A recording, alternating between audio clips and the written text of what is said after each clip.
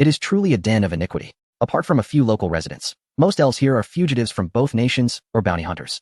Fugitives need no further elaboration. Bounty hunters are a prevalent profession on Spiritwood Star. They typically possess adept skills in wielding magical tools to hunt beasts and magical creatures in the wilderness.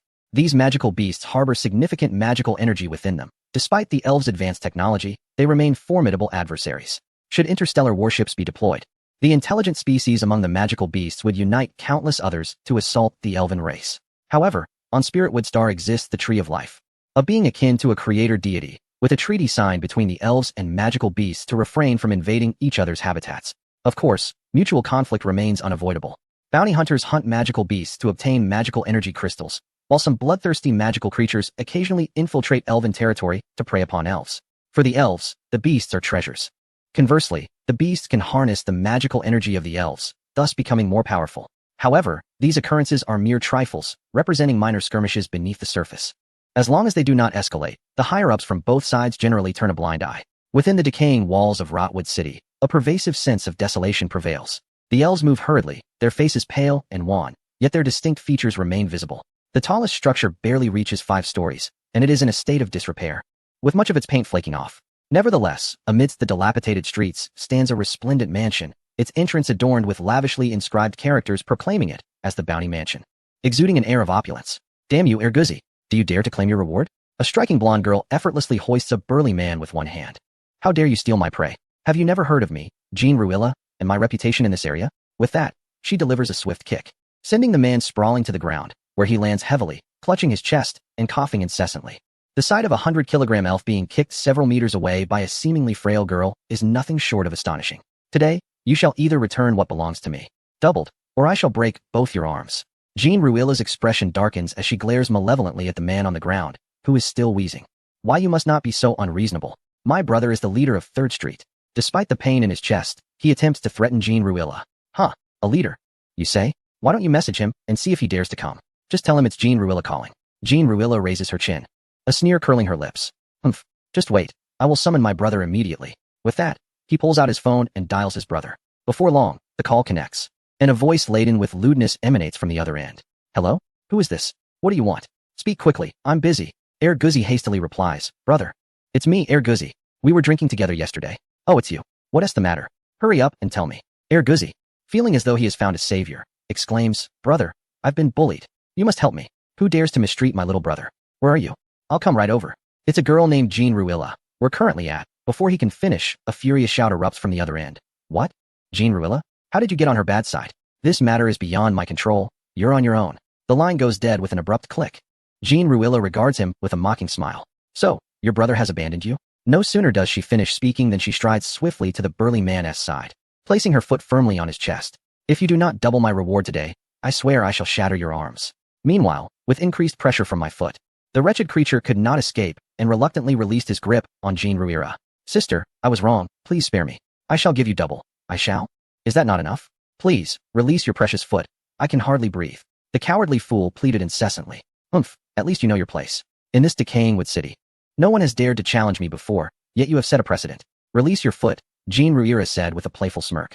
In the city, her name was well known among bounty hunters, and only this newcomer, the coward, would dare to provoke her. Growing up in an orphanage, her temperament was fiery, often engaging in fights, and her strength was beyond that of her peers. No one her age could contend with her, especially after leaving the orphanage. Her power had only intensified. At the tender age of 16, she could easily overpower several grown men. Upon discovering the profession of a bounty hunter, she joined without hesitation. With her formidable physique, she carved out a reputation for herself in just 3 years. "Jean, are you going on a mission today?" A boy of about 11 or 12 entered the mansion. "Oh, Zawa, you're here. There's a mission today. You should eat first." "All right." Zawa left with a look of disappointment. Jean Ruilla, with a sigh, shouldered her weapons and set off towards the outskirts of the city. This child once had a rather happy family, but due to a monster invasion, he was the sole survivor of his village. After slaying the invading beasts, Jean Ruilla took pity on him and took him in, for she too had once been an orphan. "Jean, you're going out so late? Where to?" "Hey, yes. Merely to make a living. Off to slay a few invading golden beetles." After greeting the guards at the gate, Jean Ruilla officially exited the city. Not far from the city gate lay a parking lot, where her steed, a Tyrannosaurus motorcycle, stood proudly. Its dark sheen starkly contrasted with the surrounding environment. Donning her helmet and choosing a direction, the motorcycle roared to life as she sped towards her destination. This mission involved dealing with a monster invasion. A few golden beetles had attacked a village, and by the time help arrived, all the elves in the village had perished in their jaws. Her sole purpose was to eliminate these golden beetles. On the tranquil, winding road, only the roar of her motorcycle echoed. Birds scattered at her approach. Naturally, she too became the target of unseen eyes.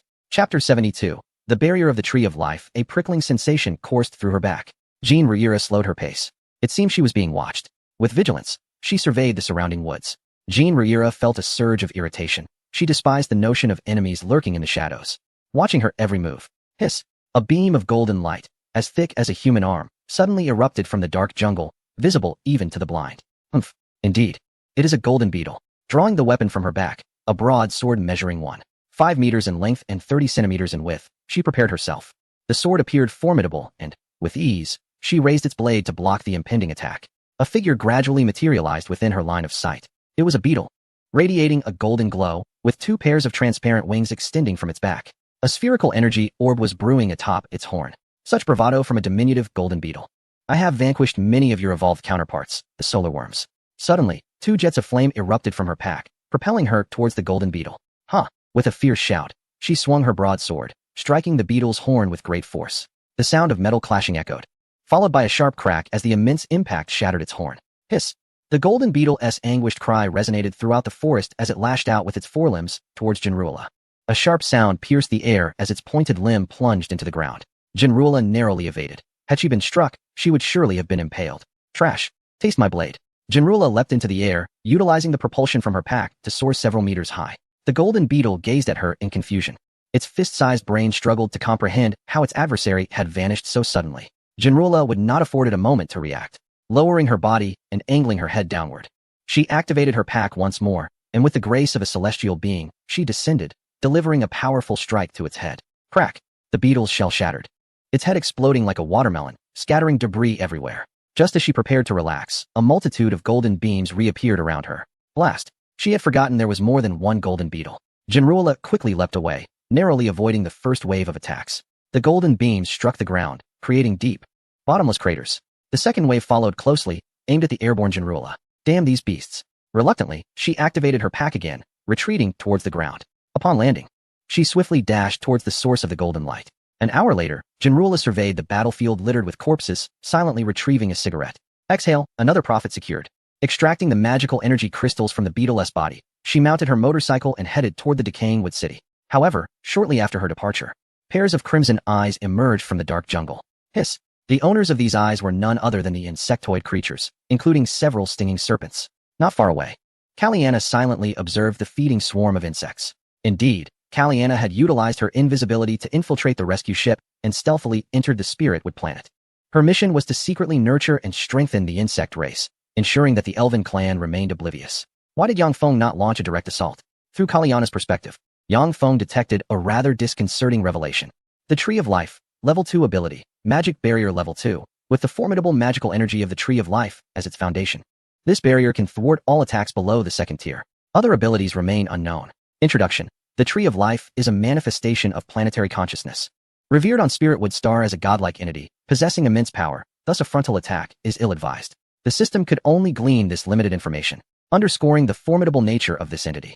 A gentle reminder, the virus of the infected insects can erode the Tree of Life. Yang Feng was taken aback. Is that so? It appears that cunning strategies must be employed instead of brute force. Initially, the assimilation of those elves was merely a means to facilitate a better assault on Spiritwood Star, but now it had become paramount. Following assimilation, Yang Feng gleaned insights into the structure of Spiritwood Star through these elves. The entirety of Spiritwood Star resembled a verdant sphere, enveloped by the canopy of the Tree of Life. An abundance of trees of life interconnected, forming a lush barrier. This barrier not only obstructs external threats from the cosmos, but also shields against cosmic radiation. Indeed, it is radiation. This planet lacks the atmospheric layer found on Blue Star, relying solely on the canopy of the Tree of Life to fend off various forms of radiation from outer space. Simultaneously, this radiation replenishes the energy of the Tree of Life, which in turn nourishes Spiritwood Star, distributing this energy among all beings inhabiting the planet. This is a crucial reason for the gradual development of Spiritwood Star, positioning the Tree of Life as its most vital element. Buzzing. The sound of a motorcycle echoed once more, its light capturing the attention of the spined serpent, which turned to gaze in the direction of Jean Riera. In the darkness, pairs of scarlet eyes suddenly emerged, startling Jean Riera. She had inadvertently stumbled upon the insect race. What is happening? Under the scrutiny of the insect swarm's crimson eyes, Jean Ruira felt a chill envelop her, her limbs growing icy. In the distance, Kaliana's gaze sharpened. Capture her. Do not let her escape. Hiss. The swarm abandoned the golden-armored beetle they had been consuming and began leaping towards Jean Ruira. Damn it. The leaping insects moved with astonishing speed before Jean Ruira could pivot. Their scarlet eyes were merely 10 meters away. With a swift whoosh, her broad sword intercepted something in the night, and Jean Ruira felt her body sink. The leaping insect's strength exceeded her expectations, nearly sending her sword flying. Cursed beast, she exclaimed, pushing back with all her might to deflect the creature's claw, then swiftly retaliating with a strike aimed at the leaping insect's head. Bang! A dull thud resonated in Jean Ruira's ears. With a resounding crash, the head of the leaping insect was driven deep into the ground, leaving a profound indentation. Without further hesitation, Jean Ruira sheathed her broadsword and kicked her motorcycle, which immediately pivoted in the opposite direction.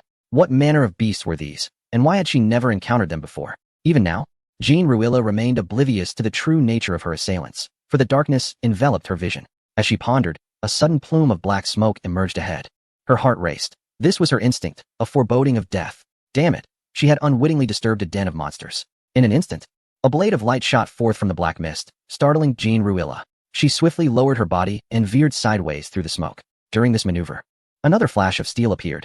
Although her mind reacted in time, her body failed to evade the oncoming strike. While she narrowly avoided a fatal blow, a jagged gash opened from her elbow to the back of her hand, deep enough to reveal bone. Chapter 73. Severed arm. Kaliana observed Jean Ruira as she retreated, a cold smirk gracing her lips. Her claws were laced with potent venom, lethal upon contact. There was no chance that the wounded Jean Ruira would survive. Or would she? A sharp pain radiated from her arm, forcing Jean Ruira to halt and inspect her injury under the dim light of her motorcycle. Blackish-purple toxin coursed through her veins, swiftly spreading, causing the affected muscles to wither, exuding an aura of decay akin to that of a long-dead corpse. Gritting her teeth, Jean Ruira unsheathed a short sword from her waist and brutally struck at her left hand. A cry of agony escaped her lips as the excruciating pain made her teeth grind, shattering her molars. The short sword sliced effortlessly through, severing her entire left arm at the shoulder joint, which fell to the ground, dissolving into a pool of black liquid upon impact. A pale, translucent blood oozed from the severed point. Jean Ruira spat out her broken teeth and tore a piece of fabric from her clothing, fashioning one half into a makeshift wad to stifle the bleeding, while the other half was shredded into strips.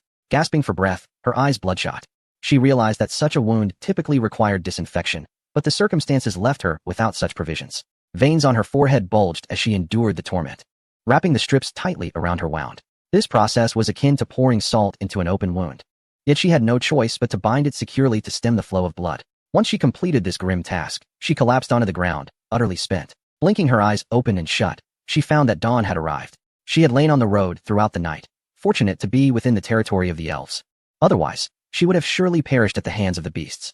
Gazing at the empty space where her left arm had been, a wave of sorrow washed over her. Damn it, who would have thought that a lowly bounty mission would turn into such a disaster? Slowly rising to her feet, she inadvertently tugged at her wound. Ouch! Pain shot through her. Surveying her surroundings, she spotted her motorcycle still intact. Gritting her teeth against the pain, she mounted the bike with one hand and started it. She was indeed endowed with extraordinary strength. Otherwise, she would have had to return on foot. Riding a motorcycle single-handedly was a trivial feat for her. Although the bleeding had ceased, a slight dizziness lingered, a symptom of her blood loss. However, there was no time to linger. This place was fraught with danger, as a beast could emerge at any moment. She swayed unsteadily back to the town of decayed wood, with vehicles on the road hastily swerving to avoid this audacious woman.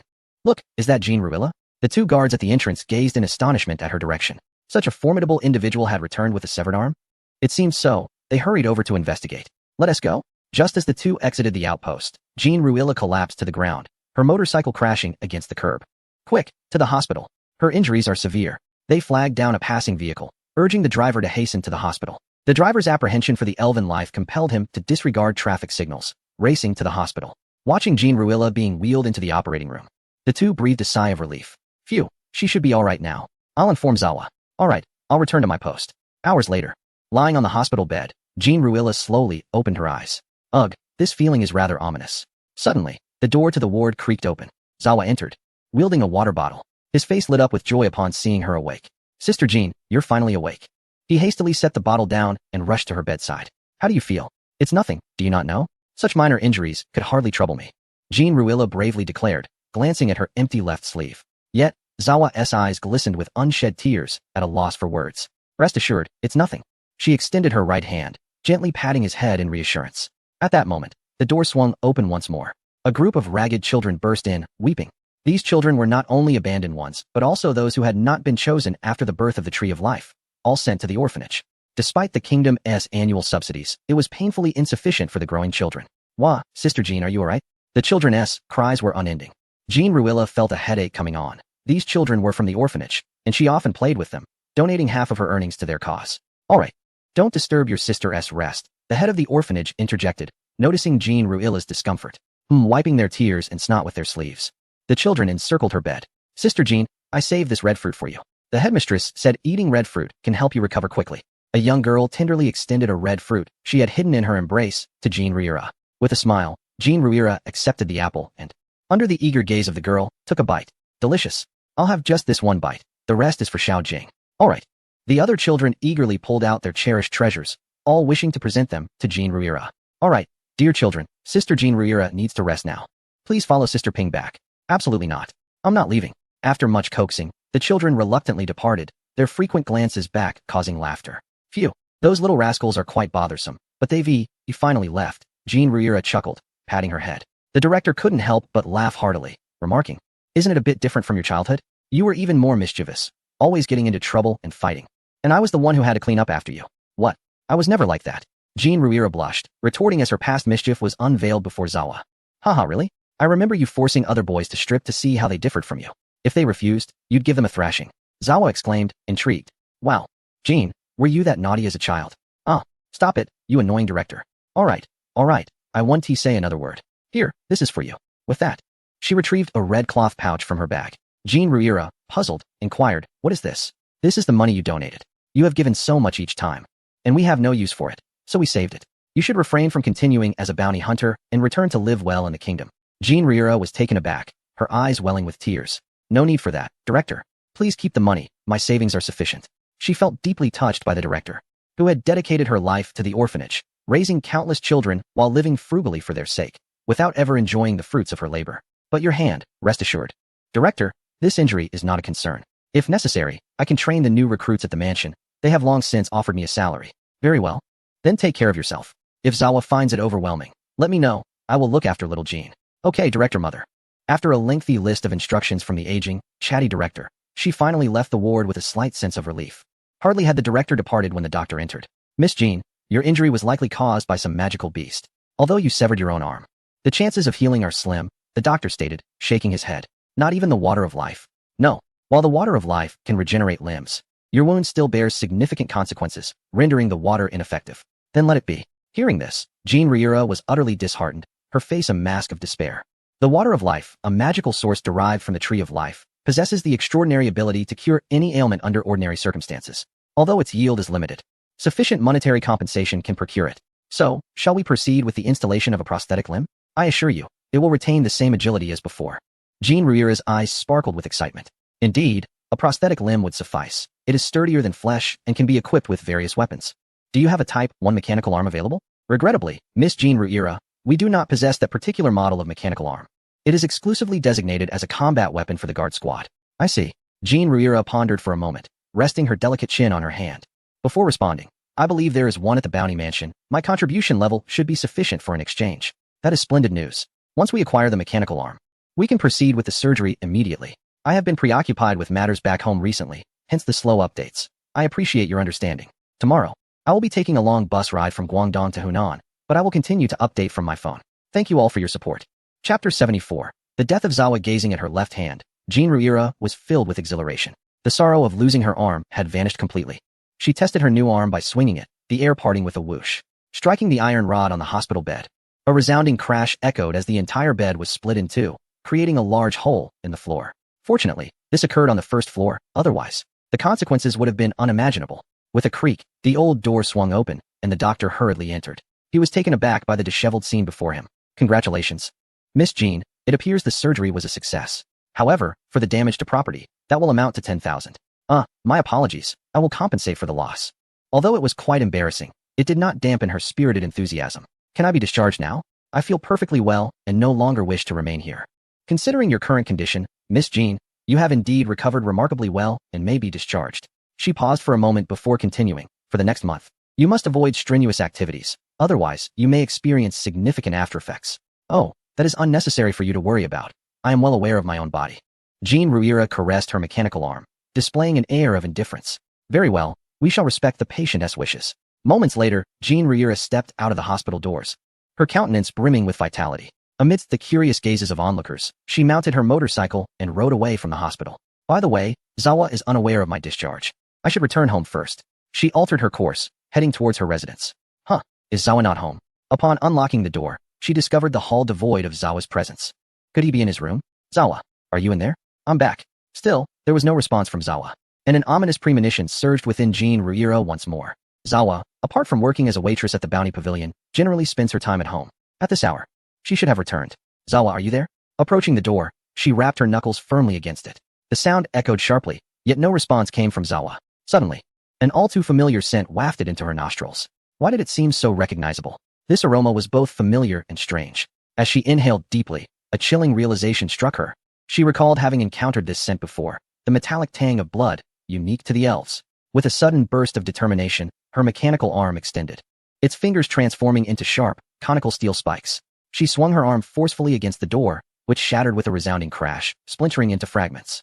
Before her lay Zawa's lifeless body, seemingly freshly deceased, the blood still glistening. The sight was profoundly tragic. Her limbs had been severed, revealing stark, white bones. The skull was neatly cleaved open, exposing a face that, though striking, was now marred by terror, as if it had seen some unspeakable horror. In a daze, she approached Zawa's remains, lost in her thoughts. Time seemed to stretch endlessly until she finally emerged from her stupor, silently observing Zawa's body.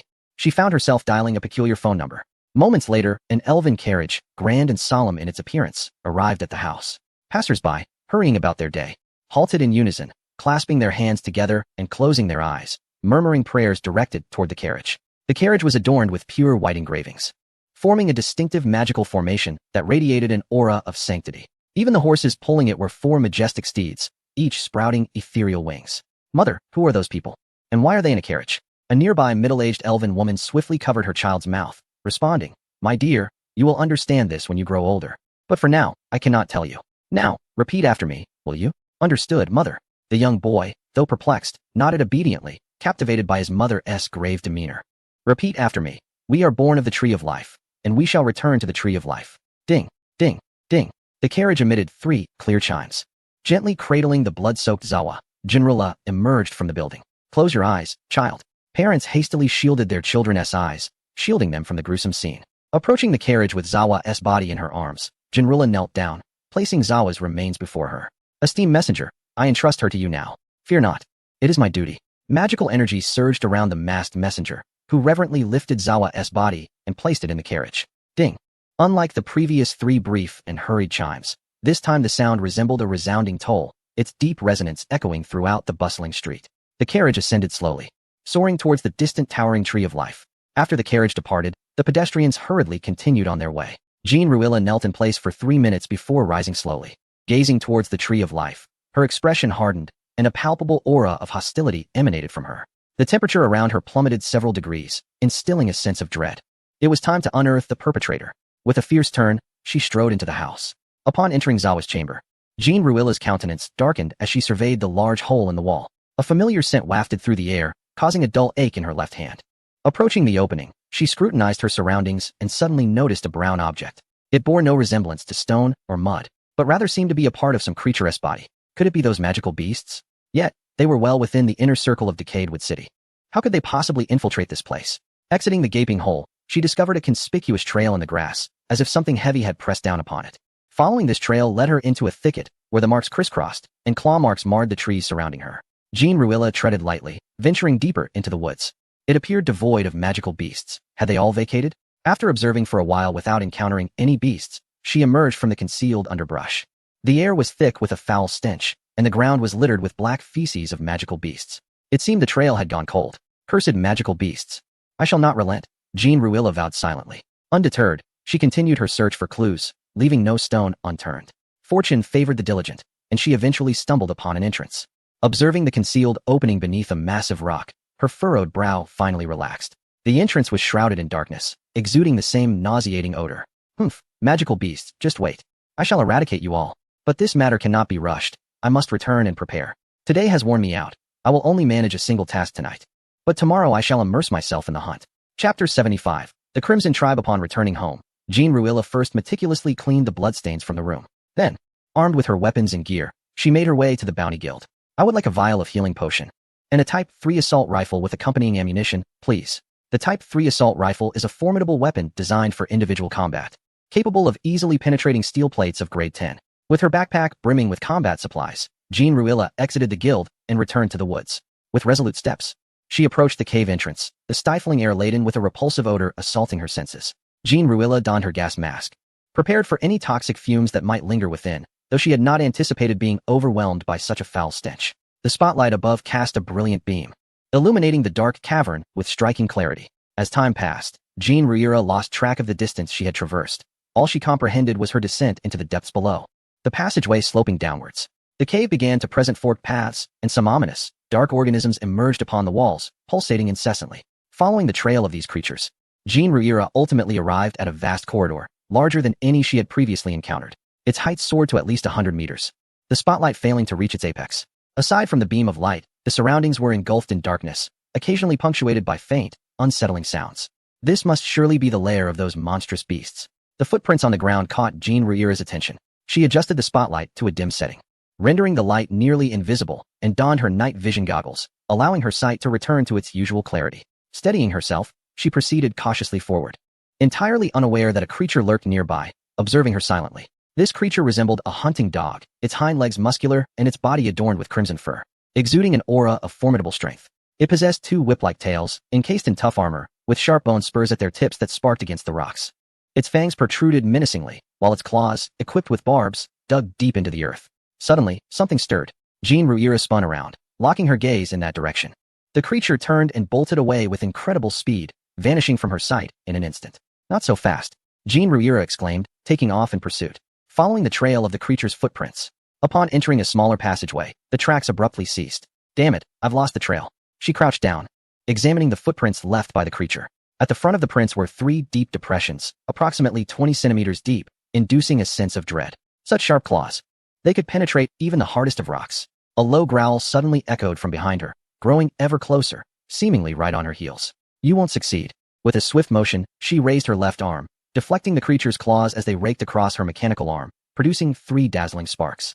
The immense force sent her stumbling back a step, her body leaning precariously. With a quick maneuver, she executed a backflip, her toes connecting squarely with the creature's jaw. Bam! A roar erupted as the creature was sent sprawling. Humph, you despicable wretch, attempting to ambush me. Jean Ruilla stood her ground, gazing disdainfully at the creature now lying on the ground. The creature leapt back to its feet, growling defiantly at Jean Ruilla. It circled around her, maintaining a watchful eye, seemingly searching for a flaw in her defense. Pathetic, you cannot harm me. Drawing her broadsword, she positioned it before her. Roar! With a powerful push of its legs, the creature sent fragments of stone flying as it charged towards Jean Ruilla. Come on, taste my blade. The broadsword swung wide, magical energy surging forth as it struck fiercely at the beast. Just as the blade was about to cleave through its form, the creature twisted its body and darted sideways, its tail shooting toward Jean Ruilla's face with lightning speed. Is this all you've got? Such a cunning creature, relying solely on these ambush tactics. Extending her left arm. The sound of metal clashing echoed as sparks flew, the creature's tail deflected, allowing it to create distance and circle around her at a measured pace. Humph. I have no time to play with you. My time is precious. Drawing her 3 rifles from her back, Jean Ruilla fired with a resounding boom before the creature could react, its head exploding in a violent burst. The times have changed. Disengaging the safety, Jean Ruilla cautiously approached the creature's remains. What is this? As her spotlight illuminated the scene, the armor of the tail reflected an eerie glow, resembling the biological material found in Zawa's chamber. Ah, so it was you, you wretched beast. Enraged, Jean Ruilla unsheathed her broadsword once more, relentlessly hacking at the creature's corpse. After a considerable time, she finally ceased, leaving the body mangled and torn into chunks. With a long sigh, she sheathed her sword, tears streaming down her cheeks involuntarily.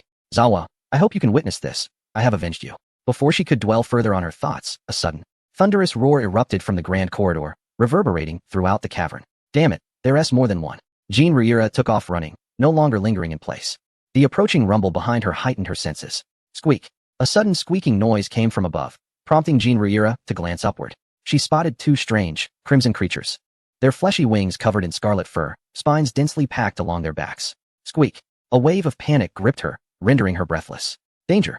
She rolled forward just as the ground behind her shattered, as if struck by some unseen force. Squeak. Damn it, this is a sonic attack. Drawing a magical hand grenade from her waist, she hurled it backward. Boom. The grenade unleashed a violent surge of magical energy, forming a swirling sphere that drew the surrounding bats into its center before erupting in a cataclysmic explosion. In the aftermath, the corridor collapsed, debris raining down and blocking the pursuing creatures. Finally, a moment to breathe. That was far too perilous. Jean Riera sank to the ground, panting heavily. However, the sound of digging emanated from beyond the rubble, compelling her to rise once more and move forward. Chased and chasing, Jean Riera became utterly lost, weaving through the dark, oppressive passageways. Fortunately, those creatures had been left behind. It is not feasible. This is not a solution. We must devise a means to escape this place. The Crimson Tribe. With contributions from friends such as Nyo Nyo and the Astonished Panda. Crimson Dog, level 8, the fundamental unit of the Crimson Tribe, lightly armored. Abilities, Barbaric Charge. After a brief moment of gathering strength, it lunges at its target, inflicting damage and a knockback effect. Agility, with a diminutive frame and exceptionally developed muscles. It can sprint briefly at remarkable speed. However, prolonged running could lead to overheating and demise. Description, the most basic unit of the Crimson Tribe, equipped with a tail, sharp teeth, and claws, all formidable weapons for ambush warfare. Crimson Bat, level 5A flying unit, unarmored. Abilities, Sonic Control. The Crimson Bat can emit sound waves through the spines on its back, effectively causing harm, as conventional armor cannot withstand its assault. Additionally, the bat serves as a means of communication. Death Sonic Boom. It collides with a target and self-destructs, causing significant damage while releasing a multitude of sound waves that spread out, inflicting area damage. Description, the communication unit of the Crimson Tribe. Possessing a degree of lethality but lacking armor, often succumbing to stray projectiles on the battlefield. Chapter 76. The Earthfire Dragon Jean Riera sat upon the ground, taking a bite of her provisions, struggling to swallow even a sip of water alongside the dry food. Sigh, this battery is nearly depleted. If I do not venture out soon, I shall be left to navigate in darkness. The overhead light flickered slightly before dimming further. At this rate, it would not be long before it extinguished completely. After a few bites, Jean Riera rose and continued her journey forward. The sound of her footsteps echoed in the narrow passageway, creating an unsettling sensation within her heart. It was uncertain how long she had traversed this corridor when a sudden sound, soft yet distinct, pierced through the silence, jarring against the otherwise quiet atmosphere. Could it be the sound of an underground river? Jean Riera exclaimed in delight. The gentle trickling noise unmistakably indicated the flow of water. Beneath this earth, there existed no other water sources apart from the subterranean river. The reason for Jean Riera's exhilaration lay in the prospect of following the river rather than aimlessly wandering through the passage. There might yet be a glimmer of hope to return to the surface. Of course, the underground river was fraught with peril, in addition to turbulent currents. Various magical beasts inhabited the area. Cautiously, she approached the source of the sound, lowering her footsteps to avoid drawing the attention of any beasts. Before long, she arrived alongside the underground river. What a relief. There was no need to enter the water, significantly reducing the danger. Turning her head, she illuminated her surroundings with her light, dispelling the darkness and revealing the environment clearly. The underground river surged vigorously, and through the crystalline water, she could glimpse some fish residing within. As for magical beasts, none were in sight. The clarity of the water did not favor their survival. Suddenly, a stone plummeted to the ground, startling Jean Riera. Goodness, that nearly frightened me to death. Upon closer inspection, she discovered it was merely an ordinary stone. In the shadows, a dark figure flitted by, vanishing into the gloom, unnoticed by Jean Riera. The immediate priority was to return to the surface, despite her yearning for vengeance. The danger here was palpable. Treading cautiously along the narrow path beside the underground river, she felt a disquieting tranquility, disrupted only by the river's thunderous roar. Why was the temperature rising so unnaturally? Wiping the beads of sweat from her brow, Jean Riera sensed something amiss. Logically, it should not be this warm beside the underground river. Damn it, could the river be flowing deeper underground? Just then, a thick fog materialized ahead, and steam began to rise from the river, swirling through the passage. This heat, the steam formed a barrier, obstructing her path and compelling her to halt. As she reached into the vapor, the scalding steam instantly reddened her mechanical arm, prompting her to withdraw hastily. Goodness, is this the temperature of the Earth's core? Jean Riera pondered in confusion, staring at her left hand, bewildered. Why was it so hot here? Just as she scrutinized the mist, two red lights suddenly flickered to life within it. Upon closer inspection, she discerned a vertical pupil amidst the crimson glow. Not good. A ferocious roar erupted, accompanied by a beam of scarlet light that shot forth. Jean Riera narrowly evaded it, as the red beam struck the river behind her, causing a section of the water to vanish in an eruption of mist. What in the world is this creature, with such intense heat? With a splash, a strange being surged from the fog with astonishing speed. Only then could Jean Riera fully comprehend the creature's form. Muscular limbs adorned with diamond-shaped scales and a brown horn protruding from its head, resembling a lizard. It's a Earth Fire Dragon. How did it come to be here? Jean Ruira exclaimed in astonishment. The Earth Fire Dragon is a unique magical beast of Spiritwood Star, classified as a high-tier creature with a level 6 magical energy. Possessing fire attribute magic, it emanates extreme heat, and due to the chaotic magic within its body, it is known for its volatile temper, often going berserk. Thus, they typically slumber in specific locales to suppress their inner magic. Being underground, especially beside the river, it was no wonder the Earth Dragon was present. Damn. Only now did Jean Ruira connect the dots regarding the steam. The Earth Fire Dragon was exceedingly swift, far beyond her capabilities. In this dire situation, it was a matter of either the dragon's demise or her own. Come on, do not think I fear you. Jean Ruira drew her broadsword, adopting a defensive stance, her gaze sharp as she fixed it upon the Earth Fire Dragon. The dragon roared in fury, thoroughly provoked by her presence. It had been resting peacefully, only to be disturbed by an insignificant insect daring to attack. With a powerful leap, the Earth Fire Dragon soared into the air, hurtling towards Jean Ruira with astonishing speed, barely escaping the menacing jaws of the Fire Dragon. Jean Ruira scarcely had time to catch her breath before the creature's tail swept towards her. Before she could regain her footing, she was struck directly, sent flying against the wall. Fortunately, at the last moment, she managed to shield her chest with her left hand, mitigating some of the force. Humph. Letting out a pained grunt, Jean Ruira fell to the ground, half kneeling, with a trickle of milky blood seeping from the corner of her mouth. Although externally unscathed, only she knew the turmoil within. Her internal organs had sustained injuries. Coughing, she cursed the wretched beast. Roaring, the Fire Dragon, a high-tier magical beast with nascent intelligence, comprehended her words, which only fueled its fury. It opened its massive jaws, a crimson glow igniting deep within its throat, signaling the gathering of magical energy, heralding a formidable strike. Jean Ruira was acutely aware of this impending danger. Yet, still reeling from her injuries and unable to rise promptly, she unfastened a magical grenade from her waist and hurled it into the creature's mouth. Here, take this fruit. Boom. Suddenly, an object appeared in its maw, and instinctively, the Fire Dragon snapped its jaws shut, resulting in a muffled explosion. The magical grenade detonated within, sending a cloud of smoke billowing from its mouth, presenting a rather comical sight. However, Jean Ruira found no amusement in the spectacle, for the corner of the Fire Dragon's mouth curled into what could only be described as a semblance of a grin. Alarmed, she realized the creature was preparing to unleash another magical orb. Rolling away in a desperate attempt to evade the attack, she barely made it halfway when the Fire Dragon's assault reached her. The fiery magical sphere collided with the wall behind her, creating a shockwave that hurled her into the underground river below. Roaring with rage, the Fire Dragon rampaged through the passage, spewing fire-infused magical energy that rained down around it. The intense heat melted the surrounding stones into magma, which dripped ominously to the ground. As for its fury, it stemmed from the fact that the last magical orb had veered off course. Otherwise, Jean Ruira would have met a fate far worse than being thrown aside. She would have been incinerated. Naturally, Jean Ruira was not without her own suffering. Her backpack, having provided some cushioning, was ultimately consumed by the flames, with most of its contents, including her ammunition, obliterated. The garments on her back were scorched nearly to nothing, leaving her in a state of near undress. Chapter 77. Night Raid on the Palace. Amidst the rushing waters, Jean Ruira surged through the underground river. Inevitably, numerous rocks littered the path, and her head collided with one during her tumultuous journey. Not a single part of her body felt normal, her bones were misaligned, and her breath grew increasingly shallow. Suddenly, a glimmer of light appeared ahead. With a splash, Jean Ruira burst forth from the cave, soaring into the open air from a great height. Wait, did something just fall? The young girl stood up by the riverside, her expression one of bewilderment. Gazing towards the center of the river, she fortuitously spotted Cinderella floating upon the water's surface. Grandmother, look quickly, there is someone over there. The woman beside her, upon hearing this, hastily rose to her feet. Indeed, there is a person. Stay here. Do not enter the water. I shall go fetch help. All right, grandmother, please hurry. The beautiful woman promptly abandoned the garment she was holding and sprinted towards the village. The master has already arrived in the system of Lingmu Star. We can commence our operation, Aaliyah remarked to her companion, Yammer. Oh, let us begin then. The two made their way to the palace exterior. Miss Aaliyah, Miss Yammer.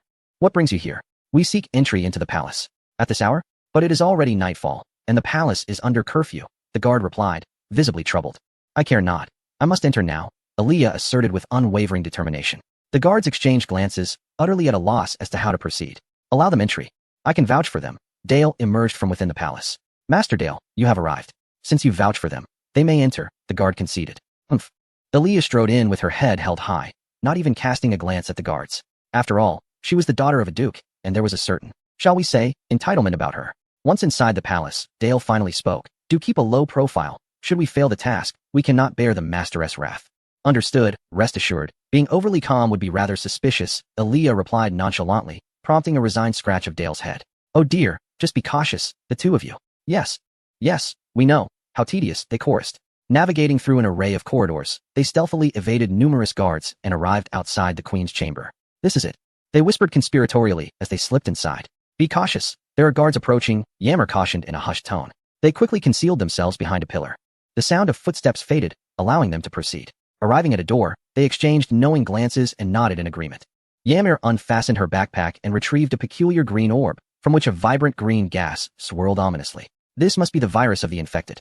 We must place it inside quickly. I have a foreboding sense about this. Agreed. Carefully, they opened the door a fraction and gently inserted the orb within. With a soft pop, the orb began to rupture, releasing a wisp of gas that gradually filled the room. Dale checked his watch, declaring, it's time. The virus should be taking effect. Just as they were about to enter, an authoritative voice resonated. Since you are here, do not hide in the shadows. Let me see who possesses such audacity. Startled, they realized, damn it. The virus hasn't worked. Quickly, the virus has not affected the queen, Dale urged. As a few individuals began to flee in haste. Hurry, over there. The assassin is that way. The sound of alarms echoed through the air. A multitude of guards began to converge, charging towards their direction. What do we do? We are surrounded. Illyr voiced her unease. They were encircled by guards. With no apparent escape, the area was stark and devoid of hiding places. Yammer suddenly had an idea and whispered something to the two. Will this work? I feel it's quite unreliable. Rest assured, it will be fine. The first wave of guards had already arrived, nearing the group. Strike. Illyr and Yammer were both third-level magic users, while Dale was a formidable fifth-level mage. With the enhancement from their Zerg genes, their power far surpassed that of the guards. The guards were ensnared by the magical energy, floating in midair, a sight of remarkable grandeur. Their faces turned a shade of purple, as if gripped by an unseen force around their throats. In a swift motion, this wave of guards was extinguished without a sound. What followed was astonishing. The trio simultaneously unleashed their powers upon one another. Humph. They all groaned in pain, each showing no restraint and sustaining significant injuries. Of course, Dale had not exerted his full strength. Otherwise, the two women would have faced far graver consequences. Clutching their abdomens, the two leaned against the wall and gradually sank to the ground, their expressions etched with agony. Dale was not faring much better, feeling a tumult within his body. He half knelt on the ground, a look of distress shadowing his face. Moments later, a second wave of guards charged in. What is this? The guards froze in confusion at the scene before them. What are you waiting for? Hurry and chase them. The assassin fled that way, Dale shouted, prompting the guards to rush in pursuit of the non-existent assassin. Leave two behind to assist the ladies in receiving treatment. Yes, Master Dale. His expression was grim, devoid of any sign of weakness, as if there truly were an assassin.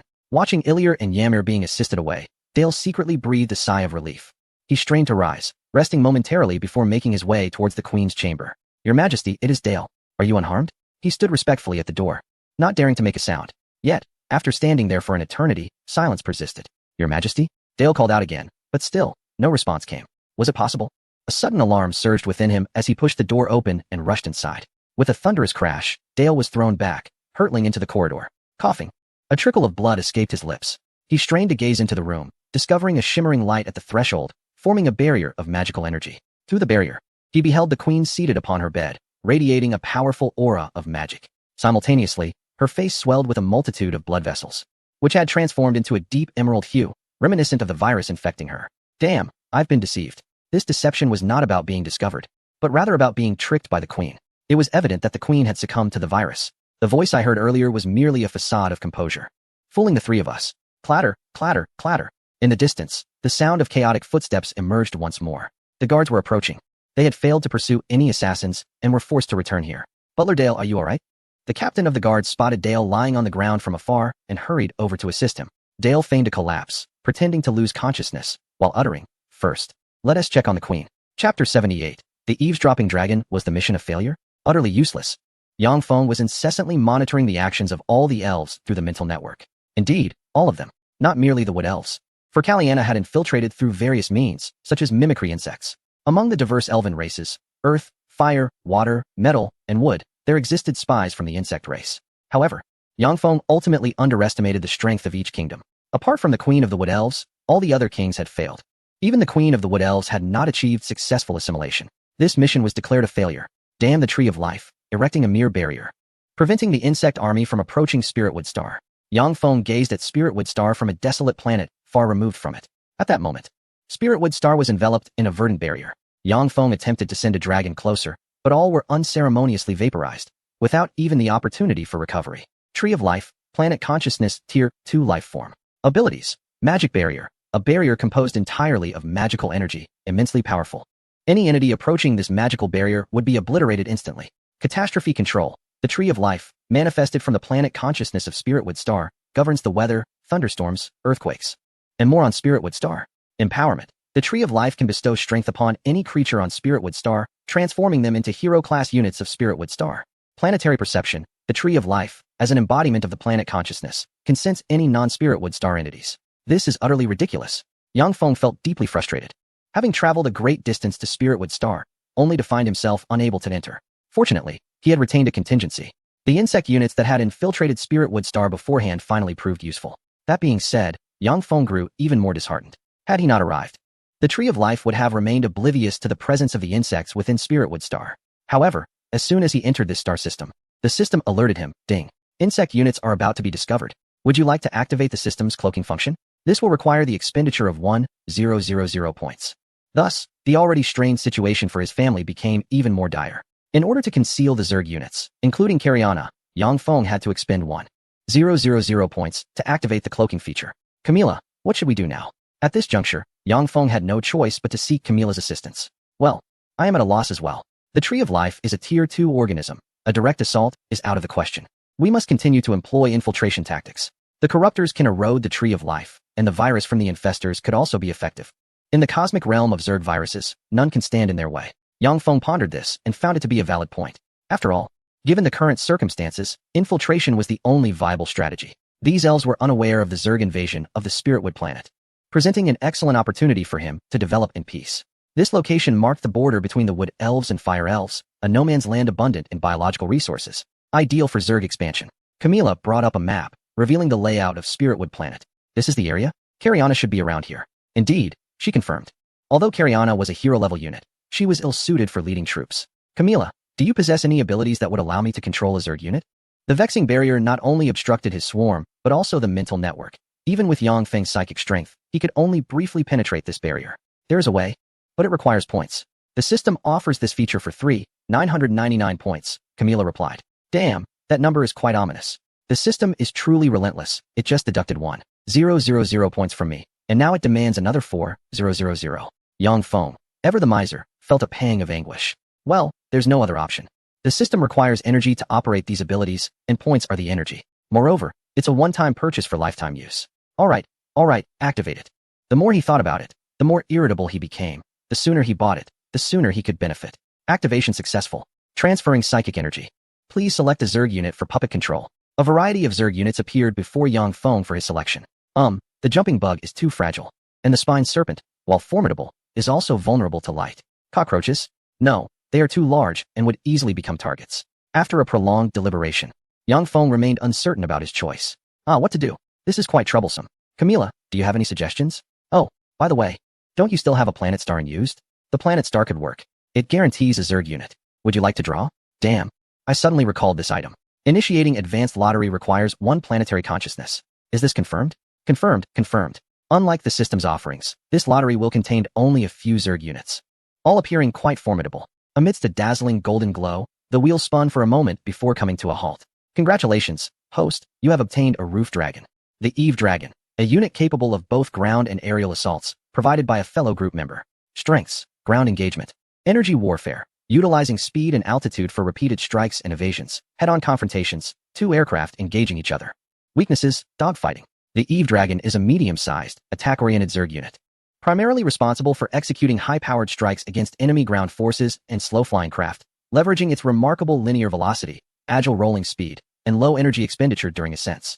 Originally known as the flying lizard on Lingmu's star, these creatures were captured by the swarm, their 2 pairs of limbs and tails adapted into fixed wings, resembling a fighter jet with a head and limbs. However, enemies who have encountered its might would find little humor in this appearance. The Eve Dragon's abdomen features 3 depressions, each containing an inflatable pouch. Prior to launching an attack, these pouches swell and protrude, housing a special variant of the explosive mosquito, which contains a corrosive acid within its body.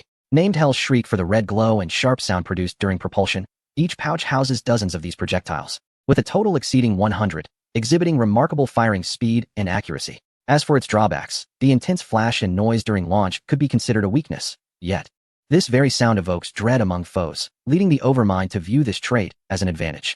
The Eve Dragon is encased in a layer of armor, sufficient to mitigate unnecessary losses during aerial combat, as a thin layer of armor is far less costly than a single Eve Dragon. Its speed is akin to that of the alien dragon, albeit more advanced, eliminating the need for wing flapping and allowing for direct flight, greatly surpassing the alien dragon's velocity. Chapter 79. The Stinging Mouse. This unit indeed shows promise. Yang Feng pondered. The Eve Dragon could potentially become the primary aerial unit of the swarm. It can be mass-hatched. As the previous Zerg Air Force was rather monotonous, the Eve Dragon would significantly enhance battlefield coverage and strike capabilities. Very well, this is settled. Acknowledged. Preparations for mental transmission are underway. The host is about to enter a state of life dormancy. A layer of green fluid surged from Yang Feng's surface, enveloping his body. This fluid gradually hardened, forming a tough chrysalis, encasing him within. The mental transmission begins. Yang Feng's vision blurred, ultimately rendering the surroundings indistinguishable. Simultaneously, 100 kilometers away from Rottenwood City, in the beastly forest, Cariana sensed something and respectfully gazed towards the Zerg nest behind her. A tube atop the nest slowly expelled a dark, glossy egg, distinct from the brown hue of other eggs, its surface pulsating with psychic energy and formidable pressure, compelling Cariana to instinctively kneel before it. What is this? Cariana's hoarse voice brimmed with confusion as she approached the egg reverently, kneeling before it. Just moments ago, she had perceived the Overmind's presence emanating from this very egg. Crack, crack. Before long, the insect eggs began to swell, growing immensely, with faint outlines discernible within. Concurrently, the aura of the Yang Bee, the sovereign, expanded, enveloping the entire vicinity of the insect nest. Hiss! The surrounding insect kin began to prostrate themselves on the ground, bowing towards the Yang Bee. Crack! The center of the egg suddenly shattered, revealing a fissure from which green liquid began to flow. All hail the sovereign. Cariana lowered herself even further, pressing her forehead to the ground, daring not to breathe. Crack! Crack! Crack! The egg disintegrated more violently, its surface riddled with dense cracks. Ultimately, the shell of the egg fell away entirely, unveiling the colossal body of the Eve's dragon. Roar! The roar of the Eve's dragon reverberated throughout the Beastmaster's great forest, startling countless birds into flight. Nearby, small creatures fled from this place of turmoil. What is this? The Yang Bee gazed in astonishment at its own form, confusion filling its eyes. Is this the Spiritwood Star? How unexpected! Upon hearing this voice, Cariana sensed something amiss. It differed from the Sovereign's voice she had heard before. This voice lacked emotion, imbued instead with a sense of mockery and irreverence. In outer space, the Yang Bee seethed with rage, shouting in impotent fury. Dog system, I'm not playing with you. It seemed that some unforeseen incident had occurred, causing the mad consciousness to be transmitted instead. The Yang Bee turned and spat. Damn it, I don't need you to tell me. I know. The Yang Bee appeared utterly helpless. Indeed, it was madness. The Yang Bee's spiritual consciousness had not been transported. Rather, it was the mad consciousness that had been sent forth. Well, this was an unexpected discovery. System, if I could control this ability, I might just forgive you. Ah, fine. This was indeed a mistake on the system's part, and thus it yielded. Meanwhile, Madness looked at his new body, a look of exhilaration on his face. Heh, splendid. Though this body pales in comparison to Leviathan's, it is smaller and more agile, just to my liking. After observing for a moment, the voice of the Yang Bee echoed. Madness, although this deviates from our original plan, it is still acceptable. Our consciousness is interconnected. You should know the battle plan moving forward, so I shan't elaborate further. The Yang Bee paused before continuing. However, don't act recklessly. Given your nature, it would be futile to advise you. In truth, the Yang Bee could reclaim this body and take control, but it must be said that while Madness is bloodthirsty, he is more suited for warfare. Understood, don't worry. I will handle it beautifully. Ha. The chilling laughter of Madness filled the air, sending an ominous premonition through the Yang Bee. Very well. I entrust the ensuing matters to you. The two severed their connection. Let me see. Not bad, considering you are not a heroic unit suited for leading troops. This is understandable. Madness's eyes shifted coldly to regard Cariana before him. Thanks to the benevolent forgiveness of the Sovereign, Cariana shall never again disappoint the Sovereign. Although the voice bears slight differences, the essence is unmistakable. It is undoubtedly the Sovereign. Now, rise and provide me with an update on the current situation. Yes. While we possess the Sovereign's abilities that have shielded us from detection by the Tree of Life, we still refrain from significant expansion. Thus, we remain coiled within this forest, awaiting the Sovereign's next directive. Cariana dutifully reported the current circumstances to Foam. Unfazed, Foam responded, "It matters not. I trust in the system's capabilities. Even should we expand boldly, the Tree of Life will remain oblivious to our actions. Indeed. Allow me a glance." Suddenly, a figure materialized at the periphery of the insect swarm, exuding an aura of menace that momentarily startled Foam. Is this creature seeking its demise? A surge of psychic energy coursed through Foam, lifting him gently into the air. As his field of vision widened, he discerned the creature's form. It was an exceptionally peculiar being, adorned with spikes and capped with a triangular plate on its head, presenting a rather comical appearance. Its size reached approximately 30 meters, 3 times that of a cockroach. How intriguing. Feng observed the creature with keen interest. Spiked rat. Level 7 unit abilities. Spikes. The spikes covering its body can be launched at supersonic speeds, making them exceedingly difficult to counter. Heavy armor. Its armor is exceptionally robust, rendering it nearly impenetrable. Description. The spiked rat is a highly offensive and heavily armored creature, capable of burrowing into the earth to swiftly heal its wounds, reminiscent of cockroaches. However, its drawback lies in its sluggish speed, as its limb muscles are quite limited, resulting in a lack of swiftness. If only a baser were here, the genes of this creature could perfectly compensate for the cockroach's insufficient offensive capabilities. Hiss. The surrounding insect swarm would not permit the spiked rat to act with impunity as they surge forward. Hiss, hiss, hiss. The cockroaches gaped their mouths wide, unleashing a torrent of corrosive saliva towards the spiked rat. Squeak. The spiked rat emitted a strange cry and promptly burrowed into the ground. Dust erupted, obscuring the view. It evaded with remarkable speed. Feng squinted, silently observing the now invisible spiked rat. Boom. Suddenly, the ground beneath the cockroaches heaved, and the spiked rat's sharp spike shot forth, piercing towards the abdomen of a cockroach. Roar. The abdomen of the cockroach was directly penetrated, a trickle of green blood seeping forth. Chapter 80. Dragon? Though the cockroach possesses formidable armor, it is primarily concentrated on its upper body and frontal areas, as evidenced by the scene before him. The abdomen of the cockroach is indeed its weak point. Quite astute to have discerned the cockroach's vulnerability. Feng was slightly taken aback, after all. This weakness had eluded even the four-armed apes on Blue Star until their extinction. The diminutive spiny mouse was unexpectedly discovered, prompting an admiration for its keen observational skills. Alas, the cockroach is no feeble adversary. Its scythe-like claws possess formidable strength compared to ranged attacks. Creak. The metallic clash of the claws resonated, accompanied by a low hum from its muscles, before they violently thrust into the ground. Squeak. A torrent of blood gushed forth, pooling into a crimson puddle upon the earth. The spiny mouse, emitting a pained cry, crawled out from the earth not far away, revealing a gaping wound on its back that exposed bone. Blood continuously seeping from the injury. A grin crept across Feng's face. Although the cockroach's vulnerabilities are apparent, few dare to assault its abdomen. After all, few can withstand the cockroach's saliva at close range and simultaneously defend against its scythe-like claws. The battle raged on, yet Feng remained suspended in the air, observing with disinterest. Such a trivial skirmish was beneath him. As the ruler of the insect swarm, he ought to command his forces and orchestrate the grand strategy. Yang Feng. I suspect you are alluding to me. At last, a short while later, the spiny mouse bore a multitude of wounds, blood incessantly flowing. Its breath became labored, collapsing to the ground, motionless. Oh, is it over? How pathetically weak. Feng descended to the ground with a lackluster demeanor. Does such an occurrence happen frequently? Feng inquired of Cariana before him. Yes, my lord. Not far off lies a colony of spiny mice that occasionally harass us. We have refrained from addressing them for fear of exposure. Truly pathetic. The noble insect race, subjugated by a mere refuse species of this planet, yet too timid to retaliate. The atmosphere around Feng turned frigid, causing Cariana to kneel hastily, refraining from speech. My lord, please temper your wrath. Feng snorted dismissively, ignoring Cariana as he approached the insect nest. The insect queens parted ways, averted their gazes, intimidated by his terrifying presence. Their instincts warned them that remaining silent was their best course of action, lest they meet a grim fate. The majesty of the insect race is inviolable. Assemble the swarm and prepare for battle. Yes, Cariana responded with trepidation. A faint chirping escaped her lips, resonating throughout the expanse above the nest. With a rustle, the sound of breaking earth reverberated as insect warriors burst forth from the soil, their claws reflecting a chilling glint. Deep within the Beastmaster forest lies a vast, bottomless pool, surrounded by eerie white bones, emanating an aura of death. Bubbles rose in the center of the water, as if something were about to emerge. Boom. A long, imposing figure appeared, soaring above the pool. It bore wings, robust hind legs, dual horns atop its head, and a fearsome maw that inspired dread. Roar.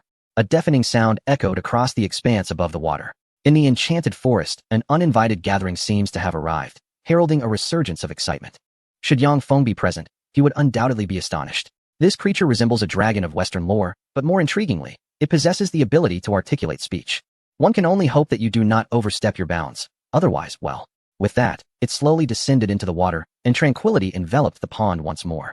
Meanwhile, Feng had amassed a formidable army, poised to launch an assault on the prickly rodent horde. Like a dark tide, the swarm of insects swirled restlessly, their grotesque mandibles and razor-sharp claws betraying their ferocity. Yet, at that moment, a thunderous roar emanated from the depths of the forest.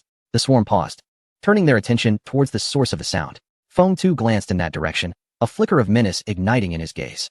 Was this a display of power? How intriguing. It appears that other sentient beings inhabit this forest. A sinister smile crept across his lips, as he mused. You have misjudged me. I am not to be trifled with. Threaten me? Huh. Attack. With that command, The swarm surged forward, a relentless tide advancing into the heart of the forest. Everything in their path was obliterated, leaving a barren expanse in their wake. With approximately 10,000 insectoid units, they were an unstoppable force in the forest, where none dared to impede their march. The journey was eerily quiet, save for the thunderous sound of the swarm's movement. How dreadfully dull, Feng yawned, soaring above the swarm. Meanwhile, Kaliana guided the horde toward the direction of the prickly rodents. Before long, they arrived at a desolate expanse. Indeed, it was a wasteland, stripped bare. Even cleaner than the ground the swarm had traversed, devoid of any stray blades of grass, only parched earth visible. The destroyers initiated their assault. Crack, crack, crack. Figures of the destroyers emerged from behind the swarm. Their limbs were slender, adorned with only a thin layer of armor. The plating on their backs unfurled, revealing gaps within. Whoosh. Accompanied by a relentless whistling sound, they expelled jets of fiery, corrosive plasma saliva, crashing down upon the ground ahead. The ground erupted with a cacophony as the plasma corrosive saliva detonated, leaving behind gaping holes. Corruptor. Heavy armored aerial unit abilities. Tentacles.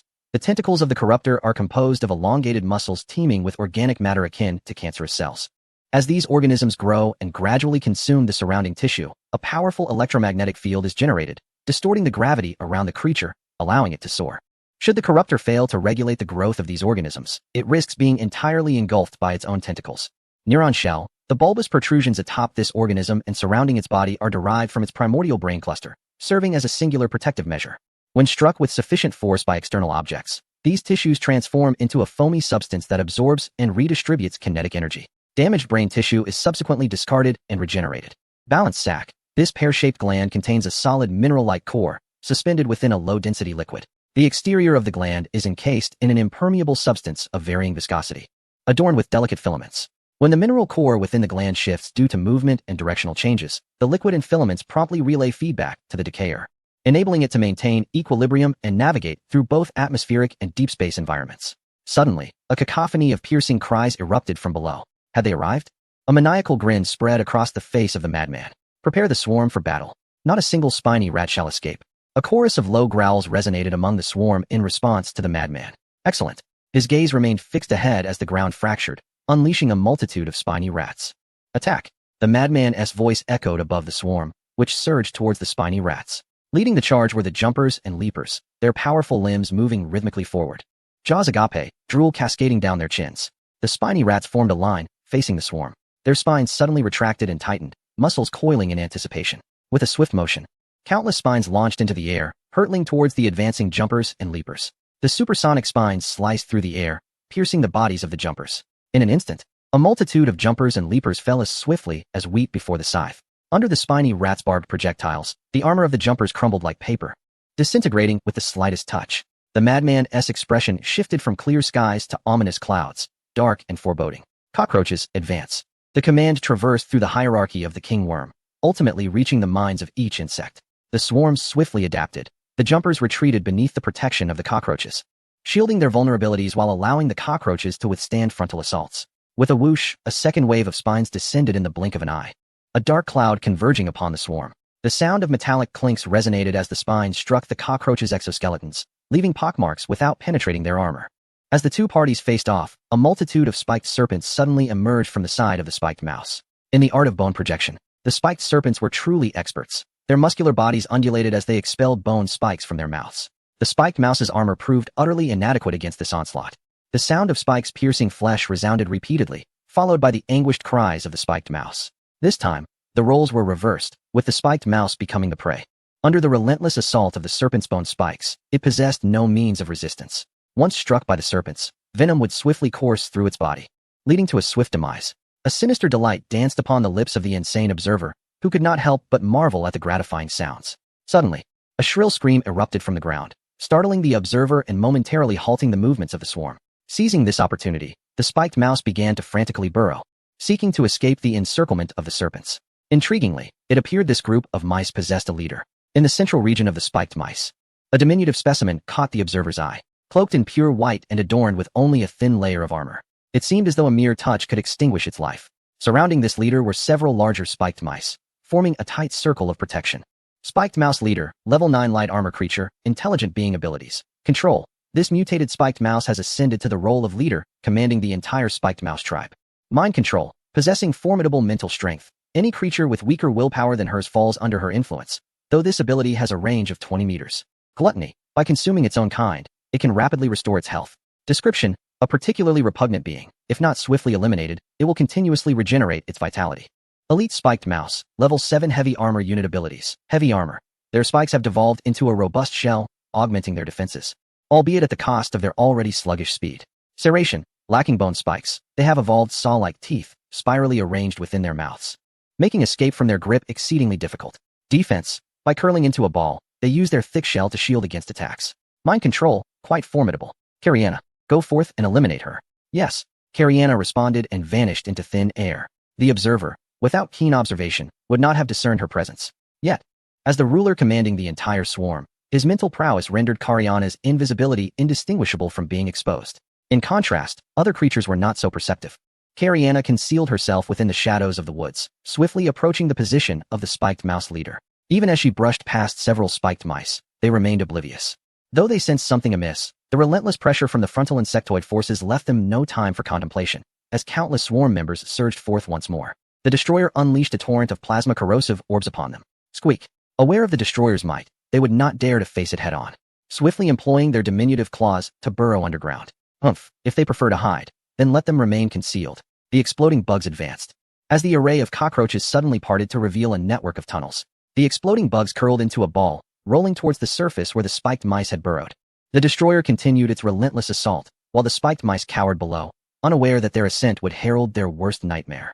Simultaneously, Cariana, taking advantage of the spiked mice's descent, found her path unimpeded, her speed significantly increasing. She was nearing the depths of the spiked mice, on the verge of confronting their leader. Squeak. The spiked mouse leader suddenly shrieked, and its elite entourage reacted swiftly, growling in the direction of Cariana. Discovered, the spiked mouse leader possessed some prowess. Cariana gradually materialized before the throng of spiked mice. Squeak.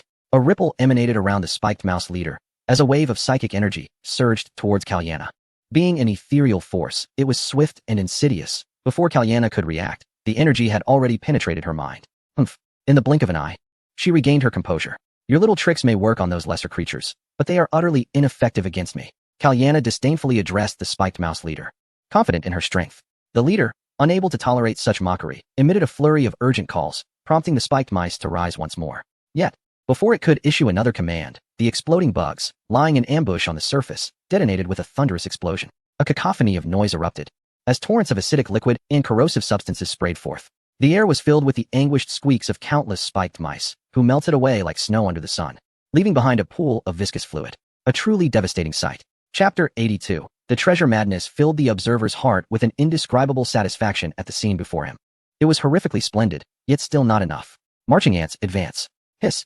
Their sharp appendages pierced the ground with a sizzle. A dark mass of marching ants slowly came into view before the spiked mice.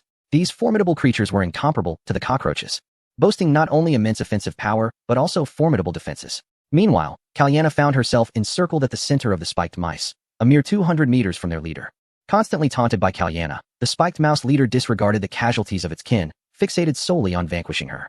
However, soon the pride in its eyes was replaced by terror. Cariana approached the spiked mouse leader with a calm demeanor, as the dark mist enveloping her began to dissipate, revealing her form. Her abdomen quivered as her folded claws extended, transforming into 6 venomous blades that danced like flowers of steel. Any that dared to approach her was swiftly reduced to mere fragments. The toxins of the blades had no time to take effect, they were cleaved apart in an instant. A horde of detritus sought to impede my progress, utterly unaware of their futility. A raspy voice, reminiscent of a witch from medieval tales, sent shivers down one's spine. Eventually, in a bid to save time and impress her master, Cariana pierced each with a single claw. The venomous blades penetrated the hearts of the, whose formidable vitality delayed their demise. However, soon after, the poison coursed through their veins, resulting in a catastrophic explosion of life. The, dark as lacquered duck, began to wither, their muscles atrophying into a puddle of pus, releasing tendrils of acrid smoke.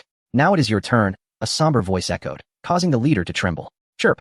How could I, the esteemed leader, harbor fear for a mere insectoid creature? Unforgivable. Its voice resonated across the battlefield, inciting them to frenzy as they charged towards Cariana with bloodshot eyes, disregarding the attacking swarm. Is this how one succumbs to humiliation? How pitiable. It will not be my end. The venomous blades at Cariana's abdomen whirled once more, forming a lethal net akin to a meat grinder, as the charging met their gruesome fate in midair, with no chance of resistance. Not enough, still not enough.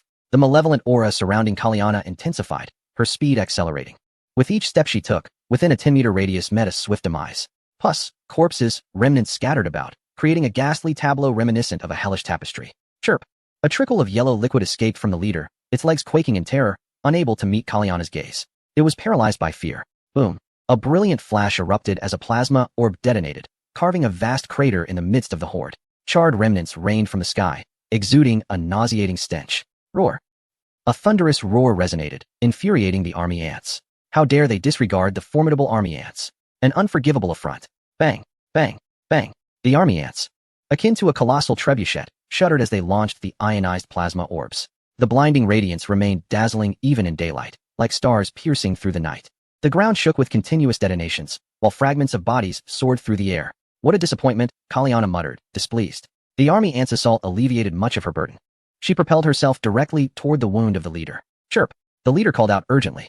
The elite swiftly curled around it, shielding their leader beneath their bodies. Humph. Kaliana scoffed coldly. Suddenly, a radiant glow enveloped the entire body as an abundance of spiritual energy surged forth, coalescing into countless fine spikes that emerged from the orifices upon its surface. With a swift whoosh, these minute projectiles hurtled towards the elite spiked rat. In an instant, they pierced the creature's body, transforming it into a veritable colander, riddled with holes. Blood oozed from these apertures, pooling on the ground and forming ominous puddles. With a resounding crash, the colossal form collapsed, causing the earth to tremble. The trembling leader of the spiked rats revealed itself, and Kaliana chuckled sinisterly. This time, no one shall shield you from the blade. Embrace the sweet embrace of death. She advanced towards the leader, each step resonating like the countdown of mortality. Wait, Kaliana. This little creature still holds some utility. A deranged voice suddenly interrupted her. Esteemed master, please spare me. I am willing to serve you. The voice was lecherous, prompting a mix of intrigue and incredulity within the deranged one. Although not all beings possess mental prowess, some surely do. Oh, if you can prove your worth, I shall grant you mercy and allow you to serve the swarm. However, should you fail to demonstrate your value. The deranged one approached Kaliana's wound, his eyes narrowing with a menacing glint. Master, I know of a treasure. It contains bountiful riches. The leader of the spiked rats exclaimed, eyes filled with desperation. Riches? Kaliana. Eliminate him. The deranged one sensed the rat's deception. What use would a mere treasure be? The swarm could simply seize it if needed. Please, my master. There is a powerful artifact guarded by a dragon, which is why I have never dared to approach. As Kaliana's claws hovered above its head, the rat's words tumbled forth like a machine gun's barrage. Oh, a dragon? Now that is intriguing. Upon hearing this, the deranged one felt a spark of interest. The scent of points wafted through the air. Ding. Quest activated. Treasure hunt. Conditions. The dragon Eirik guards the lost treasures of the elves. Eliminate the dragon Eirik and seize the treasure. Rewards. 1,000 points, 1 chance to draw a lottery, 1 opportunity for evolution. The deranged one cackled with excitement, feeling a surge of exhilaration. Truly, speak of the devil, and he shall appear. System, your timing is impeccable.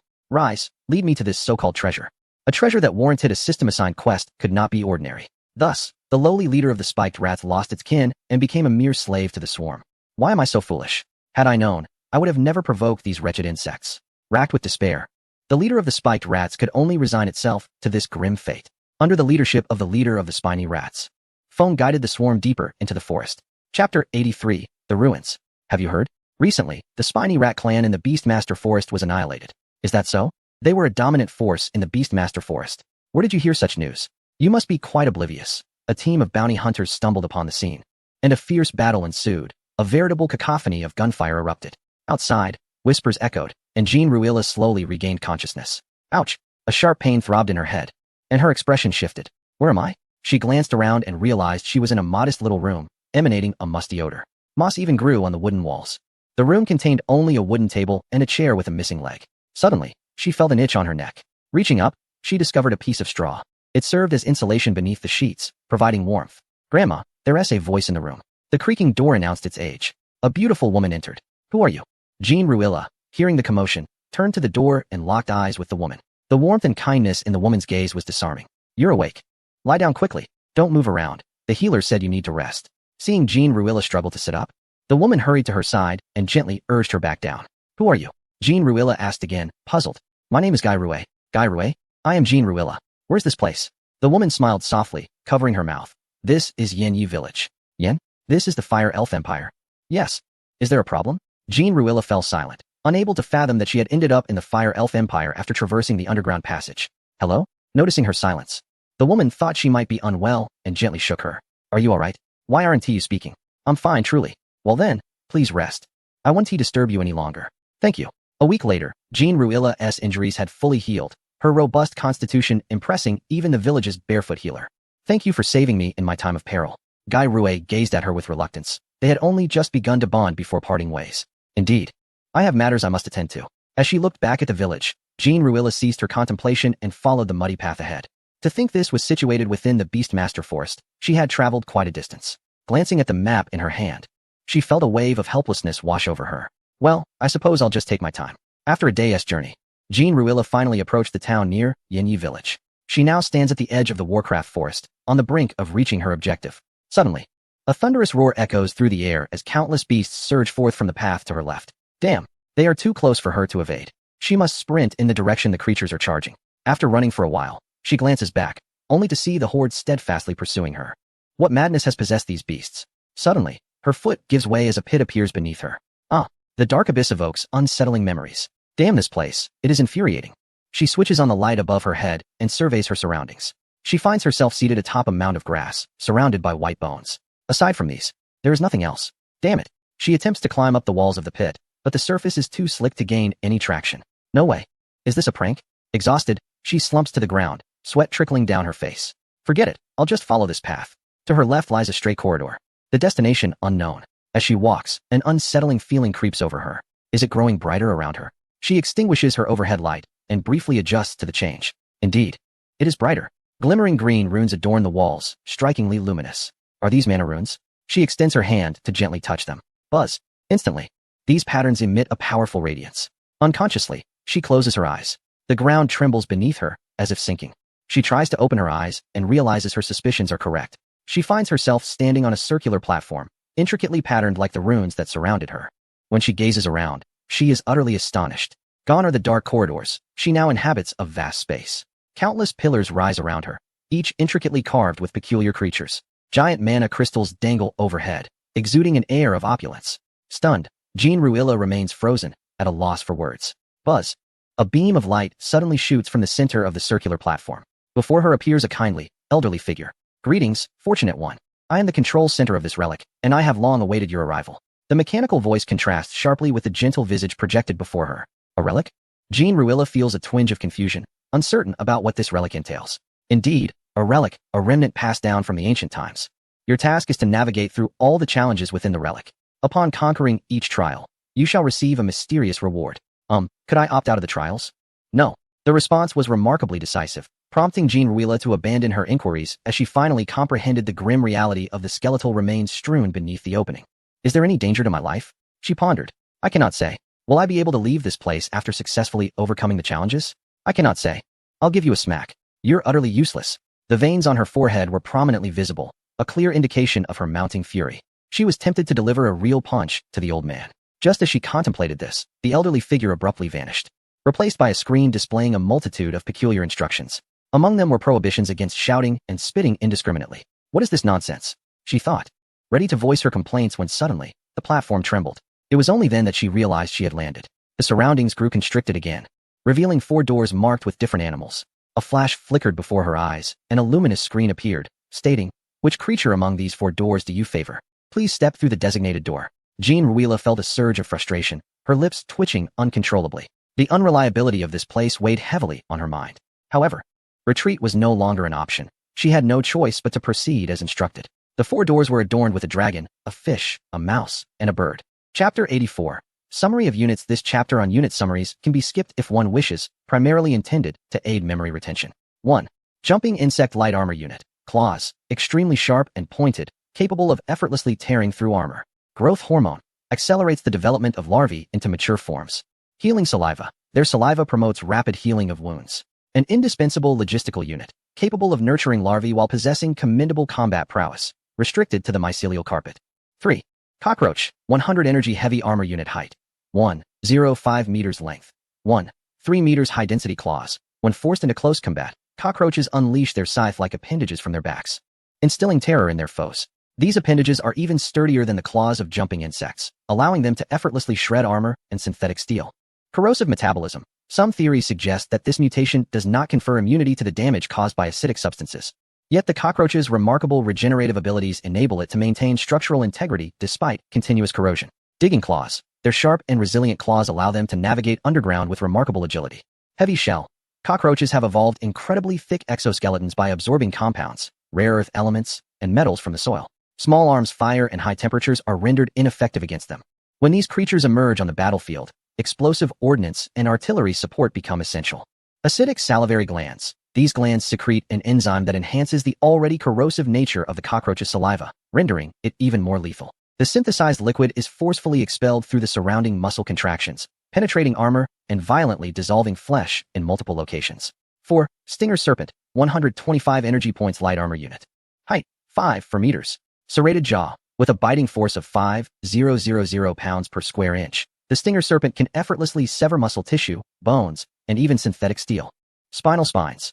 Unlike the fixed spines of the Leviathan, these have evolved from the sloth beast's dense mane. These spines are infused with chronic paralysis toxins, modified into armor-piercing spines with potent venom. Claws. Evolved from the relatively soft ribs of the sloth beast, these high-density, three-bladed sickles can unleash tremendous cutting and piercing force through the Stinger Serpent's powerful musculature.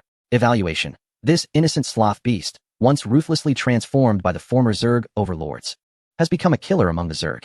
Its thick mane has been reshaped into sharp spines. The Stinger Serpent possesses formidable muscle tissue, approximately 4,000 muscle fibers coursing throughout its body, launching its spines like bullets. 5. Spine Needle Creeper, 50 energy points building unit. Spinal spine.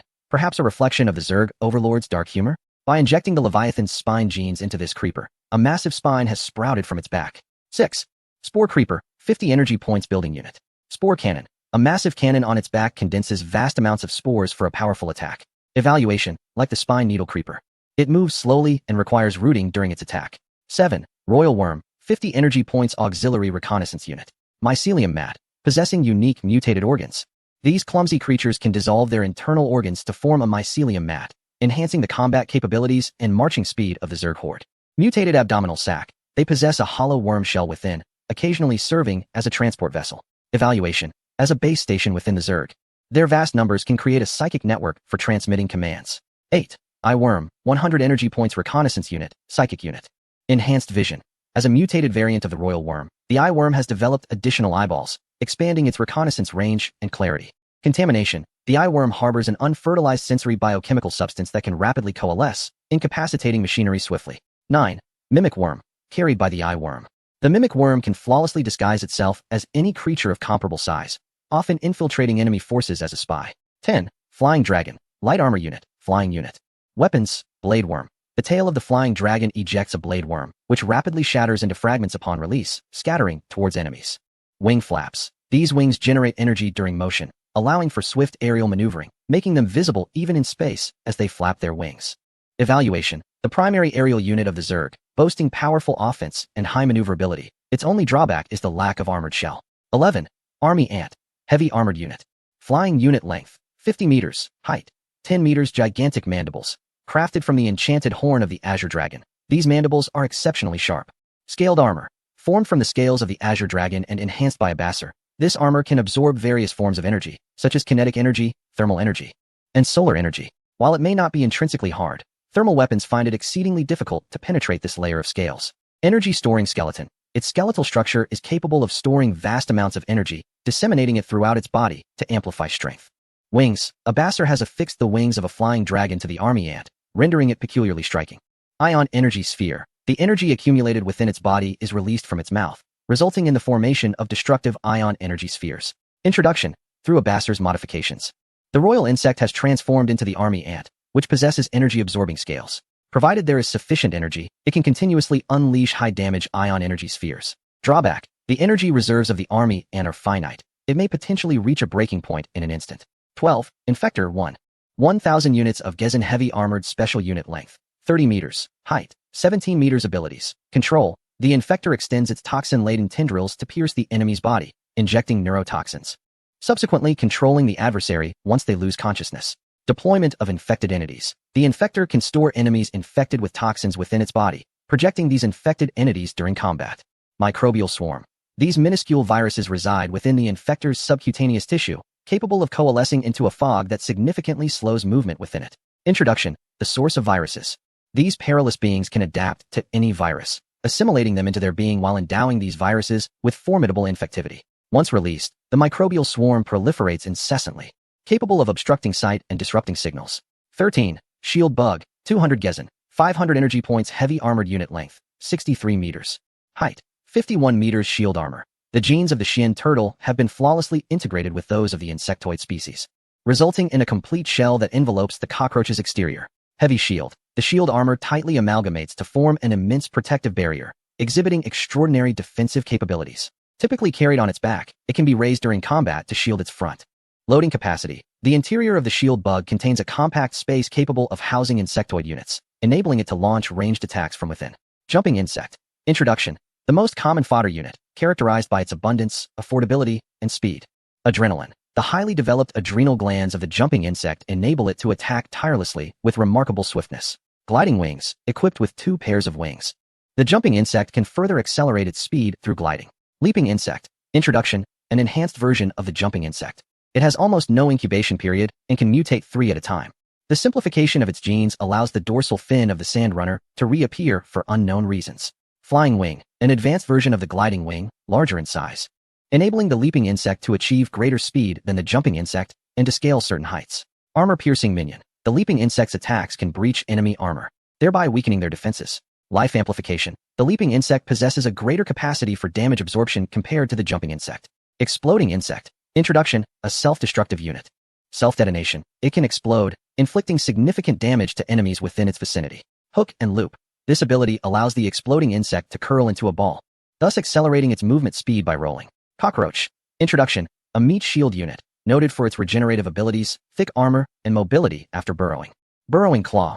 Enables movement after digging underground. Organ regeneration. Enhanced regenerative capacity, which can be further increased while underground. The cockroach has 2 variants. Parasitic variant. This variant S acidic liquid contains small parasitic cockroaches that emerge after the target is slain, possessing a limited lifespan. Noxious variant. The attacks from this variant slow down the enemy's attack speed and reduce their defense. Destroyer. Introduction. A bombardment type unit, derived from the cockroach, featuring weaker armor and lacking the cockroach's regenerative abilities, but possessing greater vitality due to its larger size. Plasma corrosive liquid. Capable of launching plasma corrosive liquid over long distances, inflicting substantial damage, and can also release a corrosive liquid similar to the cockroach's acid against close-range targets. Stinging serpent. Introduction. A high-output damage unit. It delivers significant damage, but its intricate structure renders it less resilient and necessitates protection. Bone spike. Capable of firing bone spikes at an astonishing speed, inflicting terrifying damage. Claw. Inflicts equally dreadful damage to close-range targets using its claws. Frenzy. Temporarily doubles its attack speed. Infector. Introduction. A supportive unit, characterized by a soft body and lacking direct offensive capabilities. Protective cloud. Emitting a yellow cloud, it obscures all units within a certain range, hindering aerial forces from accurately targeting ground units and reducing their damage output. Infected soldier. Releases stored infectors from within its body. Mental parasite. Utilizes controlling tendrils to manipulate the target's nervous system. Fungal growth. Cultivates fungi on non-insectoid units within a specified area, impeding their movement while draining their life force, causing damage and slowing them down, fading after a period. Thunder beast. Introduction. An oversized meat shield unit, characterized by its immense size and thick armor. Monarch's blade. Inflicts damage to all enemies within a broad front range, disregarding a portion of their armor. Frenzy. Immune to control effects. Burrowing charge. Digs underground and then rapidly emerges to strike enemies, dealing damage and causing knockback. Alien dragon. Introduction. The most basic flying unit, abundant in numbers, with notable regenerative capabilities. Chapter 85. Dragon Challenge. Is there any choice? It seems that I can no longer comment on this relic. Stepping through the nearest door, I encountered an unusual bird emblazoned upon it, possessing merely a pair of wings, devoid of any feet. Is this a creature? Or perhaps something I have never seen before? After observing for a moment, I discerned that aside from the dense and eerie runes, there was nothing else present on the door. I moved to stand before another door, this one adorned with a fish motif. Upon closer inspection, I realized this fish was also peculiar in its form. It lacked a tail. Instead, it bore a leg and arms. Among the fish-like entities she knew, none possessed such a shape. Yet, at first glance, her subconscious affirmed that this was indeed a fish. It was a strange sensation, as if this was the inherent nature of fish. Intrigued, she felt compelled to approach another door. Likewise, the mouse depicted was a creature unlike any she had encountered before, 3 eyes and 2 tails. Fascinating. Could these patterns suggest something deeper? Confirming once more that this mouse was entirely unfamiliar to her, she proceeded to the final door. Raising her gaze, Jinrula's eyes sparkled with incredulity. A dragon? Perhaps this was the only design on the 4 doors that she recognized. A dragon, with wings sprouting from its back, for legs beneath, and a pair of horns atop its head. It exuded an air of majesty. After observing for a moment longer, she remained uncertain as to which door to enter. Ding ding.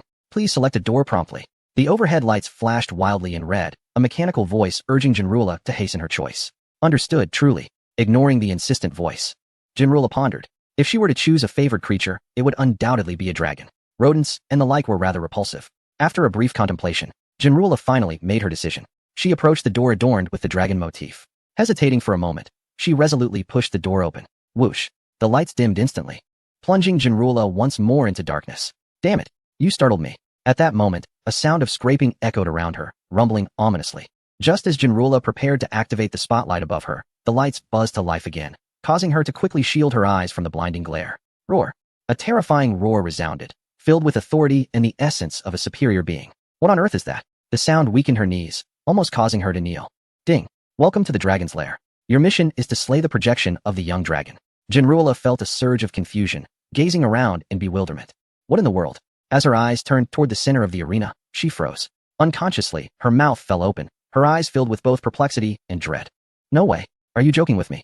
Is this something an elf can defeat? Indeed, at the heart of this square lies a vividly lifelike dragon. Its robust, unyielding claws gripped the ground firmly, surrounded by a network of cracks. With a mere flap of its colossal wings, it could conjure a tempest.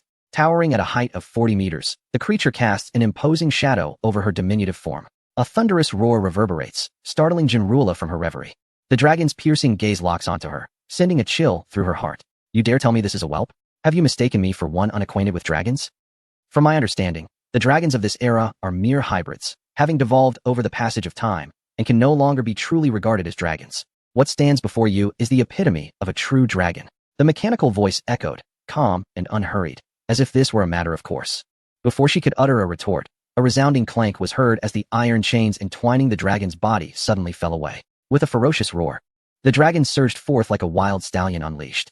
As it charged, the dragon opened its maw wide, revealing its fearsome serrated teeth. A colossal fireball, trailing a long tail of flame, hurtled towards her.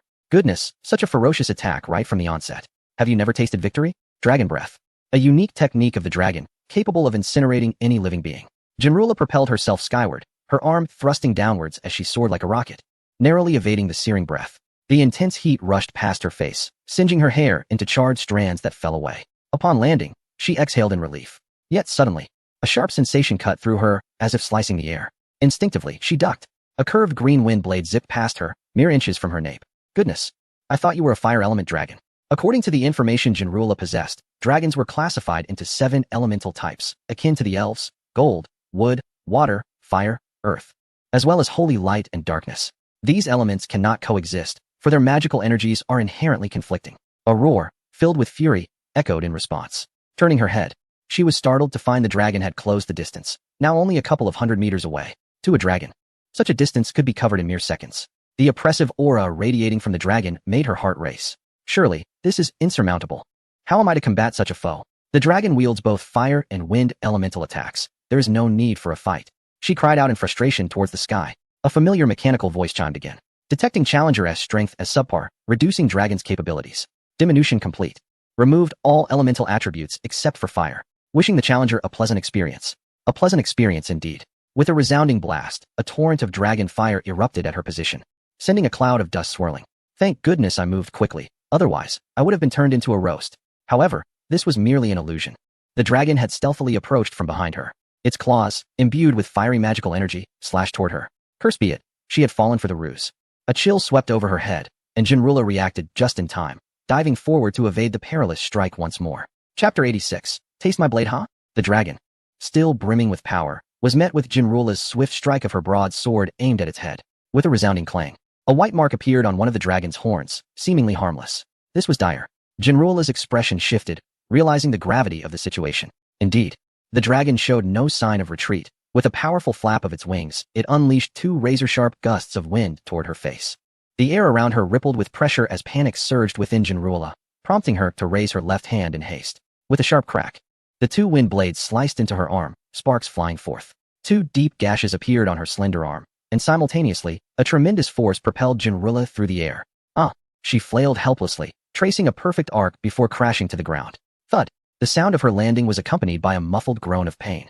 A metallic sweetness filled her throat, and a trickle of crimson began to seep from the corner of her mouth, a pale white hue. The dragon slowly raised its head, exhaling 2 streams of scalding breath from its nostrils. Its cold, indifferent eyes fixated on Jinrula from afar, the abyss-like vertical pupils betraying a hint of murderous intent. Cough, cough. This sensation was truly unbearable. Jinrula felt a wave of suffocation, struggling to catch her breath. Ding. Detection indicated that the challenger was exceedingly weak, necessitating a redefinition of combat level. Redefined as bacterial-level refuse, utterly feeble. The dragon's power was diminished, retaining only its fiery magical energy, while granting the challenger temporary access to an 8th-level magical weapon. Our contemporary beings this week. Jinrula was startled by the abrupt voice, swiftly followed by a surge of joy, though she chose to disregard the latter part of the proclamation. Trash is trash, and what of bacterial-level combat power? What of my weakness? Please select your weapon swiftly. Challenger. In 1 minute, the dragon will regain its ability to act. Suddenly, the ground before her cracked open, and a rack emerged, displaying a myriad of weaponry, long spears, short swords, bows, and more. Yet, without exception, all were close combat arms, shattering Jinrula's hopes of employing ranged weaponry to kite the dragon. Very well, this shall suffice. As time pressed on, and the dragon neared the restoration of its capabilities, her gaze fell upon a weapon at the far end of the rack.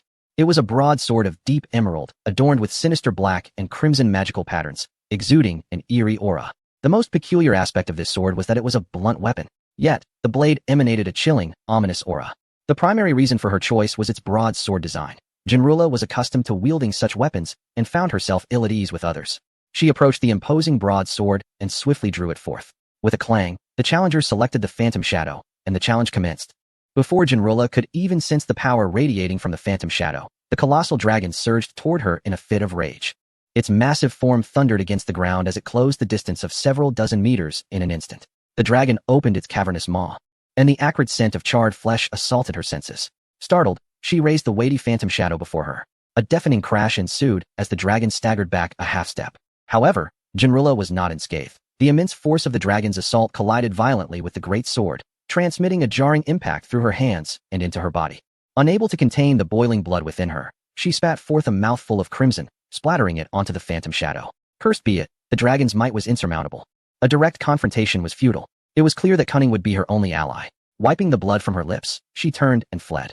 Unbeknownst to her, the blood on the Phantom Shadow vanished in an instant, deepening the arcane runes inscribed upon it. Roaring, the dragon flapped its wings, unleashing a torrent of fiery breath aimed directly at her head. I shall not let you prevail. With a cold scoff, she deftly dodged the infernal breath. The scorching flames grazed her arm, and in a mere heartbeat, her sleeve was singed and her flesh began to blister. The pain was excruciating, accelerating once more. Jinrula finally distanced herself from the dragon. She began to circle around the beast, for she had discerned its weakness. Though the dragon was large and its head remarkably agile, its bulk rendered it cumbersome and difficult to pivot directly. Behind the dragon lay its blind spot. Reaching that position would allow her to strike unimpeded. Yet, despite this vulnerability, it remained a formidable foe. The dragon's tail was a lethal weapon, and she had witnessed its devastating power firsthand. With a roar, the dragon expelled a torrent of fiery breath aimed at Jinrula. How foolish to think you could hit me from such a distance. Casting a disdainful glance at the dragon, a smirk crept across Jinrula's lips. Then, the dragon erupted in fury. In a fit of humiliation, it propelled itself forward, claws and jaws alike, resembling a massive lizard. Its speed far surpassed Jinrula's own. Just as the dragon closed in on her, she finally reached her destination, the pillar standing resolutely in the square. With a powerful leap, Jinrula soared toward the column. The dragon, unable to halt its advance, collided forcefully with the base of the pillar. The magical patterns on the pillar shattered, creating a large hole. Jinrula leaped onto the pillar and, like a bird in flight, soared towards the rear of the dragon. Taste my blade. In midair, Jinrula vertically struck down with the ghostly shadow, landing a fierce blow upon the scales of the dragon's back. A cascade of sparks erupted along the blade, while copious dragon blood began to splatter around. Executing a backflip, Jinrula gracefully landed on the ground. The dragon roared in fury, the searing pain from its back igniting a wrathful glare, transforming its once majestic demeanor into that of a raging bull. With a swift motion, it lashed its tail towards Jinrula like a whip. The sound of the wind slicing through the air echoed as Jinrula rolled forward, repositioning herself behind the dragon. The broadsword flashed forth with lightning speed, illuminating the scene, followed by the dragon's mournful cry reverberating throughout the square. Oh! Observing the ghostly shadow embedded in the dragon's vulnerable spot, Jinrula felt a wave of distaste. This blade is no longer of use to me. Yet it is the only weapon capable of piercing the dragoness scales. As she attempted to withdraw the ghostly shadow, panic surged within her. It was stuck. The dragon, instinctively tightening its muscles after being pierced, had ensnared the weapon securely. Before she could voice her frustration, the dragon's tail swept toward her with a fierce whoosh, showcasing its formidable power. Rolling to evade the strike, she narrowly escaped while distancing herself from the dragon. Glancing at the panting beast, a flicker of triumph flashed in Jean Wheela's heart. Humph, is that all? It seems victory is still within reach. Blood oozed from the wound on the dragon's back, pooling on the ground and rising in a mist of white vapor. The dragon, gritting its teeth against the excruciating pain, finally extracted the ghostly shadow from its rear. With a sudden splatter, a torrent of blood erupted forth, causing Jean Wheela to tense up. Surely, that must hurt immensely. The dragon lifted its gaze, locking eyes with Jean Wheela, whose face bore a smile. In that instant, the fury within the dragon surged forth. Countless magical energies erupted from beneath its dark scales, distorting the very air around it, as if the fabric of space were being folded. In the depths of the beast forest, a hidden current stirred. The grasses swayed incessantly, hinting at movement within. The sky loomed ominously, shrouded by dark clouds. A porcupine dashed along the edge of the clouds, desperate to evade their impending approach. Just ahead, by a tranquil pond, a group of unicorns leisurely drank from the water, blissfully unaware of the imminent danger lurking behind them. Squeak, though not of the same species. As a creature of the beast forest, the porcupine felt compelled to warn the innocent unicorns. The unicorns raised their heads in confusion, puzzled by the porcupine's frantic cries. One of the unicorns instinctively glanced up at the sky. Suddenly, it began to scream in terror. The unicorns scattered in all directions. However, before they could flee far, a horde of menacing grasshoppers leapt from the towering grass. In the eyes of the unicorns, filled with horror, the grasshoppers' claws struck down mercilessly. Hiss, hiss, hiss. With a sickening squelch, blood sprayed forth, and a clean incision appeared on the unicorn's neck. Its eyes continued to dart, seemingly bewildered by the unfolding chaos. Hiss, hiss, hiss. The grasshopper lowered its head, devoid of any emotion in its cruel gaze, fixated on the unicorn, as if observing whether it had succumbed to death. The nearby leader of the porcupines shook his head in resignation and murmured, "I warned you all, yet you still remain. Truly foolish." Suddenly, the area around him darkened. A chilling voice emanated from above. "Not yet. Are you mocking me? Do you comprehend the consequences of your actions?" The porcupine leader shivered, tremblingly lifting his gaze to find madness hovering above him, its icy stare penetrating to the bone. What is happening? My lord, rest assured, I have not deceived you. We shall arrive shortly." With that, he lowered his head in fear, unable to meet Madness's gaze. "I hope you are not lying to me. Continue to lead the way, and do not indulge in any tricks, understood?" Madness squinted, speaking with an indifferent tone. Yes, I understand. I shall continue leading." With that, he hurriedly dashed forward. Fortunately, he quickly regained his composure and chose the correct path, guiding the swarm towards the heart of the beast forest. Meanwhile, at the edge of the beast forest, chaos reigned in the decaying wood city. Reports from the outpost indicated that a vast horde of beasts and wild animals was advancing towards the city. Consequently, the city entered a state of alert. All citizens were prohibited from venturing outside, and compulsory conscription was enacted to defend against the impending beast tide. Of course, this alert was only beneficial to a small fraction of the populace. For the majority, it was ineffective. After all, this was a city of sin. Apart from a few local residents, most were criminals and rogues. Who would heed such a futile decree? Furthermore, the once mighty city guard had been dispatched to the front lines, leaving only a small contingent of city officials, the so-called elite. These elites did not subscribe to the teachings of the elven goddess scriptures, which spoke of returning to the embrace of the tree of life after death and being reborn. Yet, perhaps rebirth was indeed possible? The clergy of the church would guide the deceased elves beneath the tree of life, allowing it to consume their bodies, thus providing nourishment for the tree and enabling the birth of more elves. Perhaps this was rebirth, albeit devoid of memories from a past life. Suddenly, a thunderous roar erupted outside the decaying wood city, a deafening sound that sent everyone scrambling back into their homes in terror. The beast horde has arrived, and the city guards have commenced battle. Shall we lend our assistance? That is indeed a splendid idea. However, the two of us may not suffice. Should we not rally more individuals to join us? Certainly. Assistance? It is merely a matter of phrasing. At the front lines, a tumultuous throng of wild beasts, intermingled with magical creatures, charges forward in a state of panic, undeterred, much like moths drawn to flame. Yet, their reluctance to retreat stems not from bravery, but from a profound fear of the encroaching swarm. The guards of Rottenwood City are firing relentlessly, while discarded magical stones are being dragged back in droves, with the logistics team cursing under their breath. The beast horde falls like wheat before the scythe. However, the rear ranks remain unyielding, pressing forward towards the elven defenses with unwavering resolve. A closer inspection reveals that any beast or magical creature that succumbs is trampled into oblivion by those behind, their blood pooling upon the ground. This elven army comprises approximately 20,000 soldiers, yet to the beast horde, they are akin to a fragile raft amidst a tempest, easily obliterated with the slightest misstep. Damn it, what madness possesses these magical beasts? They have clearly breached the peace treaty, yet they dare to assault the city. It is evident that the commander has misunderstood the situation. The creatures sense the demise of the scurrying rodent clan. They perceive that the magical forest is no longer a sanctuary and urgently seek refuge elsewhere. When one's life hangs in the balance, who remains concerned about treaties? Moreover, aside from a few magical beings, the wild beasts are of low intelligence and are entirely oblivious to such cooperative agreements. Where's the fleet? Will they arrive only after we have perished? I cannot say. I have already reported the situation. Then hasten to urge them. Those leeches feasting on the kingdom's taxes. They dawdle at such a critical moment. Yes. Looking towards the magical barrier, it is thronged with beasts, not attacking, but simply surging forward, their eyes filled with terror. Something feels amiss with this horde. Never mind. Everyone, continue the assault. We must not allow the horde to breach our defenses. The already fierce battlefield escalates in intensity. Magical energy surges, and the bodies of the beasts pile high. Just as the elves become consumed by their bloodlust, a sudden flash of red light appears on the horizon. A figure streaks through the sky, hurtling towards the elven lines. What is that? A high-tier magical beast. Indeed, this is a conspiracy of the magical creatures. Their intentions are nefarious. As the commander seethes with indignation, a piercing cry emanates from the red figure, resonating across the battlefield. In an instant, the beast horde falls silent, leaving only the sound of cannon fire. The commander furrows his brow and commands, "All units cease fire. I wish to discern what these magical beasts intend." Understood.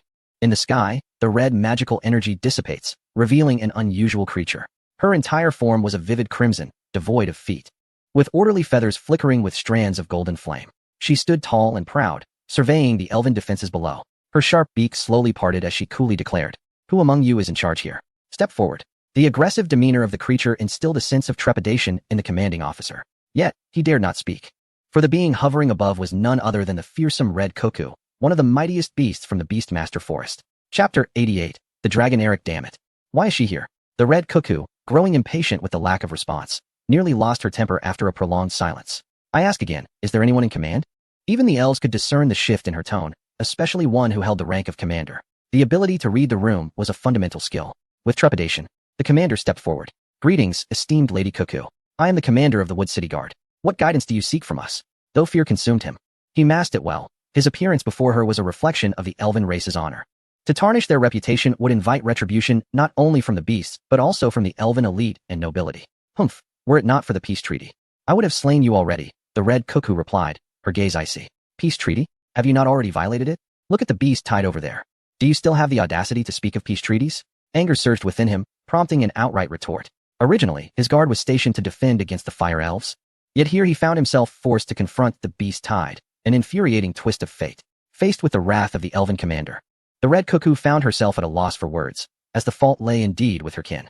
If blame were to be assigned, the Beastmaster Forest could not escape accountability. Thus, even if the elven claims were irksome, she had to endure them. This is a misunderstanding. The Beastmaster Forest harbors no intention of attacking the elves. A misunderstanding? I am but a mere commander and cannot resolve such matters, the commander retorted, his countenance darkening. Soon, under the red cuckoo's command, the entire horde was compelled to retreat back into the depths of the Beastmaster Forest. As for the damages incurred, the orchestrator of this chaos, Mad, remained blissfully unaware. At this moment, he had already arrived deep within the forest. "My lord, this is it. The large pool ahead is the lair of the dragon." In the sky, Mad gazed at the distant forest, where a deep water pool lay encircled by towering trees. For several kilometers, no life was present, creating an eerie solitude that unsettled him.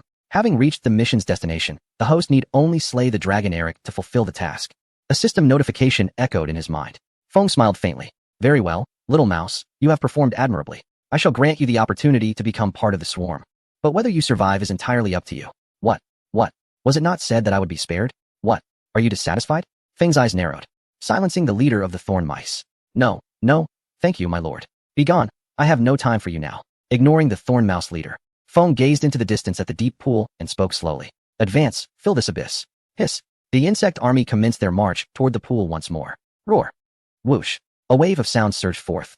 The trees began to sway as if caught in a tumultuous sea. Countless flying creatures took to the skies in a panic. "Insects, do not go too far." The tranquil surface of the deep pool began to ripple, the waves growing ever larger. It has come. Indeed. Such a commotion would be impossible to ignore. Feng awaited silently. Soon, with a resounding crash, the mighty Dragon Eric made his entrance. Roar. "Insects, you have gone too far." The Dragon Eric fixed his gaze upon Feng in the air. "And what of it?" Feng replied nonchalantly. "I have never encountered a creature like you. You must hail from that subterranean realm. Eric uttered a series of incomprehensible words, yet it piqued Feng's interest. Underground? It seems this planet holds secrets yet unknown to me. Let us see if I can extract some information. With that thought, Feng spoke. And so what? Do you truly believe that you, a foolish dragon, can threaten me? Roar. A torrent of dragon breath shot directly toward Feng. TSK, is that how easily you become enraged? Feng deftly sidestepped the blast. The dragon breath swept over the forest canopy, ultimately crashing into a hillside. The result was evident. The slope erupted violently, transforming into a deep pit. Insects, are you courting death? Eric resembled a volcano on the verge of eruption, exuding an aura of danger. Note, Eric is a level 1, stage 2 life form. Feng, damn. Why did you not mention this sooner? Without high-tier combat strength, how am I to fight? System. You. Feng found himself momentarily bewildered. This body was merely a soldier of the swarm, far inferior to that of a Leviathan. Damn, what should I do now? A headache began to form. Looking at the insect units beneath him, Feng felt utterly devoid of confidence. The swarm is indeed powerful, but against a being of such superior strength, resistance seems futile. Chapter 89. Is Eric so pathetic? Humph. I refuse to believe that the swarm cannot fell a mere dragon. Today, I shall slay the dragon. Feng's eyes sparkled with excitement as he fixated intently on the distant Eric, unflinchingly meeting his gaze. The colossal insect, you are nothing but insignificant. Today shall be your demise. Humph. Do you, a wretched creature lurking beneath the earth, truly believe you are worthy? Eric snorted, hot air billowing from his nostrils, unwilling to concede. If that is the case, let us reveal our true prowess through our actions. Forward, insect horde. Instantaneously, a cacophony of shrieks erupted as a relentless swarm of insects surged toward the mighty dragon, Eric. Roar. Those pitiful creatures, confined to the earth, shall meet their end. A resplendent light gathered within Eric's maw, visible magical energy coalescing into a fireball of 10 meters in diameter. With a whoosh, it shot forth like a bullet, aimed at the advancing swarm. Hiss. The lead shield insect was vaporized in an instant, its mournful cry silenced before it could escape its lips. In the wake of the fireball, countless insects were obliterated, unable even to utter a final cry. Indeed, the swarm felt no pain. They were merciless killing machines, devoid of the capacity to plead for mercy or emit sounds of suffering. Boom. The fireball struck the earthen slope behind, which had already endured much devastation, leaving only a gaping pit in its wake. Damn it, this lengthy creature possesses formidable strength. Eric furrowed his brow in frustration, feeling somewhat overwhelmed. If only the bees were here. Alas, such musings are futile. Better to contemplate how to vanquish this elongated beast. Buzz. Just then, Eric suddenly flapped his wings. Stirring a cloud of dust, he ascended into the sky. Roar. Insects, your doom approaches. Eric was growing weary of the relentless assault. These insects continued to swarm him, making slaughtering them seem an endless task. Humph. Do they believe that hiding in the heavens grants them safety? They are gravely mistaken. Caw. A bizarre cry echoed from the mouth of the frenzied creature, its resonant voice reverberating across the forest canopy. A flight of dragons, previously concealed nearby, emerged in a darkened mass, their presence imposing as they lunged toward Eric. Hiss, hiss, hiss. The dragons, with their serrated jaws, bore a fierce countenance, seemingly eager to devour him whole. Swish, swish, swish. While the dragons commanded the skies, the spiked serpents were not to be outdone by Eric's moderate altitude. The bone spike shot toward him with incredible speed, forming a dense mass that Eric, despite his massive size, could not evade. The clattering of impacts rang out as the spikes collided with his scales, leaving a trail of pockmarked scars.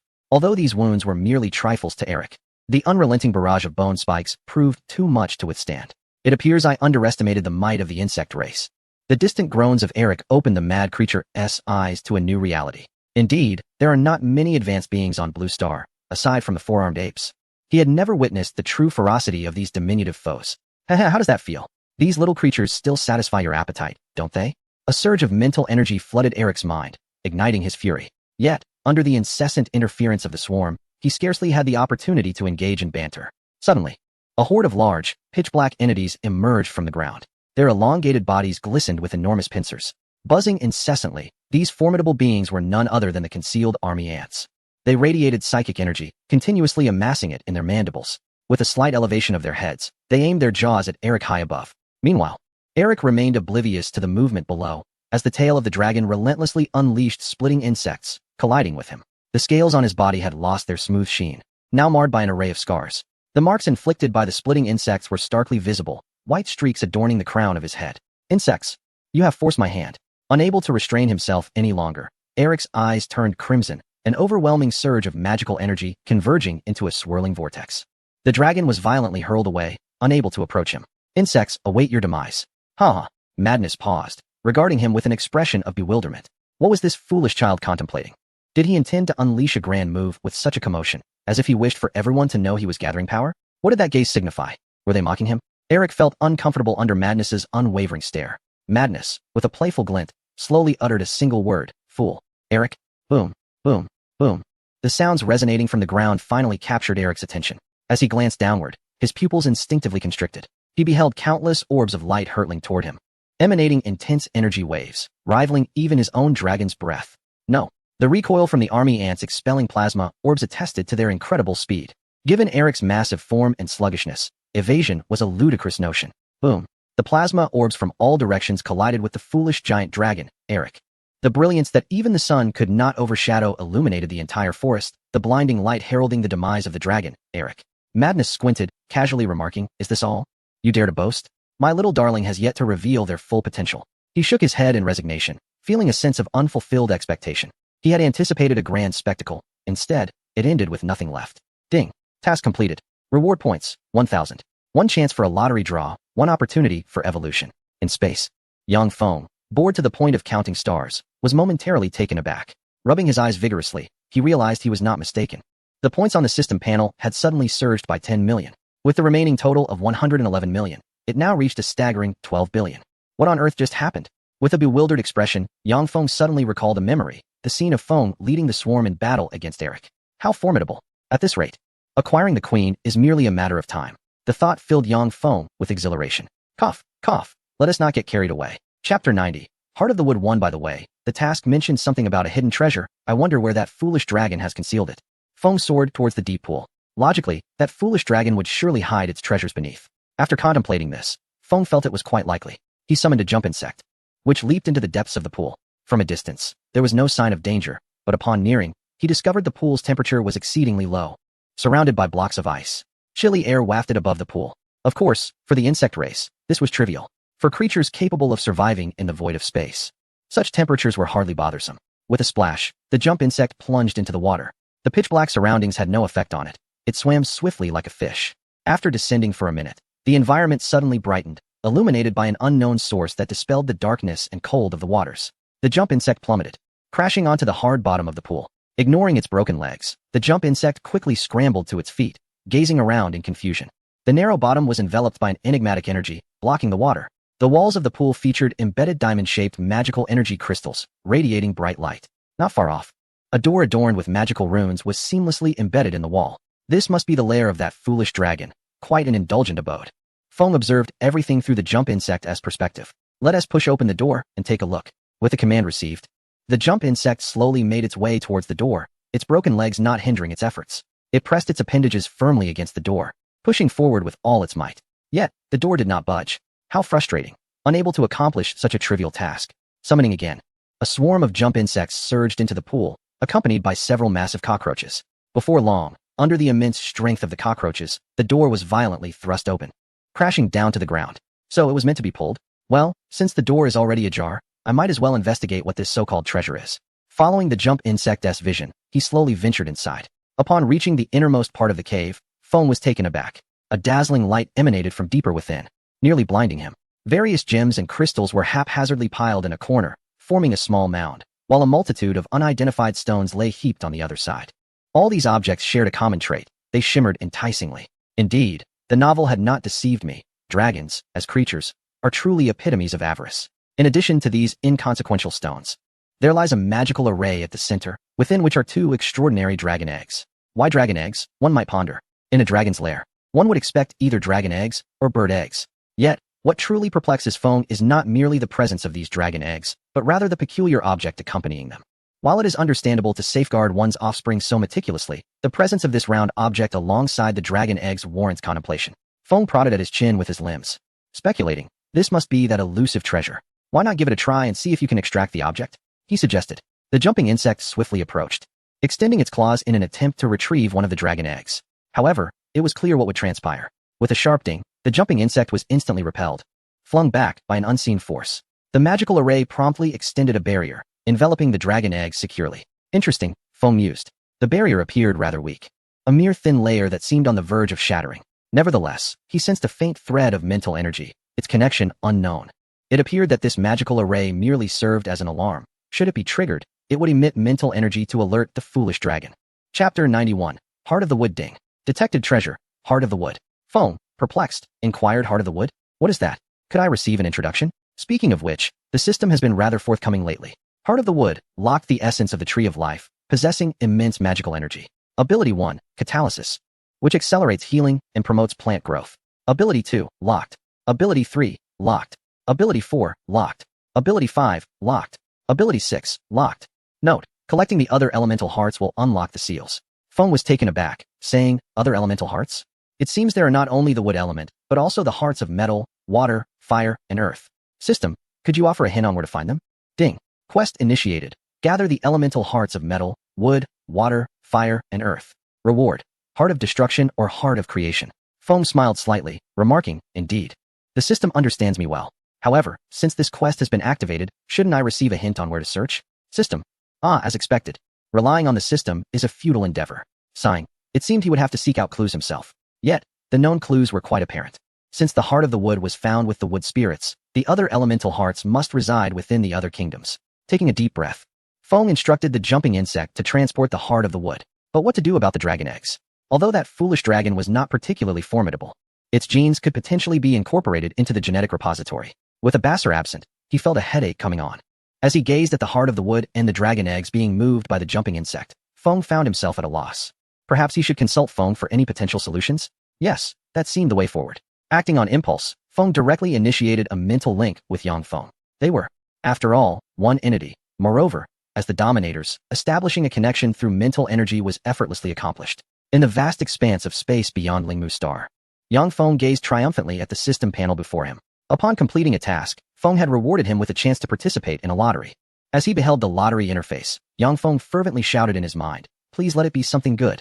However, when the grand wheel came to a halt, he was left dumbfounded. What do you mean? Thank you for your patronage. I can't believe this.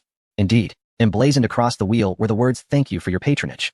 With a snort of laughter, Gamera was nearly breathless with amusement, sprawled on the ground, rolling her eyes. You only know how to laugh. Be careful not to roll over. Yang Feng, visibly disheartened, closed the system interface and turned his gaze toward the distant sun, pondering the meaning of life.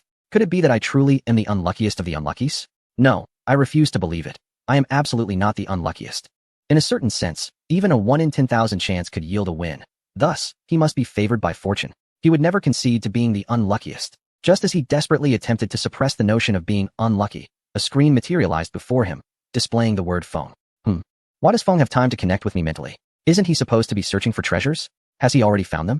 Feng, what brings you to me? Well, while I was on my treasure hunt, I happened to scoop up 2 dragon eggs and am pondering how to deliver them to you. He recounted the events to Yang Feng. Yang Feng replied with a hint of excitement, is that all? You can simply toss them into the wormhole. All the insectoids are connected to me, and I can ask a baser to take a look later. Yang Feng paused for a moment. Wait a minute. How come you are unaware of this? Aren't we supposed to share memories? Feng appeared equally bewildered, stating, I don't know either. Could something have gone awry? Hold on. Let me ask Gamera. Yang Feng entered the mental space, heading straight for Gamera. Gamera, please explain why this situation has arisen. Grabbing Gamera, he shook her insistently, leaving her unable to articulate a response. Let go of me. I'm about to fall apart. Feeling somewhat embarrassed, Yang Feng released his grip and inquired, now, please explain why this has occurred. After a brief contemplation, Gamera responded, it may be due to the influence of the planet's consciousness. The barrier has obstructed the transmission of mental energy, which is why Feng cannot receive that portion of your memories. Then why was I able to receive Feng's memories? Perhaps the barrier is one-directional. However, there is no need to worry. This barrier cannot impede your mental link. At that moment, Yang Feng finally comprehended the situation. Oh, it seems I ought to do something for Feng. After all, I have some time on my hands.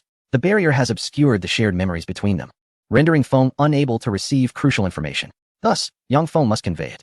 For instance, the relationships among the kingdoms, if utilized wisely, could greatly assist Feng. Although this presents some complications, the impact remains minimal. Chapter 92. The Tree of Life begins to wither. Yang Feng transmitted all intelligence from the spirit would star to Feng. By the way, the matter of the dragon egg may need to be postponed. As you know, a baser is currently undergoing evolution. Feng nodded and replied, that's fine. There's no hurry. However, I require your assistance regarding the Heart of Wood. You are already aware of the situation, while the whereabouts of the other elemental hearts remain unknown. We need those spies to search for clues. For some reason, I cannot sense the swarm beyond a certain range. Yang Feng nodded in response. It's a trivial matter, however. Your inability to detect the insect race likely stems from issues with the Tree of Life. Be cautious. I suspect the planetary consciousness has become aware of something. Rest assured. Feng assured him. I trust you to handle this. After severing the mental link, Feng exhaled in relief. The matter was resolved. As it stands, the heart of wood holds little value for the insect race. By the way, system, can this object be consumed by the bees? Ding. Affirmative, but consumption is not recommended. Indeed, it is best to retain it. However, at that moment, chaos erupted among the kingdoms as a grave issue arose. The tree of life in the Wood Elf Kingdom began to exhibit signs of withering. The once vibrant green leaves had started to turn yellow, and the trunk was drying out. The fountain of life was visibly drying up, leaving behind a massive circular pit. It is worth noting that the fountain of life was once the size of a lake. All sentient beings began to panic. Although only the tree of life in the Wood Elf Kingdom was withering, the tree of life is vital to the survival of the entire spirit wood star. Without its protection, the cosmic radiation and meteors would directly strike the spirit wood star, leading to its catastrophic demise. What in the world is happening? Inside the palace of the Wood Elf Kingdom, pandemonium reigned. Ever since the princess's disappearance, nothing has gone smoothly in the Wood Elf Kingdom. The queen has also been assassinated and is now gravely injured, with her condition continuously deteriorating despite various treatment plans yielding no improvement. Why is this happening? Duchess Natasha, mother of Alir, stood in the courtyard, deeply troubled as she gazed at the tree of life stretching into the sky. Could the prophecy have come true? Impossible. The prophecy stated that when the tree of life withered, doom would descend upon the spirit wood star. Yet, nothing has occurred. Forget it. This matter is beyond our control. Even if the tree of life truly withers, there is nothing we can do to stop it. Rather, we should contemplate how to address the aftermath of the tree of life's decline.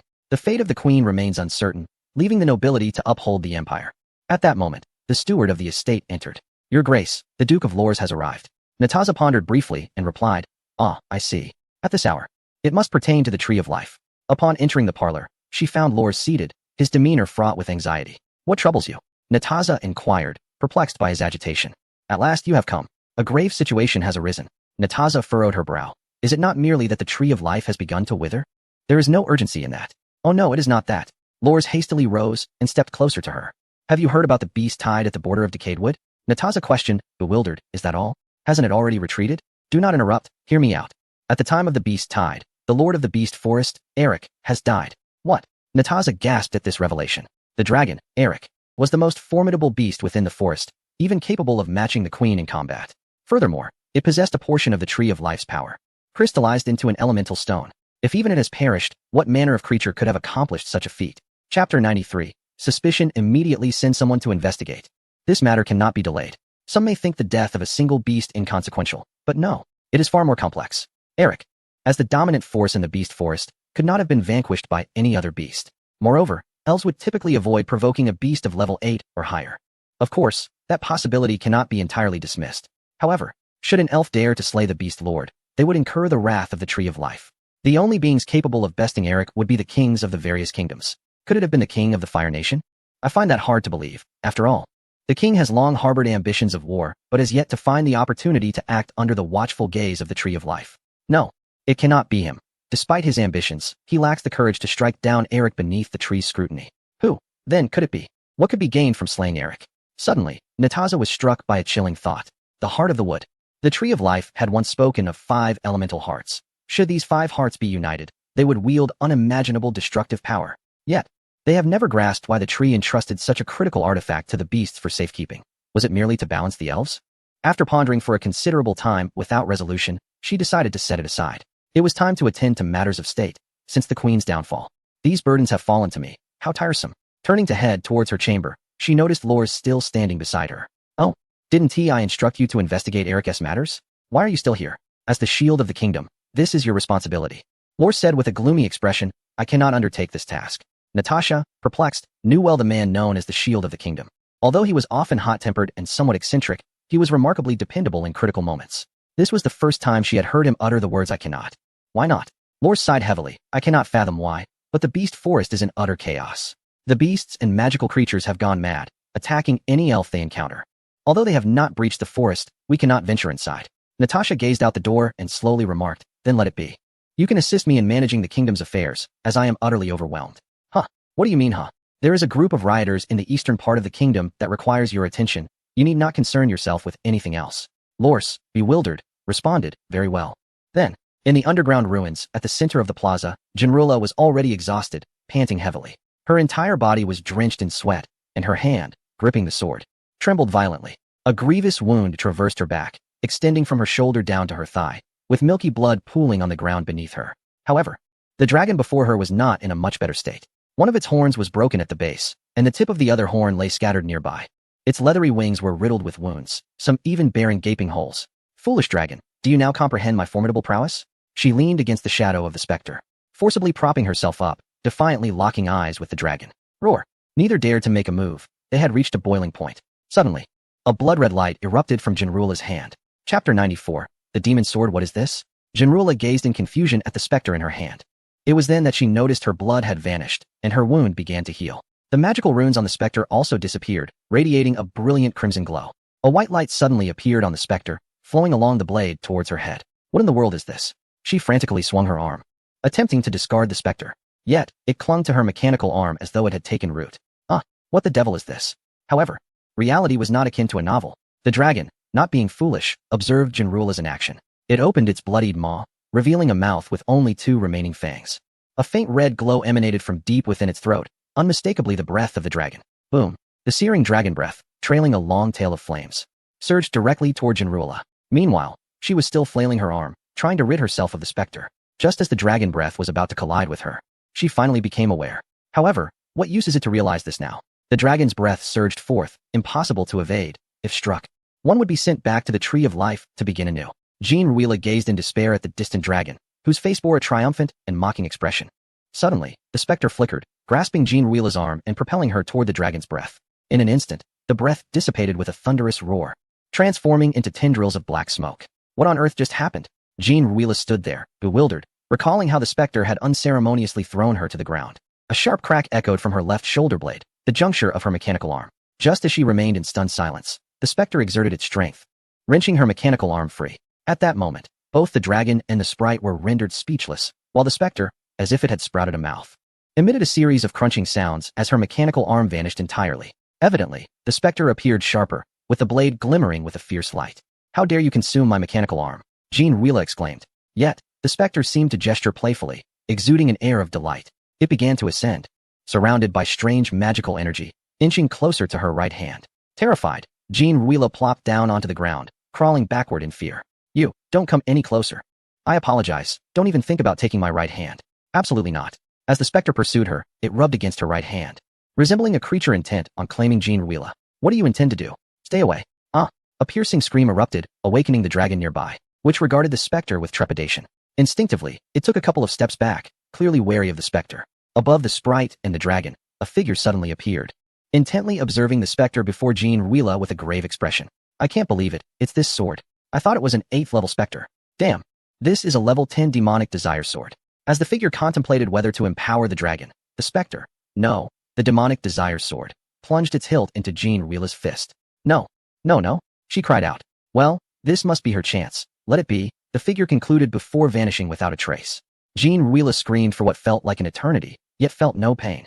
Instead, a peculiar sensation arose within her chest. Puzzled, she opened her eyes and found the specter resting against her breast. Jinrula? At that moment, a beam of light streamed through her right hand, coursing up to her forehead and finally merging within. An excruciating headache ensued as a surge of information detonated in her mind. Demonic sword, level 10, possesses a sword spirit. It took her a considerable time to recover, and only then did she begin to comprehend everything that had transpired. Originally, the sword in her hand was not merely an 8th level phantom, but rather the legendary demon-subduing sword from ancient times, a 10th level magical weapon. However, the demon-subduing sword is currently sealed, rendering its full potential inaccessible. Yet, this does not imply that the sword is without merit, for it possesses a sword spirit that can assist her in battle. Sword spirit? Present, my master, a small lowly projected from the blade, kneeling obediently before her. Astounded, she exclaimed, indeed, there is a sword spirit, and a little sister at that. Pray, tell me, what are your capabilities? The little lowly nodded and replied, certainly, my master. I am the sword spirit of the demon-subduing sword, having accompanied countless sword masters, including many formidable ones. I possess their cultivation techniques and sword arts, all of which I can impart to you. Furthermore, I can autonomously wield the demon-subduing sword to aid you against formidable foes. Instantly, stars sparkled in Jinrula's eyes as she gazed at the spirit with admiration. Wow, you are truly remarkable. Indeed, the lowly replied, appearing quite stoic. Yet her gaze fixated on a rather peculiar area. Following her line of sight, Jinrula gradually aligned her focus with her own bosom. Something seems off. Very off. This lowly has issues. Hey, Shouldn't your attention be on the joy of having such a powerful ally, rather than fixating on trivial details? Sword Spirit. May I pose a question? The Sword Spirit continued to gaze intently at her chest, responding with a soft hum. Are all the masters you followed female elves? Jean Ruilla slowly lowered the demon-subduing sword, shielding her chest with her hand. The little lowly furrowed her brow and gazed up into Jean Ruilla's eyes. No, my master. You are the first female elf. Jean Ruilla immediately entered a state of despair. No way. Ding. You have completed the challenge, preparing to receive your reward. A resounding voice echoed across the square, shrouded in mystery. What? Completed? But that foolish dragon. Where is the foolish dragon? At this moment, there was no sign of the great dragon, which had long vanished. Suddenly, a projection appeared before her. It was the intellect of the ruins. Congratulations. You have completed the challenge, and your reward is being issued. The ground suddenly cracked open, revealing a resplendent golden chest. Gazing at the opulent box that radiated dazzling light, Jean Ruilla inwardly scoffed. How tacky. In this day and age, someone still uses gold for a chest? In truth, she was merely envious, for gold is indeed valuable. Angrily, Jean Ruilla approached the chest and kicked it open, revealing its contents. However, upon seeing what lay within, she was left in shock. What? Is this it? Chapter 95, Dragon Blood. Dog intellect, get out here. After all my hard work, this is the meager reward I receive? As Jean Ruilla gazed upon the two vividly colored bottles nestled within the box, a wave of frustration washed over her. After enduring such arduous trials, she found herself rewarded with merely 2 glass vials. Any sprite would be incensed. Suddenly, the AI materialized before her, its presence commanding. How dare you complain? The demon sword was merely lent to you.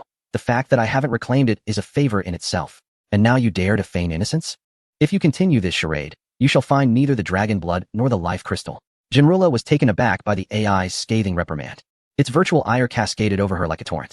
Yet, she hesitated to respond. Having absorbed the AI's explanation, she felt a pang of embarrassment. Despite the allure of the rewards, the might of the demon's sword was undeniable. It was worth far more than the 2 bottles. Though the sword spirit was somewhat peculiar, the lineage of its owners was equally odd for imparting such eccentric knowledge. With a sigh of relief, the AI finally ceased its tirade, wearing a look of satisfaction. Jean Ruilla seized the moment to interject. Esteemed AI, let us put this behind us. It was my folly. The AI scoffed. Were it not for your bond with the demon's sword, I would have disregarded you entirely. Indeed, your grace is boundless, Jean Ruilla replied, offering a conciliatory smile. Might I inquire about the significance of these 2 items? She gestured towards the colorful vials in the box. The AI, seemingly pleased by her demeanor, elaborated. These 2 vials are extraordinary. The red one contains dragon blood. Jean Ruilla's expression shifted to one of skepticism. What use is dragon blood to me? I would rather have gold. Pray, what expression is that? This is the blood of ancient dragons. Consuming it will grant you immense power, magical energy, and enhance your physical constitution, transforming you into a dragon-esque kin. Dragon-esque kin? What does that entail? In simple terms, it means you will become akin to a dragon, randomly gaining attribute affinities and the ability to absorb magical energy. Jean Ruilla was taken aback, her eyes wide with astonishment. Is it truly that formidable? Would that not render me invincible? Seeing her astonished reaction, the AI couldn't help but feel a sense of pride. If this vial is so potent, then what of the other one? What does it contain? Jean Ruilla's curiosity remained piqued, recalling the other enigmatic liquid. The AI continued. This vial contains the life crystal, a sacred essence formed from the tree of life over a millennium. It is a bespoke reward tailored to address your physical shortcomings. With a proud lift of its chin, it awaited praise. Wow, you are exceedingly generous. Esteemed AI, I adore you. Jean Ruilla exclaimed theatrically, feigning dramatic affection. Enough, the AI replied, clearly amused. Had it not been for the impending crisis, I would not bestow upon you such a generous reward. Jean Ruilla, perplexed by the words of the intelligent brain, inquired with a puzzled expression, Crisis? Do not ask. I shall not disclose it to you. You will understand in due time. Observing the serious demeanor of the intelligent brain, Jean Ruilla fell into silence. You must simply be aware that a formidable crisis is imminent, and you must. Before the sentence could be completed, the intelligent brain vanished without a trace. The entire plaza suddenly began to tremble, the towering columns swaying and tilting, while countless stones plummeted onto the ground. What is happening? Before she could react, the floor flickered abruptly. She disappeared, and the grand plaza collapsed with a thunderous roar, leaving behind nothing but an abyss of darkness. I hope you can save this planet. I cannot hold on much longer. You must grow swiftly. In outer space, upon a small asteroid, a myriad of purple insectoid structures adorned the landscape, with numerous insect queens diligently toiling beside the various-sized burrows, seemingly tireless. The queens released tiny larvae, which, despite their nomenclature, were not truly diminutive. These minuscule forms would swiftly mature into larvae, and upon receiving energy, they would transform into combat units of the insect species. Provided the capability was sufficient, countless swarms could emerge, akin to a tide, until they enveloped the entirety of the universe. Ding. Host, obey sir. Della has completed evolution. Yang Feng opened his eyes, gazing at the eye of Magic Guardian in the distance, emanating a potent wave of spiritual energy and pressure. The insect units prostrated themselves on the ground, reluctant to stir. Ah, the evolution is finally complete. I wonder what form it has taken. Just as he opened his mouth to speak, the imposing presence dissipated, the planet's atmosphere restored, and the swarms began to pulse once more. Soaring beside the eye of Magic Guardian, he extended his mental energy within. In the control room of the eye of Magic Guardian, 2 robust insect eggs stood upright in the evolution pool, gently pulsating, their surfaces already cracked. Crack, crack. The fissures in the eggs shattered further, spreading like a spider's web across their surfaces. They are about to emerge. Boom. The eggs erupted with a forceful impact, sending the insect cocoons scattering towards the surrounding flesh walls. A shard flew directly toward the brain insect. Honestly, such a commotion over evolution, Yang Feng thought helplessly. Subsequently, he released his mental energy, forming a protective net that intercepted the powerful fragments. Thank you, master. The brain insect, having spoken, nestled beside him, still trembling. Ah, what a relief. A baser slowly crawled out of the evolution pool. Its appearance seemed even more peculiar. If its form prior to evolution resembled a repulsive centipede, then post-evolution, it bore a closer resemblance to a millipede, exuding an aura of danger. It appeared to possess a few intriguing genes. Yang Feng transmitted the Eric gene from the gene pool into a baser's mind. A baser's eyes instantly sparkled with enlightenment as he crawled out of the Eye Guardian. Heading towards the hive, level 12 larva chamber, level 34 hive, level 5 main nest. Yang Feng paid him no mind. After all, even with a baser's evolution, it did not alter the fact that he was a tech enthusiast. Glancing to the other side, Della slowly emerged from the evolution pool. In contrast to a baser's transformation, Della's appearance was nothing short of astonishing. She possessed long, straight hair and wore a diamond-shaped armor atop her head, which featured a prominent black horn reminiscent of the Azure Dragon gene from Blue Star. Other than that, she had not changed much, save for the addition of a long tail adorned with sharp, backward-facing spines, seemingly derived from the White Tiger gene. Chapter 96. The Scheme Della, first-tier level 4 heroic unit. Psychic unit, a first-tier level 4 unit, is quite impressive. The evolution opportunity provided by the system is commendable. Speaking of which, I still have another chance to evolve a unit, thought Yang Feng, recalling that he had received an additional evolution opportunity as a reward for completing a task. Perhaps it would be wise to reserve this evolution for a contributing Zerg unit, as it is essential to motivate them for advancement. Yang Feng contemplated this approach. It might indeed be the best course of action, especially since the four-armed ape-like Zerg, having assimilated, lacked a sense of belonging to the swarm. They could cause disturbances at any moment. Providing them with opportunities could foster their sense of allegiance. Master, Della acknowledged. Since you have completed your evolution, I happen to have a multitude of tasks for you. Understood, Master. Yang Feng informed her of the recent battle situation. Take 20 Eye Guardians to protect the corruptors, ensuring they can safely erode the barriers of the Tree of Life. Yes, indeed. The Tree of Life in the Wood Elf Kingdom was beginning to wither.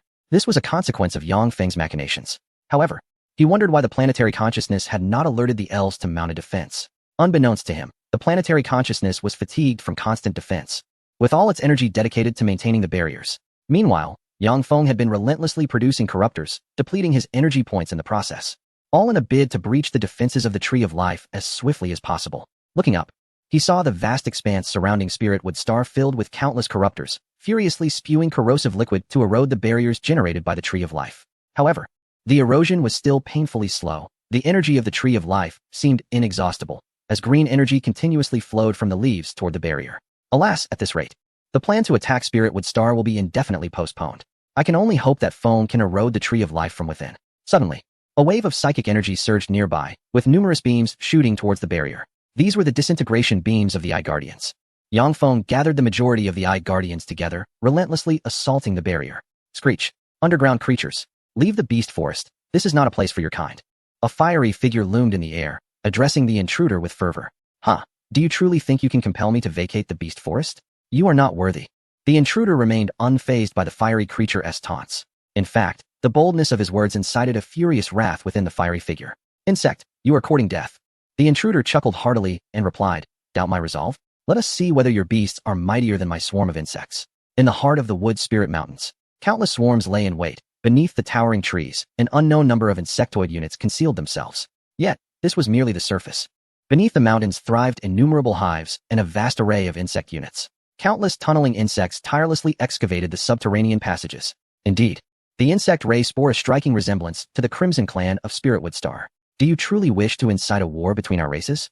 The fiery figure was taken aback by the intruder's calm demeanor, for a true conflict would be detrimental to both sides. The insects below had always been known for their survival instincts. Why, then, were they so resolute this time? Are you fearful?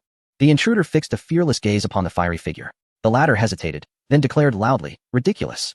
Am I to be afraid? If it is war you desire, then we of the beast forest shall stand firm to the end." The intruder let out a derisive laugh, finding the situation somewhat amusing. Was this truly the most timid tone from which the least threatening words were spoken?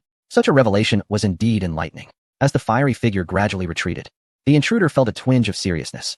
Although conquering Spiritwood Star was essential, these beasts posed an unavoidable obstacle, and the situation was becoming precarious. The insect race had descended upon the beast forest for several months, yet Kalia had squandered much of their time, stunting the insect's development. Oh, but I recall there are still spies lurking about. It seems I must employ cunning strategies. The intruder quietly devised a masterful plan. Meanwhile, in the Wood Elf Palace, Dale, Illier, and another were leisurely enjoying afternoon tea. Dale poured tea for them and inquired, "So, how goes your endeavor?" Illier stretched languidly and replied, "It has gone well. We have completed the tasks assigned by the master without raising suspicion." Yammer nodded in agreement, indicating all was well. Though we were once part of the elven race, we must now strive to fulfill our roles as members of the insect race. Dale spoke earnestly. "I understand, old man. You are quite verbose," Illier retorted.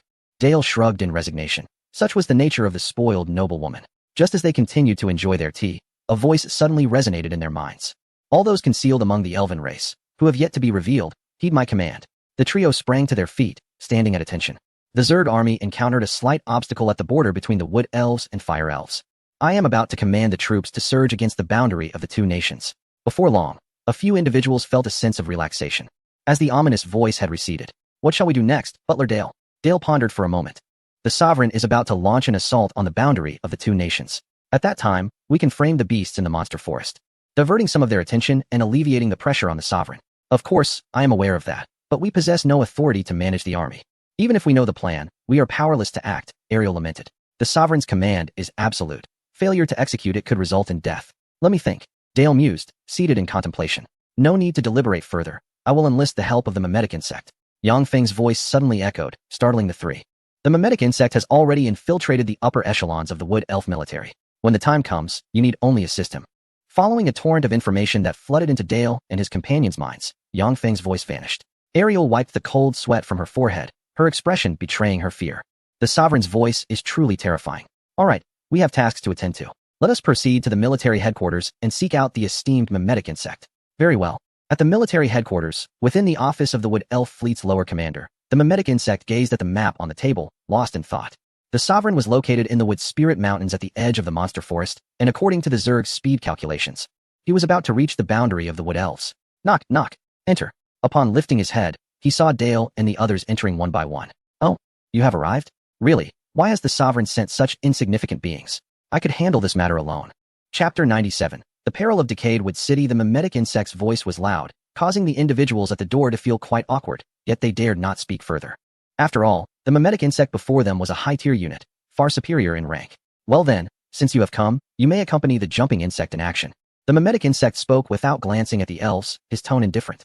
"Assisting the Sovereign in executing the plan is one part, but your primary task is to diminish the combat capabilities of the Wood Elf fleet. I will be unable to act, and I need you to command the infiltration team to execute demolition tasks." "Understood," they replied, heads bowed. Indeed, the primary target of the madness is the Wood Elf Kingdom. After all, only the Queen of the Wood Elves has been infected by the Zerg's virus. Moreover, once the tree of life here is eroded, it will serve as the Zerg's principal entry point. Buzzing. The shrill sound of alarms blared. The mimetic insect smiled slightly, saying, "They have arrived. Come, let us board the fleet." With that, he led the way out. What's with the arrogance? It's not as if you simply became a Zerg before us. In terms of age, I am far your senior." Ely Air expressed her anger softly behind, her voice barely audible to the mimicry insect. Dale attempted to pacify her, urging her to move along swiftly. Sooner or later, I shall trample this contemptible creature beneath my feet and demand it address me as queen." With a resigned demeanor, Dale exited. Such matters were not prohibited by the insect race. Indeed, possessing a spirited and ferocious nature was essential for a thriving species. Complacency would inevitably lead to their downfall. Moreover, the Sovereign had once stated that sufficient contributions would merit an opportunity for evolution. Returning to the matter at hand. At the border of the Wood Elves, near the boundary of Decaying Wood City and the Beast Forest, a sudden influx of biological signals surged towards Decaying Wood City. The soldiers on duty were so startled that they fell to the ground, fleeing in panic toward the command center. "This is dire. Commander, what? Did the beasts not retreat already? Why are they charging again?" The previous commander had been dismissed, and the new appointee was a corpulent man. This illustrated that the elven race was not composed entirely of handsome figures. Quick, report to the military headquarters and request immediate assistance. Yes, this cowardly commander nearly soiled himself, contemplating that he must escape quickly, for such a task was unbefitting of an elf. Meanwhile, outside Decaying Wood City, an eerie silence prevailed. However, the alarm bells on the walls shattered this unsettling tranquility. Countless mechas suddenly lined the battlements. The Guardians, composed of minuscule nanobots, adhered to the elves' bodies as they donned specialized armor made of unique metals, facilitating the seamless transmission of magical energy throughout the mecha and enabling precise control of the nanobots. These nanobots could assume any shape within a limited range. Their only weaknesses were extreme cold and chaotic magnetic fields. Under such conditions, the Guardians would congeal into solid masses, rendering them immobile. All personnel, prepare for battle. No retreat. Those who flee will be treated as deserters. A resounding voice echoed across the ramparts. Strange weaponry was positioned between the parapets, aimed at the nearby beast forest. The ground trembled, stones danced upon the surface, and leaves fell like snowflakes. They are coming. Everyone, disengage the safety. The commanding officer fixated intently on the distant beast forest. However, after a prolonged wait, no trace of the beasts materialized, as if they had vanished into thin air. What has happened? Why are they gone? Suddenly, he felt a faint tremor, accompanied by peculiar sounds of gnawing. Confounded, he continued to rally the troops, unaware that Decaying Wood City was perilously close to disaster. If he were to descend from the city walls and press his ear to the ground, he would hear the terrifying sounds that instill fear in the hearts of elves. The thunderous crunching was accompanied by a cacophony of numerous footsteps. Indeed, it was the tunnel worms. Their colossal bodies undulated as their enormous, serrated jaws opened and closed, devouring vast quantities of earth and stone, thereby carving a direct passage into the heart of Rotwood City. Following the tunnel worms was an innumerable horde of insectoid warriors. A veritable sea of jumping insects interspersed with sizable cockroaches, their imposing forms standing out like cranes among chickens. On the ground, a stir finally emerged. A large pack of beasts surged forth from the forest, recklessly charging towards the walls of Rotwood City. Meanwhile, in the unseen depths of the forest, Kaliana watched the throng of beasts with a sinister grin. Surrounding her were the units of the insectoid race. Indeed, these beasts were driven here by her command, herded forth as living decoys and expendable fodder. The protective barrier must be activated. They cannot be allowed to draw near. Behind us are the civilians. They must not be allowed entry. Yes, Buzz. The protective shield suddenly illuminated, radiating a blinding light towards the beast horde.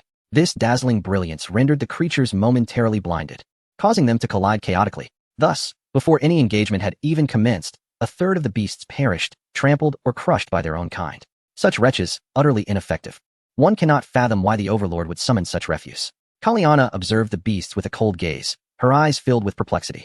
On the city walls, the wood elves were deep in their archery, entirely oblivious to the fact that Rotwood City was already riddled with holes and breaches. Indeed, it was a patchwork of destruction.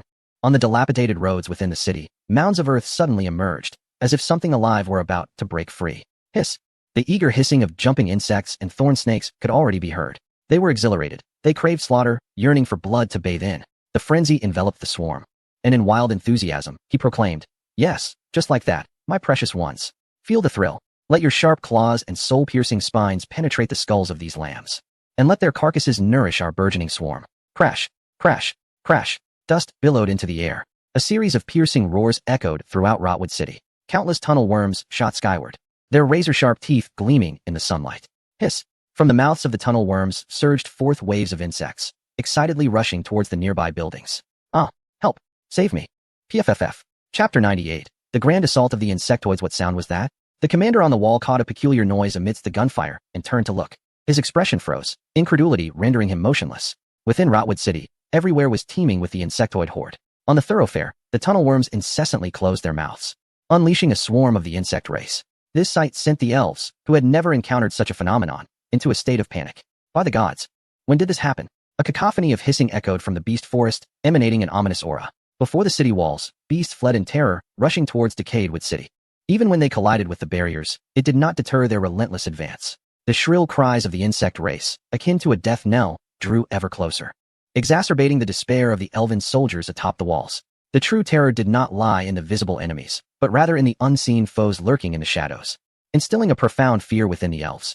This was undoubtedly intertwined with the fraught relations among the nations on Spiritwood Star. By the gods, what shall we do? The commander observed the insect race wreaking havoc within the city, feeling utterly powerless. With wolves in front and tigers behind, he found himself ensnared in a dilemma. Commander, look! No beast horde has emerged from the beast forest. exclaimed a lieutenant in surprise. The commander cast a hopeful glance towards the base of the city walls. Indeed, as the lieutenant had indicated, no further beast swarms had emerged, although he sensed this was not entirely fortuitous.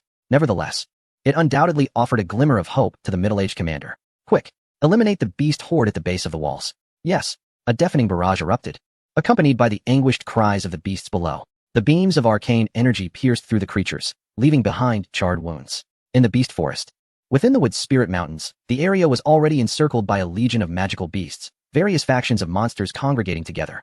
Among them were formidable entities. If the Crimson Bird represented a level 10 being, then the majority of the leaders of the beast factions had already surpassed level 7. They all shared a common trait. A halo of magical energy encircled their forms, resplendent in diverse hues. Resisting in such a manner was utterly futile. Through the mental network, the Mad One observed everything with keen eyes. To him, Decayed Wood City appeared as a rabbit ensnared in a trap, with no hope of escape. Cariana, delay no longer. Let us conclude this swiftly, the Mad One uttered, as if conversing with himself. Yes, master, I shall not disappoint you. The soldiers atop the walls of Decayed Wood City had just finished clearing the beast horde below and were adjusting their ranks, preparing to withdraw and establish a defensive line within the city. Just as the elves began to relax, a resounding insect roar erupted once more from the depths of the beast forest. This plunged them back into a state of tension as they gazed anxiously towards the forest's edge. The sound of snapping branches pierced the serene dusk, accompanied by a stifling atmosphere. The atmosphere was instantly enveloped among all the elves. Hiss! At the edge of the forest, a figure emerged from the shadow of a great tree, capturing the attention of every elf. The compound eyes of the jump bug glimmered with a hint of crimson, illuminated by the setting sun, casting a long shadow behind it. Soon, a cacophony of frantic footsteps erupted, resonating throughout the forest. Countless scarlet eyes materialized from within the shadows of the woods. Charge! Hiss! The hind legs of the jump bug unleashed tremendous force, racing towards the barrier. Quickly, open fire. Yet, all was in vain. The jump bug, fearless and undaunted, showed no fear of the elves' assault. Moreover, under the robust armor of the cockroach, the effectiveness of the elves' magical bullets was minimal, barely breaching the cockroach's thick plating. Concurrently, a dense mist began to waft from above the monster-infested forest. Indeed, this mist was none other than the spore clusters of the infectors. These bacteria not only accelerated the movements of the insect swarm, but also possessed a peculiar structure that obscured the elves' vision. However, this mist had no effect on the insect horde. Additionally, these spore clusters harbored extremely lethal viruses. Once infected, the host would be immediately parasitized by the spore virus, their bodily tissues consumed, and subsequently transformed into insect units. Nevertheless, a notable drawback remained: their sluggish mobility and susceptibility to the wind. Furthermore, upon the death of the infectors, these bacterial spores would swiftly perish and dissipate. Nonetheless, this did not diminish their potency. Whoosh! Spherical projectiles, radiating heat, suddenly burst forth from the forest, crashing into the barrier. Bang! Sparks flew, and simultaneously, a deluge of fluid erupted, exuding searing heat. The destroyers advanced with a relentless stride, trailing wisps of black smoke from the barrels on their backs. Report to the commander. The energy of the barrier has suddenly plummeted. At this rate, our reserve magical energy crystals will only last through the night. His furrowed brow gradually relaxed. One night, that would suffice. It should last until the fleet's arrival. He no longer harbored hopes of repelling the monstrous horde at the city walls. For the safety of the civilians, he had no choice but to allocate half of the defending troops within the city to engage in guerrilla warfare against the beasts. Even if he had the will, he lacked the strength. Through the breach, the commander surveyed the interior of the city. The air was thick with smoke. The flames painted the sky crimson. Gunfire and explosions echoed in succession. Although the insect horde suffered significant losses, the elves were not faring any better. To sever the insects' reinforcements, waves of suicide squads continuously charged, targeting the tunneling insects. Yet, the insect queens guarding the tunneling insects were no mere bystanders. They were not only breeding machines, but also instruments of war. As long as they were not directly slain, the queen's formidable healing abilities could instantly restore the insect units. This has led the elves to have no desire to engage in combat with them. Their mission is to infiltrate, detonate the bombs, and then withdraw. Though it is not as simple as it sounds. This strategy was conceived at the cost of countless elven lives. The unprecedented beast has shattered their perceptions, undaunted by death. With formidable combat prowess and remarkable self-healing abilities, like relentless killing machines, they will not cease their advance as long as they draw breath. On the city walls, the elves' firepower has been unyielding. Chapter 99. Eavesdropping Dragon. On November 4th, 10788. In the realm of the Wood Elves, the borders were besieged by beasts. The decaying city of Woodrot stood on the brink of collapse. After a series of battles throughout the day, the city was already riddled with wounds. And for some unknown reason, the attacking beasts suddenly retreated, leaving behind a battered Woodrot. Here, Yang Feng was seething with rage. Explain to me why you have yet to reach Woodrot. On the other end of the mental link was the mimic bug. Yang Feng was in a furious frenzy, a manic emotion brewing within his mind. In an instant, he could annihilate the mimic bug. The source of his ire was the bug's failure to arrive on time, resulting in the plan's failure. The swarm had to retreat. Now, directly declaring war on the Wood Elves was not a prudent course of action. The mimic bug trembled in fear, as did the 3 individuals beside it. Forgive me, master. Yang Feng's body began to shake as he struggled to contain his fury. Gritting his teeth, he interrupted the mimic bug. I do not want to hear your explanations. I demand results. Because of your tardiness, the loss of the swarm in the assault on Wood Rot was for naught. If there is a next time, you shall be sent to the evolution pool for disassembly. Moreover, if one were to place blame on the beasts, that would be a success. However, what infuriated Yang Feng further was that the damned beasts had seized the opportunity to launch a direct assault on the nest while the insect swarm attacked Wood Rot, resulting in significant losses. Damn it, cursed fire elves. At that moment, the mimic bug was surrounded by smoke and blood. Its command ship was in tatters, riddled with holes. Indeed, the reason for the mimic bug's failure to arrive at Wood Rot on time was the fire elves. Not long ago, a fleet of 50 fire elf ships had attacked the Wood Elf fleet. The 2 fleets were nearly equal in number, engaging in a fierce struggle. Ultimately, the timely arrival of the Wood Elves' reinforcements forced the fire elves to leave behind a significant portion of their fleet and retreat. My lord, what shall we do now? Dale inquired. The mimic bug retorted in anger, return to the capital. Now. Yes. It dared not speak further in the face of the enraged mimic bug. On the outskirts of the Wood Spirit Mountains, what was once a lush forest now lay barren, reduced to desolate yellow earth. The glaring yellow earth formed a line, stretching towards both sides of the Wood Spirit Mountain range. Flanking this line stood an array of creatures, all vigilant and gazing across at one another. A burst of flame erupted from the beasts, soaring skyward in a distant glance towards the Wood Spirit Mountains. As the fire gradually subsided, it revealed the divine visage of the Crimson Bird. She opened her beak and let out a loud, arrogant cry. Insects, do you still dare to speak so boldly? Yet, a sphere of light shot forth towards her face.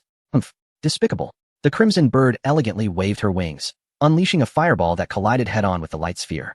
With a hiss, flames and electric sparks erupted in all directions. Subsequently, numerous corruptors surged forth from the mountains, charging towards the Crimson Bird. If you have come merely to boast, I shall show you what the insect tribe truly is. A frenzied voice echoed, brimming with authority. Eavesdropper. A cacophony erupted once more in the tranquil woods. Shield bugs led the charge, erecting their backs as shields, bulldozing towards the beasts. A multitude of flying dragons suddenly appeared in the sky, intercepting the airborne monsters. A series of shadowy figures burst forth, creating sonic booms as they emerged from the Wood Spirit Mountains. Chapter 100, The White-Haired Lowly. White streaks trailed behind these shadows, signifying their speeds had surpassed the speed of sound. The Crimson Bird, entangled by the corruptors, suddenly sensed something amiss. Her body trembled, and arcane energy surged forth, scattering all the corruptors. Turning to look, she discovered a swarm of unfamiliar insectoid creatures soaring above the battlefield. The appearance of these beings struck a familiar chord within her memory. As she pondered, a sharp sound emanated from the peculiar creatures. Hiss! These massive beings suddenly split open their bellies, revealing 3 orifices. A multitude of diamond-shaped objects, trailing red smoke, hurtled towards the ground's beastly army, accompanied by a piercing sound. It was as if they were warning the beasts below of an impending descent. Upon closer inspection, one could discern that these strange, missile-like entities had a pair of open eyes at their forefront, their pinhole pupils radiating a resolute glint. Hell's Whale, the primary attack method of the shield bug, each possessing around 100 such devices, transformed from exploding mosquitoes, containing a significant amount of corrosive acid, infused with a touch of spiritual energy. And upon contact with an object, they would detonate instantly, creating a powerful shockwave. This is bad. Realizing this, the Crimson Bird recalled. These are nothing but the battle machines of those elves. Although not of the same kind, their functions should be identical. Retreat. All beasts scatter. Keep away from those objects. Flying beasts. Intercept those flying insectoid creatures and prevent them from continuing their assault. The monstrous horde on the ground had long been aware of the hellish screech descending from the sky. Its piercing cry was impossible to ignore. Upon hearing the command from the Crimson Bird, the densely positioned army of beasts immediately scattered. However, it was too late. A multitude of hellish screeches fell from above like hailstones. Chirp, boom, roar. The army of beasts was left in disarray, as caustic acid rained down upon them like an insidious parasite, covering them entirely. Black smoke billowed upward, akin to malevolent spirits, siphoning away the lives of the beasts. Yet, the onslaught was far from over. The hellish screeches continued to rain down, causing the beasts to collapse into chaos. The insectoids, witnessing this, the Crimson Bird was consumed by fury, arcane energy surging from her form, brimming with terrifying might. Featherstorm. Alas, this phrase has recently bewitched me. Before her, a complex magical array materialized, and a flurry of razor-sharp fire feathers shot forth, fanning out towards the eaves drakes. Everything caught in their path was reduced to ashes, be it insectoid or beast. The horror of a level 9 being was palpable. Return. No need to prolong the engagement. A voice of madness echoed, summoning all the Eve's drakes back. Though massive in size, they were remarkably agile. Despite the dense barrage of fire feathers, only a fraction of the Eve's drakes were affected. Turkey, are you still feeling smug? Look at your army, crumbling before my insectoids. The madness could discern that the Crimson Bird had just unleashed her ultimate attack and possessed no surplus power to contend with the ground forces. Humph, insects, just you wait. Indeed, the Crimson Bird turned away, showing no inclination to engage with the madman. While a fierce battle raged on this front, a far grander scheme was brewing elsewhere. Jimu City, the border between the Gold Elves and the Wood Elves, also adjoining the realm of the Fire Elves. Jimu City was a colossal fortress, its walls reaching a thickness of 10 meters, constructed entirely of steel. With a garrison numbering in the millions, it housed numerous fleets, mechs, and even some strategically significant high weaponry. This was a crucial stronghold. Should it fall, a vast expanse of grassland lay just a few thousand kilometers behind it, allowing the enemy to advance directly into the heart of the Wood Elf Kingdom. Of course, who this enemy might be remained unknown, as it had been ages since any conflict had erupted among the elves. Outside Jinmu City, a petite figure suddenly appeared, her silver-white hair gleaming under the sun, her expression devoid of emotion. Her flat chest suggested a remarkable modesty, and her delicate frame could easily be toppled with a mere push, an ideal for those with a penchant for lolis. Accompanying her was a creature several meters tall, its deep black mane glistening with a lustrous sheen, powerful limbs and long, sharp claws revealing its inherent danger. Together, they presented a striking contrast. Oh, this must be the place. Chapter 101. Framing the blame one Yaya. Do you think we should heed the words of that greasy old man? The silver-haired little girl slightly lifted her gaze towards the creature beside her. Ugh. Indeed, do you also perceive that man as malevolent?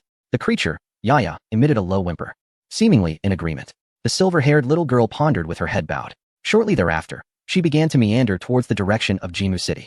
The guards at the city gate were drowsily battling the heavy weight of their armor under the relentless sun, which beckoned them into slumber. Ah, it is sweltering. I cannot fathom why we must stand guard every day. It has been millennia since the last battle. Is this not a futile suffering? One guard yawned and complained. Just as his companion was about to respond, he turned to see the little girl and the fierce-looking Yaya emerging at the bridgehead. Halt! Do not move. What is your purpose here? The sleepy guard was suddenly alert, hastily raising his weapon towards the little girl. The little girl remained composed, standing her ground and gazing at them calmly. Upon witnessing the guard brandishing his weapon, Yaya swiftly positioned herself in front of her, adopting a defensive stance. The atmosphere between both parties became tense. After a moment of standoff, the guard could no longer restrain himself and was about to fire when the little girl pushed Yaya aside. Greetings, I am Lucy, a bounty hunter, she stated expressionlessly. A bounty hunter? What brings you here? This is a military stronghold. No unauthorized personnel are allowed. Depart immediately. The guard, clearly skeptical, urged her to leave. The little girl hesitated before replying, but I am lost.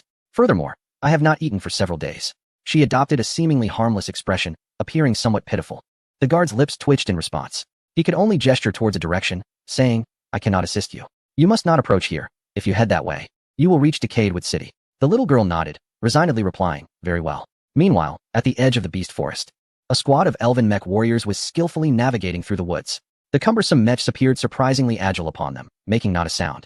Not long after delving deeper into the forest, the leader suddenly raised his hand, signaling for a halt. Stop. There's a situation. The team instantly froze, concealing themselves. Not far ahead, several thorn snakes slithered through the shadows, their presence undetectable without focused attention. The leader waved his hand, and moments later, muffled thuds echoed. The thorn snakes reacted instantly, but it was too late. Green fluid erupted forth as they fell to the ground, their heads punctured by fist-sized holes, their bodies twitching unconsciously. Proceed with caution, and be mindful of your steps. Silence is paramount. Understood. However, their self-assured attempts at concealment appeared to Kalyana like cockroaches in the sunlight, all too visible to her watchful eyes. In the fleeting moment of the venomous serpent's demise, the vigilant-eyed bugs in the sky swiftly detected the occurrence and relayed the information back to the insect nest. Do not let them approach. Surround them with the leaping insects. Hissing, the leaping insects near Kalyana sprang into action, swiftly advancing toward the elven squad.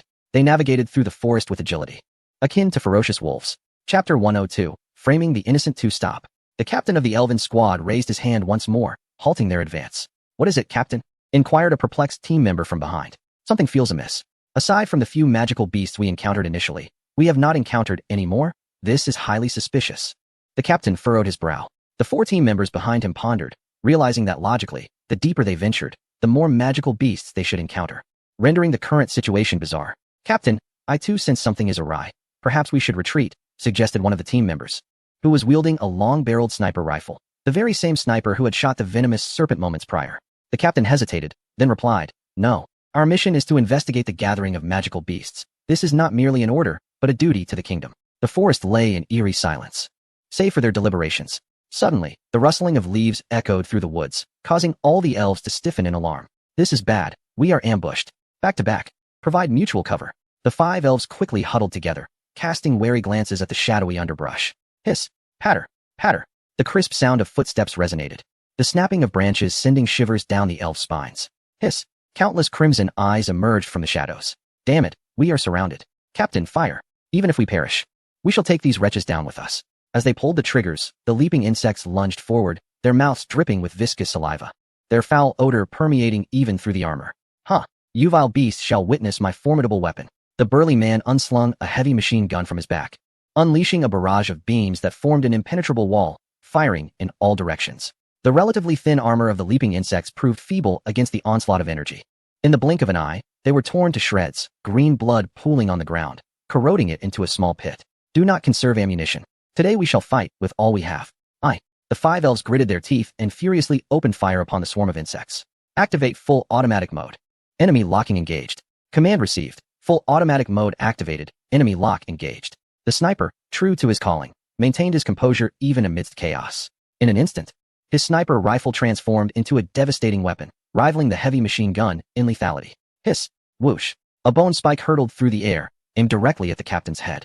"You shall not succeed." The female team member beside the captain extended her arm, a shield materializing from her armor, safeguarding him. Clang. The metallic clang of collision reverberated, and the bone spur lost its strength, falling to the ground. The serpent, having missed its strike, swiftly retreated into the woods, once more concealing itself. "Captain, this strategy is unsustainable. We will inevitably exhaust our resources." "I am aware. Moreover, these are merely cannon fodder. The formidable beasts have yet to emerge." "Black Bear, clear the path. We shall charge forth." "Understood. Provide cover for me." Without further ado, the burly man slung the heavy machine gun over his shoulder and retrieved an object the size of a basketball. "Northwest, 30 meters away. Detonate the small magical explosive." "Received."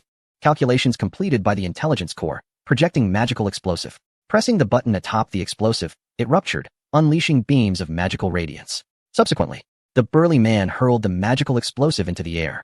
"Remain concealed. The shockwave is imminent." Mechanical sounds echoed as 5 elves swiftly crouched down, lying flat against the ground. The magical explosive traced a perfect arc through the sky, descending toward the most densely populated cluster of insects. 3 seconds later, the explosive was set to detonate. Suddenly, a withered, rigid arm emerged from the shadows, seizing the magical explosive with great force. Chapter 103, Framing 3. How intriguing. Kaliana tightened her grip, and the magical explosive erupted in a blinding burst of light, releasing an overwhelming surge of magical energy. A mushroom cloud ascended, enveloping a 20-meter radius centered around Kaliana. The area transformed into a circular pit. As the smoke dissipated, a scene emerged. A mass of green mist floated in the air, exuding an intense pressure. The surrounding insect swarm halted, paralyzed by fear. The green mist gradually contracted toward the center, revealing Kaliana's figure.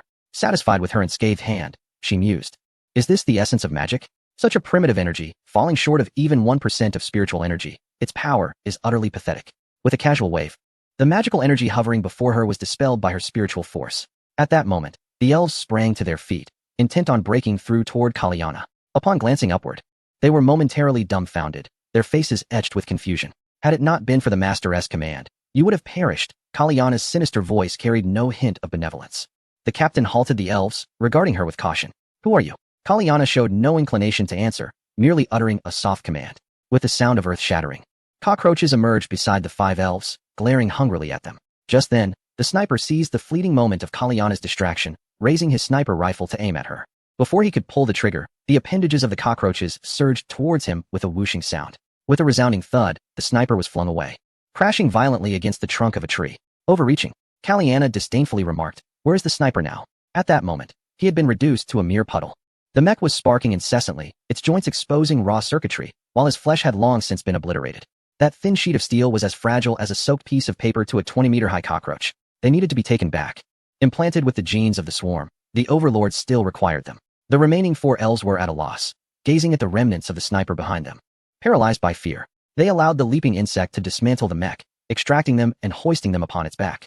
Soon, They found themselves brought before a nest of the swarm. Kneel and receive the blessings of the swarm. The insect queen intoned ominously before the nest.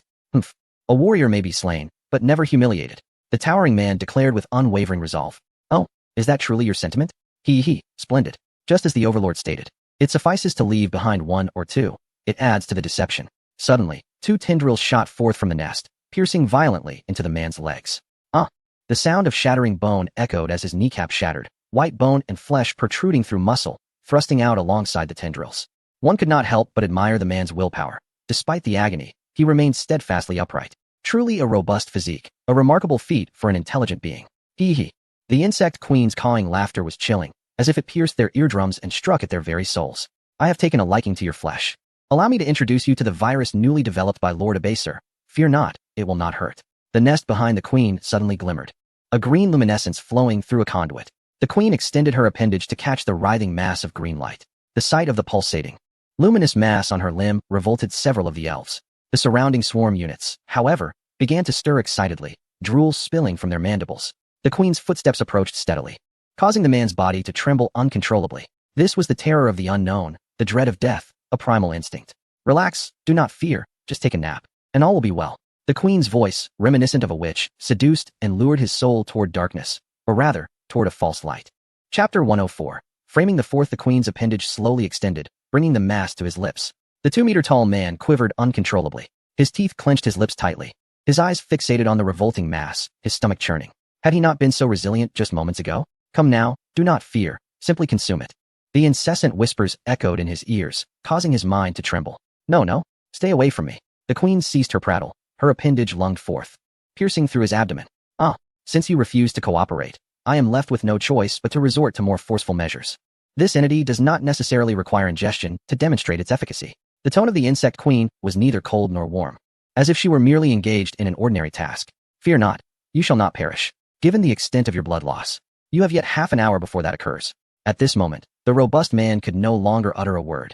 Excruciating pain incessantly assaulted his nervous system, rendering even unconsciousness an impossibility. The mass was relentlessly devouring his flesh and blood. Upon contact with his body, the mass silently dispersed into countless fine filaments, coursing through his bloodstream and spreading throughout his entire being. Help, save me. Captain, please. It was unfathomable how a man who had once towered at 2 meters, robust and brawny, could now resemble a mere stick.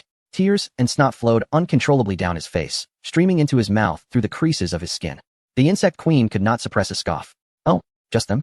Once liberated from their iron shell, you are nothing but frail flesh, lacking in the application of energy.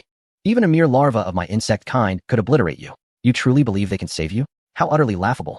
The 3 kneeling elves lowered their heads in reluctant submission, fearing they would be next. Thus, the agonizing cries of the robust man echoed above the insect lair for over 10 minutes, until all sound ceased, allowing the 3 elves to finally lift their gazes. Among the remaining elves, the sole female could no longer contain herself. Witnessing the fate of the robust man before the insect queen nearly made her lose her stomach. Even the second elf beside her appeared ghostly pale. It seems we have failed. Improvements are necessary. Lord Abaser's research is too potent. The elven bodies simply cannot withstand it. The insect queen withdrew her claw, indulging in the remnants within her grasp. The robust man, now devoid of support, fell to the ground with a splat, releasing a purplish-black liquid. His appearance had become indescribable, with only the faint outline of his skull discernible through the decaying flesh. There was even a flicker of consciousness as he writhed upon the fungal carpet. Enough, the insect queen declared. He has outlived his utility. I shall leave him to you. She slowly turned her gaze to the remaining 3 elves. How shall I dispose of you? Should I feed you to the larvae? Or utilize you as a hatching nest? Such exhilarating questions. They trembled, their eyes alight with sheer terror. No, please, spare me. Enough, do not toy with them any longer. They still hold value, and the master grows impatient. Cariana had silently approached the insect queen from behind, as stealthy as a specter. Yes, Commander Cariana, the insect queen replied, inclining her head slightly. Go now. The situation at the Spiritwood Mountain front is dire, and the master cannot wait any longer. Chapter 105. Framing 5. Drag it out. Proceed with genetic modification, but do not let them perish. Understood. Carianne fixed her gaze intently upon the direction of Decayed Wood City, her thoughts shrouded in mystery. As dawn broke, 3 battered elves lay at the entrance of Decayed Wood City, teetering on the brink of consciousness. Undoubtedly, they were the very elves released by the insectoid race. At this moment, they were no longer members of the elven kin, but had become part of the insect horde. The effort expended to capture them only to return them was merely a ruse to mislead the higher echelons of the Wood Elves. However, It did not require excessive exertion. Look, are those elves lying there? The sentry squinted, uncertain as he peered downwards. Wait, let me take a closer look. He retrieved a pair of binoculars, scrutinizing the scene. That's not right. Open the gate. Those are members of the reconnaissance team. Upon spotting the tags on the shoulders of the fallen elves, he hastily shouted. In no time, a group rushed to carry the 3 elves through the city gates and swiftly transported them to the medical facility. To call it a medical facility was somewhat of a misnomer. It was, in fact, a small chapel. A female elf adorned in a golden robe, her figure gracefully accentuated. Approached. Adjusting her glasses, she remarked, they still possess breath. Given such injuries, I wonder how much longer they can endure. They truly live up to being members of the reconnaissance team. Her melodious voice was soothing, enveloping the elves in a sense of serene comfort. Do not worry. I shall administer urgent care first, and after a few months of recuperation, they will be as good as new. Thank you, High Priestess Heel. These team members are of utmost importance. It is imperative that we save them. With that, the commander bowed and exited. Rest assured, came Heel's voice from behind, prompting the commander to exhale a sigh of relief.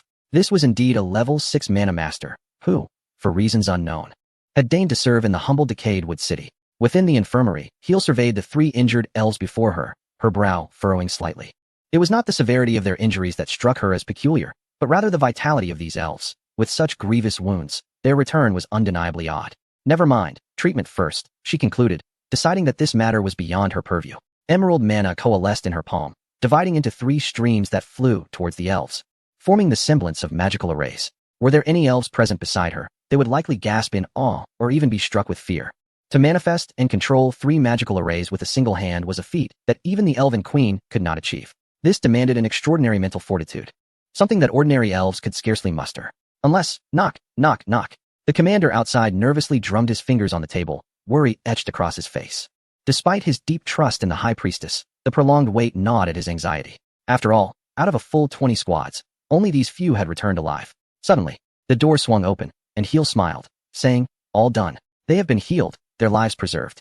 If you have questions, now is the time to ask. They cannot withstand further strain. The commander stood up with palpable excitement, swiftly approaching her. I am truly grateful. You are the savior of the entire Wood Elves. All right. Be off now, she replied, turning to depart. As her flowing robe parted, it revealed her long, shapely legs clad in black silk, causing a few guards behind the commander to drool in admiration. The commander's expression darkened immediately. He turned and delivered a sharp slap to an elf. What are you staring at? Is she someone you can gawk at? The lifespan of the High Priestess, cough, cough. An aura of deadly intent enveloped him, sending a shiver down his spine, prompting him to hastily close his mouth. Wiping the sweat from his brow, he mentally chastised himself, relieved that he had refrained from speaking further. She despised any mention of her age. It was all this bunch's fault. He glared fiercely at the elves, who appeared utterly perplexed. I'll settle this with you later. Chapter 106. The Brilliance of Genrilla. Where am I? This place looks so familiar. Genrilla took a few steps forward and soon spotted a recognizable mark. This was a skill she had developed after countless circles. Oh, how did I end up back here again? Her mood shifted. She had thought the journey from the Fire Elves realm to the Wood Elves realm would be straightforward. Yet this winding path had kept her wandering for over 10 days. Damn it, am I still in the Fire Elves territory? She gazed skyward in frustration, the blinding light filtering through the Tree of Life into her eyes, causing her to blink. Odd. It's nearly evening, yet the sun is still so glaring. Squinting, she surveyed the Tree of Life, gradually noticing something amiss. What has happened to the Tree of Life? Confused, she began to discern her path, heading towards the withered Tree of Life. This shouldn't be. I remember it being lush and vibrant when I left. How could it have withered in just over 10 days? However, the Tree of Life unwittingly guided her, much like a lost ship spotting a lighthouse radiating brilliant light. Tears of joy welled up in her eyes. How wonderful. Finally, I am about to escape this wretched forest, where I have subsisted on wild grass without encountering a single beast. After what felt like an eternity, she finally spotted a glimmer of light ahead, but strangely, it was accompanied by a cacophony of noise. What is happening up there? Is something fighting? I must investigate. That little girl has already caused quite the ruckus. The thought of that mischievous little girl gave Genrilla a headache, especially since she needed to drink blood. Of course, it was not just for the sake of drinking. The demon sword had a restorative effect. Absorbing blood could replenish her magical energy. The stronger the creature, the more potent and pure the energy reabsorbed. Boom, boom, boom. The sounds of thunderous roars echoed ahead, accompanied by faint cries.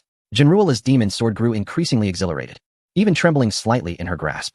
Calm down, there's no need to be so excited. Let us venture forth, she proclaimed, clutching the enchanted sword as she dashed towards the edge of the forest. A glimmer of exhilaration sparkled in her eyes, for she longed for battle. The days of confinement had left her restless. The light ahead grew increasingly radiant, and the fervor in Jean Ruilla's gaze intensified. Closer, closer. With a leap, Jean Ruilla soared from the woods, executing a flawless backflip and landing gracefully upon the golden soil. The grand entrance of the formidable Jean Ruilla. The ground trembled beneath her, fissures radiating outward in all directions. But wait, why was there silence? Jean Ruilla opened her eyes in bewilderment. And then, there was nothing more. The scene was strikingly quiet and rather awkward. Of course, the awkwardness was hers alone, for surrounding her stood a dense assembly of insectoids and beasts. The jumping insects regarded this elf who had sprung from the thicket with a look of utter confusion. Who was this oversized chicken leg that had come to court death? Not only were the insectoids perplexed, but the beasts were equally astonished. Just as these two factions prepared to engage in combat. Who was this monkey that had leapt into their midst? What on earth was happening?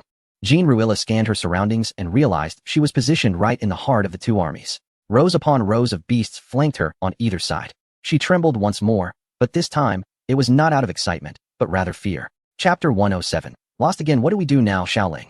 Jean Ruilla was truly frightened. The notion of battle had been replaced with the primal instinct for survival.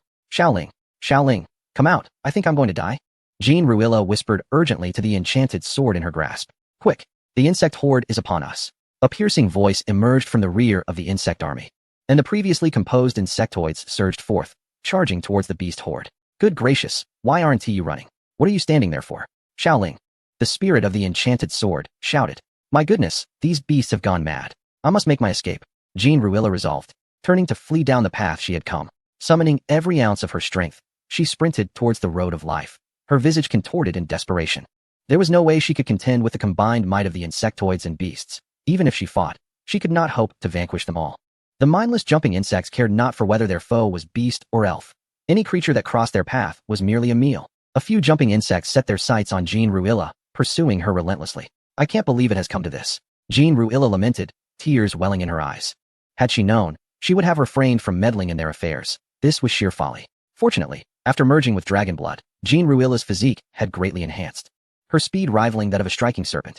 Coupled with the boost from her magical energy, the jumping insects soon vanished from sight. Unable to even catch a glimpse of her tail, uncertain of how long she had been running, night had fully descended by the time she finally paused. With a heavy sigh, she exclaimed in exasperation, what a tiring ordeal.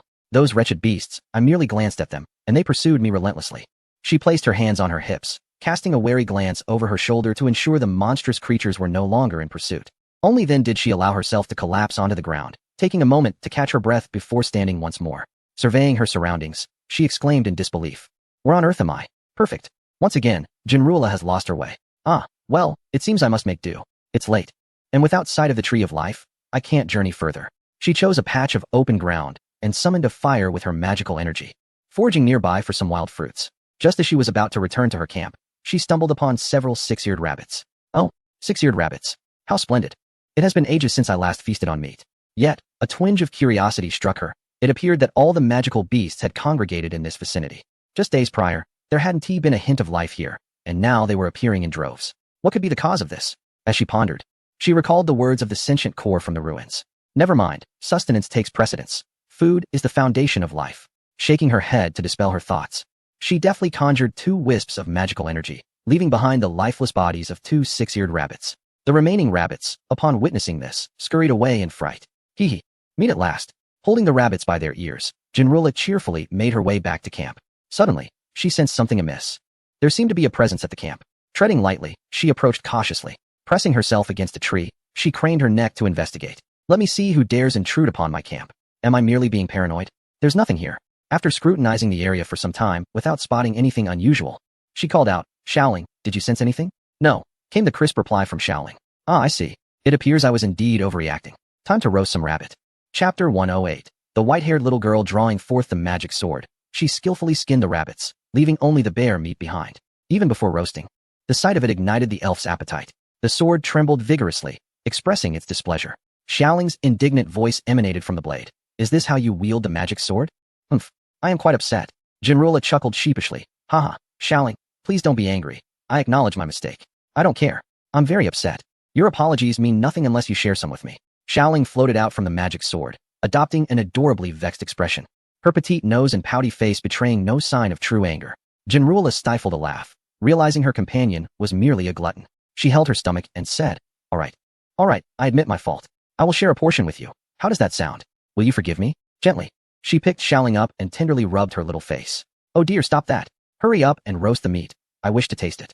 You promised to share one with me. Indeed, you did. After soothing the little one, Jean Ruila returned to the fire to continue roasting the rabbit, pondering as she cooked. I wonder, do spirit beings consume food as well? It seems quite peculiar. Before long, under the enchantment of the magical flames, the six-eared rabbit was thoroughly cooked. She sprinkled the wild herbs she had gathered upon it, and instantly, a powerful aroma wafted through the air. It's ready. How does it smell? Delicious, right? These spices are typically unrecognized by elves. Only I can appreciate them. Humph. Jean Ruila proudly raised the roasted rabbit in her hand. Xiao Ling gazed at the rabbit with eyes gleaming like gold, a droplet of saliva escaping the corner of her mouth. So fragrant. Give it to me. I shall. Here you go. Jean Ruila took down one roasted rabbit and handed her the other, skewered on the enchanted sword. With one bite. The golden light in Xiao Ling's eyes intensified. So delectable. Jean Ruila beamed with a benevolent smile, saying, if it's delicious, eat more. If it's not enough, I shall catch more. Xiao Ling, engrossed in her feast, barely lifted her head.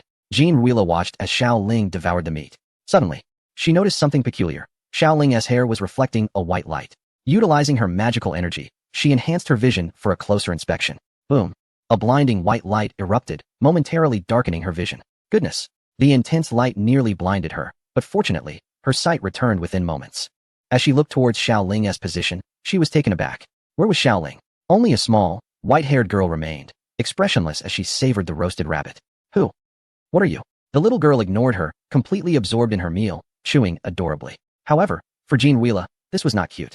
She could clearly perceive the immense energy beside the girl. This energy was so profound that even her years spent in the beast forest had never encountered anything like it.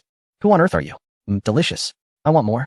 A rabbit weighing several kilograms was swiftly consumed, leaving only a pile of clean bones behind. This sent chills down Jean Ruila's spine. Damn it.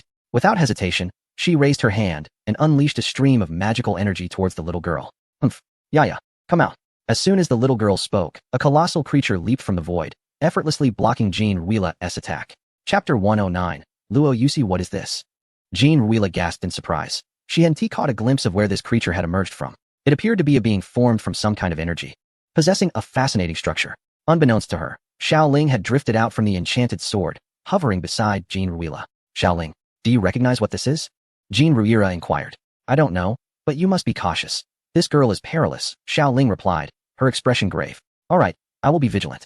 Jean Ruila acknowledged the gravity of the situation, gripping her magic sword tightly, beads of sweat forming on her forehead. Do not confront her directly. You are no match for her. Look for an opportunity to flee. Xiao Ling's fearful voice echoed in her mind, causing Jean Ruila to freeze. What kind of formidable being was this girl, that she could instill such fear in Xiao Ling?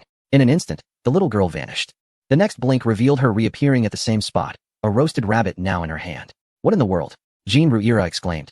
Glancing down to find the roasted rabbit had completely disappeared. What manner of creature is this? At such speed, if she were to attack me, I would scarcely comprehend my demise.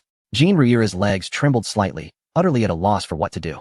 Xiao Ling's voice resonated again in her mind. Why are you still dazed? Run. I cannot move. Jean Ruila yearned to flee. Yet her legs refused to obey her command. At the critical moment, she faltered. I will soon invoke the power of the magic sword. There is only one chance. You must seize the moment to escape. Do you understand? Jean Ruila nodded, replying, I will do my best. Just as Xiao Ling prepared to unleash the sword's power, the little girl glanced at it and resumed munching on the roasted rabbit. With that single glance, Xiao Ling fell silent. Hello? Xiao Ling, are you all right? No matter how Jean Ruila called out, Xiao Ling did not respond. What on earth is happening? Shortly thereafter, within mere minutes, the roasted rabbit was devoured entirely by the little girl. Still not full, the little girl murmured, savoring her fingers. She lifted her gaze to Jean Ruila, her cold stare sending a chill through Jean Ruila's heart. Oh no, she is going to eat me. What should I do? As the little girl approached, Jean Ruila ceased her struggles and shut her eyes. Moments passed. The anticipated demise did not arrive. Instead, something tugged at her garment. Curious. She opened her eyes to find the little girl gazing at her with hopeful eyes. One hand clutched her clothing, while the other held 3 six-eared rabbits. I still want roasted rabbit. You cook, 2.5 for me, half for you.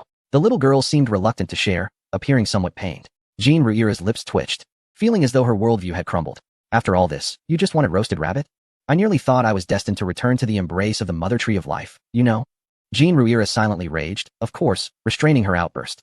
Seeing her silent, the little girl assumed Jean Ruila was dissatisfied. In an exceptionally laborious manner, she said, I will give you one, the rest is mine. Jean Ruila could only helplessly acquiesce. All right, eat as much as you wish. She staggered over, clutching the rabbit, and approached the fire. The little girl, now gleeful, hopped over to her side. My name is Luo Yusi, what is yours? Hee, I am Jean Rila. Chapter 110. The assassination of Jean Rila at this moment. Jean Rila felt as though time was crawling. The girl, named Luo Yusi, sat quietly beside her, intently gazing at the roasted rabbit on the rack. Although she appeared innocent and harmless, Jean Rila, having witnessed the recent events, did not perceive Luo Yusi as an ordinary girl. Well, the rabbit is ready. Why don't you eat first? After a period of silence, the rabbit was finally cooked. The drowsy girl perked up immediately, rising from Jean Rila's arm to seize the roasted rabbit from the fire. Wait, it's very hot. Huh? Luo Yusi, with grease streaming from the corners of her mouth, looked at her quizzically. Oh, it's nothing. Go ahead and eat, haha. Jean Rila laughed to ease the awkwardness. How foolish of me to worry. She is so strong. How could she fear the heat? With a rumble, her stomach signaled its hunger, and Jean Rila picked up a rabbit to begin her meal. However, she greatly underestimated Luo Yusi's appetite. By the time she had consumed half, Luo Yusi had finished the remaining rabbit on the rack. Jean Rila stared in disbelief. Goodness, is she a reincarnated pig? How can she eat so much without her belly even swelling? A searing gaze fell upon her, and Jean Rila snapped back to reality to find Luo Yusi intently fixated on the remaining half of the rabbit in her hand. Do you want it? Here, take it. I'm already full. After spending several hours together, she realized that this little girl, Luo Yusi, bore no malice. She was merely hungry. It had always been her own paranoia, harboring the notion that there would always be someone wanting to harm her. Really? Thank you. Luo Yusi was not shy, instantly snatching the rabbit from Jean Rila's hands and beginning to gnaw on it. You're welcome. Eat up. You must be starving. I've been walking for several days, and I don't know where this is. Jean Rila felt she had found a kindred spirit. It turned out there was another unfortunate companion like herself. So you're lost too. Where do you wish to go? To my knowledge, in this direction, it must lead to Decayed Wood City. Luo Yusi nodded, her expression devoid of emotion. I'm lost, and want to go to Decayed Wood City. Oh, in that case, why don't we go together? I'm heading to Decayed Wood City as well. An excellent idea suddenly struck Jean Rila. This little girl seemed rather easy to persuade. Sure. Thus, the two engaged in casual conversation, ultimately becoming good friends. Can you believe it? Luo Yusi, like an unsuspecting maiden, was led along by Jean Rila. One cannot help but marvel at the peculiar nature of friendships among girls. It is time to retire for the night. Luo Yusi stifled a yawn, her drowsy appearance undeniably charming. Jean Rila lifted her head, glanced at the sky, and noted that it was indeed late. Rest was in order. However, when did the stars become so brilliantly luminous? They had been invisible before. Just as she was lost in the celestial beauty, a sudden weight pressed upon her chest. Lowering her gaze, she discovered Luo Yusi had collapsed against her, peacefully slumbering, murmuring sweet nothings, with drool trickling from the corner of her mouth. Ah, how soft and fragrant. Jean Rila found herself speechless. This girl was truly innocent, so unguarded in her sleep, utterly unaware of potential dangers. Nevertheless, it was time to sleep. They had a journey ahead come morning. A surge of energy waves from the planet's consciousness was detected, originating from the monster forest. Feng, in a state of meditation, was startled by the sudden voice of the system. The planet's consciousness? The mention of such matters was not trivial. The system remained silent for a moment, seemingly preoccupied. Yes. Significant individual detected, Jean Rila. Task being issued. Task activated. Eliminate Jean Rila. The planet's consciousness had recognized the threat posed by the insectoid invasion and had initiated a plan to counteract it. The objective was to kill Jean Rila to thwart the planet's scheme. Reward: 1 lottery chance, 1 planet point, 100 invasion points. Feng gazed at the task list, his expression bewildered. Indeed, the system understood him well, yet what were these planet points and invasion points? Pondering the task rewards, he realized he had never encountered such terms before. Ding! Due to the substantial amount, the system had specifically upgraded the energy points and scores. Planet points were the upgraded version of energy points, with a ratio of 100 million to 1. Invasion points were the upgraded version of scores, with a ratio of 1 million to 1. Enlightenment dawned upon Feng. So that was the case. The system had shown thoughtfulness. Serving the host was the system's duty. He smiled, feeling quite pleased. Well then, let us dispense with the formalities and delve into the details of this task. At that moment, the system kindly displayed a map, marked with a green dot and a red dot. The green dot represented the host, while the red dot indicated the target of the task. Oh, it seems this mission is not as straightforward as it first appeared. Feng contemplated. Although the system's gesture seemed benevolent, upon further reflection, it was clear that nothing would be simple. True to the system's nature, it would be remiss not to charge a fee for such a feature. Oh well, pondering here would yield little. It was better to act swiftly. Kalyana. A wisp of mist suddenly materialized behind him, and Kalyana gradually took form. I am at your service. My lord, what are your commands? As the madman turned, he remarked, you ought to amend your habits. Your sudden appearances are quite frightening. Indeed. Alas, I have summoned you for a matter of great importance. Here, take this. It is a map. The red dot signifies your target. Bring forth the swarm and eliminate her. With a helpless shake of his head, the madman handed the map to her, gesturing for her to depart. Ensure the task is completed. Cariana respectfully accepted the map and gradually vanished into the ether. I hope you can be reliable. I must command the front lines to guard against the beast's assault. This matter cannot afford failure. With that, he closed his eyes, tuning into the spiritual network to observe the beast's every movement, confident that Cariana had heard him. Meanwhile, under the cover of night, Cariana stealthily led an army of hundreds of insects beyond the beast's defenses. Although her ability could render nearby units invisible, it had its limitations. An excess of creatures would not only negate the stealth, but also heighten the risk of detection. However, bringing too many did not equate to diminished combat prowess. The swarm she commanded predominantly consisted of stingers, known for their agility and stealth, making them particularly suited for nocturnal operations. The Overlord placed immense importance on this mission, and Cariana dared not be careless. Chapter 111. Engagement. The rustling of leaves filled the forest, accompanied by fleeting glimmers of crimson light. Those were the piercing eyes of the stingers. Cariana continuously emanated psychic energy, steering the swarm's direction.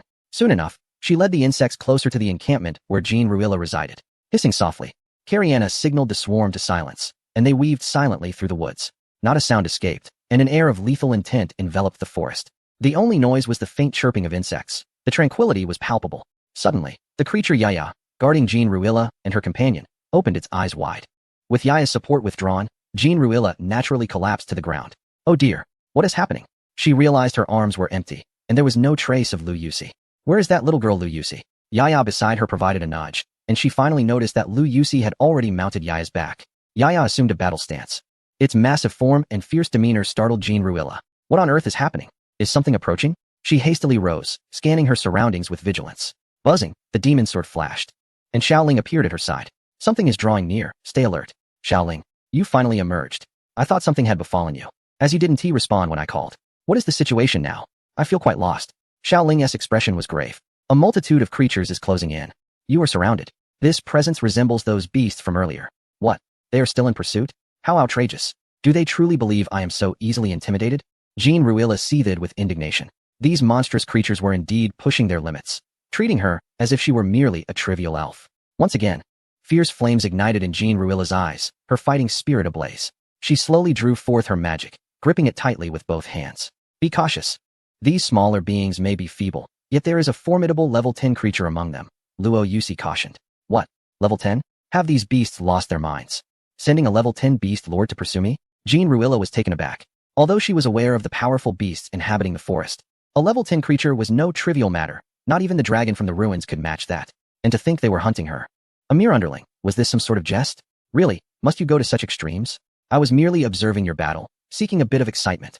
As Jean Ruilla voiced her grievances, Luo Yusi furrowed her brow and declared, they are coming.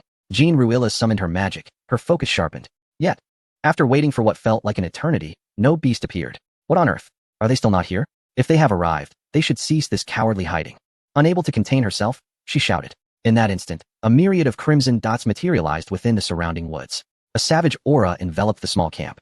How intriguing that they can detect our presence, a voice echoed, belonging to Caliana, leaving Jean Ruilla with an inexplicable sensation. The voice sounded oddly familiar, as if she had heard it before. Why are you pursuing me?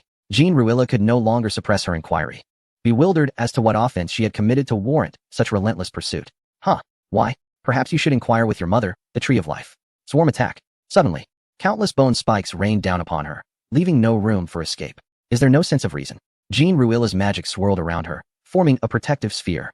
Thud, thud, thud. The bone spikes collided with her magical shield, producing a cacophony of dull thuds. This cannot continue. The onslaught is too overwhelming, and my energy will not last much longer. Jean Ruilla gritted her teeth, struggling to maintain her defense. Her magic surged forth, yet it could not keep pace with the rapid depletion of her shield. Huh! Luo Yusi shouted, a burst of white light emanating from her, forming a circular shield that expanded outward. All the bone spikes were momentarily halted. Thank you. Jean Ruilla exhaled in relief. However, Luo Yusi was not so assured. She spoke slowly. Prepare yourself, for I cannot sustain this for long. The energy consumption is tremendous. Understood, Jean Ruilla replied with a nod, now needing to concentrate fully as she prepared to channel her internal powers. A stream of crimson magical energy gradually supplanted the verdant magic, flowing down her arm and into the enchanted sword. Prepare yourselves, I am about to lower the shield, Lu Yusi declared. Ready. With a hum, Lu Yusi's shield lost its energy support and shattered instantly, unleashing a myriad of bone spikes once more. Hiss! Jean Ruilla sprang into action, propelling herself into the woods the moment the shield crumbled. Die, you wretched fiends. Upon entering the forest, Jean Ruilla wielded her enchanted sword, striking fiercely at the spiked serpents. Hiss! The serpents, of course, would not remain passive, retaliating against her blows. Moreover, their melee capabilities were formidable, frequently employing bone spikes, while their razor-sharp claws, coupled with powerful muscles, proved to be a terrifying combination. The claws, reminiscent of a mantis, darted forth like lightning, meeting Jean Ruilla's enchanted sword. How foolishly overconfident. Jean Ruilla scoffed. Indeed, as she had anticipated, the serpent was severed in two upon contact with the enchanted sword, its halves plummeting to the ground. The enchanted sword, undeterred, cleaved through the serpent's body like a sack of chaff. Hiss! However, just as Jean Ruilla reveled in her triumph, one of the dismembered serpents suddenly shot a bone spike directly at her face. Not good. By the time her mind registered the danger, her hands failed to respond in time. She could only watch helplessly as the spike hurtled toward her. In that critical moment, it was Xiao Ling who came to her aid. A beam of light erupted from the enchanted sword, deflecting the bone spike. Crack! The spike embedded itself in a tree trunk, disappearing from sight, a testament to its tremendous force. That was close. Simultaneously, a stream of red light flowed from the enchanted sword into her body, a wave of refreshing sensation washing over her, nearly prompting a sigh of relief. This was the purpose of the enchanted sword, to absorb blood and nourish its wielder. Being lost in thought on the battlefield was a grave mistake. A chilling voice echoed, and a vivid green blade of light slashed from the shadows. It was Kaliana. As an assassin unit, delivering a lethal blow was her specialty. Her appearance signified the enemy's impending doom. Yet, a figure interposed itself before Jean Ruilla. I've been waiting for you. You finally showed yourself? Lu Yusi stated expressionless from atop Yaya. What? Kaliana swiftly retracted her claws, executing a backflip to land opposite Lu Yusi. Chapter 112, The Death of Lu Yusi? Who are you? Kaliana sensed that had she not reacted in time, the consequences would have been dire. Interesting, you can manipulate psychic energy. She observed as she scrutinized Lu Yusi, recognizing the source of danger. This girl possessed the ability to wield psychic energy. You realize I am not using magical energy? Lu Yusi thought, surprised, fully aware that she was not an elf and thus did not wield magical energy. The energy she wielded was a mystery, even to herself. It was rather perplexing. The dialogue between the two seemed utterly incongruous, leaving Jean Ruilla in a state of confusion. What are you talking about? Suddenly, upon seeing Kaliana, Jean Ruilla experienced a moment of clarity. She finally recalled that familiar sensation. Oh my, it's you. You are the wretch who caused me to sever my own arm. Kaliana, perplexed, tilted her head in her direction. Have we met? You. Before Jean Ruilla could unleash her vitriol, Kaliana interjected. It matters not who you are. What is crucial is that the master has decreed your demise. No one can thwart that. With that, she commanded, attack. The concealed venomous serpents re-emerged, their bone spikes glimmering ominously in the moonlight as they relentlessly shot towards Jean Ruilla. Damn it.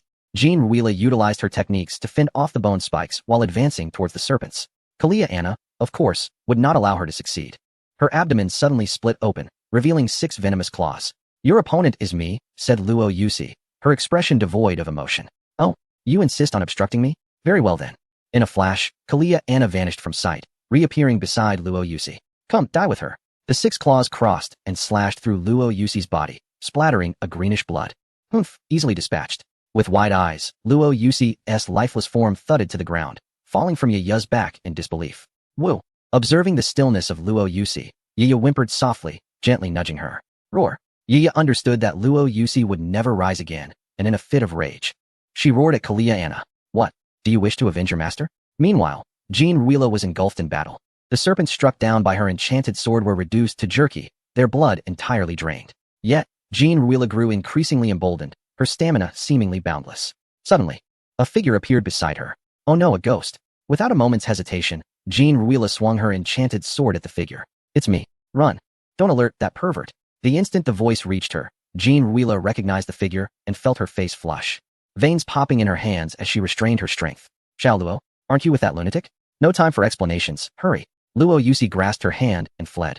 The serpents, however, would not stand idly by. They unleashed a torrent of bone spikes towards the two. Humph, little creatures, I'm leaving now. In a flash of white light, they vanished without a trace. The serpents, unable to comprehend the unfolding events, could only helplessly gaze in Kaliana's direction. Hiss. The scene before them further halted the thoughts of these intellectually challenged beings. Kaliana stood coldly in the open space, relentlessly wielding her poisoned blades. Chapter 113. Jinruilla, Danger. Hiss. At this moment, Kaliana remained entirely oblivious to the impending threat. Wretched creature. Yaya incessantly entwined itself around Kaliana. It possessed no physical form, merely a manifestation of Lisi's spiritual energy, rendering Kaliana's poison ineffective against it. Roar. Wretched beast, perish. Kaliana could no longer contain her frustration. This creature was insufferably bothersome, akin to a fly buzzing incessantly in her ear. Streams of spiritual energy transformed into dense missiles, hurtling towards Yaya. Boom. A resounding explosion echoed. The ground where Yaya had been standing was reduced to a deep pit, and Yaya dissipated into the air as formless energy. She had to swiftly eliminate that sprite to fulfill her master's task. However, when she turned around, there was no trace of Jinrula to be found. Only the stinging serpent remained, staring vacantly at her. Where's the target? It was then that she sensed something amiss. She glanced towards the spot where Liuxi's body had been. Deceived. A wave of oppressive energy surged from within her, and her claws flailed wildly, reflecting her fury. Pursue. They cannot have fled far. Despite her anger at being deceived by Liuxi, Kaliana was no mindless pawn. She retrieved the map given to her by Feng and noted the rapidly moving red dot. What is happening, little Luo? Liuxi, pulling her along as they fled, exclaimed, hurry, that beast is too powerful, I cannot defeat it. Jinrula gasped, what? Even you cannot overcome it? Is that lunatic truly so formidable? Indeed. What shall we do now? That madman will inevitably pursue us again. I don't know. Suddenly, Liuxi halted, and Jinrula, lost in thought, stumbled and fell to the ground. What the? Ugh. Little Luo, why did you stop abruptly? Liuxi leaned forward, peering over the edge of a cliff. What? Let me see. Jinrula, incredulous, scrambled to her feet. No way. Am I really going to perish here in this wretched place? She gritted her teeth in frustration. Xiaoling, do you have any ideas? Hearing Jinrula's plea, Xiaoling emerged from the demon's sword. Gazing into the unfathomable abyss before them, she lamented, none. What? Then what shall we do? Jinrula, unwilling to accept her fate, declared, I'll check over there. There is no time. They're closing in, not far behind. Countless birds fled in terror, as if a dreadful presence lurked within the woods. Why are they so fast? Are they dogs? The speed of the insect horde shattered Jinrula's composure, leaving her at a loss for what to do. Damn it. Jinrula slumped helplessly to the ground. Little Luo, you must go. They are targeting me. Staying here will only endanger you.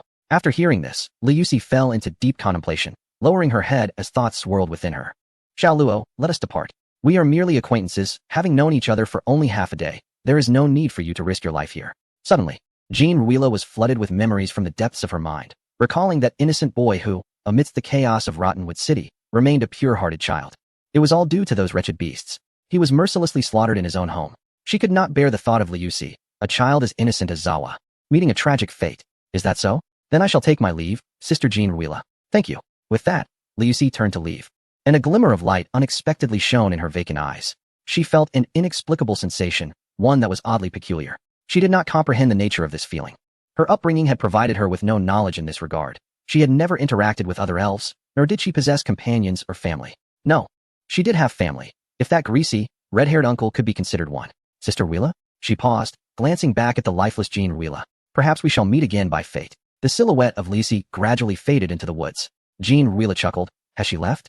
Good, now I have no more worries. She steeled herself, summoning her courage, and assumed a combative stance against the forest. Come forth, beasts. I am here. If you dare kill me, Jean Ruila shouted, her voice a blend of defiance and rage. Hurry, Xiao Luo, do not return. She continued. Why should I be concerned? Xiao Luo is far stronger than I. I should worry for myself instead. It is a pity, however, that I cannot avenge Zawa. A rustling sound emanated from the grass, and Jean Ruila realized they were coming. Little mouse, keep running. Kaliana made no effort to conceal herself, slowly stepping into view. TCH, I have no interest in fleeing from you. Yet her eyes betrayed her. Kaliana's visage was unmistakably clear in the sunlight. Her smooth face bore no discernible features, resembling a mask. Is that so? You must maintain this bravado, otherwise I shall find it quite dull. Suddenly, without warning, Kaliana propelled herself off the ground, hurtling straight towards Jean Ruila. Xiaoling, help me. A beam of white light shot forth from the demon's sword, penetrating Jean Ruila's mind. Instantly, her eyes turned a vivid crimson. Jean Ruila, who could barely perceive Kaliana's speed, felt as though everything around her had slowed. She strained to discern Kaliana's movements. TCH. Yet, while my thoughts raced, my body could not keep pace. Clang. Kaliana's claws crashed violently against the demon's sword, sending sparks flying. Master, retreat. Xiao Ling's voice echoed, prompting Jean Ruila to roll away, creating some distance between herself and the impending threat. Subsequently, several emerald green claw blades erupted from Kaliana's abdomen, swiftly piercing the very ground she had stood upon moments before. Simultaneously, the earth transformed into a violet-green hue, while the surrounding flora withered in large swathes. Oh, how intriguing. Does this weapon possess sentience? However, this shall not avert your inevitable demise. Psycho missiles, Kaliana uttered slowly, and instantly, countless missiles surged forth from her back, hurtling towards Jinrula. Master, hurry. Understood. Command. Boom. A barrier erupted from her body, positioning itself directly before her. The cacophony of exploding psycho missiles reverberated in her ears, nearly shattering her eardrums, as crimson droplets flowed forth. Damn it! I cannot hold it. With a sharp crack, the barrier shattered into fragments. It is time to conclude, rodent. Kalyana's icy voice sent shivers down the spine. Master! To your left. Xiaoling timely warned, yet it was too late. Jinrula chuckled, for Kalyana's poison blade was already perilously close, poised to slice her neck. Shield. Chapter 114, Opportunity. Boom. A tremendous force propelled Jinrula away, causing her to roll across the ground. Rodent, you have provoked my ire. Kalyana was thwarted by the sudden appearance of a shield, her pent-up rage surging uncontrollably. Her speed dramatically increased, and a tail resembling that of a scorpion extended ominously behind her, its black-purple tip exuding a palpable threat. Shield. Yaya. Quickly assist. A translucent shield appeared before Jinrula, yet it shattered almost instantaneously. Fortunately, Yaya arrived just in time, seizing Jinrula and fleeing. Swarm, do not let them escape. Hazy and disoriented, Jinrula finally regained her composure. Damn it, wasn't I supposed to let you go? Why am I back? Hurry and flee. You are no match for her. Whoosh. Kalyana, akin to teleportation, reappeared before her once more. Mind your own business. With a swift motion, Kalyana's poison blade shot out from her abdomen like a bullet. Yaya, with remarkable agility, flung Jinrula away, positioning her back towards Kalyana's impending assault. Thud thud. The poison blade struck, while psycho energy coursed through them. Yaya vanished into the air as effortlessly as an egg shattering. Oomph. With a crack, the ground split open again, and Kalyana disappeared from sight. Die. Kalyana's scorpion tail sliced through the air, aiming for Jinrula's head. I shall not allow you to succeed, six-eared rabbit. A semi-transparent six-eared rabbit suddenly leapt from the void, colliding with Kalyana's tail. Yaya, catch Sister Wheela. Yaya also sprang forth from thin air, without any warning. Once again, she grasped Jinrula and dashed towards the woods. Karyana found herself powerless, unable to leverage her position in the air, as she helplessly watched Yaya carrying Jinrula dart into the woods. At last, Jinrula caught sight of Liusi, but her appearance was far from serene. Drenched in crimson blood, her silvery hair was tainted red, presenting a ghastly sight. An arrow wound on her back bled profusely. Xiaoluo, what has happened to you? Hurry. Liusi uttered with little elaboration, leaping onto Yaya's back, racing forward with fervor. With a swift turn of its head, Yaya brought Jinrula onto its back. However, Liusi's head swayed, her body succumbing to weakness, collapsing into Jinrula's embrace. Xiaoluo, are you alright? Jinrula inquired, her brow furrowed with concern as Liusi expressed her discomfort. Unable to articulate her feelings. No, I mustn't sleep. Yaya will vanish. At that moment, a crimson figure materialized on the horizon, hurtling towards them. Do not even think of escaping. Karyana reappeared behind them, drawing closer. Curse that beast. Jinrula gazed down at Liusi, her heart aching. What should we do? Think of something. Jinrula, you can perish, but do not let Xiaoluo suffer. Hurry. The foul stench of the insectoid race wafted through the air. Suddenly, the sky darkened as if something had obscured the sun. Liusi lay in Jinrula's arms, her gaze fixed on the scarlet bird above. What manner of beast is this? Karyana. Behind them, sneered at the crimson avian. A turkey, how audacious of you to come here. Humph, damned insect race. The red bird, ignoring Karyana, opened its beak, unleashing a searing gust that nearly singed Jinrula's hair. With a furious blaze, it directed flames towards Karyana. You dare, turkey! Karyana deftly sidestepped the fiery column. However, the spiked serpent beside her was not so fortunate, reduced to ashes by the avian's wrath. Hiss!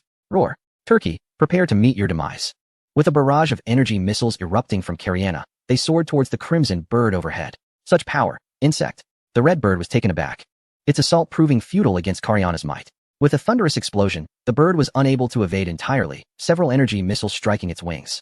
Caw! It staggered, nearly plummeting to the ground, and upon regaining its balance, noticed a patch of feathers on its wing had been singed away. As it glared down in fury, Karyana had already vanished from sight. Cursed insects! I will hunt you down. Yet Karyana paid no heed to its threats. Her primary focus remained on the madly unfolding mission. Little mouse, do not flee, for escape is futile. The situation has long surpassed her expectations, leaving her perplexed as to why such a diminutive creature proves to be so tenacious, eluding her grasp at every critical moment. Gazing at the map in her hands, she suddenly froze, immobilized by confusion. What has transpired? At this moment, the map transformed into a blank canvas, devoid of any markings. Meanwhile, Jean Ruilla was tending to Luo Yusi's wounds. There, now it won't become infected. But how did you sustain such an injury? Were you not instructed to leave? Jean Ruilla admonished with irritation. Well, I was ambushed by a venomous serpent while attempting to rescue you, Luo Yusi replied. Jean Ruilla deflated at this revelation, exclaiming, honestly, why did you return? Let me take another look at that wound. Does it hurt? Luo Yusi, biting her finger, asked expressionlessly. Hurt? What is that? Huh? What do you mean by hurt? Jean Ruilla found herself momentarily speechless, unsure of how to respond. Where are we? Luo Yusi inquired. Noticing Jean Ruilla's silence as she surveyed their surroundings, Jean Ruilla snapped back to reality and said, I do not know. You fainted earlier, and Yaya disappeared. For safety's sake, I randomly found a cave. A cave? This is no cave. The energy here is abundant. Upon hearing this, Jean Ruilla began to channel her energy, discovering that, as Luo Yusi had stated, the magical energy here was extraordinarily rich, 100-fold compared to usual levels. What is going on? Is this a ruin? Little Ling suddenly appeared. A ruin? Is it akin to what I experienced? No, this is the dwelling of an ancient master of magical energy, usually covered by a magical array. Your entrance here was purely coincidental. Perhaps there was a malfunction in the array, though it has not fully failed. Is that difficult to comprehend? It means you are safe for now. The magical beast should not be able to locate you here. I have observed that the magical array has only a minor flaw, which allowed you entry, and for reasons unknown, it has since repaired itself. In essence, you are temporarily secure. The beast should be unable to track you here. Why did you not say so sooner? Jean Ruilla replied. Do not let me down. Outside the cave, a beam of light descended from the sky, enveloping the entire mountain. Chapter 115. The Lament of the Tree of Life. Buzzing. Buzzing. What is happening? In the realm of the Wood Elves, night suddenly transformed into day. Blinding light pierced through the withered branches of the Tree of Life, illuminating the earth below. The air visibly trembled, and the entire Wood Elf kingdom felt as though it were being roasted over an open flame. Quick look, what is that? In the royal capital, countless elves were drawn from their homes by the dazzling light. Leaves rustled in the wind, eventually coalescing into a radiant beam in the sky. Tana Jha extended her hand, catching a withered yellow leaf that fell into her palm. The Tree of Life was lamenting. The leaves that fell into her hands suddenly vanished, transforming into a single word. Accompanied by the wood spirit, she departed from the kingdom, and calamity descended. A gentle breeze swept by, causing the letters to fade away. Calamity. She gazed at the sky. At that moment, the Tree of Life had completely withered, leaving behind only colossal trunks and branches. Nataza, it's dire. Lors burst in, his face painted with urgency. What is it? To be brief, the fire spirits have dispatched a fleet and have already traversed the beast forest. They are about to cross Withered Wood City. Nataza frowned. What on earth does the Fire Spirit Empire intend to do? Are they unaware that calamity has befallen us? Calamity? Enough. The paramount concern now is to flee. If the fire spirits are so ravenous for territory, let us concede it to them. What? Flee. Yield to them. Have you lost your senses? Should we do that? You would be branded a traitor to the Wood Spirit clan. Nataza scoffed. Traitor? For me, the survival of the Wood Spirits is the greatest merit. If they wish to enjoy the land, let them have it. Lors paused, asking, but where do we go? What about the millions of Wood Spirits? Have you considered that? To the Earth Spirit Empire. Well, the Queen is injured, and you hold the highest authority here. I shall heed your command. Nataza turned, speaking coolly. Very well, go summon the populace. Gather as many as possible. Even if they are mere commoners, they are still Wood Spirits. As for those who resist, execute them in public. In times of national peril, we cannot afford any missteps. Yes. Lors stood tall, his right fist pressed against his chest. This day arrived more swiftly than anticipated. Yang Feng stood before the insect army, speaking in a calm tone. Behind him lay an innumerable horde of insects. If pressed for a figure, one might start at 1 trillion. This was a swarm that had hollowed out most planets and asteroids in the Spiritwood system. Master, the barrier is nearly gone. What remains is a membrane akin to an atmosphere, capable of blocking cosmic radiation and energy, yet it offers no hindrance to the swarm. Yang Feng nodded. This is merely the last struggle of life consciousness. She hopes her kin will annihilate us, which is utterly laughable. Insects, advance. Boom. An immense swarm of insects, radiating spiritual energy, formed a storm in the cosmos, propelling the colossal tide forward. The scene was dark and endless. Why has the barrier been breached so swiftly? I haven't had my fill of fun yet. Be quiet. I did not anticipate this rapidity either. Yang Feng felt as though his mind was on the verge of bursting from the den. With the barrier of the Tree of Life dissipated, there was no obstruction. Feng and Yang Feng could communicate freely. Well, since we've already broken through, do me a favor. What is it? Yang Feng inquired, puzzled. That is, eliminate that bald chicken. She pesters me daily. I dare not retaliate, and it's driving me mad. Is that all? Yang Feng was left in a state of bewilderment, though it was quite understandable. This time, the opposing side was devoid of formidable combatants, with the sole exception being Kalia, who, as an assassin, lacked the ability to soar and was utterly incapable of dealing with that Crimson Phoenix. Goodness, you're still laughing. I'm on the verge of losing my mind from that featherless fowl. He exclaimed. Enough, enough, I shall arrive shortly. You better devise a plan to handle it. Hurry up. With a decisive snap, Yang Feng severed the connection. This madness was simply too cacophonous. How could such an absurd personality arise? It was utterly preposterous. Full speed ahead. Obey, sir. You will oversee the actions upon landing. I shall proceed ahead. Understood, master. After issuing his directives, Yang Feng executed a leap and arrived at the Spiritwood Mountains. 3, 2, 1, jump successful. A hum resonated through the air. Huh. A gaunt monkey gazed up at the sky in confusion. Why has it suddenly darkened? Is rain imminent? Just as it scrutinized the heavens once more, a horrifying event transpired. A chasm-like eye bore down upon it, its vast vertical pupil seemingly bottomless. Squeak. The emaciated monkey, gripped by fear, clutched its tail tightly. A pungent scent emanating from its hindquarters. I'm doomed. I must report to Lord Chi-Wan at once. It goes without saying that this scrawny monkey was also a member of the beast kind, its agile speed making it an ideal scout for the monsters. Roar. Yang Feng's bellow echoed throughout the monster forest, reminiscent of a whale's song. Hiss. There was no need for the monkey to report any longer. The swarms in the Spiritwood Mountains seemed to go mad, their piercing shrieks reverberating through the peaks. Caw. A fiery blaze shot skyward, the intense flames painting the horizon crimson. What on earth was happening? Yang Feng's gaze slowly shifted toward the source. The once dominant Chi-Wan in the monster forest appeared as diminutive as a chick before Yang Feng. Its tail feathers barely exceeded 100 meters, and upon witnessing Yang Feng's colossal form, it immediately wilted. Before this esteemed being could finish speaking, a boisterous voice erupted. Ha! Featherless fowl, did you ever expect that your elder brother has arrived? Prepare to meet your end. The voice arrived before the figure, a testament to the fervor of madness. Elder brother? The Chi-Wan was taken aback, stealing another furtive glance at Yang Feng, even daring not to meet his gaze directly. It then despondently realized that this immense creature indeed bore the characteristics of the insectoid race. How about now? Still so arrogant? Where's your pride? Every time I attempt to engage in some endeavor, you come to disrupt me. Why not continue your bravado now? Madness approached at supersonic speed, flaunting its superiority. At that moment, the Chi-Wan's despair was known only to itself. It yearned to accomplish but one thing, to flee. Caw, I shall return. Countless fiery feathers hurtled toward Yang Feng, and then she turned to flee, her form rapidly withering as if employing some arcane technique. Did I permit you to leave? You have provoked our Zerg, and you think you can simply walk away? Such an endeavor is far from effortless. With a casual flick of his spines, the fiery feathers dispersed into oblivion. A green plasma orb shot forth from Yang Feng's mouth, pursuing the Crimson Cuckoo. Chapter 116, The Fire Sprite Fleet No. The Crimson Cuckoo barely had time to let out a cry before Yang Feng rendered it unconscious, its wings drooping as it descended. Goodness, you haven't killed it, have you? Yang Feng hesitated, responding, hiss, it shouldn't be dead. This was the least powerful strike. What the heck? You promised to leave it for me. Why don't you check? It should be fine. Feng, upon hearing this, flitted over excitedly, resembling a jubilant sparrow. Of course, this was in Yang Feng's view. Suddenly, a voice echoed in his mind. Apologies, Master, for the interruption. I am Kaliana, and I bear urgent news. What is it? Speak.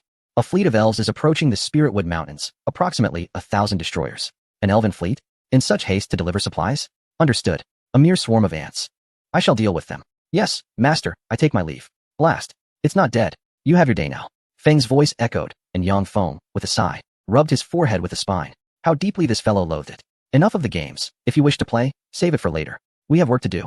Upon hearing this, Feng promptly ordered a cluster of worker bees to transport the barely conscious Crimson Cuckoo back. What's the matter? Sigh, come with me to crush them. What? Do you need a cannon to swat a mosquito? Come on, I'm just bored. Can I practice a bit? Feng was momentarily at a loss for words. Alright. Enough. Let us go. Meanwhile, at the edge of the Beastmaster Forest. Goodness, why haven't we arrived yet? A bald, stout man fanned himself with a captain's hat while grumbling. Captain, just hold on. We will soon reach the Wood Elf Kingdom. The stout captain, visibly agitated, remarked. Why is it so hot here? It feels like a steam room. Buzz, buzz, buzz. Warning, warning. A large number of biological signals detected. The sudden alarm startled the elves. But they quickly regained composure. After all, those who could join the Fire Sprite fleet were no ordinary elves. The stout captain hastily adjusted his hat and demanded, what is the situation? Activate the magical energy shield and initiate level 2 battle readiness. Yes, Captain. The red alert ceased, giving way to a pale yellow warning. The fleet moved like a colossal machine, continuously operating. Soon, they gathered around the flagship, forming a defensive line. Immediately ascertain what is occurring. Yes. A moment later, an aide approached him again, stating, Captain, there are numerous biological signals gathering in the Beastmaster Forest. Beasts. Proceed with caution. Captain, shall we not circumvent this? There is no need for conflict. The portly captain smacked him on the head and bellowed, damn it, you can afford to wait, but I cannot. A horde of beasts? What is there to fear? Yes, Captain, the assistant replied with a look of grievance as he went to issue commands, muttering, you're the one who is fat. Not me. Master, the swarm has assembled. Shall we commence the assault? Kariana respectfully inquired, standing before Yang Feng. Not yet. Let me observe what tricks these elves possess. Send forth a small contingent of stingers. Understood, Master. After Kariana withdrew, Yang Feng gazed at the distant fire elf fleet, a playful smirk adorning his face. The elves are not a formidable barrier. On the planet of Spiritwood, the greatest threat remains the Tree of Life, the very consciousness of the planet. The barrier breached is evidently not due to the swarm's strength, but rather seems to be a deliberate act of the Tree of Life. System. Are you certain there are no issues? Affirmative. The Tree of Life serves as the medium for the planet's consciousness. Only through it can the consciousness of Spiritwood exert its power. The Tree of Life in the Wood Elf Kingdom has withered and can no longer function as a medium to channel the planet's consciousness. Yang Feng pondered for a moment and remarked, I see. So, I cannot hastily assault the other elves until I corrupt the Tree of Life? Indeed. Only by destroying all the trees of life can one extract the heart of the planet. This is troublesome. The planet's consciousness is quite a nuisance. System. Do you have any sound advice? Yes. The solution lies within your grasp, the Heart of Wood. The Heart of Wood? What is that? Oh, you mean that? What good is it? It has only one function thus far. Sigh, this system is so slow. Allow me. Gamela suddenly interjected. Beyond its primary function, the Heart of Wood has a hidden ability. A hidden ability? What is it? Gamela, irritated, replied, wait until I finish. The hidden ability is to corrupt the Tree of Life. Simply place the Heart of Wood into the trunk of the Tree of Life to initiate the corruption.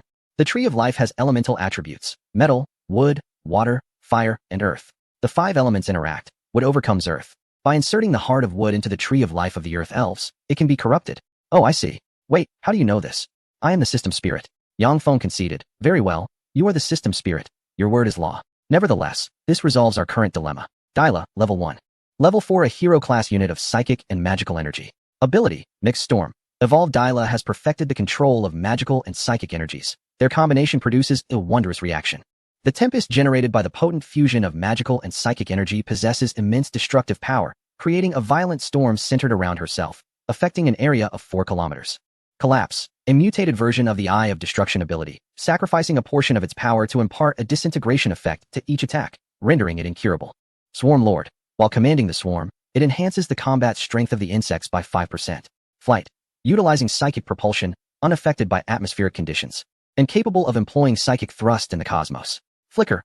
An ability derived from magical energy, allowing instantaneous movement to any location within 10 meters. Weapon, Viral Spear. Armor, Regenerative Armor. Introduction. The evolved Della possesses augmented destructive capabilities and enhanced leadership. Abaser, Tier 1, Level 4, a hero class unit within the Research Division. Ability, Evolution Master. Abaser is a distinguished master of evolution, with the majority of the insect race having evolved under his research. Naturally, he is also a remarkably cruel scientific fanatic. Parasite, a newly acquired ability post-evolution, allowing instantaneous parasitism of a creature within a specified radius, granting control over its body, making escape exceedingly difficult.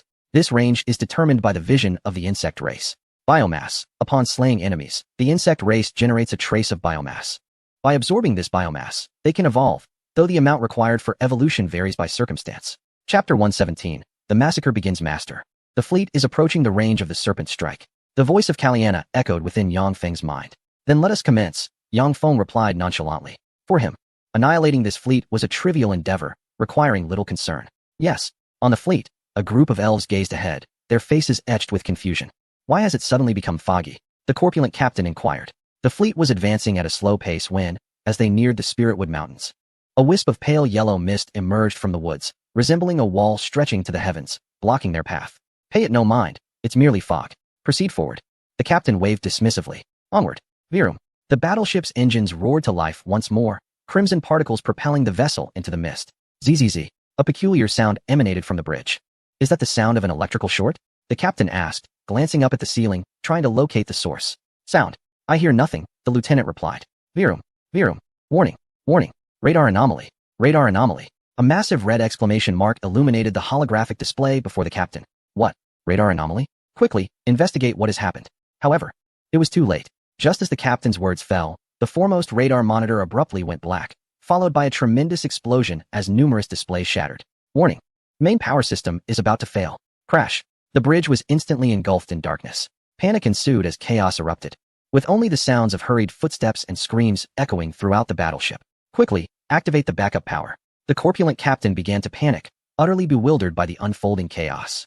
Both the radar and the power systems had failed in quick succession. Suddenly, a faint glimmer of white light illuminated the surroundings, providing a modicum of comfort to the assembled sprites. Return to your stations. Do not succumb to panic. Those who disobey will face military discipline, bellowed the captain from the forefront. His commanding presence proved effective, as the sprites gradually resumed their positions. At that moment, the first officer approached him and whispered, "Captain, the backup energy source cannot be activated at the moment." "What? What is the matter? The backup energy is a separate power system. Why can it not be initiated?" The captain understood the gravity of the situation and refrained from raising his voice. "Captain, the fog outside poses a problem. All electrical power has been siphoned away by it. Attempting to start the backup energy would only result in another blackout." The captain's expression fell as he quietly inquired, "Is there a solution to this dilemma?" The first officer hesitated, struggling to articulate his thoughts. "Stop feigning ignorance. Speak plainly." With trepidation, the first officer replied, "There is no solution, Captain. The magical energy shield cannot obstruct the fog. We can only restore power by exiting this mist." "Why did you not say so sooner? I thought you had lost your voice. If you continue to stammer, you will face consequences for delaying military operations. Now, quickly relay the order to retreat from the fog zone." "Yes." The first officer scurried out of the command bridge, knowing that with the power systems compromised, he had no choice but to relay the command on foot. However, would the insectoid forces truly wait for their withdrawal? "Now, commence the attack." With most of her fleet entrenched in the microbial swarm, Kalyana eagerly issued her command. Hiss! Upon receiving the order, the sting serpents looked skyward at the warships. Opening their mouths, they launched a barrage of sharp bone spines into the air, producing a cacophony of sounds as they collided with the magical energy shield. Though repelled, the assault was not without effect. With thousands of sting serpents simultaneously targeting a vessel measuring less than a kilometer, the depletion of magical energy was palpably swift. "Continue the assault." Hiss! With Kalyana's command, the sting serpents unleashed a relentless barrage. The bone spines struck the shield repeatedly before plummeting to the ground. The shield dimmed at a visible rate, and it would not be long before it succumbed. Indeed, just a minute later, as the sting serpents pressed their attack, the shield dissipated, revealing the warship's core. Kalyana smirked coldly. "Attack! Obliterate them!" The bone spines of the sting serpents pierced through the branches and soared towards the warship. Crack! Crack! Crack! Numerous fist-sized holes emerged in the warship's armor. Soon, dense black smoke began to billow forth, indicating that the vessel was on the brink of collapse.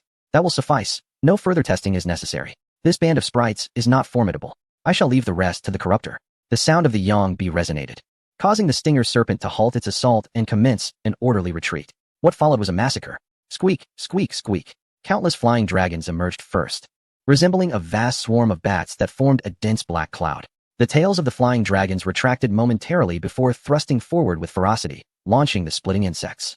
These creatures, resembling fingertip spinners, possessed life of their own and crashed violently into the armored hull of the warship.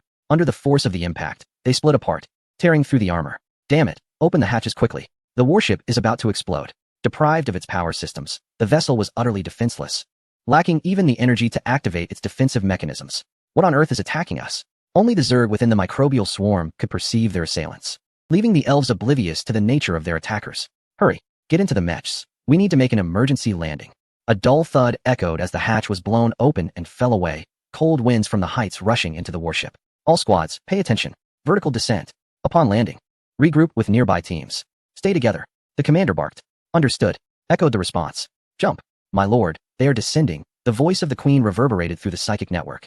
Reaching Kalyana. "Understood. Dispatch the ground forces to encircle them. The sovereign has decreed no prisoners."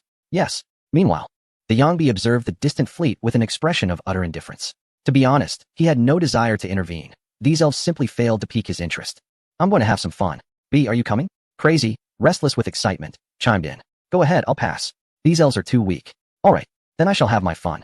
Just as Crazy departed, a sudden, crisp sound filled the air, igniting a spark of excitement in Yangbi. "Fun? What is so enjoyable? I want to join." Yangbi helplessly summoned the newly evolved little Xian from within. "Fun. I want to go too." "B, please." Fine, go ahead. You truly amaze me." Chapter 118. The Swarm One Ye.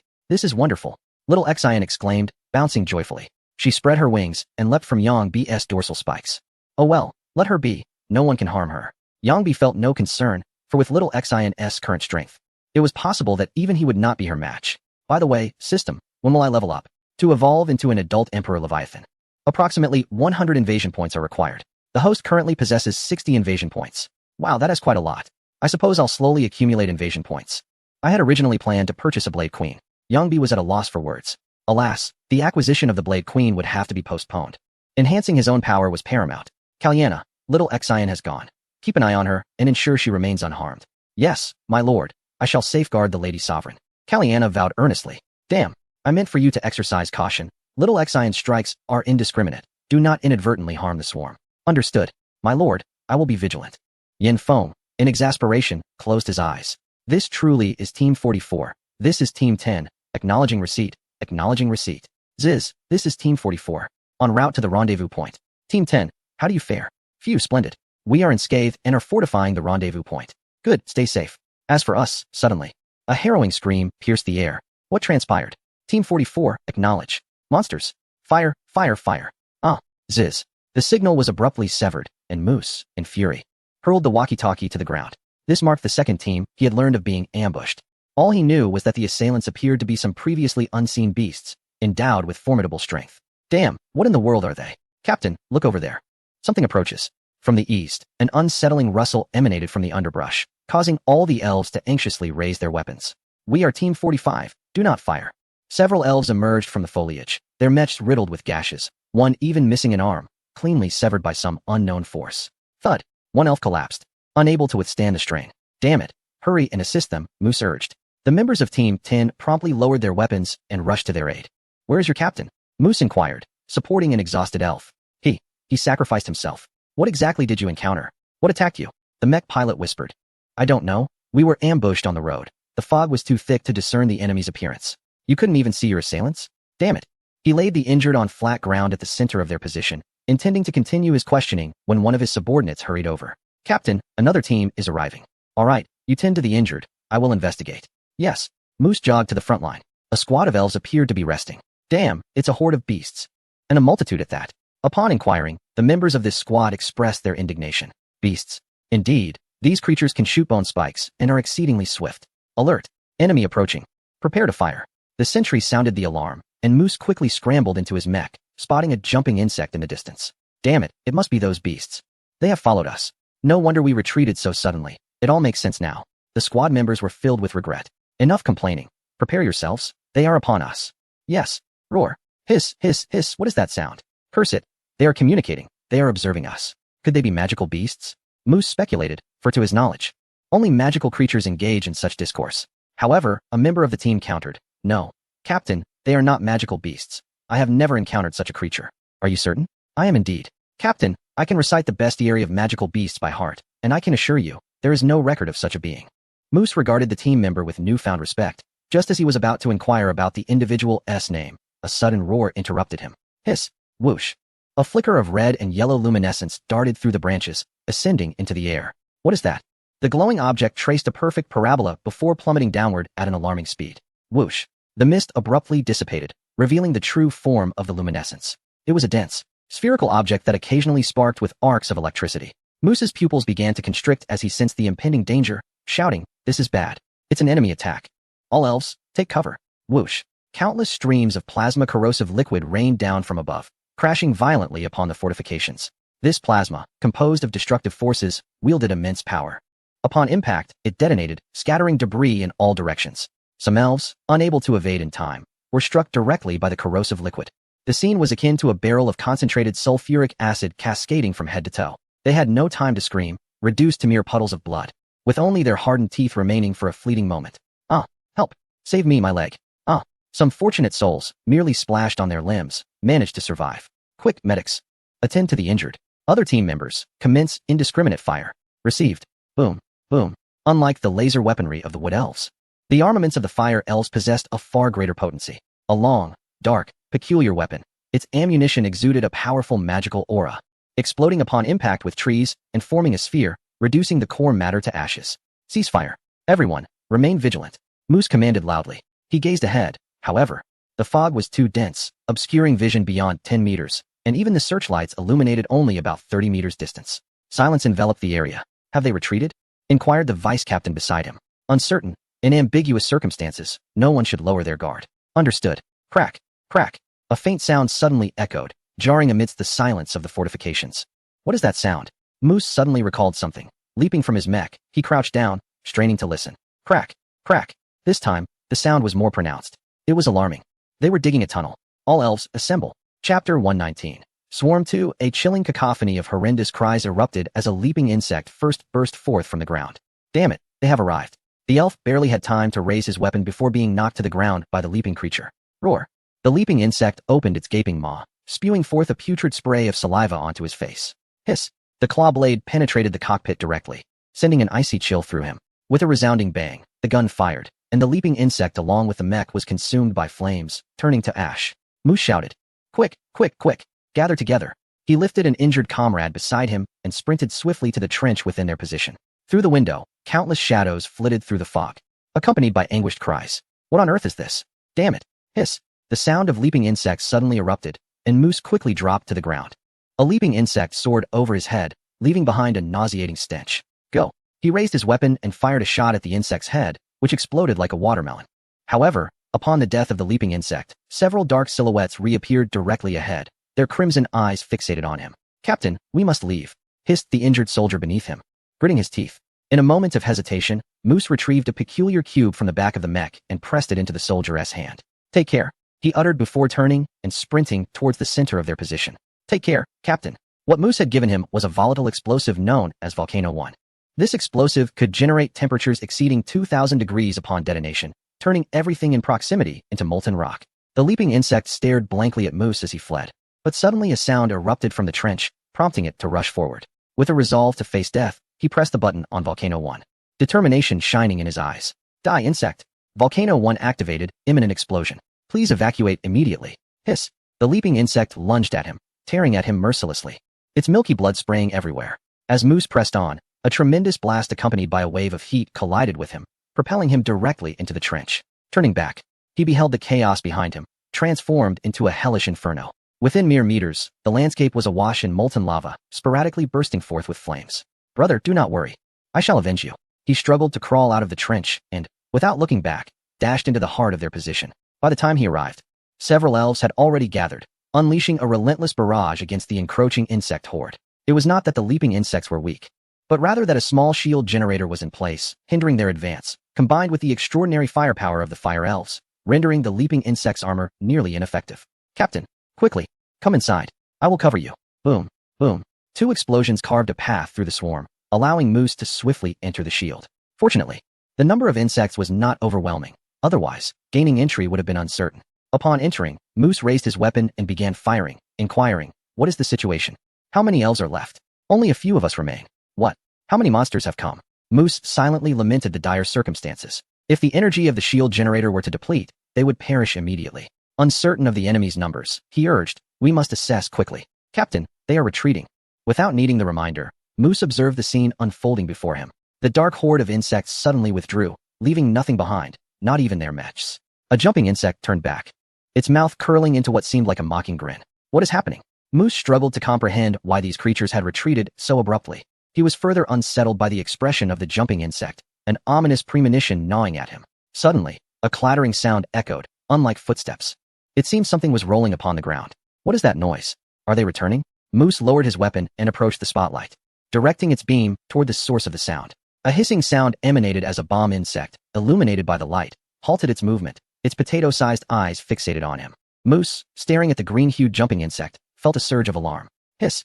The bomb insect launched itself, transforming into a sphere mid-air, rolling toward them once again. "Not good. Open fire!" Moose shouted, as the remaining few elves hastily threw their grenades. Boom! The grenades kicked up a cloud of dust, further obscuring their already limited visibility. "Stop! There's no movement." Moose raised his hand. The elves ceased their actions, their gazes fixed upon the smoke. Suddenly, a jumping insect broke through the haze, leaping towards the shield. Before they could react, the bomb insect detonated, showering the shield with energy and corrosive liquid. As the shield flickered, Moose began to panic. Fire! Fire! However, the dwindling number of elves proved inadequate. Even the strongest could not withstand the overwhelming force. One bomb insect after another surged from all directions, colliding against the shield. Within half a minute, the shield dissipated with a plume of smoke from the generator. A scream pierced the air as one elf was caught by a bomb insect, exploding instantaneously into a puddle of viscous fluid. Hiss! Xiaoxing ambled leisurely through the woods, reminiscent of a girl on a spring outing, her curiosity piqued by everything around her. "Wow, this flower is beautiful, and this one too." Yet, in her grasp was a magical beast known as the Xuanhua, a sentient creature. However, sensing the formidable energy radiating from Xiaoxing, it trembled, too fearful to act recklessly. It is important to note that Xiaoxing's prowess now surpasses even that of Yang Feng. How terrifying! Is this truly a monster? Su Hua gazed at Xiaoxing, weeping silently within. "Captain Zizi, look over there, there's an elf." As Xiaoxing wandered, admiring the surroundings, a group of elves cautiously observed her. Only upon noticing Xiaoxing's distinctive pointed ears did they dare to confirm that she was indeed an elf. This was understandable, as Xiaoxing had integrated elven genes during her evolution, and given her current lack of armor, it was no wonder they were hesitant to mistake her for anything else. Is she a bounty hunter? What is she doing here? The captain hesitated, uncertain whether to alert this elf. Captain, look, a monster. Following the direction indicated by a teammate, he spotted 2 jumping insects crouching low, stealthily approaching Xiaoxing. What is the target of those monsters, Captain? The captain hesitated once more, then commanded, open fire. Save her. He could not bear to watch a young girl fall victim to monsters, only to be devoured. Unbeknownst to him, Xiaoxing, with her back turned, revealed a mischievous smile. Boom. A fireball engulfed the jumping insects, instantly reducing them to ashes. Xiaoxing, in an instant, tossed the flower she held, falling to the ground like an unsuspecting little rabbit. Ah, help. Young Feng, observing from the shadows, couldn't help but give a thumbs up, nodding. What an impressive performance. Why hadn't I noticed this before?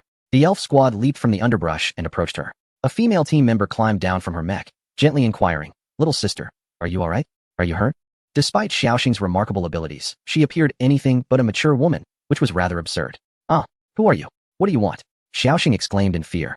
Retreating on the ground, the female team member extended her hand, patting Xiaoxing's back softly, saying, Little sister, do not be afraid. We are the military. We fired our weapons just now to save you. Really? Xiaoxing responded, skepticism etched on her face. Yes, truly, the female member affirmed earnestly. Only then did Xiaoxing believe her. Smiling and expressing her gratitude, thank you so much. I am truly grateful. Haha, girl, what are you doing here? It's far too dangerous. Monsters are everywhere. It's a miracle you've made it this far without dying, a cocky young man remarked. You insolent brat, what are you saying? Can't you control your mouth? The female member scolded the young man before turning back to Xiaoxing. Come with us. It's very dangerous for an ordinary elf like you here. All right, I will listen to you. Xiaoxing nodded, fear evident in her expression. Then let us go. Otherwise, those monsters will return, the captain urged. The female member cradled Xiaoxing in the mech's hand, and they proceeded toward the gathering point. How are you? Are you trembling? Not at all. Are you hungry? The female team members, akin to caring elder sisters, were attentive and nurturing throughout their journey. Soon, they arrived at a clearing where numerous squads of sprites had already congregated, surrounded by fortified weaponry that exuded an air of invincibility. We have arrived, little sister, one of the female team members gently roused the slumbering Xiaoxing. Their journey had been remarkably smooth, devoid of any encounters with the insectoid creatures. Phew, we finally made it. We are indeed fortunate to have avoided any monsters, haha. Indeed, don't just stand there, take a moment to rest, then prepare for defense, she urged, guiding Xiaoxing to a stronghold. Stay here and do not venture outside. It is perilous. Once reinforcements arrive, we shall return home. Really? That's wonderful. Thank you, big sister, Xiaoxing exclaimed, her face radiant with gratitude as she planted a kiss on her cheek. The team member paused in surprise, then rummaged through her backpack, producing an assortment of food, which she presented to Xiaoxing. Here, take this, and don't let yourself go hungry. By the way, big sister, what is your name? Xiaoxing inquired, her eyes gleaming with anticipation. I am Varys. And what is your name, little sister? I am Xiaoxing, sister Varys. After a brief conversation, Varys prepared to take her position in defense and departed. Watching Varys' retreating figure, Xiaoxing smiled and whispered in a voice only she could hear, Sister Varys. You are so kind to me. I can't bear the thought of you perishing. A surge of psychic energy radiated outward in all directions. Roar. All insectoids suddenly lifted their heads, gazing towards Xiaoxing. Come forth, my little darlings, and obliterate them. Following her command, Xiaoxing nonchalantly resumed her meal. Ugh, this is dreadful. It pales in comparison to even half of what I had on Blue Star. I shan't eat anymore. Attention, all units. We have a situation. The sentinel raised the alarm, and all sprites sprang into action, swiftly advancing to the front lines. Captain, what is the situation? Varys inquired, crouched behind cover. It seems those monsters are approaching, replied the captain. She gradually lifted her head to survey the distance, but saw nothing amiss. The position was well prepared. The trees had been extensively cleared to provide ample visibility, complemented by numerous searchlights, ensuring that all areas ahead were clearly visible. Duck! The captain suddenly yanked Varys down as a bone spike pierced through the cover, striking the ground behind them. Enemy attack. All sprites, remain alert. Whoosh whoosh whoosh. White bone spikes were relentlessly shot forth, rendering the robust cover utterly ineffective as they pierced through with ease. Many sprites were impaled, their bodies resembling hedgehogs adorned with spikes. All mechs advanced to reinforce the defense. The commander's voice resonated as the rear line of mechs carried formidable arcane steel plates forward. Whoosh whoosh whoosh. Ah! A cry of pain escaped as a mech piloted by a rogue toppled to the ground. Nearby teammates hastily erected steel plates to shield him. How are you? Varys hastily opened the cockpit, only to discover a bone-like spike firmly embedded in his thigh, its tip having pierced through flesh and muscle, protruding ominously. She attempted to extract it, but the rogue cried out in agony. Don't. Don't move me, it hurts. Cut it off first. All right, hold on. Virilis prepared to tear open his pant leg to avoid it sticking to the flesh. However, as she tore it, she was momentarily paralyzed with shock. The rogue's thigh had taken on a different hue. A purplish-black venom crawled through his veins, inching ominously. What's wrong? Hurry and cut it off while I still feel nothing, the rogue urged. Unable to contain her frustration, Virilis cursed darkly. Damn it. Of course, you feel nothing. The spike is venomous. Upon hearing this, the rogue sat up to inspect the wound, realizing that the toxin was rapidly advancing toward the base of his thigh, while a foul, purplish-black blood continued to ooze from the injury. Endure it. I must amputate your leg, Virilis stated coldly. With tears of despair, the rogue lamented. Just do it. I can't feel a thing anyway. What a miserable fate. Accepting that there were no better alternatives and in a desperate bid for survival, he resigned himself to the loss of his leg. Virilis swung her blade decisively, severing the rogue's leg at the root. She swiftly applied pressure to staunch the bleeding and, under the cover of mechanized armor, transported him to the stronghold. Xiaoxing, please take care of him. All right, Sister Lyris. Xiaoxing responded obediently with a nod. The battle raged fiercely outside, and after leaving the rogue behind, Virilis departed. So your name is Xiaoxing, huh? Are you scared? The rogue inquired. Not at all. Because suddenly, before the rogue's eyes, Xiaoxing was enveloped in a menacing armor, a pair of pristine wings extending from her back. I am also the monster you speak of. You. Before he could utter another word, Xiaoxing was at his side, gripping his neck and lifting him effortlessly with one hand. Surprised, aren't you? Her voice, now chilling and dissonant, contrasted sharply with her previous gentle demeanor. Monster, let go? The rogue struggled feebly, unable to budge Xiaoxing's grip even an inch. As her grip tightened, his face paled, which fascinated Xiaoxing. How intriguing. It seems that elves turn whiter when engorged with blood. With a sudden snap, the rogue's arms fell limply to his sides. A flash of steel glimmered, and the rogue's head flew toward the wall like a ball, a torrent of white blood gushing forth. Chapter 121. The fleet's demise. Xiaoxing casually wiped the blood from her hands, remarking, how peculiar the color is. Suddenly, a hole appeared beside her, and a leaping insect sprang forth, landing by her side. My little darling, let us put on a show together. She gently patted its head, treating it like a docile puppy. She shed her armor, reverting to her seemingly harmless form. Ah! Help! Sister Lyris, save me! The sound of screams reverberated across the battleground, and Very sighed in dismay as she grabbed the knife beside her and rushed towards the bunker. Inside, her eyes were immediately drawn to the thug lying in a pool of blood. Then she noticed the leaping creature gradually approaching Xiaoxing, its menacing claws raised high. Die! Very's eyes blazed with fury as she fixed her gaze on the creature. Despite lacking a mech suit, her speed was remarkable. In the blink of an eye, her knife neared the creature's lethal claws. With a sharp slice, the sound of steel cutting through flesh echoed, and the creature's claws began to fall off, severed at the joints. With another swift strike, the creature was pierced by her blade, meeting its demise. She dropped the knife and hurriedly embraced the trembling Xiaoxing. Are you all right, Xiaoxing? Are you hurt?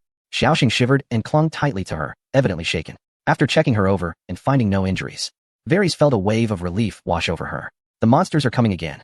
All squads, open fire. Outside, the fire spirits, who had just repelled a wave of insectoid foes, barely had time to catch their breath before the swarm surged again. Varys picked up her weapon, ready to venture out. But Xiaoxing terrifiedly grasped her arm. Don't. With no other choice, Varys soothed her. Don't worry, I'll just take a quick look. You must come back. All right. I promise, she gently replied, stroking Xiaoxing's head. Outside the battleground, Kalyana felt a sense of exasperation. How long would this go on? Stop dragging this out. We don't have time to waste here. Yang Feng's voice suddenly rang out, prompting Kalyana to stand tall. Understood, Sovereign. What about the Lord Xiaoxing? Forget about her. I will speak to her. The eavesdropping dragon will pass by soon. Ensure you command the swarm without causing any friendly fire. Yes. Just as she finished speaking, a sound like a sonic boom echoed, signaling that the eavesdropping dragon was approaching. The swarm is retreating. With a command, the insects within the battleground began to withdraw in an orderly fashion. The fire spirits looked on in terror, moments prior. The jaws of a leaping insect had been mere inches from them. Why are they retreating? Varys wondered, gazing at the swarm that had vanished into the mist. Suddenly, a piercing sound filled the sky, reminiscent of an air raid siren. Varys frowned and looked up. The sound seemed to grow increasingly closer. Ah, the bees are so annoying. I haven't had enough fun yet.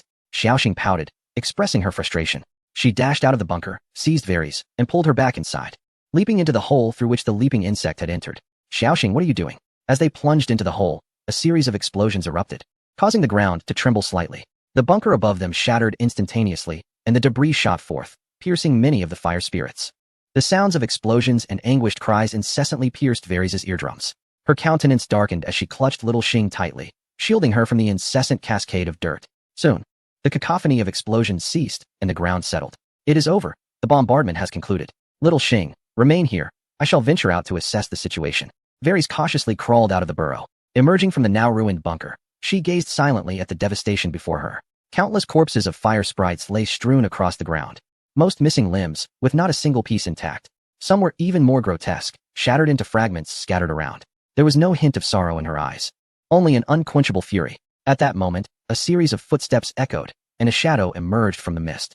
Who goes there? The shadow paused briefly before advancing. Little Xing. The Sovereign has commanded me to escort you back. It will soon come to an end. Kalyana gradually stepped into Varys' line of sight, devoid of features. Her entire form encased in chitinous armor, resembling anything but an elf. Varys raised her blade, her expression one of ire as she demanded, "What are you? How do you know Little Xing?" "Ah, you are indeed a delightful creature. No wonder the Lord favors you," Kalyana replied, intending to continue, but Little Xing's gaze halted her. With a shrug, Kalyana vanished into the air. "Varys, sister, are you all right?" Little Xing's sudden voice startled Varys. She swiftly turned, pointing her blade at the grotesque figure before her. "Who are you? Does Varys' sister no longer recognize me?" Little Xing's face beamed as she shed her chitinous shell, revealing her elven visage. "Do you recognize me now?" Observing Little Xing's earnest expression, Varys bit her lip and inquired, "Who are you truly? And why does that creature refer to you as sovereign?" Little Xing smiled and replied, "Because I am just like them. By the way, we do not refer to ourselves as monsters. We are the swarm." Varys could no longer contain herself, erupting like a volcano. "So, from the very beginning, this was your scheme. It was to annihilate us." Little Xing furrowed her brow, her petite form appearing exceptionally endearing. She gazed at Varys and pondered for a moment before saying, "No, it was merely for amusement. I need not complicate matters to kill you. And now, have you had your fill of play, and is it time to slay me?" Varys lowered her weapon, speaking softly. "The original plan was indeed to end your life, but..." Varys remained silent, patiently awaiting the conclusion of her words, her anger dissipating, replaced by regret and remorse. "I do not wish to kill you like this.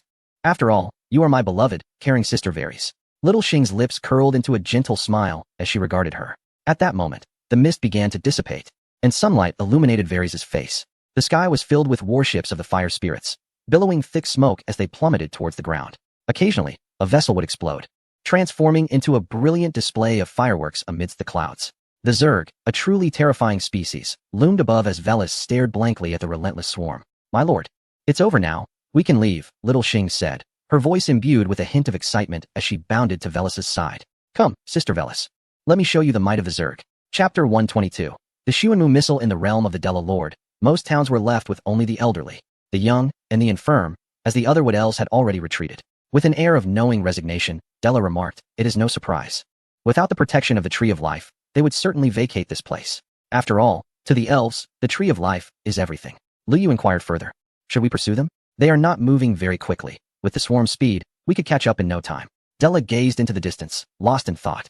How formidable is their combat strength?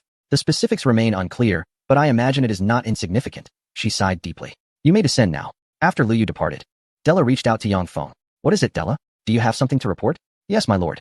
I am conflicted about whether to chase the fleeing Wood Elves and seek your counsel." Yangfeng countered, "What are your thoughts?" "My lord, I believe there is no need for pursuit. We have just arrived on Spiritwood Star. We should first secure the entire territory of the Wood Elves to prevent any counterattacks from the other elves." Yangfeng replied calmly, "There is no need for concern. The swarm is inexhaustible. Even if we suffer some losses, it will not be crippling. Moreover, those elves are not formidable enough to pose a significant threat to the Zerg." Della lowered her head, acknowledging, "Yes, I understand. It was a lapse in my judgment." A glimmer of insight flashed in Yangfeng's eyes as he said, "Then go forth. And remember, leave none behind." "Understood." After severing the mental link with Della, Yangfeng couldn't help but smirk coldly, closing his eyes and muttering to himself. "Do you think Della still harbors feelings for the Wood Elves?" "No, I doubt it." On the long, winding road, cars crawled forward at a snail's pace. "Father, where are we headed?" a young elven girl asked, gazing at the looming storm mountains ahead. "To the Earth Spirit Empire," he replied, his expression grave as he looked towards the towering peaks of the storm mountains. The very name hinted at the dangers that lay within. With frigid temperatures, perpetual snowfall, and relentless storms, the storm mountains were synonymous with terror, especially the storms which heralded death, often accompanied by fearsome beasts. "Let us hope nothing untoward occurs." No sooner had he spoken than a loud announcement echoed around them. "Attention, all citizens, we are about to enter the storm mountains. Please do not fall behind, and remember to keep warm." Gazing upon the aerial battleships above, one could discern the presence of nobles and high-ranking imperial officials, alongside affluent merchants. Access to these vessels was granted solely through monetary exchange, ensuring a haven that was not only secure, but also remarkably comfortable. For the common folk, however, such aspirations remained a distant dream. Before long, The foremost convoy had entered the Windbreak Gorge, a narrow passage scarcely exceeding 20 meters in width, flanked by towering cliffs that seemed to pierce the heavens. This gorge had been carved by the formidable power of the Tree of Life, leading directly to the realm of the Earth spirits. Yet, this did not imply safety. Avalanches could strike at any moment, and the towering mountains necessitated that the battleships circumvent them, leaving only the ground-based mech units to provide protection, should calamity befall them. The consequences would transcend the mere loss of a few elves. "Look, what is that?" an elf exclaimed, pointing towards the rear in sudden alarm. Instantly, every gaze turned to follow his direction. A throng of creatures, both magical beasts and ordinary wildlife, came rushing towards them in a chaotic surge. They raced heedlessly, risking trampling one another into oblivion. "They're charging at us. Quick, take cover." A cacophony of screams and gasps erupted, sending the elves into a frenzy as they scattered in every direction. The highest-ranking commander on the ground, Lord Rolls, shouted in exasperation, "All elves, remain calm. Enter the Windbreak Gorge in an orderly fashion. A military force is stationed behind to intercept." The troops assembled at the entrance to the gorge, forming formidable defensive lines. "All units, ensure that no magical beast or wild animal breaches our perimeter. Open fire on sight." The sheer magnitude of simultaneous weaponry unleashed was awe-inspiring. A deluge of laser beams converged, creating a wall that surged toward the advancing horde. In an instant, all living beings within 20 meters of the initial impact vanished without a trace. As shadows fell across the land, a multitude of flying creatures obscured the sunlight, soaring towards the storm mountains. "My lord, we cannot hold them back any longer. The numbers are overwhelming. Even our entire military presence cannot withstand this." "How many are there? Curse it, where is the fleet? Can we establish contact?" Unable to reach them. Even if we could, they would not dare to assist us.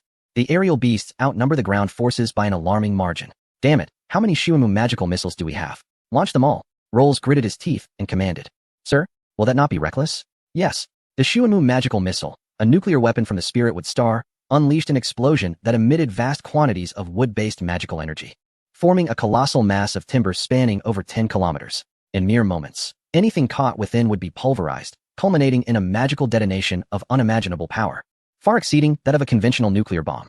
Of course, the risks were immense. The emitted would bore intense radiation, ensuring that any elf exposed for even a second would perish instantly, with no hope of salvation. Moreover, there existed no means of neutralizing this wood. "All units, commence withdrawal."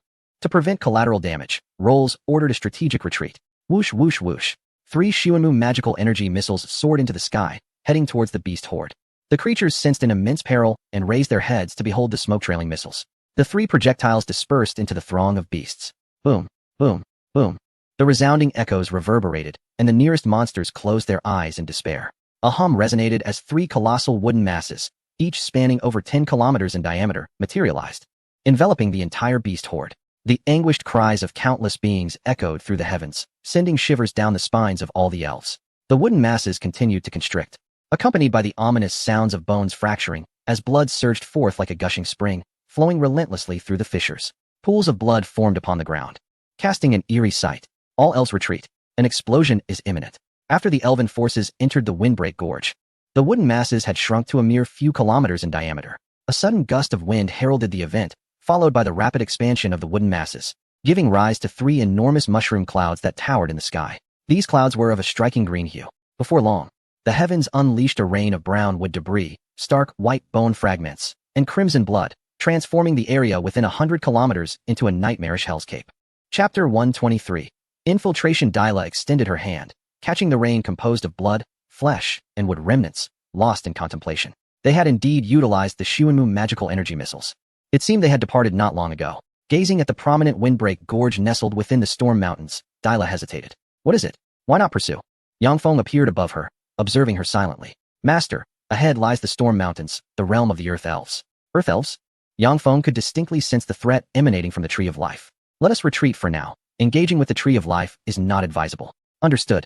The swarm of insects began to withdraw in an orderly manner. In the storm gorge, Lors let out a deep sigh and muttered, "What in the world are those beasts going mad for?" "My lord, we have received communication. A storm has been detected in the mid-gorge." A messenger reported as he hurried to Lors' side. "Damn it! Halt the advance. All elves rest in place until the storm passes," Lors commanded. "Yes." Once again, Lors sighed, muttering to himself, "It's just one calamity after another." Meanwhile, Yangfeng observed the retreating swarm in silence. "Master, what shall we do next?"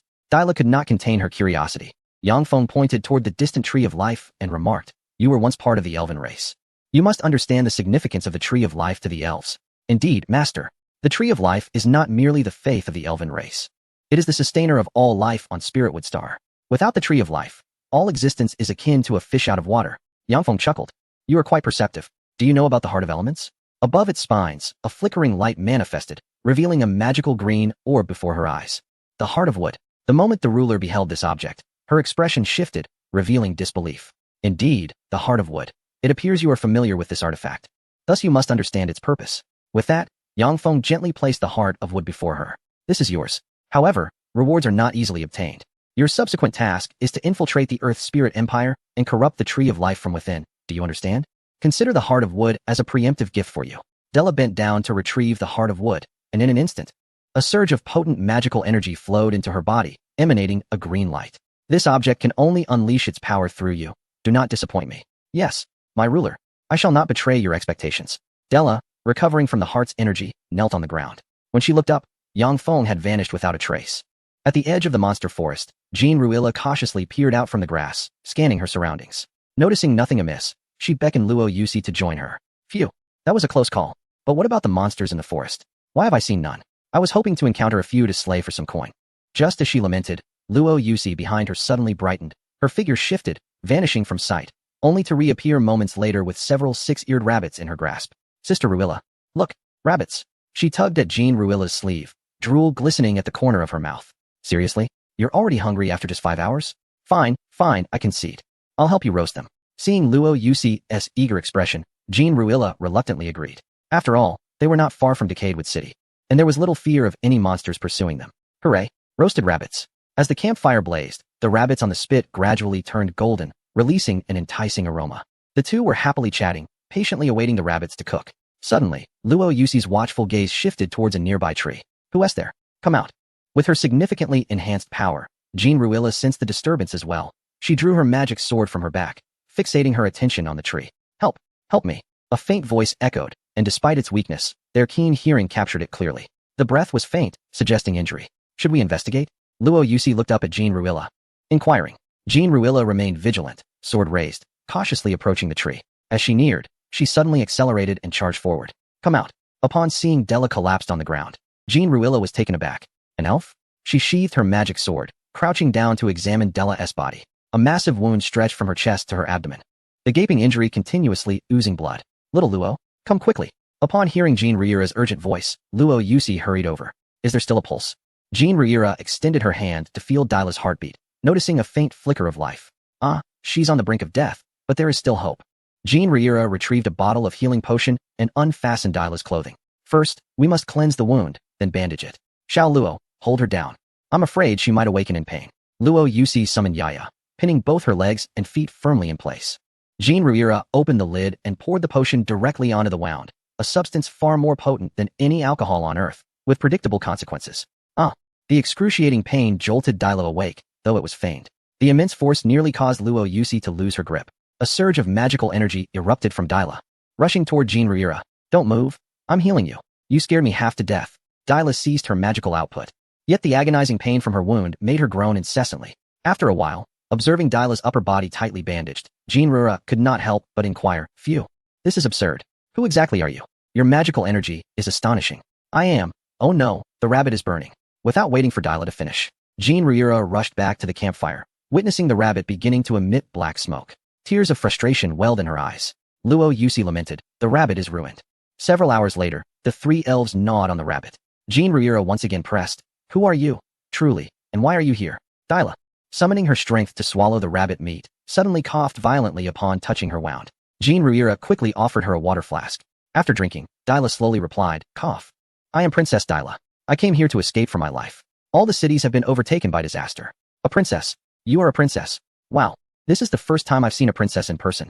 Dila retorted, Is that the main point? You're making it difficult for me to continue. By the way, what did you just say? Chapter 124. The underground cavern. After Dila's explanation, Jean Ruilla finally grasped the situation. So, that monster is called Disaster. No wonder it's so powerful. What do we do now? Disaster has occupied all the cities. Where shall we go? At this moment, Luo Yusi interjected. How about we head to the Fire Elf Empire? I am familiar with the way. We only need to cross this forest. Dila responded, No? The beast forest is teeming with disaster. We cannot traverse it. Just recently, a fleet of over 1,000 fire elves was annihilated by disaster. Jean Ruilla despondently exclaimed. Then what do?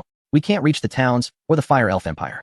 After a moment's contemplation, Dyla stated, the Earth Elf Empire. As long as we enter the Windbreak Gorge, we will be safe.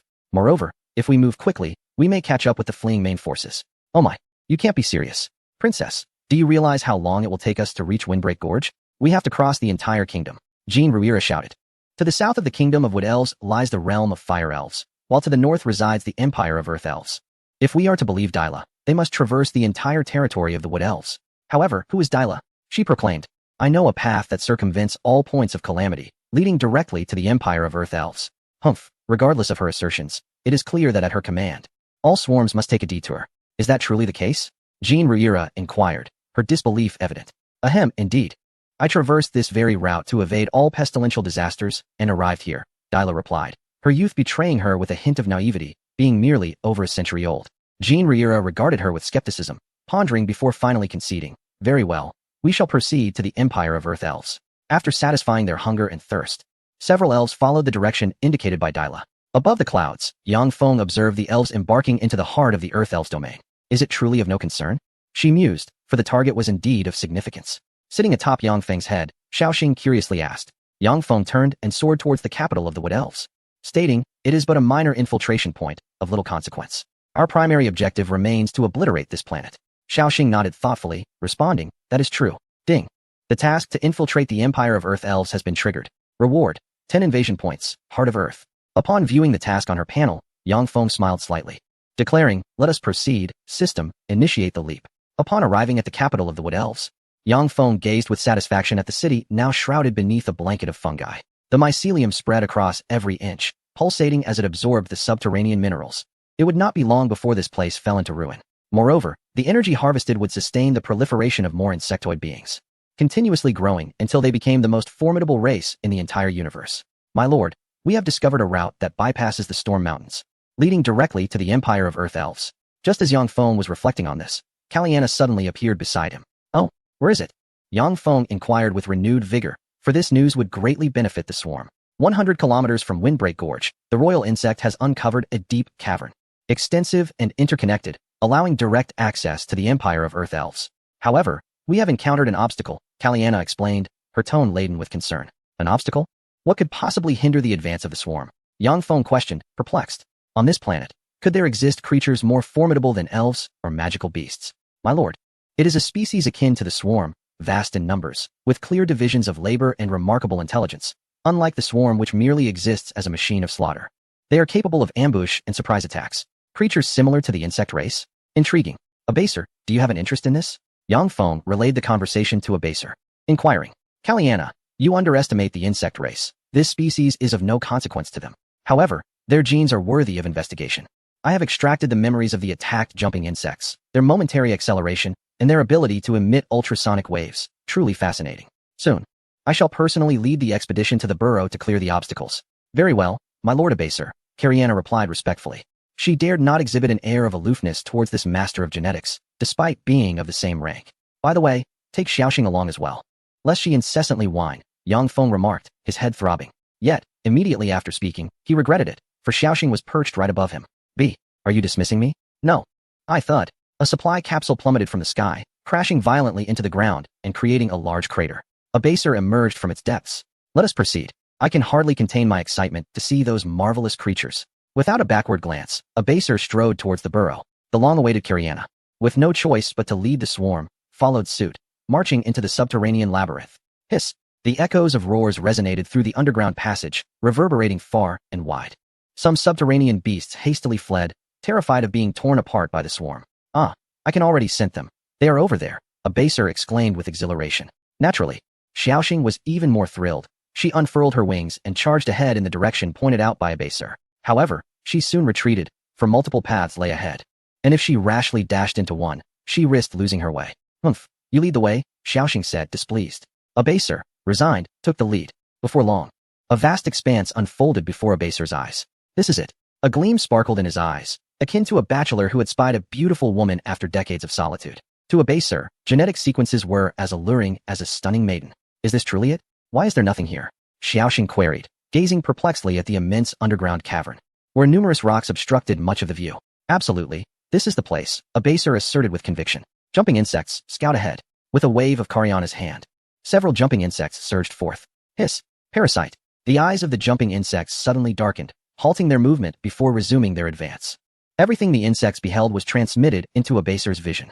Just as the jumping insects vanished from sight, Abaser's parasitic link was severed. Indeed. Those treasures lie just behind those stones, Abaser said, rubbing his hands together. Understood. Swarm attack. Roar. Chapter 125. The fusion of the crimson dog and insect genes. A fierce battle was imminent, as bizarre creatures emerged from the shadows, their bodies of vivid crimson, their taut muscles appearing remarkably robust. Their claws scraped against the ground, producing sparks. Certainly, when compared to the ferocious jumping worms, the creatures referred to as the Crimson Clan may appear somewhat diminutive. After all, the strength and size of the jumping worms speak volumes. Are these the beings known as the Crimson Clan? Fascinating, indeed, Yang Feng remarked, shaking off the explosive mosquitoes clinging to him. As he perused the information provided by the system, a fierce battle ensued among the swarm, both sides fervently brandishing their sharp claws in the darkness of the subterranean caverns. It became evident that the Crimson Clan was inferior to the Insect Clan.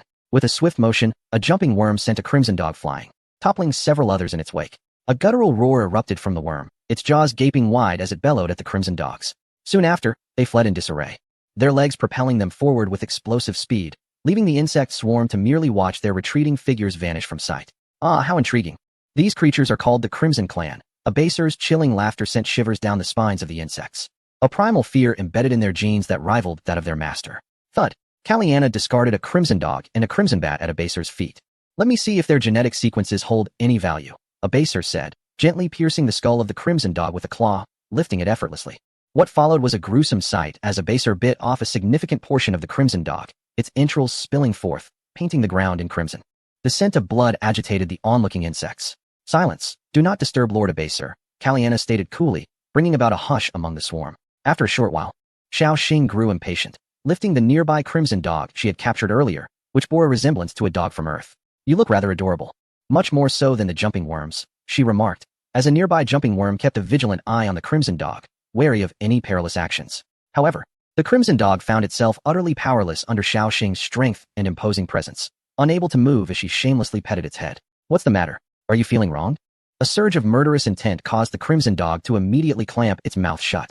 Despair filled its eyes, its tail tucked firmly between its hind legs. Such a good boy. Here is something for you to eat, Xiao Xing said, producing a writhing green orb that emanated a purplish-green glow. This was the very substance the insect queen had previously fed to the robust sprite, a virus that could transform sprites into members of the insect clan. Albeit far too potent, having dissolved the robust sprite entirely. No. Before Caliana could extend her hand, Xiao Xing swiftly shoved the orb into the crimson dog's mouth. The orb seemed somewhat too large, getting lodged in its throat, refusing to descend. Is it too big? Xiao Xing grasped its head, lifting it up and shaking vigorously. With a resounding thud, the orb finally slipped down smoothly. Xiao Xing released her grip, causing the red dog to plummet to the ground with a thud. The creature struggled to rise, its legs trembling violently as if intoxicated, swaying unsteadily from side to side. Is it not palatable? She pondered, stroking its head in confusion. But I find it quite agreeable, with a delightful texture. Caliana turned her head away, unable to bear the sight. Alas, you are now a level 8. Tier 1 insectoid hero. That minuscule virus holds no sway over you, yet it does not imply that it lacks effect on other beings, she remarked. The red dog coughed incessantly, blackened blood oozing from the corners of its mouth, its eyes rolling back in apparent agony. Observing the thrashing creature, Xiao Xing chuckled foolishly. Have we gone too far? Surely it won't perish, right? It shouldn't, I suppose. Caliana suddenly sensed something amiss. The red dog had yet to be reduced to a mere puddle of flesh. In fact, its power was visibly escalating. Its size was gradually expanding. Once measuring 2 meters in length and 1 meter in height, akin to a cheetah, but now it had grown to approximately 4 meters long and 2 meters tall, substantially larger than a jumping insect. The downed red dog continued to growl, its crimson fur shedding as it sprouted a glossy, smooth exoskeleton adorned with intricate patterns, rendering it strikingly beautiful. Most notably, its hind legs and tail transformed. Sharp bone blades emerged from the sides of its hind legs, while its tail elongated and thickened, covered in vibrant green scales that occasionally stood erect, with exceptionally sharp edges. How stunning! Xiao Xing exclaimed, excitedly standing beside it and caressing its shell. You have endured much waiting. The analysis is complete. What on earth is this creature? Abaser swiftly approached the red dog, his eyes glinting with intrigue. Have you completed your analysis? Quickly, tell me how my little red one fares. Is it not exquisite? Xiao Xing beamed with pride, addressing Abaser. What is this? Abaser replied, bewildered, gazing at the imposing red dog. He struggled to comprehend that a mere brief analysis of its genes had led to such a remarkable transformation. If he had sought to integrate the acquired genes into the insectoid lineage for a more refined evolution, Xiaoxing had seamlessly merged the insectoid genes with those of the red dog.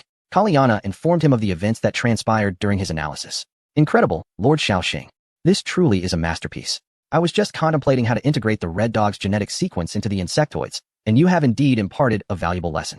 Abaser genuinely praised her. Although he was a master of evolution, he had fallen into a narrow mindset. He had been solely focused on enhancing insectoid genes, forgetting that the universe is vast and there exist beings with superior genetics, such as the red dog. This does not imply that insectoid genes are inferior. Rather, the integration of insectoid genetics into the red dog offers a far greater enhancement, proving to be more effective than merely merging with the insectoid lineage. Abaser, take a look at the genetic sequence of this crimson dog. Can it be mass-hatched? Little Luck is quite astute, and one can tell from Abaser's expression just how formidable the evolved crimson dog has become. Very well, I shall analyze it. Abaser detached a small portion of the crimson dog's shell, swallowed it, and then resumed his analytical state. Chapter 126. Crimson Beast. Meanwhile, Yang Feng had derived the information on the fusion of the insectoid virus with the jumping bug. Crimson Beast, level 8, energy points, 100,000 type, heavy armor. Ground unit abilities. Hormonal surge, rapidly secretes a copious amount of hormones that temporarily enhance physical capabilities, increasing speed while eliminating the aftereffects of the crimson dog, provided energy is sufficient for continuous secretion. Venomous tail, a 2-meter-long tail that is highly agile and possesses significant muscular strength. The scales on its surface can instantly erect, transforming into razor blades imbued with potent venom, capable of reducing enemies to a mere sludge, providing a healing effect on insectoid units. Crimson armor. The basic user of magic energy in the Crimson Dog has transformed this application into an armor that not only boasts remarkable durability, but can also deflect minor magical attacks. Fire Breath utilizes magic energy to expel flames, reaching temperatures of up to 1,000 degrees instantly. However, it is extremely costly and can only be used twice in a short span. Overview. Evolved from the underground creature known as the Crimson Dog, it initially harnesses magical energy. Compared to basic units like jumping bugs, the Crimson Beast possesses the capacity for thought, allowing it to command a small swarm of insects and share the burden of responsibility. Wow, Abaser has made a significant discovery. The Crimson Beast is indeed an excellent unit and can be produced in greater numbers. However, it is somewhat expensive, consuming 100,000 energy points. With my 500 planetary points, I can only hatch 500,000 of them. Although it sounds substantial in the context of the billions of insects, it is pathetically insufficient. I failed to clarify earlier. The hundreds of billions include auxiliary units like worker bees and queen bugs. Nevertheless, it is still worthwhile to hatch them, as the Crimson Beast possesses intelligence and can lead a small swarm of insects, making it valuable in its own right. Taylor, hatch 250,000 Crimson Beasts. Wait, let us start with 100,000. Yang Feng suddenly recalled that the Crimson Beast is merely one type among the Crimson race. There may be a need for substantial energy points later on. Yes, Master, Taylor respectfully replied. Damn, another 100 planetary points gone. That translates to a staggering 10 billion energy points. What a heart-wrenching loss. During this period, while Blue Star continues to provide energy, it cannot sustain such expenditure. Thankfully, the swarm utilizes extraterrestrial minerals for hatching. Otherwise, the situation would be dire. Alright, system, can these sprites extract energy points like the four-armed apes? Thinking of the four-armed apes on Blue Star, Yang Feng suddenly had a flash of inspiration. Ding. Negative. The magical energy within the sprites is produced and output by the Tree of Life. Once the Tree of Life ceases to exist, the magical energy will dissipate, making continuous extraction of energy points impossible. Oh, is that so? Then never mind.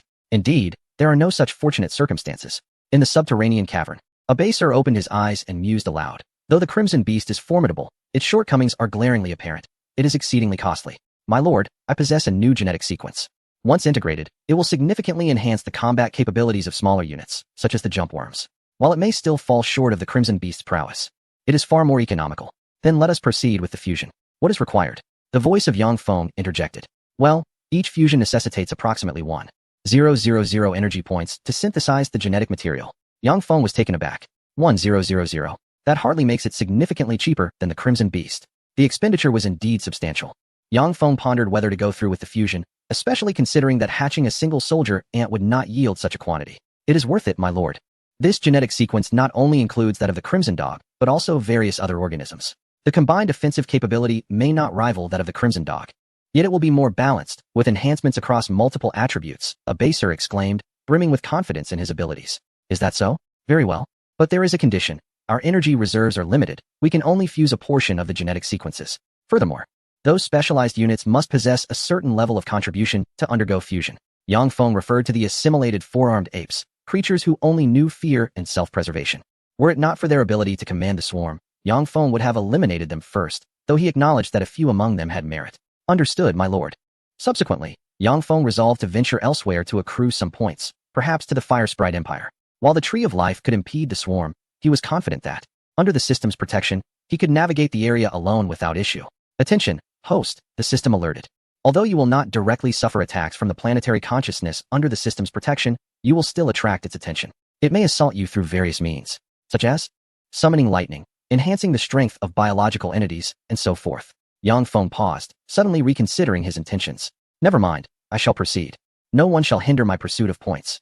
System, initiate leap. Understood. In the blink of an eye, Yang Feng vanished from his location and reappeared at the very edge of the Fire Sprite Empire. Crossing the river ahead marks the boundary of the Fire Sprite territory.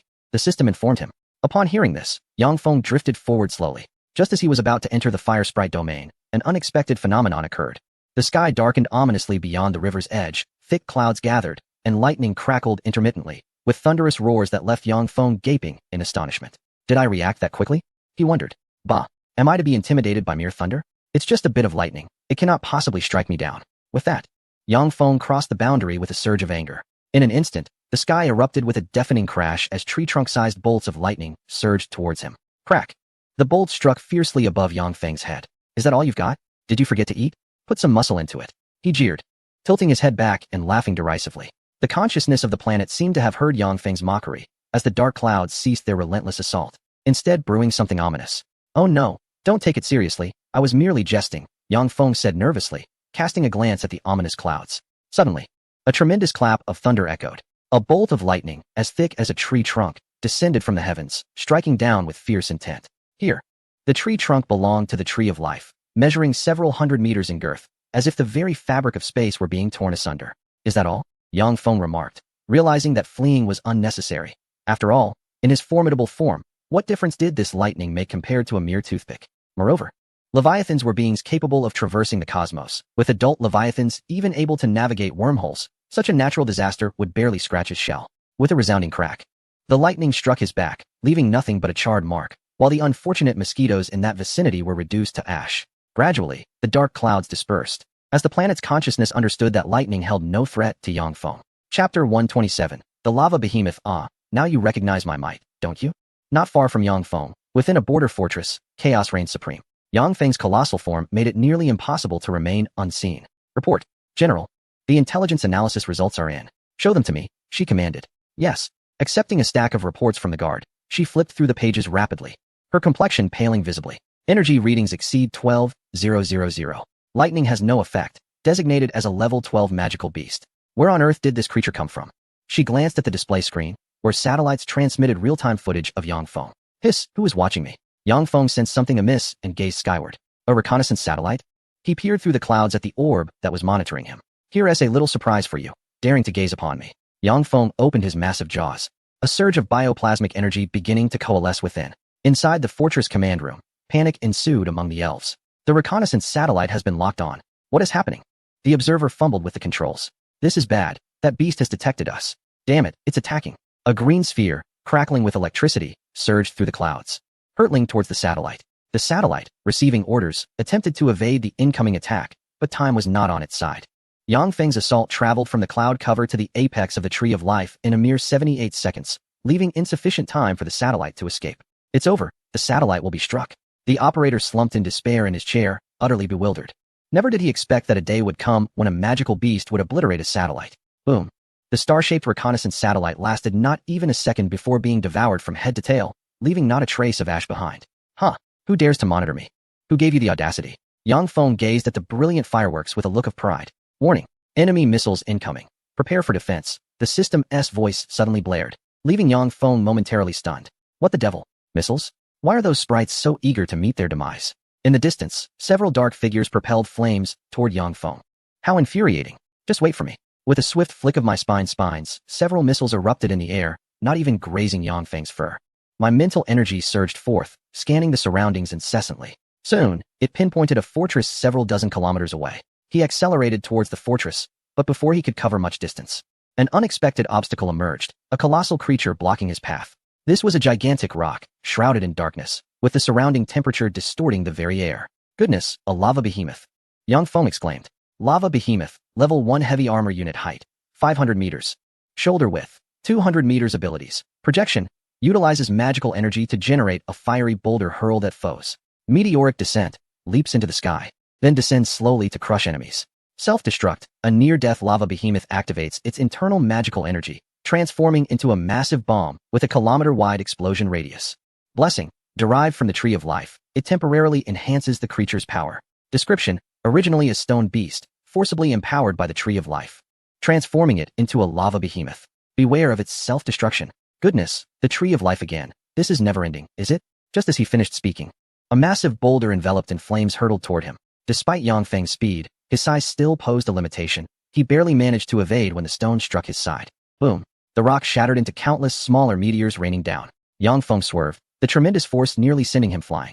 How formidable it is. Another stone appeared in the lava behemoth's grasp, its gaze fixed intently on him. What? You dare come again, thinking I'm an easy target? Yang Feng opened his mouth, unleashing a torrent of biomass plasma directed fiercely at the lava behemoth. Roar. The lava behemoth was undeterred, hurling the boulder with great force. Boom. The two collided, generating a massive shockwave that radiated outward. Seizing the moment, Yang Feng charged through the dust cloud formed by the impact, opening his gaping maw to pounce upon the lava behemoth. Roar. Let us see whether your head is tougher than my teeth. The lava behemoth would not stand idle.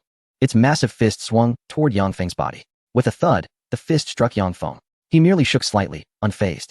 However, his attack was unlike that of the lava behemoth. With a single bite, debris flew, and the lava behemoth's massive head was severed by his powerful jaws. Immediately after, his spine shot forth toward the lava behemoth. With a dull thud, the lava behemoth was sent flying backward. Humph, trash.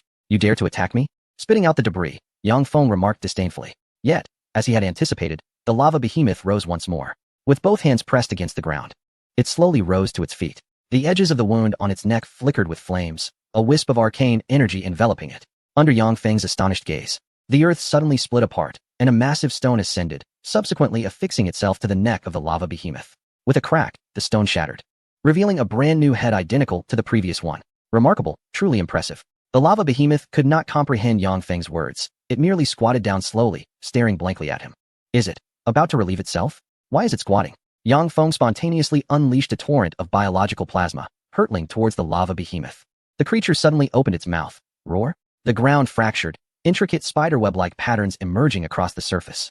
Like an arrow released from a bow, the lava behemoth, engulfed in flames, hurtled towards Yang Feng like a meteor. How else could this skill be utilized? Isn't it a ground-based ability? Without allowing Yang Feng much time to ponder, the lava behemoth's speed was astounding, rapidly closing in on him. All of Yang Feng's spine shot forth, attempting to intercept the behemoth. Alas, such immense strength. The spines wrapped around its shoulder, but to no avail. The lava behemoth remained undeterred. It was time for a head-on clash. Yang Feng opened his massive jaws, bracing for the impact with the lava behemoth. Boom. The two collided, shockwaves radiating outward. Clouds were blown far away. Warning. The psionic shield is about to shatter. Yang Feng dismissed the system's alert. There was no room for distraction at this moment. Crack. Crack. The psionic shield finally succumbed under the pressure, broken by the lava behemoth's assault. However, Yang Feng felt a sense of relief, as the lava behemoth had already lost much of its power due to the shield, posing little threat now. Roar. Yang Feng let out a mighty roar, his massive jaws cleaving through the behemoth's skull, even shattering its limbs ensnared by the spines. The lava behemoth lost its momentum and plummeted to the ground. Chapter 128. The foolish demise of Yang Feng. The Tree of Life is indeed formidable, sending me such a reckless adversary. Yang Feng watched as the lava behemoth descended, a great surge of arcane energy spilling forth from its shell. Psionic storm. White energy coalesced, which Yang Feng hurled forth. As the lava behemoth landed, the psionic storm swiftly followed, crashing into its abdomen. Boom. The psionic storm erupted instantaneously, unleashing a cacophony of lightning across a 2-kilometer radius. Vegetation was reduced to ash, and the ground was upheaved. The lava behemoth, caught at the heart of the storm, was bombarded with arcs of psionic lightning. Layers of rock peeled away, soon revealing a crimson crystal that fell to the earth. Ding. The lava behemoth has been slain, earning 5 invasion points. What a troublesome foe. My psionic energy is entirely depleted. Yang Feng exhaled deeply. Ding. Fire element arcane crystal detected. Would you like to reclaim it? Yang Feng was momentarily taken aback. An arcane crystal? What is this? He gazed at the crimson crystal on the ground, which measured 50 meters in diameter. The magical energy crystal emitted a faint glow, its surface seemingly undulating with arcane energies. This magical crystal could be exchanged for points, among other purposes that required the host to discover. Well, what is its redemption value? Yang Feng inquired, somewhat exasperated. 10 points, came the reply. This cannot possibly be its true worth. The lava behemoth was no easy adversary. As its core, how could the magical energy crystal be valued at merely 10 points? The system is nothing short of a swindler. Realizing this, Yang Feng concluded, forget it, I shall not redeem it. He rolled up the magical energy crystal and stowed it away inside his abdomen, knowing that his physique could easily accommodate several more. After securing the crystal, he was poised to resume his journey when several objects glowing with a red light suddenly approached. What now? Can I catch a break?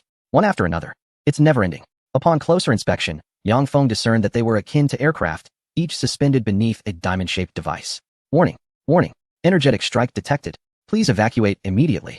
The crimson alert startled Yang Feng. He understood the gravity of the situation. Even a fool would recognize that an energetic strike was no trifling matter. Turning on his heel, he shouted as he ran, quick, leap. Insufficient psychic energy. Damn it. With a whoosh, the munitions beneath the aircraft detached and pursued Yang Feng at a speed 10 times that of the aircraft itself. This is it. I should have known better than to act recklessly. Amidst his complaints, Yang Feng was struck squarely in the rear by a missile, resulting in a colossal mushroom cloud erupting around him. A fireball with a 2-kilometer radius materialized, centered around Yang Feng. Report. Firebird has struck the target. Evacuation requested. Command center acknowledges. You may evacuate. Upon hearing of the successful strike, the command center erupted in cheers. Even the general, typically composed, revealed a rare smile, leaving the assembly of elves in astonishment. Ahem, silence. The general coughed, and all fell quiet. We have once again safeguarded the citizens of the Empire. This is another commendable achievement for you all. Moreover, this marks our first encounter and defeat of a level 12 magical beast. Rejoice. Oh, Chapter 129, The Swarm's Wrathboom. The battling swarm and the Crimson Tribe were suddenly hurled back by a shockwave, colliding violently with the rock wall. The expressions of Kalyana and Abaser darkened. Damn it, the Overlord has entered a state of life dormancy, Abaser stated coldly. The swarm abruptly entered a frenzied state, mercilessly slaughtering the Crimson Tribe. Meanwhile, Xiaoxing stood at the center, her psychic energy surging as she glared furiously in Yang Feng's direction. Let us go. Yes. Abaser and Karyana responded with a nod, closely following behind Xiaoxing. Wait, my lord. This way. It's closer. Abaser indicated towards one of the passages. Without further ado, Xiaoxing channeled her psychic energy, propelling Abaser and Karyana towards the corridor. This way. The scenery around them blurred past rapidly, revealing only indistinct glimmers of light, a testament to Xiaoxing's astonishing speed. Meanwhile, Yang Feng languidly surveyed his surroundings. He found himself in a deep pit, his body severely damaged, and had succumbed to a dormant state. Damn, I overdid it. Had I known, I would have been less reckless. In his mental realm, Yang Feng lay in frustration. TCH. Who told you to be so stubborn? You had already leaped once and unleashed a psychic storm, depleting your energy completely, Gamala retorted. I was just caught up in the moment, not paying attention, Yang Feng lamented, his composure shattered. This fire spirit was ruthless. The power of its missile surpassed even that of a nuclear bomb. By the way, in my current state, I won't be detected by the Tree of Life, will I? Yang Feng pondered, suddenly recalling that he was still under the Tree of Life's watchful gaze. Indeed. However, you can momentarily rest easy.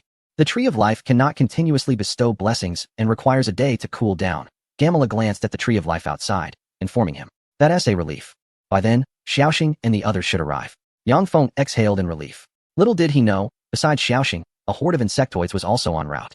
This swarm was the Chizhou. Ordinary insectoids could not cross the boundary into the territory of fire spirits, yet these Chizhou seemed to be an exception. They had successfully traversed the border and rapidly gathered towards Yang Feng's location. Roar! Protect the master. Those who obstruct must perish. The foremost Chizhou bellowed, its voice reverberating through the forest, causing countless beasts to scatter in fright. The Chizhou could even speak, indicating their considerable intelligence. Ahead, a lizard-like creature towering over 10 meters appeared before the Chizhou. Roar! Eliminate it. Flames erupted from their mouths, instantly incinerating the lizard and leaving nothing but a pile of carbon. Within the fortress, alarms suddenly blared. The elves, who had been celebrating, hurried back to their posts. The general arrived last. What is going on? Why has the alarm been sounded? Report. General, a horde of magical beasts has unexpectedly breached the border, advancing towards us from the direction of the beast forest. What? Is that all? The general bellowed in fury. Not quite. General, these magical beasts are all level 8. What? Transfer the visual feed. A dignified empire naturally had more than one reconnaissance satellite. The screen flickered, leaving all present elves dumbfounded. One by one, the Chizhou raced with astonishing speed, their agile forms and sharp claws ensuring that no creature survived in their wake. Chapter 130. Angel, can we deploy the Li Yin magical energy missiles? No, General. The headquarters has not granted approval. She sighed deeply, fully aware of the situation, yet still feeling a profound sense of disappointment. The flame demon-guided missile, akin to the Wood Elf's Xuanmu magical missile, is classified as a strategic weapon, and there is scarcely any reserve available. Sound the alarm and enter a state of readiness. Yes. Within the subterranean labyrinth, Xiaoxing raced through the corridors, swiftly arriving beneath the territory of the Fire Elves. One cannot help but marvel at the intricate and vast complexity of the underground maze, its origins a mystery. Lord Xiaoxing, the ruler lies directly above us, a baser stated. Without uttering a word, Xiaoxing opened her vertical pupils, directing her gaze towards the ceiling of the cave. Buzz. The spiritual energy transformed into a straight beam of light, erasing the rocks in its path. Within moments, a beam of light shot forth from the opening above, prompting Xiaoxing to cease the disintegration. Let us go. With a gentle leap, Xiaoxing soared forth like a bullet, vanishing in the blink of an eye. Abaser's expression darkened as he leaped out of the cave alongside Kaliana. In the depths of the pit, Yang Feng was startled by the sudden appearance of the opening beside the cocoon. However, a familiar sensation washed over him, and he realized that Xiaoxing and her companions had arrived. Oh, how embarrassing. All the bravado he had previously held crumbled in that moment, leaving him feeling utterly humiliated. I'm here. How do you feel? The first thing Xiaoxing did upon emerging from the cave was to rush to Yang Feng's side. I'm alright, feeling nothing much. I should recover in a couple of days, Yang Feng replied gently. Ruler, we have arrived. Kaliana approached Yang Feng's massive cocoon. You all made it. Phew. I didn't expect things to escalate this far, Yang Feng said, a headache forming. Since you are here, I will outline the next steps. Given that the Red Beast army is unaffected by the Tree of Life, our first target will be the nearby fortress, followed by a gradual encroachment upon the Tree of Life to further expand our territory. Understood, ruler. Kaliana vanished from sight, racing towards the Red Beast army. Xiaoxing, please stay back to protect me, Yang Feng requested, prioritizing his safety. Alright, Xiaoxing acquiesced. Unbeknownst to the Fire Elves, they had narrowly avoided peril just moments ago. Due to Yang Feng's single utterance, Xiaoxing suppressed the fury brewing within her, choosing to remain beside him. Yet, when this fury is finally unleashed, the ensuing chaos will be cataclysmic. The contrast between Xiaoxing's current tranquility and her potential wrath is staggering. Suddenly, the sky darkened ominously, thunder roared, and clouds gathered thickly. Not again. When will this end? Yang Feng expressed his impatience. What is happening? Xiaoxing furrowed her brow, gazing at the ominous clouds that had inexplicably materialized above. Yang Feng sighed in exasperation. It's that cursed Tree of Life. Ever since I entered its domain, its disturbances have been relentless. Though Yang Feng was currently immobile, he was not vulnerable to lightning. Despite countless strikes, the shell of the wasp remains unblemished. However, while the wasp can endure, Xiaoxing cannot contain her fury. She ascends into the sky, halting just before reaching the clouds. Are you the one who torments the bees? She inquires calmly, her voice resonating through the ethereal energies. The atmosphere suddenly falls silent, the thunder ceases its rumble. Dark clouds part in the center, revealing a circular aperture through which a beam of light cascades down to the earth. Humph, attempting to conjure illusions, who do you intend to frighten? As soon as her words fade, a figure slowly descends from the cloud, emerging from the opening. Intruder, I shall bestow upon you judgment. With a wave of its hand, a bolt of lightning descends from the heavens, aimed at Xiaoxing. A faint smile graces Xiaoxing's lips as a surge of violent energy erupts within her.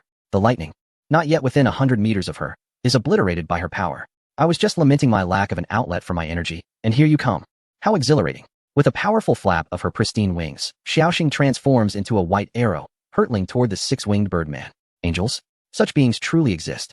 Yang Feng retrieves a small stool and, with a flick of his wrist, produces a handful of seeds, appearing as if he is merely an observer of the spectacle. After all, with Xiaoxing's prowess, even a few of these birdmen pose no challenge. Yet, the existence of such a creature is indeed remarkable. I recall angels being androgynous beings, quite fascinating. Indeed, Gamera and Jing each take a small stool beside Yang Feng. While they engage in lively conversation, Xiaoxing is locked in an exhilarating battle. Approaching the birdman at an astonishing speed, a blade materializes from her arm, piercing directly toward the creature's abdomen. Light protects me.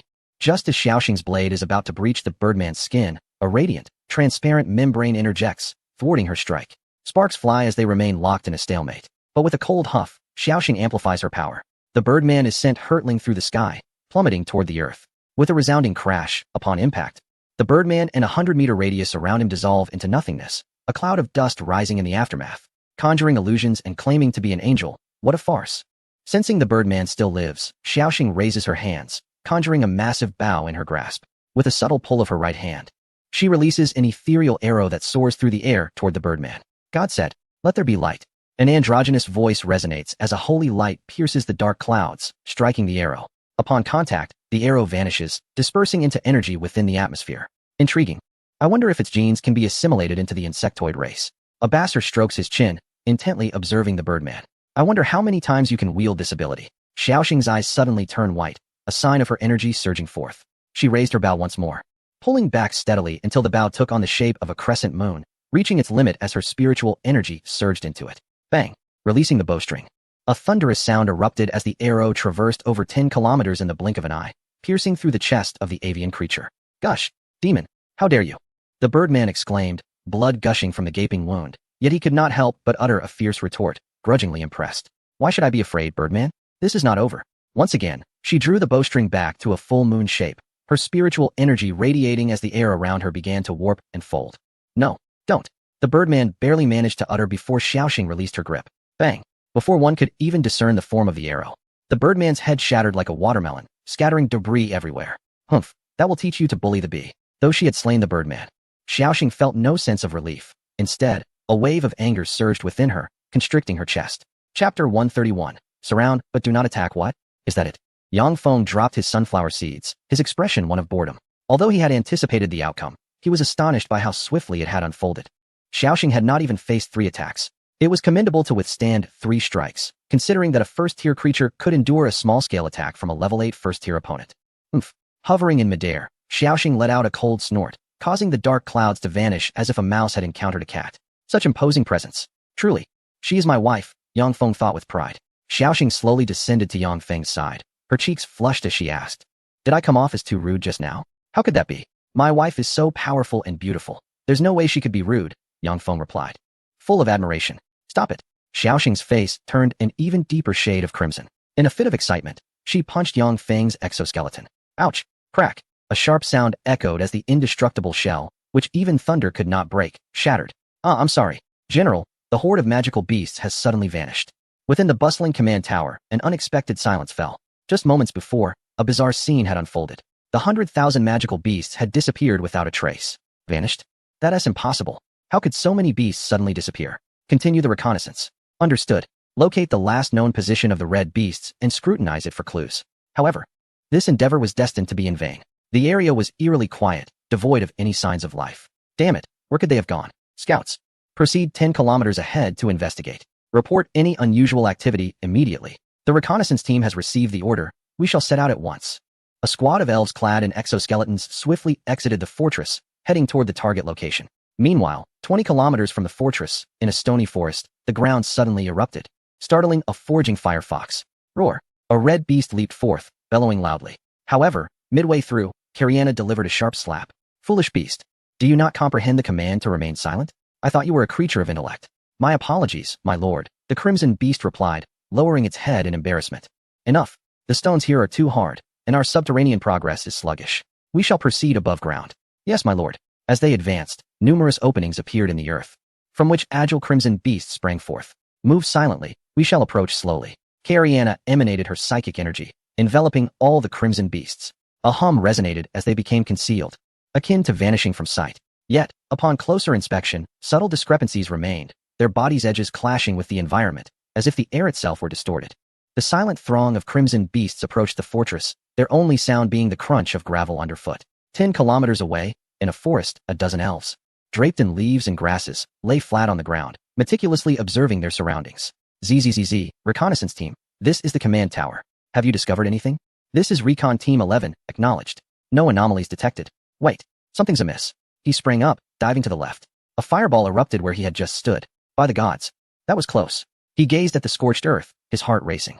Recon Team, what transpired? Recon Team, I was attacked by a hunting flame eagle. Engage swiftly, and then conceal yourselves. Acknowledged. Turning to the sky, where the flame eagle circled menacingly, the captain's eyes gleamed with determination. Aim. Fire. A series of muffled thuds echoed as the eagle plummeted from the sky, its wings severed by a well-placed shot. How dare you assault me? He approached the fallen eagle and delivered a fatal shot to its head, ensuring its demise. After slaying the eagle, he softly commanded, continue to remain concealed. Understood. Once he had dealt with the carcass, he found a new spot to lie low. Just moments later, a cacophony erupted in the forest, leaves cascading to the ground. Is there a gale? No, something is amiss. All team members, be alert. He scanned the area, seeking any signs of disturbance. Suddenly, a blood-curdling scream pierced the air from a nearby location. The captain realized a team member was in peril. He followed the sound, and upon arrival, he found only a pool of blood and a discarded magical sniper rifle, with no trace of his comrades. Damn it! What could this be? Command Tower. Command Tower. This is Recon Team 11. We have encountered an anomaly. Requesting assistance. Yet, the radio crackled with despairing static. Enraged, he hurled the communicator against a tree, shattering it into pieces. Help! Help! A second scream echoed nearby. He dashed toward the source of the distress. However, he arrived too late. The ground bore the marks of a struggle, and a distinct drag mark was evident. Damn! At that moment, the bushes ahead rustled suddenly. Who's there? Show yourself. You cowardly beast, if you have the guts, come out. Raising his weapon provided him with a semblance of security. Suddenly, a chilling breeze caressed the back of his head, and a cold voice echoed. Are you searching for me? He gasped. As he looked down at the green, sharp claw piercing through his chest, despair enveloped him, and he lost the ability to breathe. Thud. Kalyana retracted her poison blade and remarked coolly, we must swiftly conclude this battle. We have been compromised. The sounds of screams erupted in succession, and soon several blood beasts, with bloodstains at the corners of their mouths, approached. My lord, what shall we do next? Kalyana kicked the corpse at her feet towards the blood beasts. The creature opened its gaping maw and swallowed the captain's body whole, not even sparing the exoskeleton. Chewing with a crunch. Well, if we are exposed, so be it. We shall advance 2 kilometers first, and then rest for the night. Kalyana stated indifferently. Rest? We do not require rest, the largest blood beast asserted. You, the largest, are also the most foolish. My lord is applying pressure to the enemy's position, do you understand? Surround, but do not attack. Keep the enemy in a defensive state, and as their spirit and stamina wane, we will strike when they are most relaxed. A petite blood beast retorted angrily.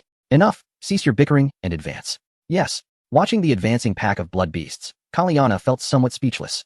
Truly, in such a vast forest, one encounters all manner of creatures. Why is there such disparity among the same species? Inside the fortress, in the command tower, chaos reigned once more. Report, General. The reconnaissance squad has lost contact. Indeed, they have not vanished. Issue orders for all troops to remain alert and prepared for battle at all times. Yes. As the night descended, the fortress remained illuminated. Numerous guards stood vigilant on the walls. General, it is already dark, yet the beast horde has yet to arrive. The silent forest bears no semblance of the presence of beasts. Maintain vigilance. We cannot afford to relax. Yes. The general folded his arms, deep in thought. These beasts are rather peculiar. Could they be intelligent species? Although he pondered this, he remained uncertain. The tree of life would not permit such beings to exist. 8th-grade beasts. In a large pack, their combat power is fearsome. If they possess intelligence, how terrifying would that be? 5 kilometers away, the blood beasts reveled in a gluttonous feast, encircling the creatures of the forest in groups. Hey, brother, when do you think we will begin the siege?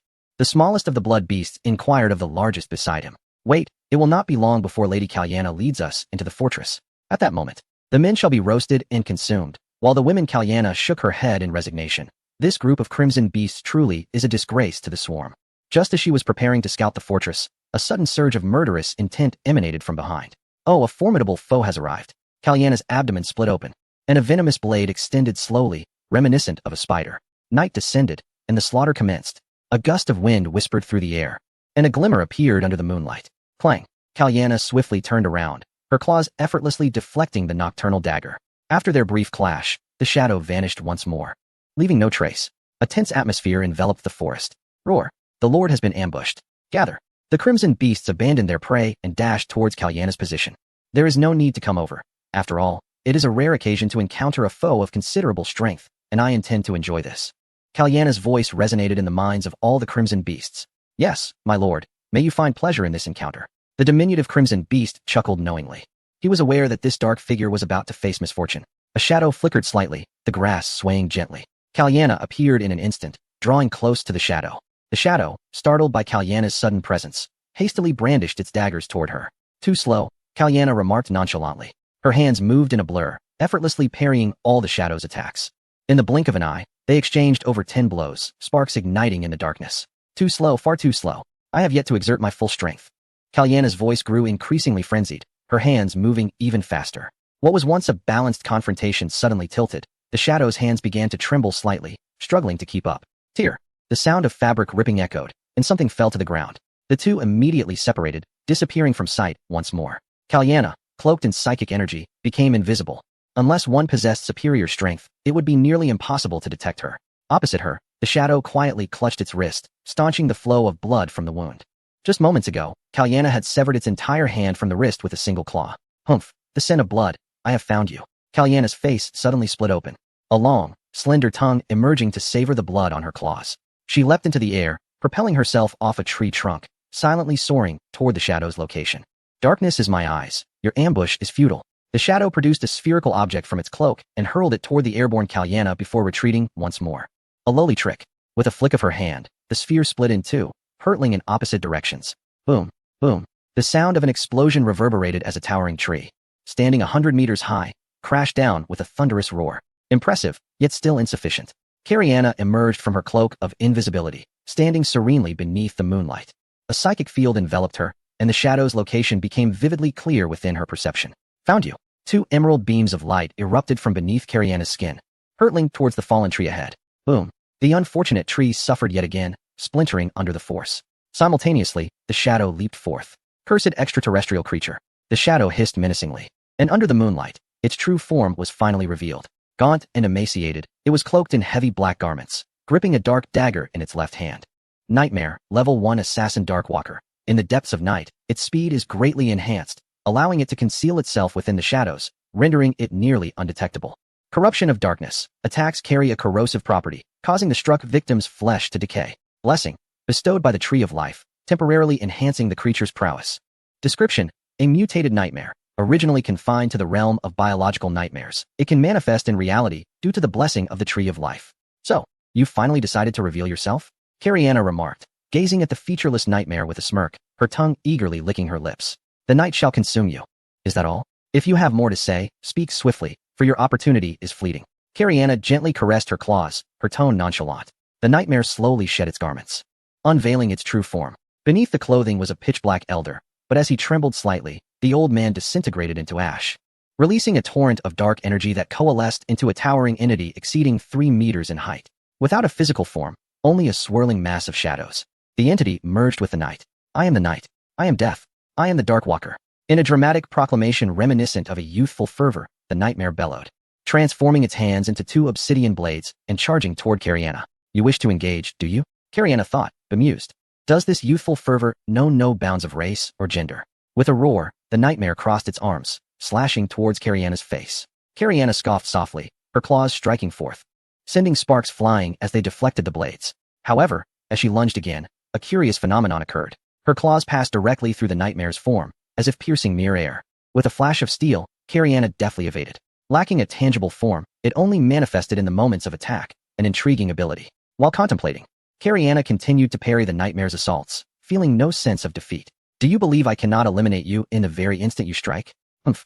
In the instant of the nightmare's assault, 6 venomous blades erupted from Kalyana's abdomen, piercing the creature's flesh. She could distinctly sense the impact of the strike. No. I am immortal. Chapter 133. Waiting for the right moment report. General, an unusual energy fluctuation has been detected 5 kilometers to the east. Suspected to be a high-level magical beast. A report landed in the weary general's hands. As she leafed through the documents, her fatigue dissipated in an instant. A surge of 12,000 in energy waves. Where did this come from? Hadn't we just slain one not long ago? Since when have level 12 beasts become so commonplace? It was no wonder the general was agitated. Encountering even a level 9 beast was rare, and now, 2 level 12 beasts had appeared in a span of days. Any elf would be driven to madness. What is the situation? Does this beast harbor hostility towards us? At present, we cannot ascertain this. The creature was engaged in combat with another level 10 beast, otherwise, we would not have detected it. The general sank into her chair, rubbing her temples in exasperation. Send out a drone for reconnaissance. Yes. However, such an action would likely prove futile. What an elf could conceive, Kalyana would undoubtedly anticipate. After vanquishing the nightmare, she had collected the magical crystal and retreated with the crimson beasts. Nevertheless, the fire elves were indeed exceedingly cautious. The skies within a 4-kilometer radius of the fortress were filled with reconnaissance drones, ready to unleash a barrage at the slightest sign of movement. Yet, after a night of relentless vigilance, the fire elves found themselves not only physically exhausted but also mentally drained. They dared not rest, uncertain of when a horde of beasts might launch an assault. Meanwhile, the crimson beasts lay quietly underground, awaiting the arrival of darkness. Of course, they were not merely waiting idly. Kalyana occasionally dispatched the crimson beasts to drive wild creatures towards the fortress, momentarily leading the fire elves to believe that a beast horde was approaching, prompting frantic gunfire and artillery. General, the soldiers are nearing their breaking point. Should we not allow them a brief respite? A centurion, observing the weary faces of his men, who seemed ready to collapse even while standing. Could no longer contain his concern and approached the general. They must endure. I have gone 2 days and nights without sleep. How can they not withstand a single night? Do you think I am preventing them from resting? Get out. After receiving a harsh reprimand, the centurion reluctantly departed. Alas, to engage in battle, one must first ensure that the soldiers are sufficiently rested. Otherwise, how can one fight? Under the scorching sun, the fire elves endured further torment. Encased within their exoskeletons and mechs, resembling steamers as sweat poured forth relentlessly, nearly transforming them into water vessels. At last, night fell, and as the general noted the absence of beasts, she permitted the soldiers to rest in shifts. A collective sigh of relief escaped the ranks. Yet, before they could fully relax, an alarm blared, jolting the freshly slumbering soldiers back to the battlements. Roar! The sound of beasts echoed, causing all the elves to grip their weapons tightly, bracing for what was to come. From the east, the monsters approached, and all elves prepared themselves. A multitude of illuminating lights shot into the sky, making even the tiniest creature visible within a 4-kilometer radius. The so-called horde of beasts became clearly visible to the elves. A massive fire boar, leading its entourage, was desperately fleeing. One fiery elf exclaimed, "That wretched alarm woke me just as I was about to drift into slumber." An irritable fire elf could not contain their anger.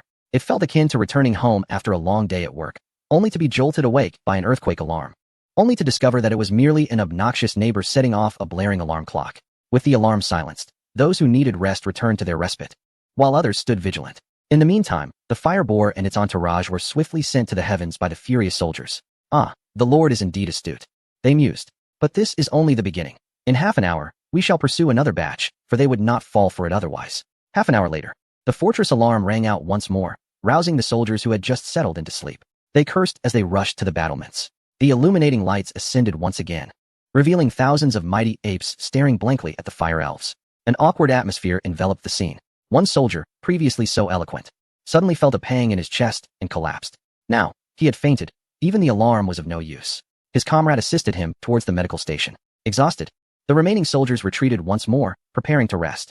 However, some soldiers, having come to terms with the situation, chose not to descend, but instead rested their heads upon the battlements and fell asleep. "General," remarked the weary aide, "the situation is dire." He shared the soldiers' discontent.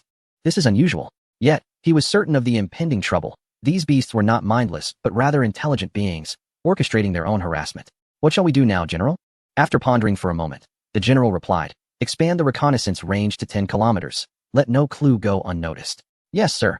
After the aide departed, she took a sip of an invigorating beverage, muttering to herself, a clever strategy, waiting for the enemy to tire. She had realized that these beasts sought to incessantly harass, draining the fire elves of their stamina and energy. Once they relaxed, they would strike in a decisive blow to overwhelm them. Yet, even with this knowledge, it mattered little. These creatures had some method of hiding in the shadows, evading detection, leaving the elves to passively await their next move. Truly, they were cunning foes, but they had underestimated their adversaries. In the latter part of the night, if one were to equate it to Earth time, it was around 2 a.m. The fortress alarms rang out, ceasing and then blaring once more. All soldiers were on the brink of mental collapse. At last, as dawn approached, the alarms finally quieted for a brief respite. The weary soldiers clung to their beds, surrendering to sleep. Within the command tower, the elves had only just begun their preparations, while the reconnaissance aircraft hastened their frequency, soaring through the skies until their energy reserves were depleted, necessitating a recharge before they could ascend once more. The impending assault was imminent. The general abruptly opened his eyes and spoke in a calm tone. The alarm bells rang out once again, more piercing than before. On the radar, a multitude of red dots suddenly appeared, and the energy detector displayed an alarming figure of 8,000. The monstrous horde was merely 1 kilometer away from the fortress. Roar! The swarm of insectoids crushed them, the largest among them fixated on the most intense gunfire, advancing relentlessly towards the city walls. Shells detonated upon his form with no discernible effect, as the armor encasing the crimson beast could withstand magical assaults. "Fire the cannons! Quickly, you rascals, speed it up! This is no jest, hurry up!" The soldiers, just roused from slumber, comprehended the gravity of the situation and hastily donned their exoskeletons and mechas, racing to the city walls. However, the crimson beasts were not foolishly awaiting them. Boom! The magical artillery struck near the crimson beast, only serving to slightly impede their momentum. Sparks flew as claws viciously embedded themselves into the city walls, and the crimson beast agilely ascended along the vertical structure. Chapter 134. The Magical Legion, cursed be it. "The beasts are upon us. Stop them." Without timely artillery support, the swiftly advancing crimson beasts darted up the walls with blinding speed. The number of fire elves diminished at an alarming rate. Form a defensive line. Do not allow them to advance further. Yet, regardless of the commander's desperate shouts, The Crimson Beast showed no sign of slowing. After all, each one selected could stand its ground in the Beast Forest, reigning as a dominant force. Mechas crafted from ordinary metals were rendered as fragile as paper before the Crimson Beasts. A sonic boom echoed through the sky. Aerial support had finally arrived. Missiles rained down, cascading into the throng of Crimson Beasts. However, the impact was minimal, as the beasts were exceedingly dispersed. Unless a carpet bombing were conducted, harming them proved a formidable challenge. Roar! Annihilate them! Thud! Thud! The massive steel gates reverberated with thunderous sounds as the largest one, let us call him Big Fool, relentlessly charged against the city gates, which were riddled with dents. Roar! Roar! Big Fool slammed his claws into the ground, straightened his form, and forcefully collided with the already precarious gates. Boom! The gates crumbled, stirring a cloud of dust. Roar! Brothers, kill! The densely packed horde of Crimson Beasts obstructed the city walls, with the gates breached. It was as if a sudden gap had emerged in a pond, allowing all the Crimson Beasts to surge forth, pouring into the fortress. Oh, my tree of life! The beasts have infiltrated the fortress. The commander was momentarily engulfed in darkness, nearly succumbing to faintness. Big Fool seized an advancing mecha, and with a brutal tear, the mecha was rendered asunder, akin to a mere rag doll, split in two at the waist. Roar! With a single step, the cockpit's position crumpled, reducing the driver within to mere pulp. A pale green orb, adorned with short, protruding spines, emerged. This was a bastard's skill, biomass. After absorbing a certain mass, it could evolve into a higher-tier insectoid unit. Slaughter, absorption, evolution. With a voracious gulp, the towering figure of Dasha displayed an expression of sheer delight. As he gazed at the oncoming fire sprites, they appeared as offerings of biomass. No one dare compete with me. I aim to take down 100, roaring with fervor. However, the nearby Crimson Beast was unperturbed by his bravado, seizing the opportunity to rush forward and relish the delicious biomass. You shameless lot. Capitalizing on his massive frame, Dasha barreled through the obstructing Crimson Beast, charging towards the interior of the fortress. Along the way, numerous fire sprites met their demise under his assault, crushed and torn apart. Alas, this Dasha was truly insufferable. So large and brazen, he showed no fear of the fire sprites. As if to confirm this, a 1-meter fireball suddenly hurtled from across the street, crashing violently onto Dasha's head. With a thunderous thud, Dasha was sent reeling, his head armor shattered. Green blood dripping to the ground, rising in wisps of black smoke. Magical Energy Legion, assemble. The fire sprite general appeared, flanked by troops clad in peculiar armor. Unlike standard mechs, the armor of this Magical Energy Legion shimmered with a dark, ethereal glow, with magical energy swirling across its surface. Crucially, each soldier wielded a metallic object resembling a staff. At the pinnacle of each staff, a fiery red gem was embedded, pulsating with concentrated magical energy. Hiss! Roar! Dasha slowly rose from the ground, his left eye a gruesome mess, shards of armor embedded within, rendering him blind. You have angered me. I shall annihilate you.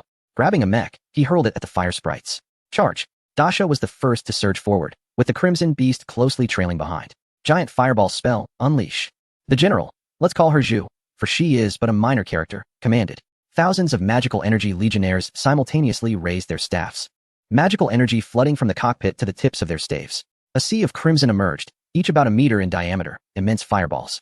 What a formidable display of magical prowess. The diminutive Crimson Beast squinted, observing the Magical Energy Legion. In his eyes, the location of the Magical Energy Legion appeared as a colossal tempest of energy, with currents swirling towards them. Get ready to dodge, brothers, he shouted, alerting the Crimson Beasts. Indeed, just as he finished his warning, the Legion's staff waved gently. The fireballs surged towards Dasha and his companions. As the fireballs soared through the air, all combustible materials instantly ignited, turning to char, even stones fracturing under the intense heat.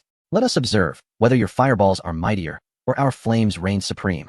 A multitude of fireballs enveloped every conceivable escape route. Since evasion was no longer an option, we shall face it head-on. The Crimson Beasts came to a halt, arranging themselves in a line, their gaping maws unleashing flames of 1,000 degrees in an instant.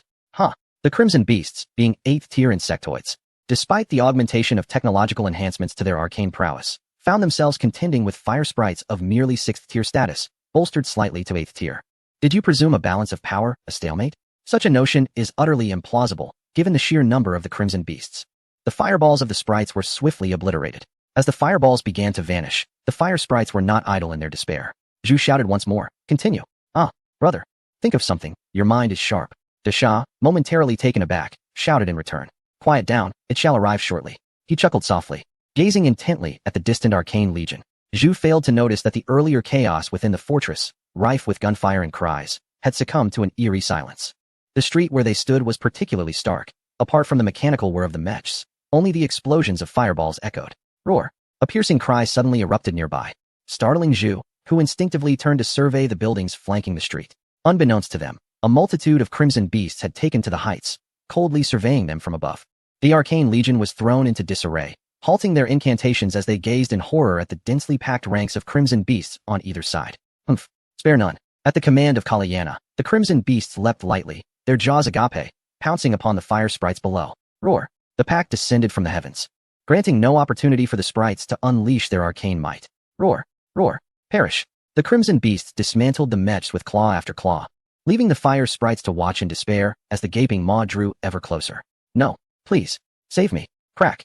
The scales upon the tail of a crimson beast suddenly stood erect. It recognized that the mech was too resilient to breach easily, and could only disassemble it at the joints, the cockpit being particularly formidable. The tip of the tail began to rotate, resembling a drill. The crimson beast swung its tail vigorously, endeavoring to breach the cockpit. Sparks flew as, through relentless effort, an opening finally emerged. Chapter 135, The Arrival of the Tree of Life Report. An urgent message has arrived from the front lines of the fortress. The Fire Sprite Royal Palace, where the court was in session, was startled by the sudden outcry. The front lines? What pressing matter warrants such haste? A general questioned in confusion. After all, it was only recently that the fire magic missile had been deployed. How could another urgent report come so soon? It is known that a fortress under the protection of an arcane legion seldom issues urgent alerts. The front lines are in peril. A sudden surge of 8th-tier magical beasts has appeared, assaulting the fortress walls. General Zhu requests the deployment of the fire magic. What? A multitude of 8th-tier magical beasts. Surely, this cannot be true. How is that possible? Indeed, how could it be? Is it General Zhu? Enough. Silence. With a thunderous roar, all the elves fell silent. Immediately, the Firebird fleet was dispatched for support. If indeed it were an 8th-level magical beast, then General Zhu would be in grave danger, perhaps even sacrificing himself for the Empire. The king spoke with authority. Yes, I shall head to the fortress frontline at once. My king, I believe the rumor holds truth. It is possible that the Wood Elf Kingdom has indeed been annihilated, remarked an elderly man with silver hair. The king nodded in agreement. Despite his advanced age, he was a formidable 8th-level mage, second only to the king himself. Having lived for over 10 millennia, his wisdom was unparalleled among the elves. Although this was merely a legend, one could not dismiss its potential veracity. Recently, a significant surge in radiation had been detected within the boundaries of the Wood Elves, accompanied by a rapid rise in temperature. These signs indicated, are you suggesting? Indeed, the life tree of the Wood Elf Empire has withered. Without the protection of the life tree, the cosmic radiation has begun to invade Spiritwood Star. Coupled with the incessant emergence of magical beasts and the recent appearance of a 12th-level beast, I can confirm that calamity has indeed descended upon us. As the elder's words faded, a beam of light suddenly pierced through the ceiling of the Grand Hall, illuminating the king. Enemy attack. Protect the king. The crowd gasped as numerous guards rushed in, surrounding the radiant beam. Stand down. The king commanded, his voice quivering slightly. The ministers gazed curiously at their sovereign. The king, trembling, approached the beam and suddenly knelt, bowing his head multiple times. I pay homage to the mother of the life tree. The elves were taken aback, swiftly kneeling and exclaiming, we pay homage to the mother of the life tree. Rise, a sacred voice resonated, and the elves cautiously stood upright. This arrival is to convey a grave matter, and you may have already surmised. Indeed, the legend is true. No, it cannot simply be termed a legend. It is the divine decree passed down since the creation of the elven race. When extraterrestrial beings invade, I will signal you with the withering of the life tree. What do you mean, mother? The king was at a loss. Although he had prepared himself mentally, it was still difficult to accept the life tree's direct message. The calamity is, in fact, an extraterrestrial civilization. Their numbers are limitless, capable of consuming all, and their power far surpasses yours. Therefore, I implore you to abandon your internal strife. You must unite to confront the calamity together. In the cosmos, we are not alone. The king lowered his head slightly, a strange glimmer flashing in his eyes. Yes, mother. However, upon uttering these words, a profound silence enveloped the hall. He felt an overwhelming pressure suddenly descend upon him, firmly bearing down. Your ambition to annex the other 4 tribes is not something I oppose. However, now is not the time for such trivial thoughts. The battle against calamity is of utmost importance. Instantly, the king felt beads of sweat cascading down his back, soaking him thoroughly. I understand, dear mother. I acknowledge my error. He confessed. The tree of life snorted coldly and remarked, your indulgence has hindered technological advancement, fostering arrogance in your pursuit of extraterrestrial civilizations, which could lead to your demise. Thus, I have restricted your levels. Yet, I did not foresee that Lingmu Star would be discovered by alien civilizations, hence I have lifted the restrictions. The tree paused momentarily before continuing. However, the price you must pay is a significant reduction in your lifespans. Only by breaking through can you extend your lives. Simultaneously, All living beings will become aware of the existence of magical energy. Understood. And most importantly, safeguard the heart of fire.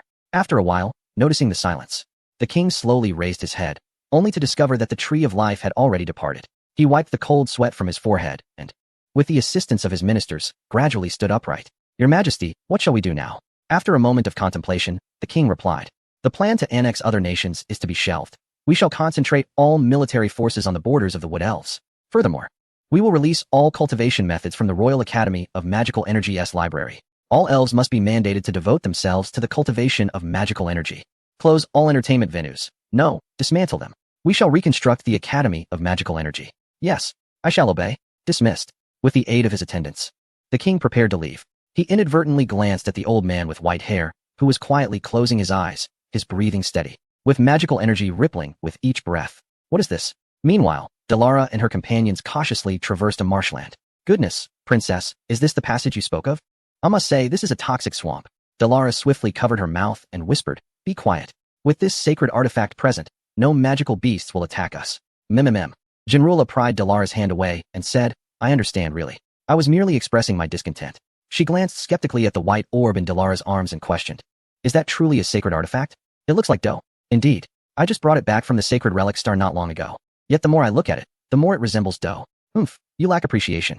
Were it not for this sacred artifact, we would have perished countless times and could never have ventured so deep into this toxic swamp. Delara feigned anger, swatting Jinrula's hand away from the orb. All right. I was wrong. Is that sufficient? Jinrula apologized helplessly. However, unbeknownst to her, what Delara held was indeed a lump of dough. As for why no magical beasts had attacked them, it was because the ferocious and savage aura emanating from Delara was only felt by Jinrula and the robust, oblivious Liusi. The moment Delara's ancient, beastly energy manifested, magical beasts would flee, fearing to confront them. What is this? Jinrula suddenly spotted a peculiar, sticky object resembling a lollipop protruding from the swamp. She extended her hand and grasped it firmly. Bella, she cried out, but before she could finish her warning, Jinrula had already seized it. Croak. Chapter 136. The experience of Liusi. What's wrong? Is there an issue? Jinrula inquired, releasing the lollipop-like object as she gazed quizzically at Bella. In response, Bella silently pointed behind her. What? She turned around, only to be struck dumb by the sight before her. A rough, damp wall loomed behind her. Raising her gaze, she found herself locking eyes with a swamp frog, and the atmosphere fell into a heavy silence. Croak, croak. One by one, the brown swamp frogs emerged from the mire, their watermelon-sized eyes calmly observing the three of them. It was then that Jinrula realized that the lollipop-like object was, in fact, the eye of this colossal creature. I didn't mean to, do you believe me? She stammered. In reply, the swamp frog extended its sticky, foul-smelling tongue. Oh my, run. Grabbing Liusi by the arm, she turned and fled.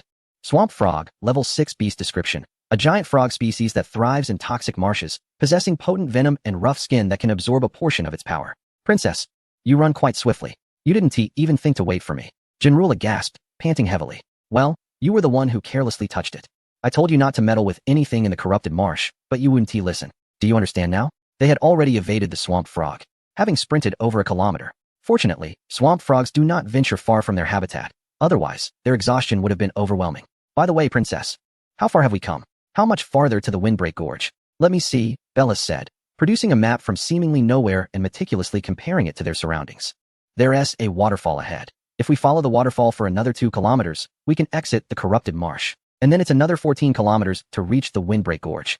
Jinrula peered through the sparse foliage toward the front, the towering peaks of the Storm Mountains standing out prominently. Let us hurry. I no longer wish to linger in this dreadful place. The mosquitoes here are unbearable. I've never encountered ones as large as my fist. The 3 elves cautiously made their way forward, taking a winding path until they finally caught sight of the waterfall. I can't go on. Little Luo, can you walk on your own? If not, at least call for Yaya. Jinrula, burdened by Liusi, was nearly exhausted, though Liusi was not particularly heavy. I'm hungry. I want to eat roasted rabbit. However, Liusi showed no signs of shame, sliding off Jinrula's back and darting into the woods. Bella sighed in exasperation. These two were truly something else. It was hard to believe they were high-level magic practitioners, having covered only 400 kilometers in 3 days. Oh well, it's up to you two. We're almost there anyway. Let us take a short break. Jinrula kindled a fire by the water's edge, patiently awaiting Liusi's return. The white-haired little girl, Luo Yusi, lacks motivation for most tasks, except when it comes to indulging in food, where her enthusiasm knows no bounds. Look, quick. Goldriella was nearly dozing off, stirred awake by Luo Yusi's exuberant voice. What is all this excitement about? Where did you get that? Initially a bit dazed, Goldriella's eyes sparkled with vitality upon seeing the object in Luo Yuxi's hands, more invigorating than the taste of raw bitter melon. Luo Yuxi poked at the large white python in her grasp, frowning as she inquired, "Is this inedible? It looks soft and can even elongate. It seems like it should be edible." Goldriella was at a loss for words, wondering why Luo Yuxi had brought an entire python instead of the promised roasted rabbit. "It is edible, but I'm curious. Aren't you scared, little lady?" Goldriella pondered the origins of this little girl, whose strength was remarkable and who displayed no shyness or naivety expected of someone her age. Dyla was equally intrigued. This little girl was no ordinary child. She had managed to rescue Goldriella from the clutches of Kaliana and had successfully evaded capture. Scared? Scared of what? Is it edible? Luo Yuxi gazed at Goldriella, her expression impassive. Goldriella was momentarily taken aback, unsure of how to respond. She recalled the last time Luo Yuxi had posed such a question, one only a person with negative intelligence could ask, was during her encounter with the stinging serpent. "Little Luo, where exactly do you come from?" Goldriella suddenly felt a pang of sympathy and embraced Luo Yuxi tightly. "The Fire Sprite Empire, in the Grand Palace of Flame Emperor City, where there's an old man whom I call Master," Luo Yuxi replied with a blank expression. Goldriella was stunned. Flame Emperor City was the capital of the Fire Sprites. With a palace? Could this little girl be a princess of the Fire Sprite Empire, just like Dyla? "No way," she exclaimed. "Do you know the king?" "King?" Luo Yuxi frowned, pondering for a moment before responding. "I think I've seen him. The old men around call him king. But I usually refer to him as the greasy uncle because his face is so oily, resembling the surface of the roasted meat I eat." Goldriella was flabbergasted. No way. Could she really be a princess? The more I hear, the more it sounds plausible. Seeing Goldriella in a daze, Luo Yuxi continued, "I'm not familiar with him. I've only seen him a few times. I generally stay in a small room, with only one old man, my master, frequently checking on me." Were you confined there?" "I'm not sure, but I really can't leave the small room." "Well, not entirely. I can play in a little courtyard nearby. Sometimes they take me to a strange place filled with people in white clothing." Goldriella gasped at the mention of white clothing, immediately conceiving a troubling possibility and clutched Luo Yuxi even tighter. "Did they do anything to you?" Luo Yuxi contemplated briefly before answering. "I'm not sure. They fed me roasted rabbit, and then I fell asleep. However, after one visit, I never returned. It was after that visit that Yaya appeared. He, the old man with white hair, frequently visited, teaching me something peculiar that felt quite strange, and I realized I hadn't laughed since then." Indeed, I had never seen that child smile. As Jean Riera pondered these words spoken by Luo Yuxi, her eyes inadvertently grew moist. Luo Yuxi looked up at her curiously, raising the large python she held before her. "Food. I'm hungry." "Ah. Oh, all right. I will roast it for you right away," Jean Riera gently replied, wiping the tears from the corners of her eyes. Carrying the python to the edge of the pond to clean it, she noticed Dyla was quietly lost in thought. Princess? What are you thinking about?" She waved her hand in front of Dyla, only to find her unresponsive. Oh, I just recalled something about Luo Yuxi," Dyla said softly. "Really? What is it? Please tell me," Jean Riera urged, her interest piqued. Dyla organized her thoughts and slowly continued. "Earlier, Luo Yuxi mentioned the white-robed figures, right? If my memory serves me well, they are the wretched beings who dwell in darkness, conducting heinous research on the essence of life and the body. Any being that deviates from the norm is captured for their studies, utterly inhumane." "How do you know this?" Jean Riera couldn't help but ask, captivated by Dyla's articulate explanation. "I am a princess, a saint. As the arch-nemesis of wood elves, the fire elves certainly have spies within their ranks. Is there anything wrong with that? And don't interrupt me, or I shall say no more." Jean Riera quickly backed down, apologizing. "My apologies, princess. Please continue. I promise not to interrupt." Dyla huffed lightly and resumed. "I recall that 10 years ago, all those vile creatures who practiced that dark magic perished, seemingly due to a powerful force that annihilated the entire research facility, leaving only a young girl alive. Are you suggesting that this girl is little Luo?" Jean Riera asked incredulously. "Yes, it is highly probable. Moreover, the white-haired elder Luo Yuxi mentioned might very well be the chief magical energy master of the Fire Elves, Yin Li. What has little Luo endured? To be under the watch of an 8th-level magical energy master?" Jean Riera found it hard to believe that this Yin Li was Luo Yuxi's mentor. Dyla's words painted a picture of surveillance, especially given the annihilation of the entire research facility. "By the way, there is something else. Luo Yuxi currently cannot smile, appearing devoid of emotions. It is quite possible that her feelings have been sealed. If I recall correctly, the Fire Elves possess a technique, combined with magical formations, that can suppress emotions, allowing one to harness strength beyond their natural capabilities." Dyla gazed at Luo Yuxi, who was playing by the water's edge, a glimmer of concern in her eyes. Poor little Luo. Jean Riera's tears flowed once more, unable to tear her gaze away from Luo Yuxi. However, Dyla held a different perspective. Should this little girl become part of the insect race, she would far surpass her peers. A being born capable of wielding spiritual energy is indeed a rarity in the universe. Enough, let's keep this matter from her for now, otherwise, it may backfire. This seal thoroughly suppresses the host's emotions, and any misstep could result in her losing all memories, transforming into a mere monster driven by the instinct to kill. What Delara said was indeed true. She did not deceive Jinrula. After all, she was once a princess and possessed knowledge of certain matters. Jinrula nodded fervently, akin to a chick pecking at corn. Understood. Now, let us continue roasting. This side is nearly burnt. Delara remarked nonchalantly.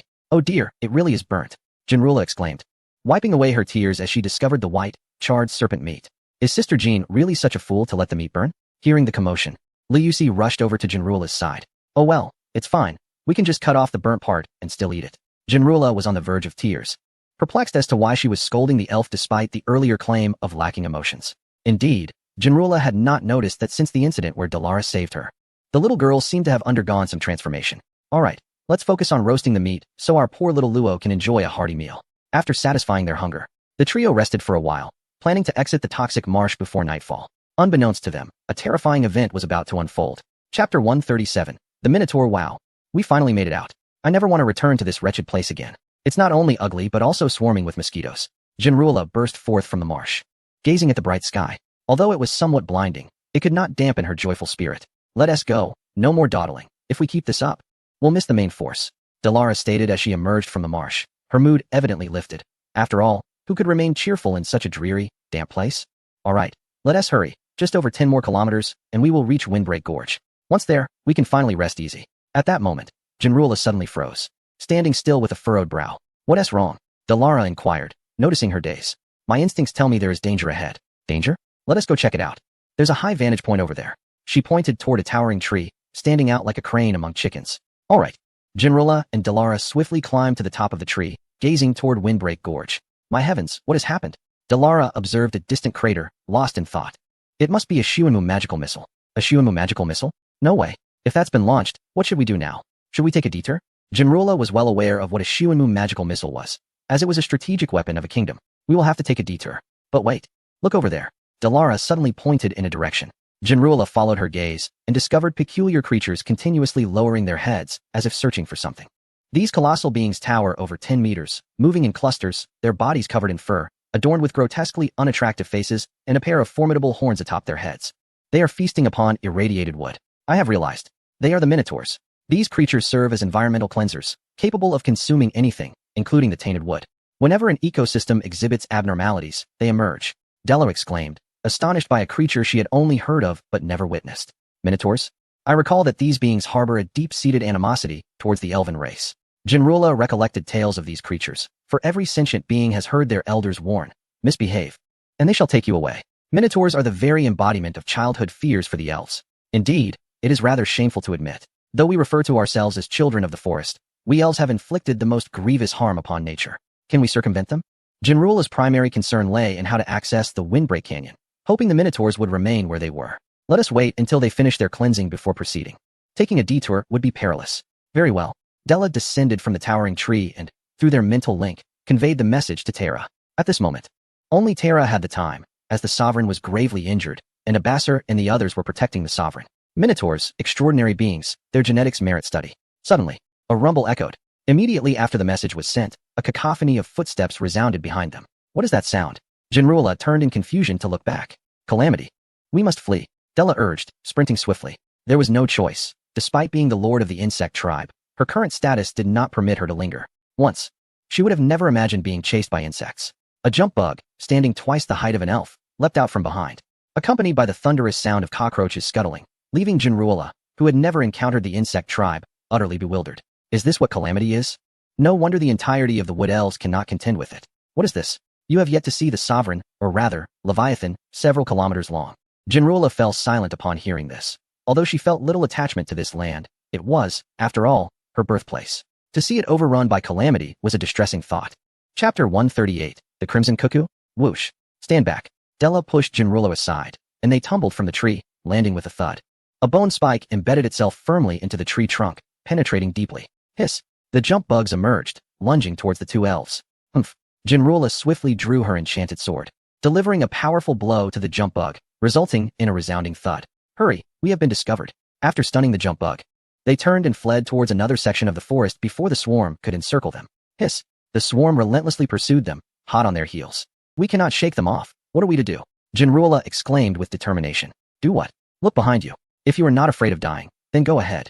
As Jinrula glanced back, she immediately quickened her pace, running even faster. Goodness, what an overwhelming number. Not only were there jumping insects and leaping bugs, but even cockroaches had joined the fray. In the rear, a soldier ant with tiny, fluttering wings was hot on their heels. A buzzing sound erupted behind them, accompanied by a cacophony of crackling noises. Quick dodge. It's the soldier ants. Dyla shouted urgently. Jinrula, clutching Lisi, rolled aside just in time to evade a plasma sphere. Boom. The plasma sphere exploded instantaneously, creating a 10-meter deep crater. Incredible. Little Luo, don't just stand there. Quickly summon Yaya. We need to make our escape. Jinrula exclaimed anxiously, noticing Lisi being tossed around like a rag doll. Meanwhile, Lisi sat with her eyes closed, seemingly oblivious to the chaos. Oh no, ahead lies a radiation pit. We can't cross it, or we'll be melted. Dyla slowed her pace, pointing forward. Oh no, what now? It seems like we have no choice but to fight, Jinrula declared, setting Lucy down and drawing her enchanted sword. Dyla clenched her teeth, appearing quite troubled. Then let us do this. I'll support you. Titanwood shield. A green light shot from Dyla's hand, transforming into a sturdy shield that enveloped Jinrula. Here I go. Little Luo, stop dawdling. We're in deep trouble. Jinrula shouted, brandishing her sword as she plunged into the swarm of insects. Blood demon possession, she cried, as an abundance of crimson magical energy surged around her. With the activation of the blood demon possession, Jinrula's strength and speed surged dramatically, allowing her to dart through the swarm, claiming the life of a jumping insect with each appearance. However, activating the blood demon possession came with dire consequences. It drained her blood. Although the enchanted sword could absorb blood to nourish its wielder, it could not keep pace with the amount consumed by the possession. What a fierce girl. I must find a chance to eliminate her, but the time is not yet ripe. Of course, this thought remained unspoken, as Liusi, the little loli, was right beside her. Oh right, what is that little loli doing? Dyla tilted her head slightly, looking back at Liusi, who sat cross-legged on the ground with her eyes closed. That single glance left her astonished, almost causing her to falter in maintaining the shield's magical supply. Hey, princess. When the fate of the elves hangs in the balance, can you please not get distracted? My apologies. Dyla was not to blame for her astonishment.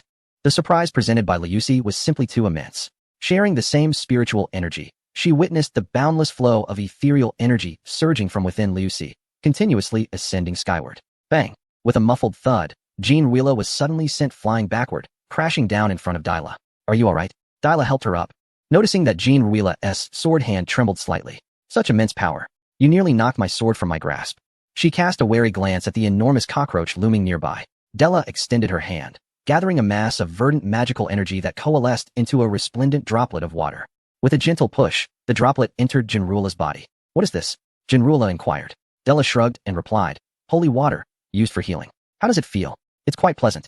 Jinrula began, but was abruptly interrupted as a jumping insect lunged at her. Can you not let me finish my sentence? In a moment of desperation, Jinrula leapt and delivered a powerful kick, sending the creature soaring 2 meters away. Hey, princess, this cannot continue. I am nearing my limit. These calamities are endless. Oh no, not again. Once more interrupted, a cockroach brandished its scythe-like claws, swinging menacingly towards Jinrula's head. Clang! The enchanted sword clashed against the claws, causing Jinrula to be knocked back while the cockroach remained undeterred. A rancid stench accompanied the creature's roar, nearly causing Jinrula to retch. Goodness! How long has it been since you've brushed your teeth? Your breath is atrocious. Have you been eating celery? Steadying her trembling wrist, Jinrula charged once more with her enchanted sword. It moves slowly. Just focus on evading, Della advised. Understood. As the two fought, Liusi suddenly opened her eyes. Her pupils vanished, replaced by a brilliant silver light. Qian, arise. A tempest materialized, propelling the swarm of insects away. What is happening? Jinrula exclaimed, hastily embedding her enchanted sword into the ground to avoid being swept away. Della, likewise, found roots emerging from the earth, ensnaring her feet to prevent her from being blown away. Looking up, they beheld a scarlet-feathered Qian hovering above, radiating an intimidating heat. Sisters, let us ride Little Red and soar across, Liusi suddenly suggested, leaving the two stunned. As the gale subsided, Jinrula had no time to ponder. She grasped Liusi and leapt onto Qian's back. Della followed closely behind, landing on the expansive back of the creature.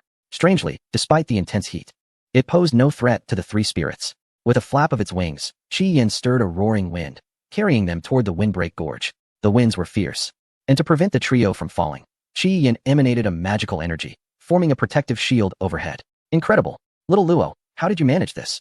Jinrula exclaimed, at a loss for words, simply repeating her astonishment. Liusi maintained her emotionless demeanor, explaining, last time I saw Qian, I learned how to do it. Wait, are you suggesting that as long as you've seen a creature, you can summon it? Not summon, but materialize. I construct an identical being using spiritual energy. With the same level and abilities, Liusi replied slowly, as if it were a trivial matter. That is still quite remarkable. By the way, can you materialize that high-level magical beast from last time? The one that was pursuing us? Jean Reira exclaimed with excitement. If it can truly be replicated, won't they be strutting about effortlessly? Indeed, but it cannot be sustained for long. Only for a minute, came the reply. Della's eyes widened in astonishment. Chapter 139, The Blood Spirit Flower. This child is surely destined to be part of the insectoid race. This ability is simply too formidable. As she mentioned, if the master were present, could she not manifest it as well? Oh no, this is bad. Chi-Yuan is about to disappear. Just as Luo Yu finished speaking, Chi-Yuan's form began to flicker, certain parts becoming transparent. Heavens, we need to get down quickly, or we shall be reduced to mere pulp. Suddenly, Chi-Yuan veered sharply, hurtling straight toward the ground. Just a few hundred meters from the earth, Chi-Yuan abruptly vanished, leaving the trio in a state of bewilderment. Ah! Jean Reira's cries echoed across the expanse. What are you panicking for? I'm not even phased. Oh, Tree of Life. Heed the child's call, vines touch. Whoosh. Verdant magical energy cascaded to the ground, and robust vines burst forth from the earth, safely cradling the three elves. Help. I don't want to die yet. All right.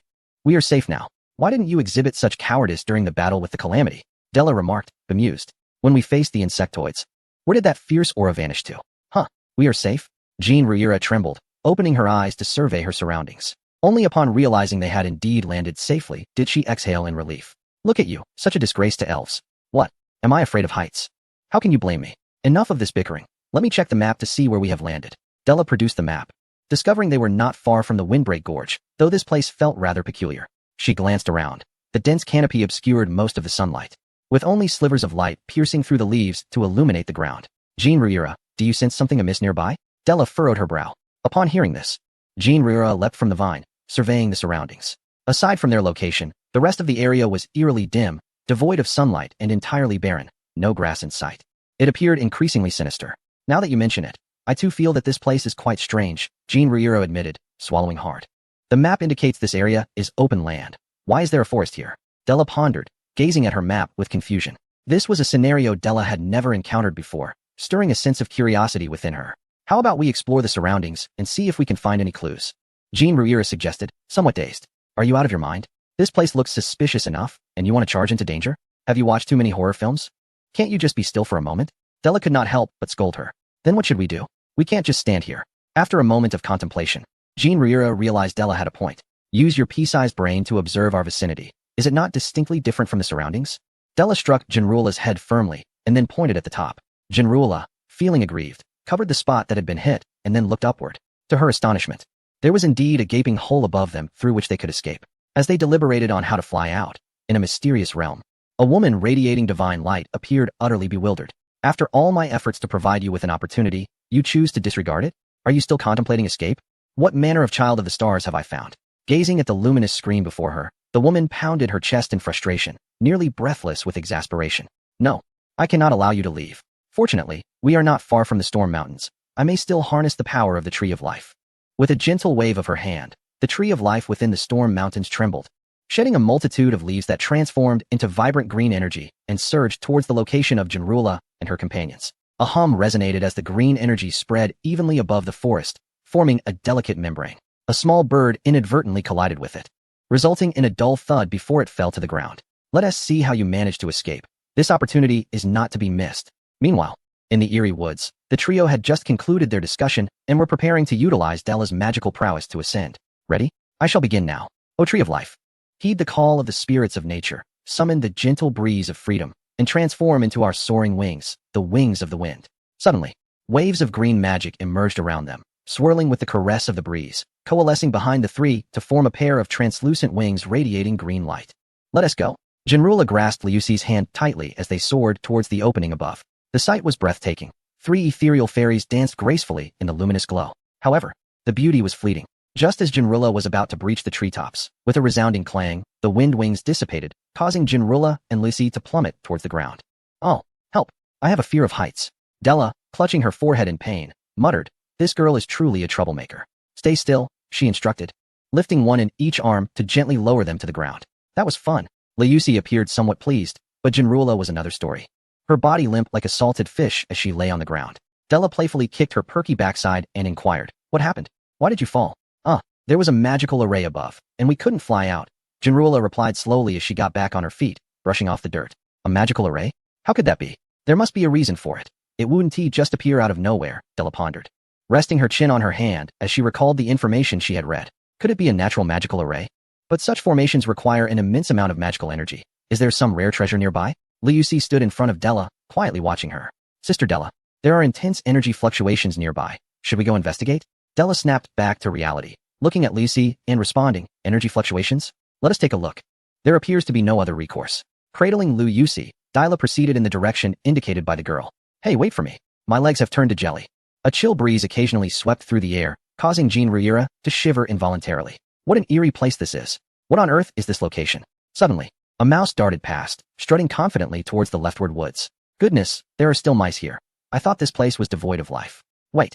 There's a scent of blood. Princess, be cautious. Jinruera, whose cultivation technique was intrinsically linked to blood, was particularly sensitive to the metallic aroma. Over there. The scent emanates from that direction. Jinruera pointed towards where the mouse had scurried. Let us investigate, Della whispered, following the mouse forward. However, as the rodent rounded a trunk, it vanished without a trace. It's gone. Be careful. There may be a hidden danger, Jinruera advised, eyeing the surroundings warily. Lucy's delicate nose twitched as she gestured ahead. Sister, there are fluctuations in energy over there. They cautiously advanced.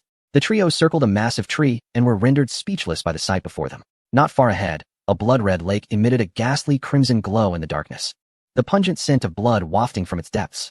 The most terrifying aspect was the island at the lake's center. If one could even call it an island. It was a mound of bones. The white, bleached remains of various creatures lay stacked grotesquely, with limbs reaching towards the center, mouths agape in silent screams. Blood Spirit Flower. Chapter 140. A renewed confrontation startled. The magic sword slipped from Jinruera's grasp, plunging into the blood pool. What are you doing, Xiaoling? This could be dangerous. Jinruera hesitated, torn between pursuing and fearing unforeseen consequences. The three elves regarded the bubbling blood pool with trepidation. This blood pool feels exceedingly sinister, especially that island of bones. Suddenly, the magic sword emerged from the blood pool, hovering before Jinruera, its blade quivering slightly. Whether from excitement or fear remained unclear. Host, you are exceedingly fortunate.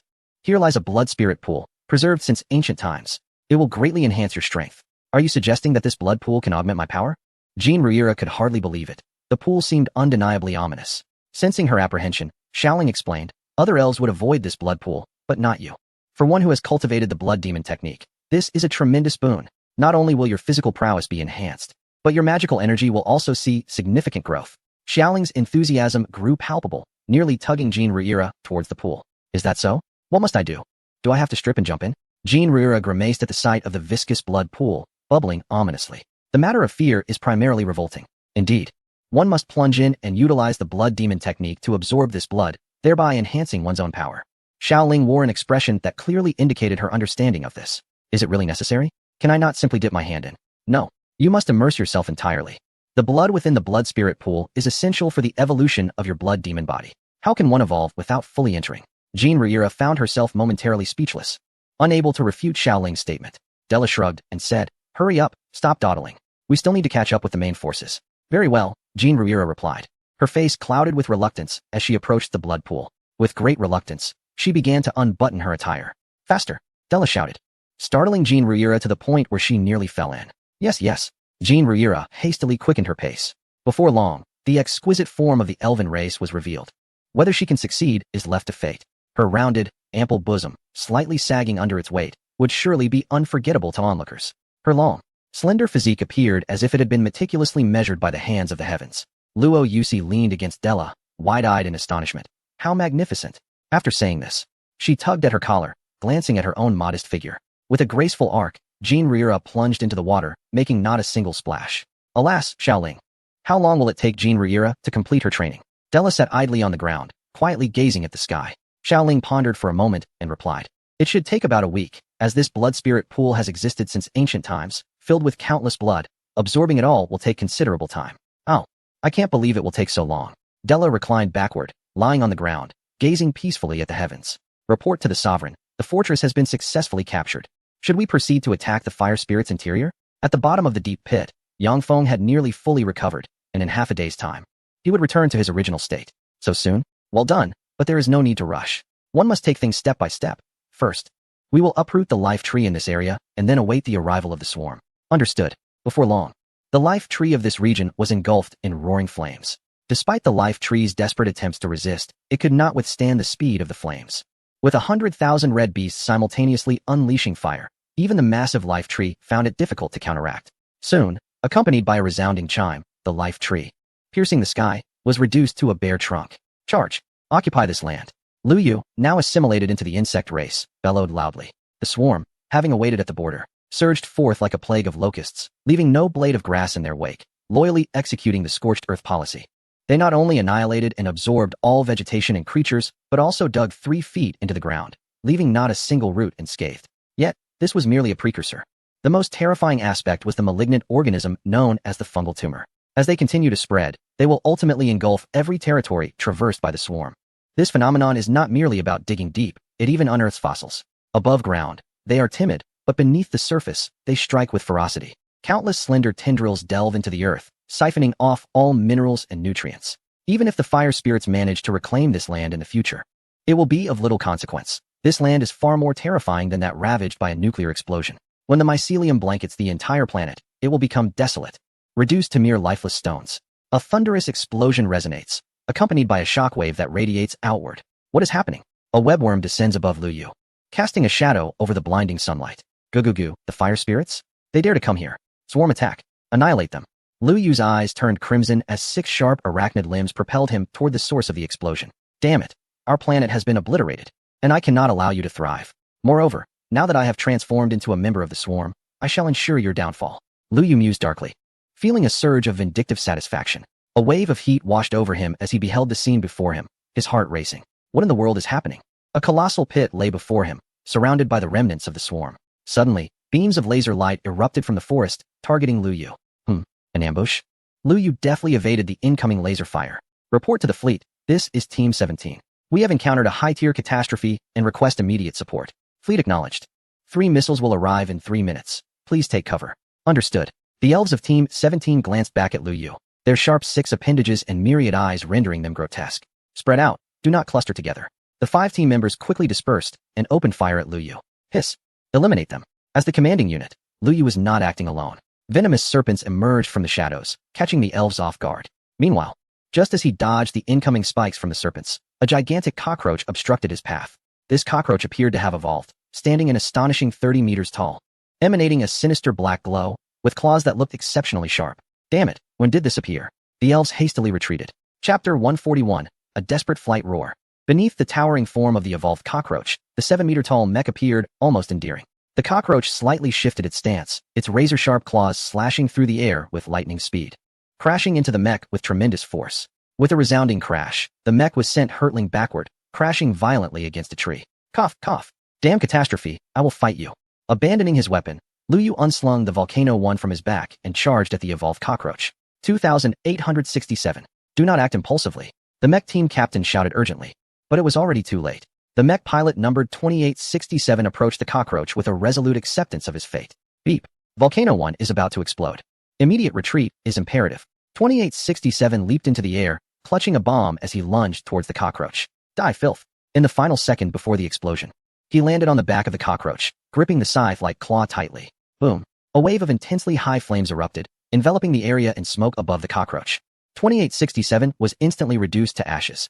Damn bugs. I will eliminate you. The other team members, consumed by rage, seized their melee weapons and charged towards the swarm. Roar. Just when they believed the cockroach was defeated, reality dealt them a harsh blow. The cockroach slowly turned, revealing its forehead, which had been blasted yet bore no wounds. It remained smooth and menacing, entirely unscathed. Rumble. The cockroach advanced on the remaining elves, rampaging with furious abandon, even slaughtering its own kin in the process. Splatter. A stream of corrosive green saliva shot from the cockroach's mouth towards the elves. Meanwhile, the Lu Oil faction, not inclined to merely observe the chaos, recognized that their evolutionary path differed from the cockroaches. Only those who made substantial contributions could qualify for evolution. With their sharp 6 limbs, they maneuvered seamlessly through the swarm, leaving behind mere afterimages. Flash. Suddenly, the pilot discovered that his mech had become immobilized, frantically shaking the control stick. Damn it, what is happening? Why can't I move? Splutter. Blood erupted from his mouth, and before he could comprehend the situation, darkness enveloped him, and he lost his life.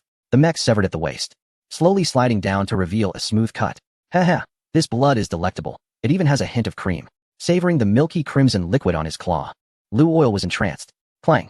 The sound of metal clashing echoed, and Lu Oil felt a tingling sensation in his back. Turning his head, he spotted an elf breaking through the swarm to reach his side. Well, look at that. I didn't seek you out, yet you come to me? Splutter. Without hesitation, Lu Oil opened his mouth and sprayed a jet of black liquid onto the mech. What is this? The elf attempted to evade, only to find the substance exceedingly sticky, rendering the mech immobile and ensnared in the viscous fluid. Seeing the mech thoroughly coated, Lu Oil's throat quivered, and the black liquid suddenly ignited, transforming into a pillar of fire that set ablaze the surface of the mech. Damn it, you filthy bug, let me go? Ah, the black liquid continued to burn, radiating intense heat, turning the cockpit into a furnace, the metal glowing red hot. No. Ah, it's scorching. Help me. In a matter of moments, Lu Oil ceased the fiery onslaught. The mech had taken on a bizarre appearance, rendering it nearly unrecognizable, especially within the cockpit. The cockpit, firmly ensnared, was utterly inoperable, leaving the pilot trapped within as the searing heat melted the metal, cascading down upon him. Ultimately, it transformed into a disheveled amalgamation of flesh and metal, grotesquely fused together. Meanwhile, the cockroaches had been exterminated with astonishing speed. Lu Yu, indifferent to the plight of the ethereal beings, sought the other two, only to discover them within the jaws of the cockroaches, being gruesomely crunched. Suddenly, a voice resonated in his mind, goo-goo-goo, a warning of impending danger. Without hesitation, Lu Yu commanded a retreat. Indeed, scarcely had they moved when a slender, sharp missile struck the very spot they had just vacated. A colossal mushroom cloud erupted, and the shockwave radiated outward, sending several jumping insects soaring through the air. The pit, already substantial, had now widened, and Lu Yu finally comprehended how it had come to be. Curse be it, how fortunate to have the king bug. He had nearly been obliterated. With a shudder of relief, he muttered under his breath. A signal of an attack on the swarm from the right reached him, and Lu Yu sighed deeply. This was undoubtedly more exhausting than a day at work. Spotting a large cockroach behind him, he grinned mischievously. Hey, big guy, give me a lift. Meanwhile, Shiyun cast a disdainful glance at the distant elven stronghold. This shield generator was truly cumbersome. With two short spears in her left arms, she fused them into a single, sharp knight's lance. Shield raised in her right hand, encased in heavy armor, she unleashed an incredible burst of velocity, charging toward the stronghold's barrier. High-level calamity. Stop her. A heavily armored creature emerged from the swarm, impossible to overlook. Humph. Worthless trash. Shiyun collided forcefully with the shield, the impact reverberating through the ground. Crack. The shield shattered explosively, and the generator belched black smoke. This is bad. The shield has vanished. Stay calm. All squads, fire at will. Hold until the battleship arrives for support. Yes. Shiyun thrust her lance into the ground, then contemptuously regarded the elves. TCH, a bunch of trash. Do they think they deserve my effort? Swarm, tear them apart. The laser beams struck her armor, akin to raindrops falling into the ocean, creating not even a ripple. Damn calamity. I shall slay you. It must be noted that the fire elves were indeed fearless, disregarding life and death. An elf, clutching a volcanic rock, charged toward Shiyun. Is this one eager to meet their doom? Shiyun regarded the elf as one might a fool. With a deft twist, her lance split into two segments. She casually tossed one, which zipped forth like a bullet, piercing through the elf's chest before embedding itself in the earth. Heh! Without even a glance, Shiyun swaggered toward the stronghold. The commanding officer of the outpost began to panic. Quickly, fire. Why are you all just standing there? Hurry. However, neither the laser beams nor the magical grenades proved effective against Shiyun. They barely tickled her. Monsters, monsters. Ah, I can't hold back any longer. A frightened elf dropped his weapon and fled. TSK, are you afraid? Am I truly that terrifying? Shiyun gently shook her head, then hurled her spear once more, pinning the fleeing elf to the ground. Chapter 142. The Cockroach King. No, I do not wish to perish here. I have a wife and children. He cried out in desperation. The jumping insect, impatient, bit off the head of the elf who was already succumbing to death. At last, the fire elves could no longer withstand the terror of impending doom, abandoning their weapons and retreating in haste.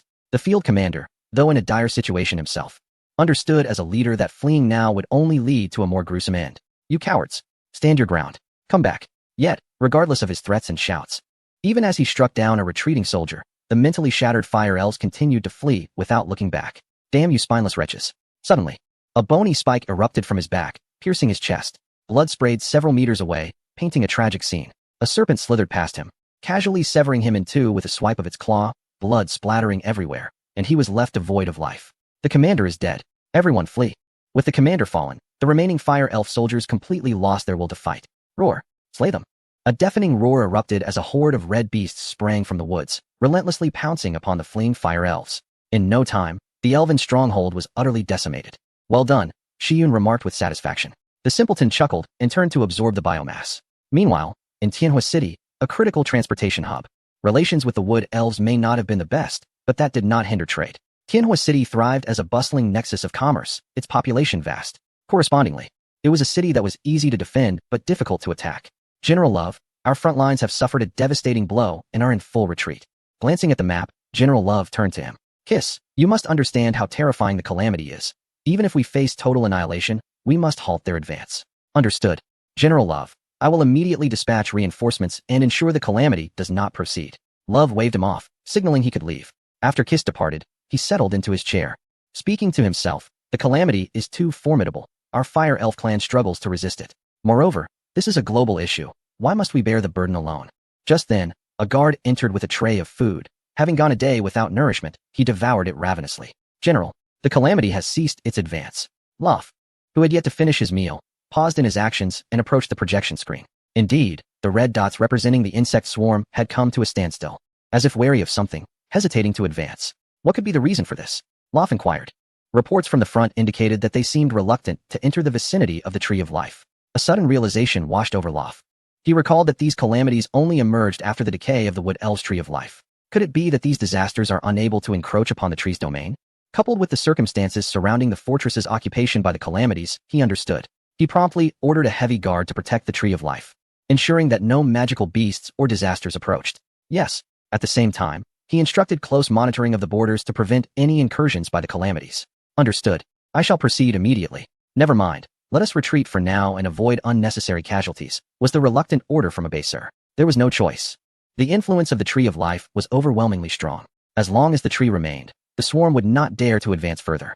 Thus, a broad buffer zone emerged at the edge shrouded by the Tree of Life, which neither the Fire Elves nor the swarm dared to cross. My lord, I suggest we hatch more red beasts, as only they can enter the vicinity of the Tree of Life without being affected. Yang Feng, who had a comprehensive view of the situation, readily approved Abaser's suggestion. He then inquired, by the way, I recall that the red race comprises more than just the red hounds. Have there been any other discoveries? Indeed, my lord, I was just about to mention this. As the swarm delves deeper, we have indeed discovered red bats, another species of the red race, whose attack methods are quite peculiar, yet still effective. Can they assimilate into the insect swarm? They can, but I believe there is room for improvement. The techniques effective on the red beasts do not translate well to the red bats, Abaser affirmed to Yang Feng, also sharing some rather convoluted knowledge that left Yang Feng somewhat bewildered. Very well, I shall leave this matter in your capable hands. Understood. Meanwhile, at the insect nest, a thunderous roar reverberated, causing the swarm to glance with envy. It is important to note that the basic units of the insect race are not devoid of emotion. They merely have a stronger inclination towards slaughter and evolution. Anything that could evoke envy would undoubtedly be a more formidable insect race. The Cockroach King? Intriguing, yet not the optimal direction for evolution. Kalyana cast a detached glance at the cocoon before the nest. With a crash, the 50-meter-high cocoon shattered, and a multitude of green ichor splattered forth. Out leaped a fearsome creature of the insect race. I am the Cockroach King, it roared. Its jagged maw was filled with serrated teeth, and it was clear without needing to elaborate that a bite from it could easily rend through iron. Most notably, aside from the deeper color of the scythe-like claws on its back, it was nearly indistinguishable from the clumsily imposing cockroach it appeared to be. Having shed its heavy carapace in favor of a lightweight exoskeleton, the creature's entire body astonishingly stood upright. Its forelegs transformed into hands, with two sharp bone blades extending from its small arms. Standing at an impressive height of 40 meters, its strength and speed significantly increased, while its energy levels remained largely unchanged. The removal of the carapace afforded it greater agility. At the moment the Cockroach King emerged, the entire swarm erupted in a frenzy. The air filled with a cacophony of hissing sounds reverberating throughout the ranks. The Cockroach King, Level 1, Tier 2, is a heavily armored, hero-class unit. Its abilities include breath, channeling psychic energy into a corrosive breath directed at its enemies. The Cockroach King greatly enhances the defensive and offensive capabilities of nearby cockroaches, embodying the faith of the cockroach lineage with attributes such as scythe claws, regeneration, and burrowing stealth. While the insectoid faction rejoiced, the fire spirits were thoroughly intimidated. Upon detecting the energy fluctuations of the Cockroach King, all present elves were momentarily stunned. Level 12 catastrophe? What is there to fear? We are not without our own Level 12 arcane masters. Once Elderby arrives, the catastrophe will be reduced to ashes in an instant. The elf spirits were lifted. Indeed, they still had Elderby, who had recently broken through to level 11 as an arcane master. Why should they fear such a trivial threat as the catastrophe? Chapter 143, The Light of Blessing the Cockroach King? Does the insect faction possess such units? Yang Feng inquired, bewildered, of the system. Yes, The insect faction indeed has such evolutionary entities, known as hero units. This particular cockroach is the first to hatch after the host's emergence, having battled continuously since its inception on Blue Star, breaking through the genetic sequence lock and evolving into its current form. Is this genetic sequence replicable? Although Yang Feng understood the likelihood was slim, curiosity piqued his interest. No, the changes in this genetic sequence are exceedingly complex, so intricate that even a bass cannot decipher them. It can only evolve through the insect faction's own efforts. The cockroach king, however, was not the end point. Further evolution was still possible. Yang Feng remained unfazed, having mentally prepared himself for this information. Is there any method to expedite evolution? He asked. The system does provide opportunities for the insect faction's unit evolution. You still have one chance remaining. Yang Feng suddenly recalled this detail. Ah yes, I still have the system, though its presence is so subtle that I nearly forgot about it. However, I think I shall save this opportunity for now. Whoever contributes the most shall receive it. As the sovereign, I cannot show favoritism. By the way, Shaoxing, the tree of life has withered, and there is no danger here. You should head to the front lines to assist. With your support, the elves will offer no resistance. Shaoxing, bored, rested atop Yang Feng's head, lost in thought. What if someone attempts a sneak attack? Shaoxing retorted, visibly upset. Although she was indeed quite angry, she had no desire to leave until Yang Feng had fully recovered. Very well, if you do not wish to go, then stay and accompany me. After all, there remains half a day until he can recover. By then, it shall be the fateful hour for the fire spirits. Yang Feng harbored a seething fury, yearning to eradicate the fire spirits at that very moment. Suddenly, an extraordinary phenomenon unfolded. The sky darkened ominously, heralding an impending storm. From a distance, the tree of life radiated a brilliant light, illuminating the entire expanse. This luminescence enveloped the elves, imparting a warm and comforting sensation. Simultaneously, they discovered an unusual energy swirling within them. This is. Luo Fu rose to his feet, basking in the sacred light. The bottleneck that had stymied him for centuries suddenly loosened, allowing him to surge forward with unprecedented momentum, quickly attaining the 9th level. The soldiers around him erupted into jubilant exclamations. I possess magical energy. I am now a mage. Not just one soldier. But all the elves in the vicinity realized that they, too, were infused with this mystical energy. Their exhilaration was palpable. Their hearts raced with uncontainable joy. Magical energy is not a gift bestowed upon every elf. Only those with exceptional talents can cultivate it and ascend to the esteemed rank of mage. However, once the euphoria subsided, they noticed the tree of life had dimmed, its usual gentle glow now faint and barely discernible. Boom. A radiant yet gentle light appeared in the sky, reminiscent of the northern lights. Children, calamity approaches. All creatures must unite to confront the impending threat. To overcome this disaster, I bestow the light of blessing, enabling all elves, animals, and plants to cultivate magical energy. Only through this can we grow stronger, repel the calamity, and reclaim our lands. As the words echoed, a prolonged silence ensued before the light faded and the dark clouds dispersed. The elves erupted into fervent cheers, their jubilation lasting throughout the day. Rejoice. Celebrate. Ha ha ha. How foolish these elves are. Believing this would thwart the impending swarm. Yang Feng could hear their cheers from afar, unaware of the precariousness of their situation. Why is this so? One must consult the tree of life. Ding. The energy of the tree of life has waned, diminishing its influence on the swarm. In 2 years, it will cease to function entirely. 2 years. What can be accomplished in such a time frame? The tree of life envisioned a bright future, but reality is often harsh. It hoped to delay for 2 years to allow the elves to mature. But is it truly that simple? At most, a handful of elves capable of wielding magical energy might emerge, but how swiftly can they progress in 2 years? Perhaps to level 5 at best. The tree of life believed this would pose a threat to the insect horde. In truth, it would only hasten the demise of Spiritwood Star. Quality is indeed important, yet when the quantity becomes so overwhelming that it can scarcely be counted throughout one's lifetime, it spells devastation on an unimaginable scale. Ants consume more than they can handle, yet the insect race is not comprised of ants, nor are the elves akin to elephants. After such a sequence of actions, are they not merely inviting their own demise? The tree of life? Planetary consciousness? Such notions are utterly foolish. Yang Feng scoffed dismissively. 2 years, allow me to expedite matters. Within the shadowy forest, Della and Lucy languidly reclined on the ground. The desolation here was palpable. Only trees surrounded them, along with the occasional mouse. Their provisions had been depleted, and Jean Riera showed no signs of concluding her task. How much longer must they endure? The main force had long since moved on. Della was engulfed in frustration, nearly to the point of hemorrhaging. Infiltrating the Earth Spirit Empire had seemed straightforward. But why had she chosen to accompany these two simpletons? Would it not have been wiser to pursue the main force directly? After all, she held the title of princess. Alas, she resolved to continue waiting. It was her choice, and even if it meant suffering, she would see it through. Suddenly, the blood surrounding Jean Riera shattered and surged into her body. The once expansive blood pool had vanished, leaving behind a 10-meter-deep pit littered with bones.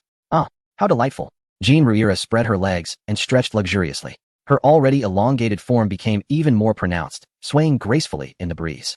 It's grown larger, Liusi remarked, glancing enviously at her own modest stature. Della, however, remained indifferent, for her own size still surpassed Jean Ruira's. Do you have any idea how long we have waited? And you find this comfortable? I could just as easily end your existence. Della forcefully tackled Jean Ruira to the ground. Moments later, she relinquished her hold and stormed off. Fuming. How outrageous. As Jean Ruira donned her attire, the three elves prepared to depart. Yet, unexpectedly, Xiaoling intercepted them. Hold on, we still need that blood spirit flower. It is a valuable asset. Once absorbed, it can filter impurities from the blood, allowing for a more efficient and rapid flow of magical energy. Is that truly useful?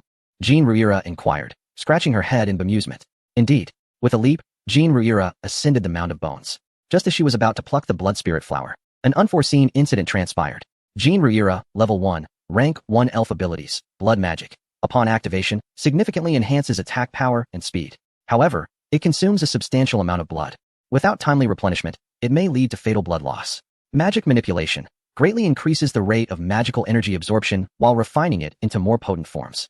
Weapon, sealed magic sword. Rank 1, an ancient artifact passed down through generations, currently bound by seals, preventing it from unleashing its full potential. The magic sword harbors immense latent energy. Chapter 144. Full-scale assault. We're in trouble. We are surrounded. A squad of elven mecha warriors stood solemnly encircled. The warrior fire, standing at 7 meters tall, this medium-sized mech is crafted from magical steel, balancing various functions with commendable agility. Typically outfitted with melee weapons such as flame longswords and lightweight shields. Ranger fire, standing at a height of 5 meters, this lightweight mech possesses relatively low defenses, with armor only applied to critical areas to enhance agility. It is equipped with a mid-range weapon, the flame bow, which boasts a balanced power and rate of fire, alongside a flame jet on its back that allows for brief ascents. Assassin fire, also standing at 5 meters, this small mech has extremely low defenses, with minimal armor beyond the essential protective elements. Most available space is occupied by a special magical energy device that grants invisibility upon activation. Armed with a magical energy dagger and a unique booster, it can unleash devastating force in an instant. Mage fire, towering at 6 meters. This medium mech features low defenses and is constructed from magical steel, adorned with intricate magical patterns for energy transmission. It wields a flame staff as its weapon. A level 5 mage pilot is required to unleash its full potential. Heavy armor fire. At a height of 9 meters, this heavy mech boasts exceptional defenses, albeit with minimal agility. Its entirety is enveloped in magical steel, resembling a colossal sphere capable of absorbing most attacks. Due to its limited mobility and slow speed, it serves as fire support within the squad, equipped with a defensive weapon combination shield and 2 magical energy cannons mounted on its back. This quintet of elves forms the quintessential battle squad, adept in both offense and defense. However, they soon find themselves in grave peril. Assigned to patrol the borders to prevent the incursion of calamity, they are unexpectedly surrounded by it. Hiss! A spiked serpent launches several bone spikes toward the elven squad. Dodge! The heavy armor raises the combined shield in front of itself. Clang, clang, clang. Roar. Eliminate them. A crimson beast leaps forth, sending the squad into a frenzy. Over a dozen jumping insects emerge from all directions, charging towards them. Fall back while firing. Do not engage recklessly. There are too many calamities. We stand no chance. A fireball erupts from the tip of the staff, obliterating a jumping insect. A gap appears in the encirclement, and they rush toward it, knowing that breaching the circle offers their only glimmer of hope. Haha, you've fallen into my trap. The crimson beast smirks coldly. The elven squad, puzzled by the sudden halt of pursuit, is startled by a series of chirps that send cold sweat down their backs. Not good. It's a detonating bug. Scatter. Yet, it is already too late. The detonating bugs emerge from beneath their feet and leap onto their faces, resembling southern cockroaches. With the sound of explosions, corrosive juices erupt, melting the warriors down to mere halves of their bodies. Scatter. Quickly. After dispersing, the overwhelming firepower finally exterminates all the detonating bugs, but their losses are grievous. Warriors lie dead, and the heavy armor is now pockmarked and battered. Just as they begin to breathe a sigh of relief, another transformation occurs. The crimson beast leaps from above the mage, its sharp claws severing one of the mage's arms. The staff clatters to the ground. Damn calamity. It growls, clenching its left fist and swinging it at the crimson beast. Roar. Do you think a piece of trash can kill me? The crimson beast clamped down on his fist. Then with a powerful tug, wrenched his arm clean off, sparks flying in its wake. Flames erupted as a column of fire spewed forth from the beast's maw, its searing heat instantly incinerating the mage, who emitted not even a scream. Several other elves also fell victim to the beast's onslaught. having no time to spare for their comrades. Before long, this squad of mechanized elves was annihilated beneath the jaws of the Crimson Beast. Such scenes unfolded across various locations along the border. The simultaneous disappearance of numerous squads left the command center in disarray. What is the situation? Lav inquired, his gaze fixed on the screen where green dots were vanishing one by one. Report. Numerous squads have suddenly encountered catastrophic assaults, and we are currently assessing the enemy's numbers. Soon, the data was processed. Across hundreds of kilometers of border, a multitude of Crimson Beasts launched simultaneous attacks, penetrating deep into the territory. They did not converge, but rather advanced in small groups towards the Tree of Life and various towns. Report. All 16 of our satellites have been locked onto. Misfortune seldom comes alone. A series of calamities besieged Lav, overwhelming him. Warning. Severe energy fluctuations detected. Our satellites have been locked on.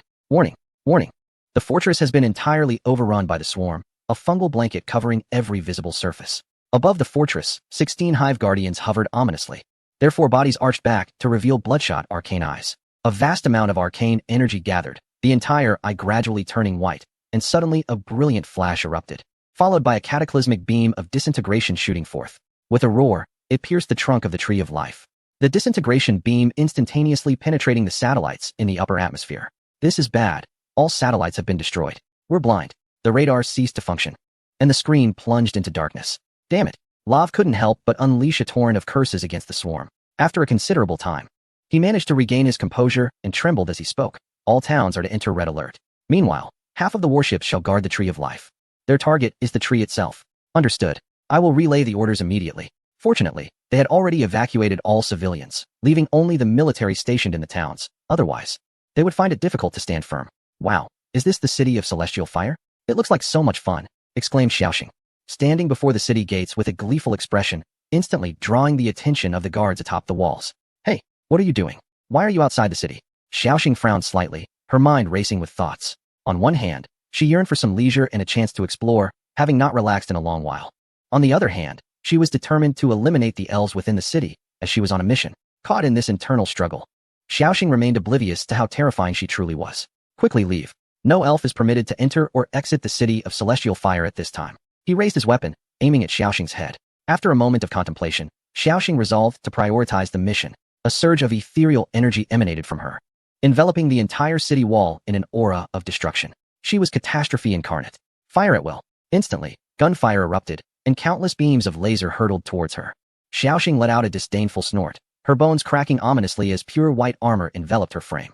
All the lasers that struck her proved utterly ineffective.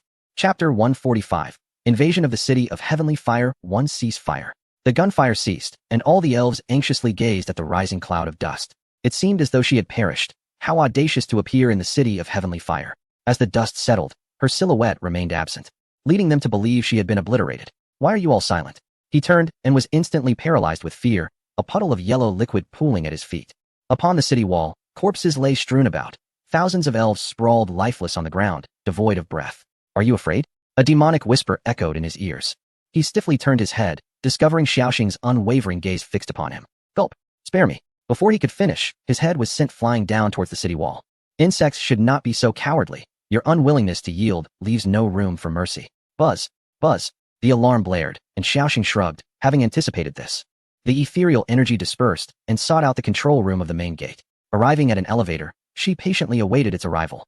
A blade of energy extended from her wrist, her lips moving in a melodic chant. How slow? Can't it move any faster? I still have shopping to do. Creak.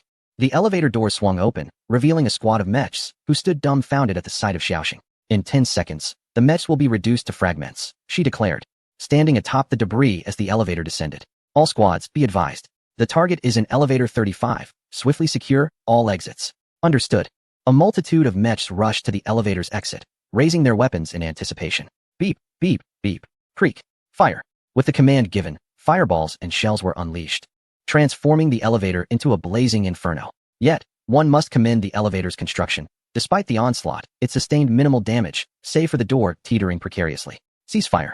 Just as one elf approached to investigate, he leaned in only for a slender, delicate hand to suddenly emerge, piercing through the mech and seizing the pilot's head.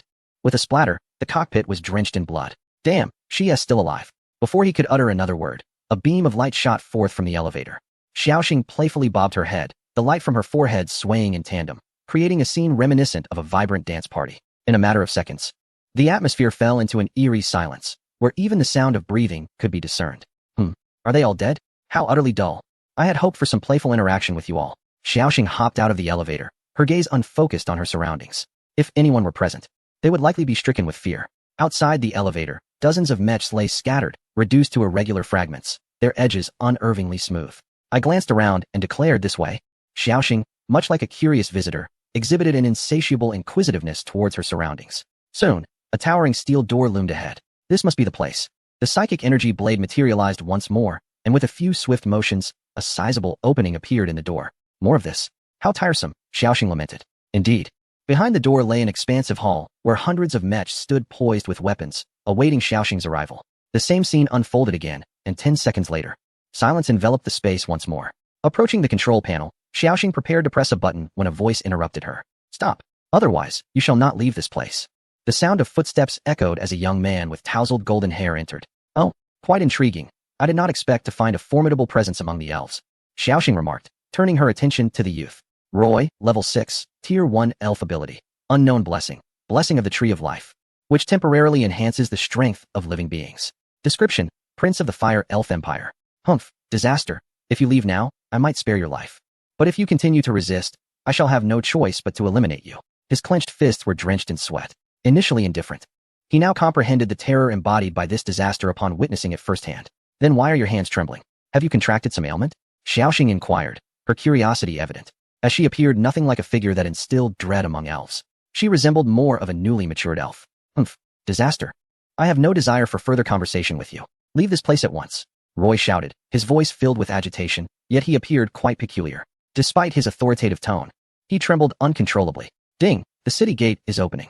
Xiaoxing dismissed him entirely, regarding him as nothing more than a mere grasshopper. How infuriating. Roy tightened his fists but lacked the courage to approach. The overwhelming pressure radiating from Xiaoxing was simply too daunting. From his perspective, an energy vortex perpetually swirled around her. What is the matter? Do you wish to strike me? Then come on. I've been longing for some company, Xiaoxing declared. Her task solely to open the city gates and allow the crimson beasts to enter. However, the gate's opening was excruciatingly slow. How arrogant of you. Roy was already exasperated by Xiaoxing's demeanor, and now his composure was on the verge of collapse. He raised his fist and charged towards her. Certainly. It was not merely a matter of striking with his fists. A surge of magical energy ascended from within him, enveloping his entire being. Both speed and strength were significantly enhanced. Xiaoxing subtly shifted her body, deftly evading his punch. Oh dear. As she observed Roy's fist hurtling toward the control panel, a soft gasp escaped her lips. Bang. Indeed, just as Xiaoxing anticipated, Roy's punch sent the control panel crashing down. Now, halting the opening of the gate was beyond possibility. How infuriating. It's all your fault. In his rage, Roy attributed all blame to Xiaoxing. He swung his fist once more in her direction. How peculiar. You smashed the equipment, and now you blame me? Enough of this. You can't stop the gate from opening now, so I shan't entertain you further, humph. Skillfully dodging a few of Roy's punches, Xiaoxing spoke slowly. What do you mean? Are you looking down on me? Without hesitation, Xiaoxing sidestepped and delivered a swift kick, sending him flying into the wall. Indeed, I do look down on you. How pathetic you are, yet you still attempt to act superior. With a powerful flap of her wings, Xiaoxing vanished from her position and reappeared beside him. Grasping his neck, she yanked him from the wall. Humph. Weren't you quite the performer? Go on, continue. Cough. If you have the ability, kill me. Struggling for breath, Roy gasped as he fought desperately to break free from Xiaoxing's grip. Yet, in his despair, he realized that no matter how he channeled his magical energy, her hand was like an iron clamp, unyielding. Kill you? Very well. Xiaoxing cheerfully acquiesced to his request. Roy, you promised you would spare us if we remained unyielding. Why now? Crack. With a swift motion, his neck snapped, and Roy collapsed to the ground. His eyes filled with bitterness. Chapter 146. Invasion of Tianhua City 2. I have never encountered such a request in my previous life. Observing Roy sprawled on the ground, Xiaoxing shrugged her shoulders. Kaliana, the gate has been opened. We may commence. Understood. With a resounding clang, the gates opened wide to the horde of crimson beasts. Charge. The crimson beasts, concealed outside Tianhua City, surged forward at Kaliana's commanding shout. Damn it, when did these calamities arrive here? Why was I not informed at all? Lav bellowed, seizing an operator and delivering a kick. The operator, equally aggrieved, exclaimed as Lav's fist rose menacingly. General, we no longer possess that many satellites. We lost 16 in the last battle, leaving us with only 3, which is utterly insufficient. Lav paused, momentarily forgetting this detail amidst his fury. Fine. I won't hold it against you. Quickly instruct the mech troops to proceed and secure the city walls. Lav coughed lightly before stating this. As maintaining his dignity was paramount, he could hardly admit to forgetting. They have already departed, and all remaining 50 warships are en route to the walls. Only then did Love nod, gesturing for him to withdraw. This aspect is hardly intimidating, lacking even the qualification to fill the gaps of my fire spirit battleship. Love, gazing at the images transmitted from the camera, declared with unwavering confidence. Although the number of crimson beasts present was indeed limited, they remained oblivious to the fact that while their attention was diverted towards the town, a swarm of scarlet flying creatures was traversing the border, en route to Flame City. The Level 4 Aerial Unit, Magical Energy Unit, possessing 2,000 energy points. Length, 1 meter, wingspan, 4 meters. Abilities, Sonic Wave. The sound spikes on its back have been transformed into a lengthy tail through genetic modification from the dragon lineage, capable of emitting powerful sonic waves. Weakness, the sonic waves inflict substantial damage on enemies while significantly diminishing their perception. Description, a formidable air-to-ground unit. Though the gene alterations inflicted by the insectoid race have weakened the Crimson Bat, reducing its level from 5 to 4, correspondingly, the energy required for hatching has also decreased. Drawback, sonic waves cannot penetrate excessively thick obstacles, resulting in diminished efficacy. This batch serves merely as an appetizer, barely reaching 100,000 in number. Yet the fleet of Flame City remains just capable of defense. Undoubtedly, they stand no chance against the onslaught, for this endurance is still too fleeting. Yet, why would Yang Feng dispatch such a multitude of, fully aware of their inferiority? The answer lies in diversion. Approximately 20,000 crimson beasts were directed towards Flame City, while the remaining 70,000 have already ventured toward the Tree of Life. Chirp, chirp. The crimson bats clustered together, resembling a swirling red cloud. Flame City, though its gates had been flung open, witnessed only a handful of crimson beasts breach its threshold. The majority remained ensnared outside the city walls by the timely activation of protective shields. The fire command ship arrived at the battlefield. All vessels heed my command. Understood. Whoosh. One by one, the fire spirit battleships ascended to hover above the city walls. The newly arrived ships aligned themselves in a precise formation. Open fire. Do not concern yourselves with ammunition. Boom, boom. The resonating sound of magical energy cannons erupted, as fiery red orbs of magical energy rained down upon the crimson beasts below. Despite being an 8th level creature, the crimson beasts could not withstand the onslaught from the battleships and were forced to retreat. Roar. You wretched fire spirits, prepare yourselves. The towering figure of the great fool bellowed, his voice reverberating within the ship. Humph, still boasting with such arrogance. The captain dismissed the great fool's words with disdain, choosing to ignore them. However, he soon found himself utterly astonished as he clearly observed a red cloud steadily approaching from the horizon, advancing towards the battleships. Adjust the view. Yes, there it is. Zoom in, continue to magnify. The captain squinted, scrutinizing the ominous cloud. What is this? Calamity.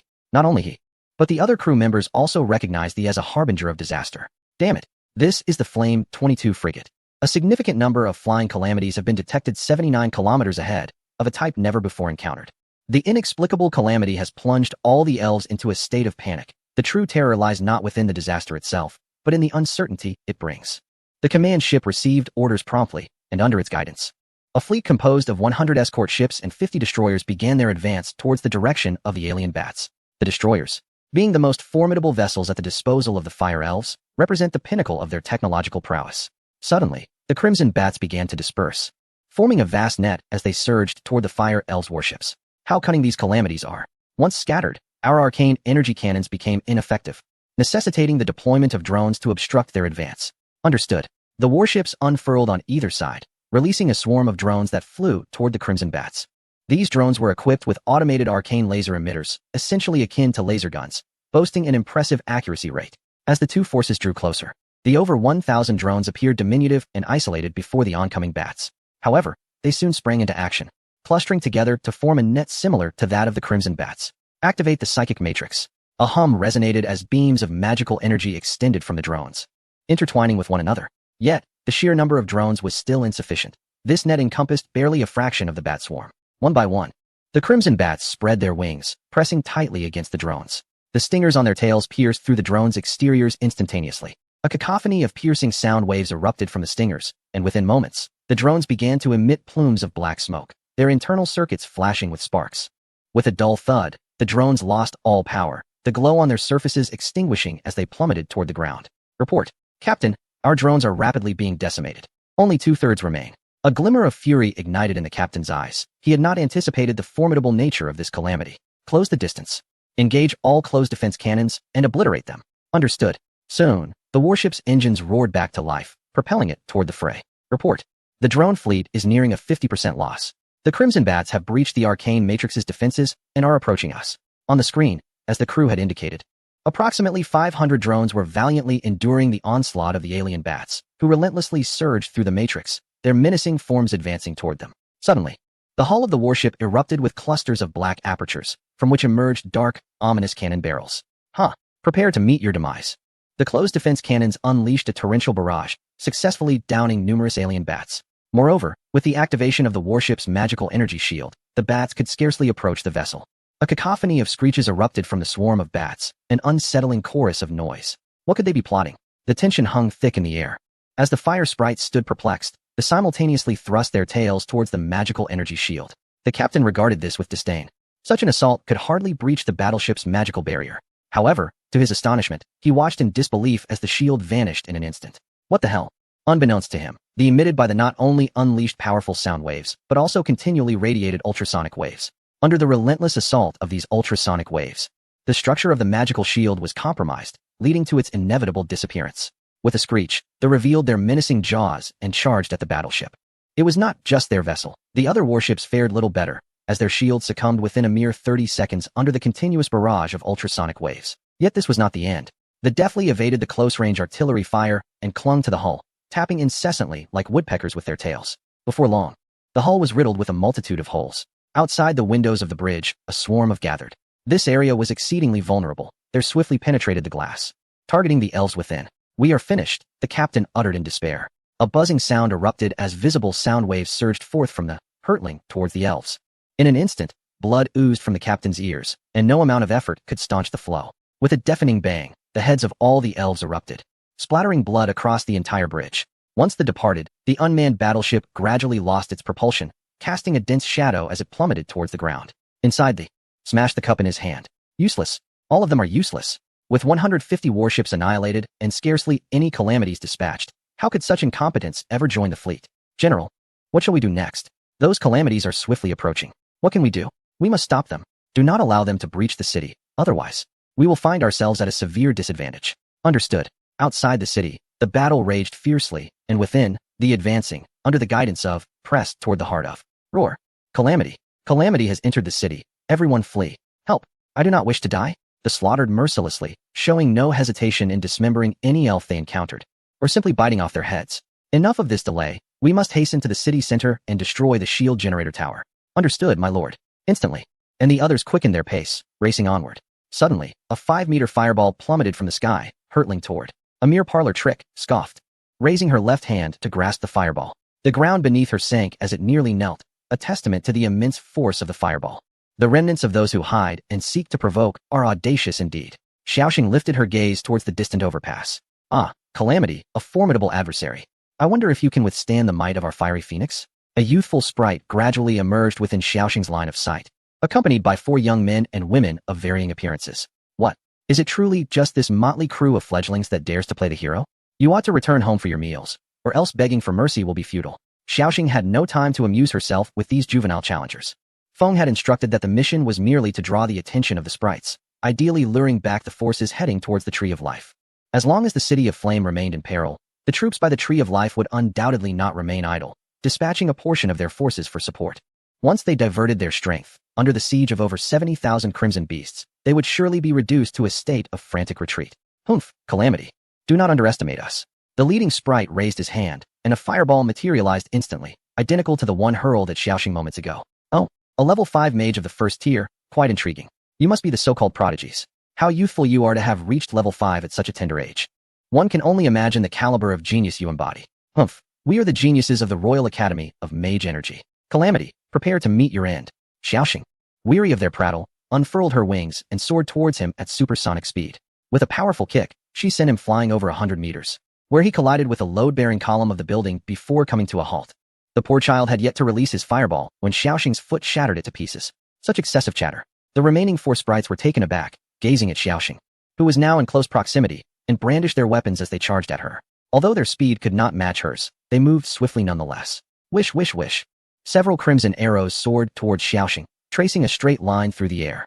Too weak, Xiaoxing remarked nonchalantly, making no effort to evade as the arrows approached. To the astonishment of the onlooking girl, the arrows, as they neared Xiaoxing, collided with an invisible barrier and were deflected as if striking a wall. TSK. Such feeble force cannot even breach my psychic shield. Allow me to demonstrate the true art of archery. A bow, nearly as tall as Xiaoxing herself, materialized in her hands. The surroundings began to surge violently, as strands of psychic energy coalesced at the moment she drew the bow, transforming into a white, translucent arrow. Get back! The towering sprite raised his shield, pushing the girl aside. Fwang!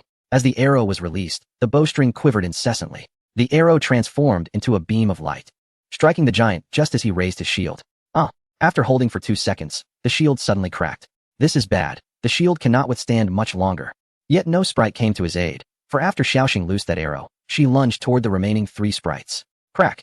The shield shattered instantaneously, and the arrow pierced through his chest, continuing its trajectory beneath the overpass, plunging hundreds of meters underground. With a resounding thud, the giant collapsed, never fathoming that he would be unable to withstand a single arrow. 2 of your companions have already fallen. Will you not surrender? Perhaps if you plead, I might let you go. Xiaoxing effortlessly navigated amidst the 3 elves, skillfully inflicting minor wounds upon them. I shall never surrender, proclaimed the girl with the bow, resolute in her defiance. She realized that this calamity was merely toying with them. They were no match for his prowess. And what of you 3?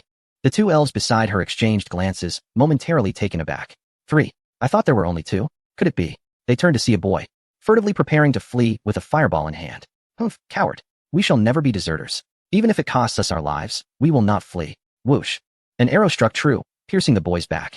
Surprisingly correct. You may leave. I shall not slay you. How tedious this is, but I must remain honest. In the blink of an eye, Xiaoxing vanished, leaving the remaining 3 elves in stunned silence. Chapter 148. Invasion of Tianhua City 4. After a prolonged wait, realizing that Xiaoxing had indeed departed, they dragged their grievously injured bodies towards safety. Hey, good luck, Xiaoxing remarked cruelly from atop a building. Roar. A crimson beast, swift as lightning, clamped its jaws around one of the elf's legs, dragging him into the shadows. No, help me. The agonized cries gradually faded into silence. However, the remaining 2 elves could scarcely afford to dwell on this, for from the shadows emerged over 10 crimson beasts, salivating and gazing coldly at them. How infuriating. I shall fight you to the end. Have you met your demise? It is unfortunate, but do not blame me.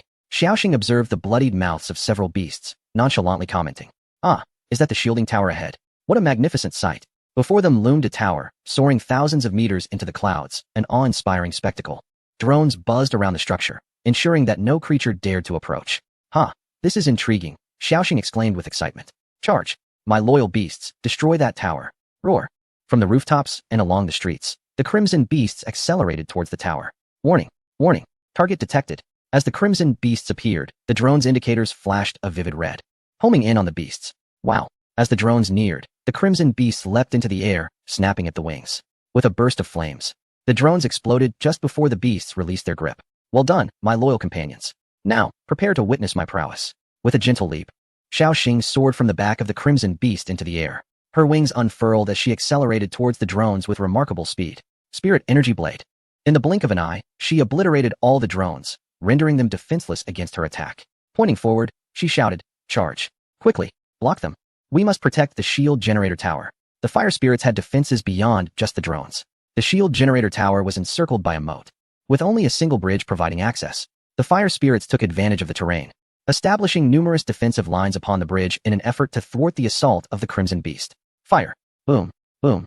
2 fireballs struck the crimson beast with force, leaving it battered and on the brink of collapse. The fire spirits have indeed grown stronger. Xiaoxing observed this without any surprise, as the blessing of light from the Tree of Life had significantly enhanced the spirit's powers. Even these ordinary spirits could now become energy mages. Never mind that. These insignificant pests, I shall first destroy this tower. Abandoning the crimson beast, Xiaoxing flew directly towards the top of the tower. Whoosh! A sharp sound suddenly drew closer, and she deftly evaded the incoming attack. How bothersome. Once again, the Tree of Life. At the tower's summit, a girl, drenched in blood, gazed coldly at her, her eyes filled with murderous intent. Xiaoxing gradually ascended to face her, saying, So, you're not dead after all. I thought you had perished in the jaws of the crimson beast. This girl was the archer whom Xiaoxing had spared. Thanks to you, I survived. The girl spat through clenched teeth. Hey, isn't that wonderful? You should be grateful to me, Xiaoxing replied with a slight smile. The girl tightened her grip on her bow, veins bulging from her forehead. Then I must express my gratitude properly. Raising her bow once more, she shot at Xiaoxing. Oh, this is somewhat interesting. Xiaoxing lifted her spirit energy blade to defend herself. However, unexpectedly, the force of the arrows proved difficult for her to withstand. The girl, seemingly consumed with rage, continuously drew arrows and fired them at Xiaoxing. The sound of arrows slicing through the air echoed, and Xiaoxing found herself struggling slightly, unable to approach her adversary. Not bad. This is much better than before. Yet, ultimately, this is not your own strength. Xiaoxing's vertical pupils suddenly widened as energy converged within them. The girl froze, sensing a tremendous threat, and without a moment's hesitation, rolled to the right. Spirit energy beam. The beam swept across, cleaving the tower in two, with the top slowly sliding down and eventually plunging into the moat. Did she evade it? What a pity. An arrow flew toward Xiaoxing's head, and she tilted her head slightly to dodge it. TSK, what a shame. If circumstances allowed, I would truly consider taking you captive. How arrogant. I will surely kill you to avenge my companions. Observing the two remaining arrows in her quiver, the girl clenched her teeth slightly, pondering to herself. This cannot continue. Even with the blessing of the Tree of Life, I am no match for this calamity. What is the matter? Out of arrows. Are you considering fleeing? This time, I might let you off the hook. Xiaoxing smiled broadly, her expression seemingly genuine. Really, truly? The girl appeared genuinely frightened, her voice trembling as she spoke. The corners of Xiaoxing's mouth curled upwards as she replied, Of course, I shall certainly spare you this time. But there is one condition. As Xiaoxing approached, the girl fixed her gaze intently upon her. What is the condition? The condition is, before she could finish, the girl swiftly drew her bow and shot an arrow directly at her eye. Xiaoxing, seemingly anticipating this move, calmly deflected the arrow. Go to hell. Xiaoxing was taken aback, staring in surprise at the girl who had leaped from the tower, arrow in hand, charging toward her. You are still too naive. Xiaoxing suddenly reached out, grasping the girl's neck tightly, allowing the arrow to pierce her chest. Bang! The arrow shattered upon striking her armor, the tip flying far away. Hee. We insectoids thrive on creatures like you, unafraid of death. The girl emitted a series of whimpers. Yet, Xiaoxing maintained her grip, her strength increasing, causing the girl's face to grow paler, the visage of an elf succumbing to blood loss. Just as the girl seemed on the verge of collapse, Xiaoxing finally loosened her grip, carelessly tossing her aside onto the ground. Freed from confinement, the girl gasped for breath. I will kill you. After a brief moment to recover, she felt invigorated again and charged at Xiaoxing once more. Xiaoxing shrugged, casually waving her hand, rendering the girl unconscious. I hope that after becoming a member of the insectoid race, you continue to possess such spirit. Gazing at the shield generator tower, Xiaoxing wore a look of distress. This structure is so large, how can it be destroyed? Extending her psychic blade, she made several shallow cuts across its surface, leaving only faint scratches. It remained largely intact. Operational as ever. Perhaps I shall employ the psychic ray. Though it consumes a significant amount of energy, it is less labor-intensive. Chapter 149. Invasion of Fire City 5. A rumbling roar echoed, catching the attention of the fire elves engaged in battle. It's over. The shield generator tower has fallen. Under the stunned gaze of the elves, the tower was relentlessly sliced by a beam of white light, crumbling into fragments that cascaded down as debris. Run. The bridge is about to collapse. A piece of rubble plummeted directly toward the bridge. There's no escape. We are doomed. Ha. One elf, overwhelmed with despair, laughed maniacally. Indeed, they could not flee. At the bridge's end, a horde of red beasts blocked the path, mercilessly incinerating any elf that dared to approach. Roar. In the eyes of the elves filled with despair, fragments of the shattered shield generator tower crashed onto the bridge. The entire structure disintegrated into ruins. Countless elves reduced to mere fragments. The task is complete. One may now act freely, and the objective is to sow chaos. The greater the disorder, the better. Understood. My lord. The crimson beast scattered and rushed towards the gathering of elves. Meanwhile, Xiaoxing leisurely tucked away her wings and made her way to the shopping district of Tianhua City. I shall leave it to those little hounds. I'm off to shop. Xiaoxing harbored no concerns about potential issues, for she had already done what was necessary. After all, a little mischief was all that was required. You useless lot. Incompetence. You can't even defend a single tower. Incompetence. Lav realized that the shield enveloping Tianhua City had suddenly vanished, only then understanding that the shield tower had been destroyed. General, our drones are nearly annihilated. The disaster is approaching. With the shield gone, the aberrant bats surged forth as if entering an unguarded realm, flapping their crimson wings and screeching towards the fleet. Having learned from past experiences, Lav knew that once these disasters drew near, their fate would be dire. Squeak. In no time, the aberrant bats approached the fleet, overwhelming the warship's shields in an instant, extending their terrifying sound spikes. Damn it. Recall the fleets guarding the Tree of Life. We cannot lose Tianhua City. But right now go? Yes. The airborne disaster was a minor concern. Under the fire of the closed defense cannons, the defenseless aberrant bats were swiftly pierced and destroyed. However, the situation on the ground was markedly different. Without the shield's protection, the crimson beasts charged ahead, scaling the city walls and wreaking havoc, leaving cries of despair in their wake. The magical cannons were ineffective against the scattering of crimson beasts, resulting in minimal enemy casualties. Fire. We must not allow the disaster to breach the city, Lav resolutely declared, knowing that this would cause harm to the elves on the walls. But the losses would be far greater if the disaster entered the city. Understood. On the bridge, all the elves wore heavy expressions. Firing upon allies could lead to charges of treason. Yet, the gravity of the situation left them no choice. Magical energy concentrated, power level stabilized. The energy is fully gathered. Lav closed his eyes and slowly commanded, "Fire." Boom. The sound of explosions erupted, with the struck crimson beasts disintegrating into fragments, innards, and limbs scattered everywhere. Of course, the elves were not spared either. In this indiscriminate assault, both sides suffered significant losses. Roar. Into the city. Do not concern yourselves with them. The intelligent crimson beasts were certainly not foolish enough to remain atop the walls for the elves to bombard. They leaped down and charged into Tianhua City.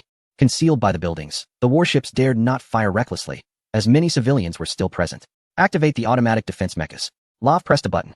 Huh, what is this? Xiaoxing, who was wandering through the deserted shopping district, looked perplexedly at the large hole before her.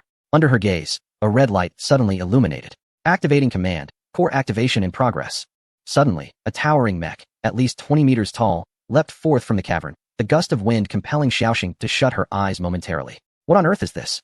As she gradually opened her eyes, she beheld the formidable mech before her. How could there be a mech here? It appeared to possess immense power. Target acquired. A beam of light shot from the mech's eyes towards Xiaoxing, followed by a chilling voice reverberating in the air. While Xiaoxing was still curiously observing this colossal figure, a fist, larger than 5 of her combined, suddenly lunged in her direction. Wow, how terrifying. Yet, despite her words, there was no trace of fear in her demeanor. Rather, she exuded an air of exhilaration. With a thunderous crash, Xiaoxing delivered a punch that sent the mech hurtling against the wall of the shopping center. Hands on her hips. She exclaimed in indignation, "I finally get to enjoy a day out shopping, and you dare to interrupt me? This is unacceptable. The repercussions shall be dire." The mech, seemingly unscathed, slowly emerged from the wall. Target formidable, initiating second mode. Hiss. Steam erupted from the mech, and it began to transform with a series of mechanical clicks. Akin to a transformer, its fingers and arms coalesced into 2 sharp blades, glinting ominously, while its legs fused into a unicycle. What an unsightly form. Xiaoxing felt no trepidation. Instead, she found the mech's appearance remarkably unattractive. Perhaps it was merely a matter of differing aesthetics between girls and boys. The mech suddenly whirled on its unicycle. The screeching sound of metal scraping against the ground was jarring. Let us wrap this up quickly. It's ruining my shopping experience. The defensive mech brandished its dual blades, charging towards Xiaoxing with great fervor. With a mere swipe of its sharp edges, columns within the shopping center were severed in 2. Hey, energy blade. The mech's electronic eye was utterly oblivious to what had transpired, as Xiaoxing vanished from its sight. It turned its head in confusion, scanning the surroundings. "You big fool, I'm right here." Clang. With Xiaoxing's voice echoing, the mech's left arm plummeted to the ground from its shoulder. Warning, left arm system malfunction. At that moment, Xiaoxing stood behind the defensive mech. As it turned around, she once again vanished from sight. A flash of light streaked through the air, followed by another clang as the mech's right arm fell away. In midair, Xiaoxing delivered a swift kick to the mech's chest. Huh, get lost. Boom. The thick, arcane steel plating of the mech's chest caved in instantly. The mech was sent flying once more. Humph, that LL teach you to interrupt my shopping. Dusting off her hands, Xiaoxing picked up the clothing she had dropped and continued her ascent to the second floor. The Tree of Life was now heavily occupied by a multitude of fire sprites, surrounded by a heavily fortified line of defense, given the minimal effect of individual shield generators. They had interlaced the generators throughout the stronghold to ensure that if one were to fail, another would be available to continue repelling the onslaught of calamity. Simultaneously, they discovered that the efficacy of laser weaponry against the calamity was woefully inadequate. The entire army was equipped with explosive armaments, even if they could not penetrate the carapace. They aimed to shatter the innards of the catastrophe. Chapter 150, The Fall of the Fire Sprite Royal Palace. In a modest chamber, a rectangular conference table was surrounded by individuals. Yet, the foremost chair remained conspicuously vacant, and all present seemed to be in anticipation. After a brief moment, a divine aura permeated the room, causing everyone to stir with renewed vigor. She has arrived. The light coalesced upon the chair, transforming into a figure of exquisite beauty. Sanctified and unassailable, the goddess of life. All beings in attendance regarded her with reverence. Given the urgency of the matter, I shall not indulge in superfluous discourse. I have convened you here to unite against the onslaught of calamity. I trust you are all aware of its severity. A collective nod of acknowledgement swept through the assembly, for they had all heard whispers of the peril posed by the catastrophe. The purpose of this meeting was singular. I implore you to set aside your past grievances and forge an alliance to collectively withstand the encroachment of disaster. Do any of you dissent? The crowd shook their heads in unison, for before her, even the boldest dared not voice objections. The goddess of life responded with satisfaction, "Excellent. Have you brought forth the materials I instructed you to prepare? 5 elves simultaneously presented a substantial stack of documents. This gathering lasted an entire day and night, ultimately determining the future trajectory of Spiritwood Star. The attendees comprised the rulers of 5 elven races, along with the dominators of the beast realm. In an effort to repel the insectoid threat, the elves resolved to share their technological advancements. The beasts, too, reached a temporary accord with the elves, setting aside their animosity and pledging to deploy their armies to join forces against the insect menace. Originally united, the elves had once been a formidable force in ancient times, excelling in technology, magic, and weaponry, until a sudden schism splintered them into 5 distinct elven empires. The wood elves excelled in defense, the water elves in healing, the fire elves in offense, the earth elves in construction, and the gold elves in metallurgy. That concludes this meeting. You may now deliberate on your subsequent strategies. A gust of wind arose, and the goddess of life vanished without a trace. The weight of the goddess's presence was overwhelming. I scarcely dared to move, lamented the water elf queen, adorned in revealing attire and with azure hair, as she collapsed onto the table. Yet, no one mocked her, for they too felt the immense pressure. It was only after the goddess departed that they collectively exhaled in relief. Now, let us ponder our course of action. What thoughts do you have? The wood elf queen, fully restored by the divine power of the goddess, gazed towards the leaders. Our city of Firestorm is teetering on the brink of annihilation. I fear it will soon fall to the calamity, and our fleet is nearly obliterated. We urgently require your support. At that moment, Firestorm City lay shrouded in smoke and chaos. The once bustling streets were now deserted, with only fleeting glimpses of a crimson figure darting through the shadows. In the eastern part of Tianhui City, a military base stands, housing a mechanized army of 100,000 fire spirits, although they have suffered severe losses. However, the attacking red beasts are also not faring well. Of the 20,000 red beasts, only about 1,000 remain, aimlessly wandering within Tianhui City. Yet, these remaining red beasts have instilled such fear in the surviving fire spirits that they dare not retaliate. The red beasts that remain are the result of Yang Feng's manipulation, akin to nurturing a Gu King, having absorbed a substantial amount of biomass, thus evolving into first-tier beings. Anna, what is the situation on your end?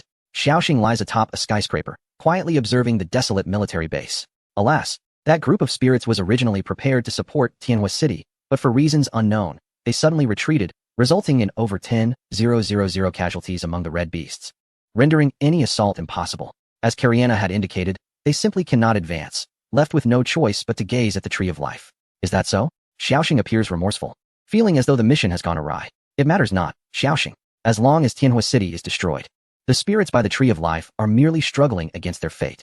If you encircle the Tree of Life, they will eventually succumb due to lack of supplies. Yang Feng's voice suddenly echoed. Is that right? Yang Feng had long anticipated the outcome of this attack, which was destined for failure. Yet, he still dispatched the red beasts. Why? Simply for revenge. A strike must come with a cost. Ultimately, the issue lies in the scarcity of energy points on this planet. The current number of red beasts cannot forge a significant impact. Although the other insectoids are plentiful, they are repelled by the Tree of Life and cannot enter its domain, resulting in the present predicament. Since they are determined to fight, we shall accompany them to the bitter end. We can afford to wait 2 years. Yang Feng stated with an unwavering expression. The fire spirits have abandoned Tianhui City, so it would be prudent to seize it outright, completely severing their supply lines. Understood, Feng. I shall annihilate them at once. Xiaoxing waved her small hand, and the red beasts surged forth, charging towards the last military stronghold of the fire spirits. Kariana, do not act impulsively, simply surround them. Understood. After imparting all necessary instructions, Yang Feng stretched leisurely. He did not wish to be idle, but his strength was insufficient. Entering the range of the Tree of Life would be a futile endeavor. When will I gather enough invasion points? This low level is simply unacceptable. Ding. Detection of the host's strong desire to become stronger has triggered an invasion task. Yang Feng was taken aback. Has the system finally decided to respond? It has been ages since a task was activated. Chapter 151, Guma Tribe. View task. Invasion. The consciousness of the Guma planet in the Guma star system has detected the insectoids of Blue Star. Given the proximity of the 2 planets, they are preparing to send the Guma tribe to attack. As the owner of Blue Star, you must repel the Guma tribe. Successful reward, 10,000-legged centipede, Thunder Beast. Evolution Opportunity 1. Failure penalty, loss of control over Blue Star, and a deduction of 80 planetary points. Yang Feng's expression turned grave. This mission was of utmost significance. The Gamera tribe? Yang Feng, you are in deep trouble. Upon hearing this name, Gamera, who had been idly relaxing, could not help but leap forward. The Gamera are a silicon-based life form, much like the Zerg, thriving by consuming other planets. Yang Feng furrowed his brow and inquired, is there any way to thwart them? The system's database held no pertinent information on this matter. However, I have discovered some good news. What is it? Gamera squinted, replying, ordinary Gamera lack intelligence. Just as Yang Feng was about to respond, Gamera interrupted. Do not celebrate prematurely. While ordinary Gamera may indeed be devoid of intellect, the higher-tier Gamera are an entirely different story. Their societal structure resembles that of the Zerg, akin to a pyramid. Under the control of the higher-tier Gamera, they are exceedingly formidable. Do you know when they will arrive? Soon. Within a week they will reach the Blue Star system. Yang Feng sighed deeply, gazing at Blue Star below, then closed his eyes. This is quite troublesome. The Zerg are still too weak, and with Lingmu Star unresolved. Now we have the Gamera to contend with. What is the matter? Oh, nothing. Just inform that lunatic. Wait a moment. Xiaoxing, I'll leave Lingmu Star to the madman. Yang Feng felt no concern about Lingmu Star retaliating. Not long after, Xiaoxing returned from Tianhua City, originally leading the Qi Beast in an assault on a military base. Xiaoxing was suddenly called back by Yang Feng, looking utterly bewildered. What is wrong, Feng? Is there a problem? Indeed. Without further ado, Yang Feng relayed the entire situation to Xiaoxing. Upon hearing, Xiaoxing's expression turned serious. The Gamera? We cannot act rashly without knowing their actual strength. Yang Feng nodded in agreement. Let us do this. For safety's sake, I will take half the swarm to fend off the Gamera's assault. Madman, is everything all right on your end? After a moment of contemplation, Yang Feng addressed the newly arrived madman. No problem. That will be sufficient, the madman replied resolutely. Very well. I will leave Kalyana and Terra here, while Abassar shall accompany me back to Blue Star. I require Abassar's gene analysis capability. Understood. Thousands of guardian nests were laden with the swarm, closely trailing behind Yang Feng. 3 seconds to jump. Target, Blue Star. 321, jump successful. Yang Feng slowly opened his eyes, greeted by the desolate sight of Blue Star. The planet's surface was entirely shrouded in a fungal blanket. As he looked around, Blue Star had transformed into Purple Star. The familiar scent wafted through the air. Yang Feng inhaled deeply and remarked, "This place can be considered my stronghold. It holds immense significance for me." Suddenly, a prompt from the system chimed in, reminding Yang Feng that the evolution conditions had been met. The conditions for evolution require 100 invasion points. When will I accumulate them? 100 invasion points equate to 100 million points. Yang Feng initially believed it would take quite some time to gather such a sum. Just moments ago, the Crimson Beast had slain approximately 200,000 spirits, perfectly reaching the requisite 100 invasion points. Gamela extracted the system information. Yang Feng had previously dismissed the system's notifications as bothersome and had turned them off. However, when Gamela presented the information this time, it startled Yang Feng. Wait, a spirit is worth 100 points? Is it truly that valuable? Indeed, it possesses great worth. A first-tier creature is valued at a minimum of 10,000 points. And since you did not personally eliminate it, it amounts to only 100. Is there such a mechanism? Why was I not informed of this before? Yang Feng felt a pang in his heart. Gamela responded. So what do you think? Shall we proceed with evolution? Recalling past evolutions, which typically required at least a month, Yang Feng inquired. How long will this one take? 1 day? Don't ask. Just know the system is remarkable. Yang Feng swallowed the words that were on the tip of his tongue. It seemed the system could foresee the future as well. Then let us begin. The Guma tribe will soon arrive. I must prepare thoroughly. Understood. Please seek a secure area. Return to Blue Star. That location should meet the system's safety criteria. Chapter 152, 3rd Tier Guma Planet. If Blue Star is a paradise for humanity, then Guma Planet is a realm far more terrifying than hell itself. Viewed from space, Guma Planet resembles a red and white sphere. A distinct dividing line runs through the center, with the left side awash in crimson and the right side blanketed in pristine white. The crimson half of Guma Planet is dominated by volcanoes, with a surface covered in molten lava, where temperatures soar to at least 500 degrees. The other half, as one might expect, is equally extreme, characterized by frigid temperatures and perpetual snowfall. Yet, amidst this barren wasteland, silicon-based life forms known as the Guma tribe flourish. They exhibit diverse forms, appearing in an array of peculiar shapes. Buzz! A brilliant light suddenly materialized at the boundary between the two realms, capturing the attention of all Guma beings. The Will of the Divine. A towering, jet-black figure, resembling a large-headed doll standing 2 meters tall, gazed towards the beam. It wasn't long before these high-ranking Guma congregated in response to the light. The light points to our enemies. Let us annihilate them. The beam of light abruptly changed direction, pointing towards a distant location in the cosmos.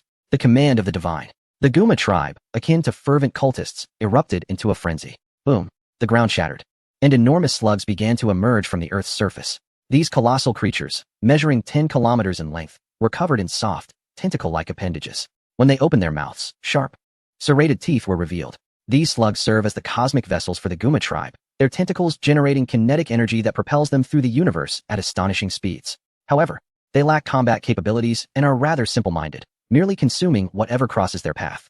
Guma, Guma. From the depths of the cavern emerged a procession of shadowy figures, each a low-tier Guma, reminiscent of the slender specters from American urban legends. For those unfamiliar, envision the Enderman, a being devoid of eyes or mouth, embodying the essence of a low-tier Guma. However, unlike the Enderman, these Gumas tower higher, typically reaching about 11 meters in stature. The molten magma, with temperatures exceeding 1,000 degrees, left not a trace upon their forms. Accelerate, Guma. The oversized doll incessantly struck the slug's head, producing a piercing hum. With a roar, the slug's maw gaped, revealing a cavernous intestinal abyss into which the low-tier Gumas continually surged. They served not merely as cannon fodder, but also as fuel for the spacecraft. If the slug's energy dwindled, these low-tier Gumas became the most suitable sustenance. One cannot help but lament the insidious nature of capitalism. Forward, the divine guides our path. The slug emitted an indescribable sound, reminiscent of an infant's whimper. Its supple tentacles gradually extended, releasing tendrils of ethereal blue luminescence, akin to something otherworldly. Ding. Anomalous life wave detected. Host, please take heed. Yang Feng's eyes snapped open. At last, they have arrived. I have been waiting with mounting impatience. Yang Feng, Tier 3 Psionic Heavy Armor Unit. Length, 30 kilometers. Height, 17 kilometers. Abilities, Psionic Absorption, Psionic Control, Resource Acquisition, Warp, Spine Spike, Tier 3 Shell. New addition, Sharing.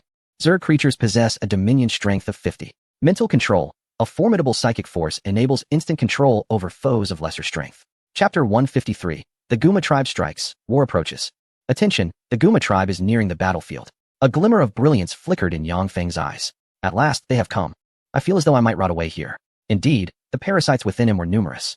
Dominion, anomalous life forms detected 3 light years from Blue Star. From the main nest, a colossal maggot emerged, stretching hundreds of meters, dwarfing a cockroach to a mere quarter of its height. Aini, have you sensed it as well? Aini, the maggot and a mature brainworm, bore a name bestowed by Yang Feng, derived from the 23rd of the 72 spirits of Solomon. While it lacked the formidable powers of a spirit, it possessed a potent ability, wisdom bestowal, which forcibly developed the cerebral regions of unawakened beings, enabling them to think and learn. In simpler terms, it allowed a mindless creature to learn to utilize its intellect. Indeed, Dominion. My psychic abilities perceive their hostility. Yang Feng nodded gently, affirming, indeed, their intentions are far from benevolent. However, Yang Feng remained untroubled, having evolved. The swarm was no longer the mere quantity-driven horde it once was. Now, surrounding the blue planet, apart from the sun, numerous swarms lie in wait, poised to ensnare the unwary. Aini, remain vigilant to their movements and report to me at once. As you command, my sovereign. Aini once again wriggled its corpulent form, retreating into the main nest. Swarm, my subjects. Some detritus seeks to seize our bounty. What shall we do? Hiss, hiss, hiss. An overwhelming aura of slaughter surged forth, instilling a profound fear in the unsuspecting four-armed apes, who dreaded an explosive outburst from the swarm. Huh, excellent. This is the essence of the swarm. This is the majesty befitting the most fearsome race in the universe.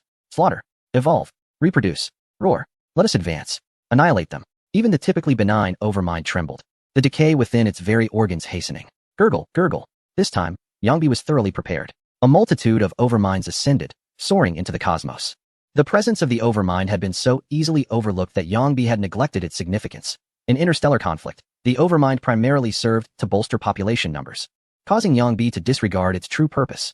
That purpose was to traverse wormholes.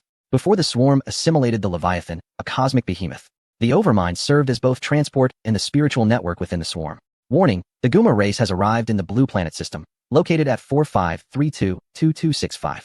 Aini's voice echoed in Yangbi's mind, this string of numbers denoting the Guma's coordinates. Let us depart. Boom. Flames erupted skyward as dark iron warships emerged from the Great Wall, hurtling towards the Guma. Yangbi maintained a stoic demeanor, quietly observing the ascending vessels. As slaves of the swarm, you are also part of it. If you do not contribute, what purpose do you serve? Indeed, the obsidian warships were piloted by the four-armed apes, entirely under their control. Yangbi harbored no concerns of betrayal, having nurtured these livestock for so long. The master was well aware of their capabilities. Moreover, as livestock, they were certainly subjected to vaccinations. Distinct from other slug-like biological ships, this diamond-shaped black vessel was exceptionally conspicuous. Lord Zisha, we have arrived at the target star system. The large-headed doll shifted its form, approaching an eccentric figure adorned in a hue of gaudy purple. This was the mightiest of the Guma, Zisha. Cloaked in this flamboyant purple, an odor of decay emanated faintly from its being, complemented by a pair of translucent crystal wings fluttering behind. What manner of creature do we face? A hoarse, deep voice resounded, reminiscent of one who had not quenched their thirst for days. Certainly, the Guma do not require water, as long as there is ample silicon. They will not perish from hunger, and will only grow stronger. They seem akin to carbon-based life forms, similar to the Terrans. The large-headed doll's voice quivered, as if recalling a harrowing memory, terror glimmering in its eyes. Humph. You shall perish. With a sudden whoosh, the colossal wings behind Zisha swept through the air. The oversized doll's head split in two, tumbling to the ground. A malevolent expression twisted Zisha's features, as echoes of the Terran race reverberated in his mind. Lord Zisha, spare me. I was wrong. The severed doll abruptly rose, then collapsed to the ground with a thud, its exaggerated facial features contorting incessantly. Investigate thoroughly, or death shall be your fate. Yes, yes, I shall go at once. The two halves of its body rejoined, miraculously restoring to their original form. This resilience is the very reason the Gomaz race has ascended to a third-tier civilization. As long as their vital points remain unscathed, they cannot perish. As for the location of these vital points, that remains a mystery, as each Gomaz possesses a distinct one. However, should they be struck at that critical juncture, they would instantly transform into lifeless stone. Chapter 154. Entering the ambush, a hum resonated as a beam of violet light streaked across the sky, shattering a meteorite into countless fragments. A gaping maw suddenly appeared, devouring all the meteorite debris. The slug quivered, promptly regurgitating the recently consumed meteorites. Such occurrences proliferated within the Gomaz fleet.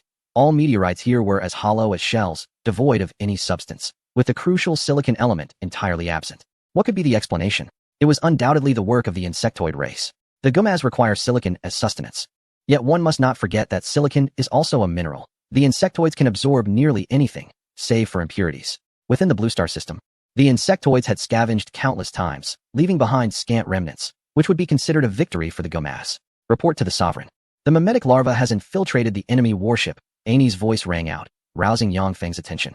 This was not surprising, as the Gomaz had suddenly slowed their advance, taking an eternity to arrive. Is there any useful intelligence? They seem to be encountering difficulties, continuously devouring their own kind. Yangfeng.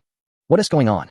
They haven't even engaged in battle and are already fighting amongst themselves? Little did Yangfeng know the extent of the challenges the Gomaz faced due to the insectoid onslaught. Having journeyed from one star system to another, the slug had long exhausted its energy, relying solely on reaching the Blue Star system for replenishment. Who could have anticipated? Is there any further intelligence? None. The mimetic larva has been consumed. Consumed? The Gomaz are rather capable, managing to detect the mimetic larva. Well, if it's been discovered, so be it. No matter, with our strength, we are not the least bit intimidated. No, Sovereign, we have not been detected. It appears their biological warship was simply famished, mistakenly swallowing the mimetic larva. Yangfeng was taken aback. This must be a jest. He had thought the Gomaz formidable. What is so amusing? Little Xing swiftly alighted atop Yangfeng's head, settling into a comfortable position. Yangfeng had entrusted command of the four-armed monkey fleet to Little Xing. Hence he had not paid attention to her until now. Well, if you wish to listen, I shall share. After Yangfeng finished speaking, Xiao Xing did not laugh. Instead, a look of concern clouded her features. Yangfeng inquired with curiosity, what troubles you? After a moment of contemplation, Xiao Xing replied, this shouldn't be the case. A third-tier civilization. If it were a week ago, we would have been utterly outmatched. How could they act so foolishly? Surely, there must be some underlying issue. Hearing this, Yangfeng also felt a twinge of confusion. Xiao Xing's reasoning was not without merit. A third-tier civilization would hardly be so reckless. Master, the Guma tribe is accelerating and is now entering our encirclement. Yangfeng exclaimed, what madness is this? In interstellar warfare, isn't it customary to first conduct scans and reconnaissance, followed by a turn-based shooting game? Why abandon the rules and charge in recklessly? Never mind. Let us proceed with whatever comes our way. The Zerd are not known for such a style. At that moment, Yangfeng finally beheld the Guma tribe in its entirety.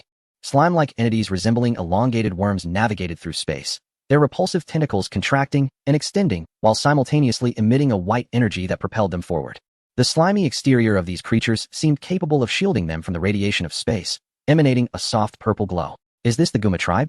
While they are indeed large, they do not surpass my Zerd guardians. Who gave them the audacity to challenge us? System, are you truly asserting that this is a third-tier civilization? I could spit in your face, and you would believe it. Yangfeng was astounded. Was the system malfunctioning? Indeed. The Guma tribe is classified as a third-tier civilization, and this fleet does not represent the entirety of their might. Oh, is that so? I can hardly take your word for it. Suddenly, Yangfeng recalled something. Lingmu Star was also a second-tier civilization, yet as you can see, it is pathetically weak. Why is that? The system's classification of civilizations is determined by their pinnacle status. This means that although the elves are a second-tier civilization, their inherent power is vastly insufficient. It is the life tree that elevates their civilization status. Darn it, I must examine the details of this warship. Guma Devourer, second-tier heavily armored flying unit. Abilities, powerful stomach. The Guma Devourer's stomach is immensely strong. Anything consumed will be digested and transformed into silicon elements. Guma Ray digests a vast amount of silicon elements to produce the Guma Ray, which possesses formidable power and an extensive range. Upon reading this, Yang Feng could not help but gaze towards the sun. Indeed, I should not have trusted you. Chapter 155. The Psionic Cube, Lord Zisha. Boom. Before the large-headed doll could finish speaking, a violent tremor suddenly erupted. All the Guma tribe members staggered, swaying precariously. What is happening? The tremor had not yet subsided when a purple screen materialized before him. The image displayed a white beam of light emanating from a small asteroid, relentlessly bombarding his battleship. After a while, it seemed that the Zerg Guardian had exhausted its psionic energy and finally came to a halt. At this moment, the warship lay in ruins. A gaping hole measuring over 100 meters in diameter marred its midsection. Lord Zisha, we are under attack. A barrage of distressing reports nearly overwhelmed Zisha. Numerous Devourers had lost contact, disintegrating into mere dust amidst the vastness of space. A multitude of unidentified creatures appears on the left. They are charging at us. Lord Zisha. To the right, Val beings. They have launched a surprise assault. Enraged, Zisha's fury sent the oversized doll scampering out in haste. Counterattack. A thrill coursed through the air, The counterattack has commenced. This is intriguing. A Guma ray erupted from the Devourer's maw, effortlessly piercing through an asteroid. The Nest Guardian, unable to evade, had its tail severed before its psychic shield could respond to the onslaught. Despite the distance, such formidable power astounded Yang Feng. Nest Guardian, retreat for the moment. Do not expose yourselves. Corruptors, follow me. No longer content to remain in the rear, Yang Feng, now equipped with new skills, knew that as his strength surged, so too would that of the swarm. His speed was remarkable, leaving the Guma clan no time to react as he plunged into their warship. Observe this technique. One of my own invention. With a tremor, Yang Feng unleashed countless spines, launching them at all surrounding Devourers. Thud, thud. The spines embedded themselves within the Devourers, imparting a sensation akin to striking cotton. However, Yang Feng was not one to rely on such simplicity. Psycho Energy Cube. Buzz. Transparent energy coursed through the spine's veins, ultimately converging at their tips. Guma. Hiss. A multitude of tiny energy beams materialized, weaving through the spines before returning to them. Thus, innumerable energy rays coalesced into a massive cube. Within this cube, the Guma clan perished instantaneously, their forms reduced to fragments, drifting aimlessly through the sky. What transpired? Zisha gasped in shock as the sudden demise of numerous Guma left him in a state of panic. Buzz. An array of luminous screens appeared before him, the scene rendering him speechless for an extended moment. Leviathan. Yang Feng suddenly sensed being observed. Through the gaps of the Guma fleet, he glimpsed a dark warship. Is that a high-ranking unit of the Guma clan? I wonder if it can withstand my strike. Zisha, noticing Yang Feng's gaze, became increasingly frantic. He shouted, quick! Release all Black Kuei. Eliminate him. Black Kuei, Tier 1, Level 5 Heavy Armor Unit Ability. Sacrifice. Offers its own energy entirely to other Guma, stacking infinitely. Puppet. Lacks cognition. Cannot think, controlled by higher-tier Guma. Description. The most basic Guma, a cannon fodder unit. Be wary of its contribution ability. Yang Feng quietly observed the enigmatic black entities emerging from the body of the Devourer. Suddenly, the dragon arrived beside the Guma tribe. A series of splitting insects shot forth from the dragon's tail, aimed at the black entities. Yang Feng assumed the splitting insects would easily penetrate the obsidian-like material. But to his astonishment, a cascade of sparks erupted, leaving the black entities unscathed. How intriguing. The spiny appendage effortlessly ensnared one of the black entities, presenting it before him. Nothing particularly special, it resembled the obsidian. Just as he prepared to crush it, the black entity began to convulse, emanating a violet luminescence. What is this? Before Yang Feng could comprehend, the black entity exploded, transforming into a stream of purple light that surged into another black entity. Visibly, the receiving black entity swelled, its eye sockets revealing a faint violet glow. Chapter 156. The escape. Is this the essence of sacrifice? The cosmos is indeed wondrous. Yang Feng ensnared another black entity, exerting force once more. The entity transformed into an even larger violet beam, merging into the black entity's form. System, if this continues, it should result in something significant, right? A sense of foreboding stirred within Yang Feng. Yes, there are approximately 1 billion black entities present. Should they unify, they would ascend to the 3rd tier. Remarkable. What prevents them from soaring to the heavens? However, should the black entities reach the 3rd tier, they would lose all control, evolving into high-tier Guma beings. Indeed, this formidable power would strip them of reason, rendering them merciless killing machines. Yang Feng furrowed his brow. If that were the case, direct extermination of these black entities would result in substantial losses for the insect race. Is there a viable solution? The system remained silent for an extended period, leading Yang Feng to suspect it had malfunctioned. Currently, the insect race lacked an appropriate remedy. This is merely redundant. After a moment of contemplation, Yang Feng activated the mental link. Abassar, what is the situation on your end? My lord, there are no issues here. These Guma creatures are quite feeble, Abassar replied respectfully, observing the black entities being relentlessly overwhelmed by the corruptors. However, their abilities are peculiar. I require an analysis of their genetic structure. Abassar had grasped Yang Feng's intent, recognizing the bizarre nature of these dark entities. Yes, it would be prudent to investigate whether we can assimilate or acquire their genetic sequences. As Yang Feng spoke, he surged toward the heart of the Guma fleet, with countless Guma devourers perishing under the onslaught, powerless against the spiny appendage. Understood, my lord. Abassar's abdomen split open, and a fist-sized, face-hugging insect emerged. Parasitism. A flash of dark light ensued, and the black insect vanished instantaneously. It reappeared, firmly embedded atop one of the black entities. Mental control, I see now. The high-tier Guma beings have forcibly dominated these mindless black entities with their psychic prowess. Thus, if the control of the spirits is severed. Abassar hastily conveyed this revelation to Yang Feng. Very well, Abassar, you have performed admirably, Yang Feng remarked with a subtle smile. This simplifies matters, in terms of mental prowess. I fear no one. Boom. A tempest of psychic energy radiated from Yang Feng, enveloping all the Heikuei. Those caught within the psychic storm suddenly became motionless, like kites severed from their strings, adrift in a sea of kinetic energy. The corruptor? Within the obsidian warship, Zisha had lost the earlier air of invincibility. His eyes now brimming with dread. The Zerg of the Xel'Naga were still not extinguished. Roar.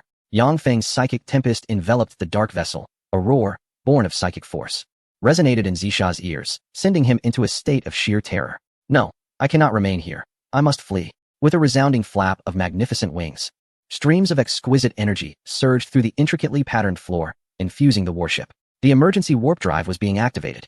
This vessel was not a product of the Guma, but rather something he had acquired from other civilizations in exchange for resources, which is why it stood in stark contrast to the other Guma ships. Zisha, what are you doing? Are you truly preparing to flee? Do you dare defy the will of the gods? Other high-ranking Guma linked into the dark warship. No. Baisha, do you not comprehend who we are up against? It is not some damned Tier 1 civilization, but the Zerg of the Xel'Naga. Do you grasp the implications of this? Zisha bellowed, nearly losing his composure. Meanwhile, Baisha was momentarily taken aback. She had never heard of the Xel'Naga, or any Zerg. Yet, she had never witnessed Zisha in such a state of disarray or fear, not even when facing a Tier 4 civilization. Baisha, forget the so-called will of the gods. If you sense danger, flee as far as you can. Guma Star is doomed. I shall depart. Whether you follow is your choice. A portal, as dark as a black hole, materialized before the dark warship. The warp engines were being activated, and the energy shields had come online. 321, in a flash of brilliance. The dark warship vanished into the void of space. Zisha, Zisha. Baisha incessantly called into the communicator before realizing Zisha had already fled, never to respond. The Zerg? What on earth are they? Baisha, with her cold demeanor and joints adorned with sharp blades, pondered. Report. Lord Baisha, all Heikuei have lost control. A flicker of unease crossed Baisha's eyes as she recalled Zisha's words, her heart racing with trepidation. Activate the warp engines. We must retreat, Baisha stated. Her voice laced with resignation. What? Her subordinate thought he had misheard and inquired again. Retreat? Baisha's gaze turned icy as she coolly replied. Do you require me to repeat myself? A chilling murderous intent seeped into the marrow, prompting him to hastily respond. Understood, understood. Activate the warp engines. Raise the shields. Destination, Lord Baisha. Are we heading to Guma Star? After some contemplation, the subordinate deemed it prudent to inquire further. For a deserter's fate on Guma Star was far from pleasant. Baisha paused, reflecting on the words of Zisha, and with a slight clench of his jaw, commanded. Proceed to the center of the Interstellar Alliance. Understood. Though puzzled, the subordinate dared not question further. The Interstellar Alliance comprised over 100 low-tier civilization star systems in the vicinity, with its headquarters, known as the Galaxy, situated at their core. This region forbade warfare, serving as a venue for diplomatic discussions among the star systems. Additionally, it functioned as a marketplace for trade, encompassing weapons, intelligence, technology, and even slaves. Baisha's journey to this place was not without reason. Deserters from the Guma tribe faced execution or, at the very least, demotion to a lower status. Only within the galaxy could even the Guma dare not act with impunity. Warning. Anomalous energy attack approaching rapidly. Warning. Lord Baisha, we have been locked on.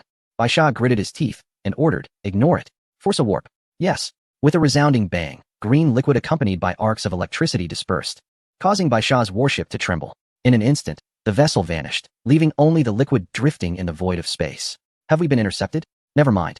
Let us flee. Yang Feng maintained his jetting stance. Chapter 157. The Centipede and the Thunder Beast. Though Yang Feng had completely subdued the Black Kuei, numerous other types of Guma remained. Despite their low rank, these Guma possessed their own consciousness, making them impervious to Yang Feng's control. The only recourse was to rely on the swarm to incessantly devour them from the periphery. The Nest Guardian unleashed its psychic beam. With a command, the prepared Nest Guardians opened their large eyes and directed their fire at the Guma. After the Nest Guardians obliterated a substantial portion of the Devourers, the soldier ants surged onto the battlefield. Plasma orbs illuminated the scene, bursting like fireworks. These Guma proved to be formidable. Even when shattered into pieces, they could reassemble. Xiaoxing's complaints echoed in Yang Feng's mind. Yang Feng too had noticed this anomaly. Each time his spines pulverized the Guma, they swiftly reformed, as if they could not be vanquished.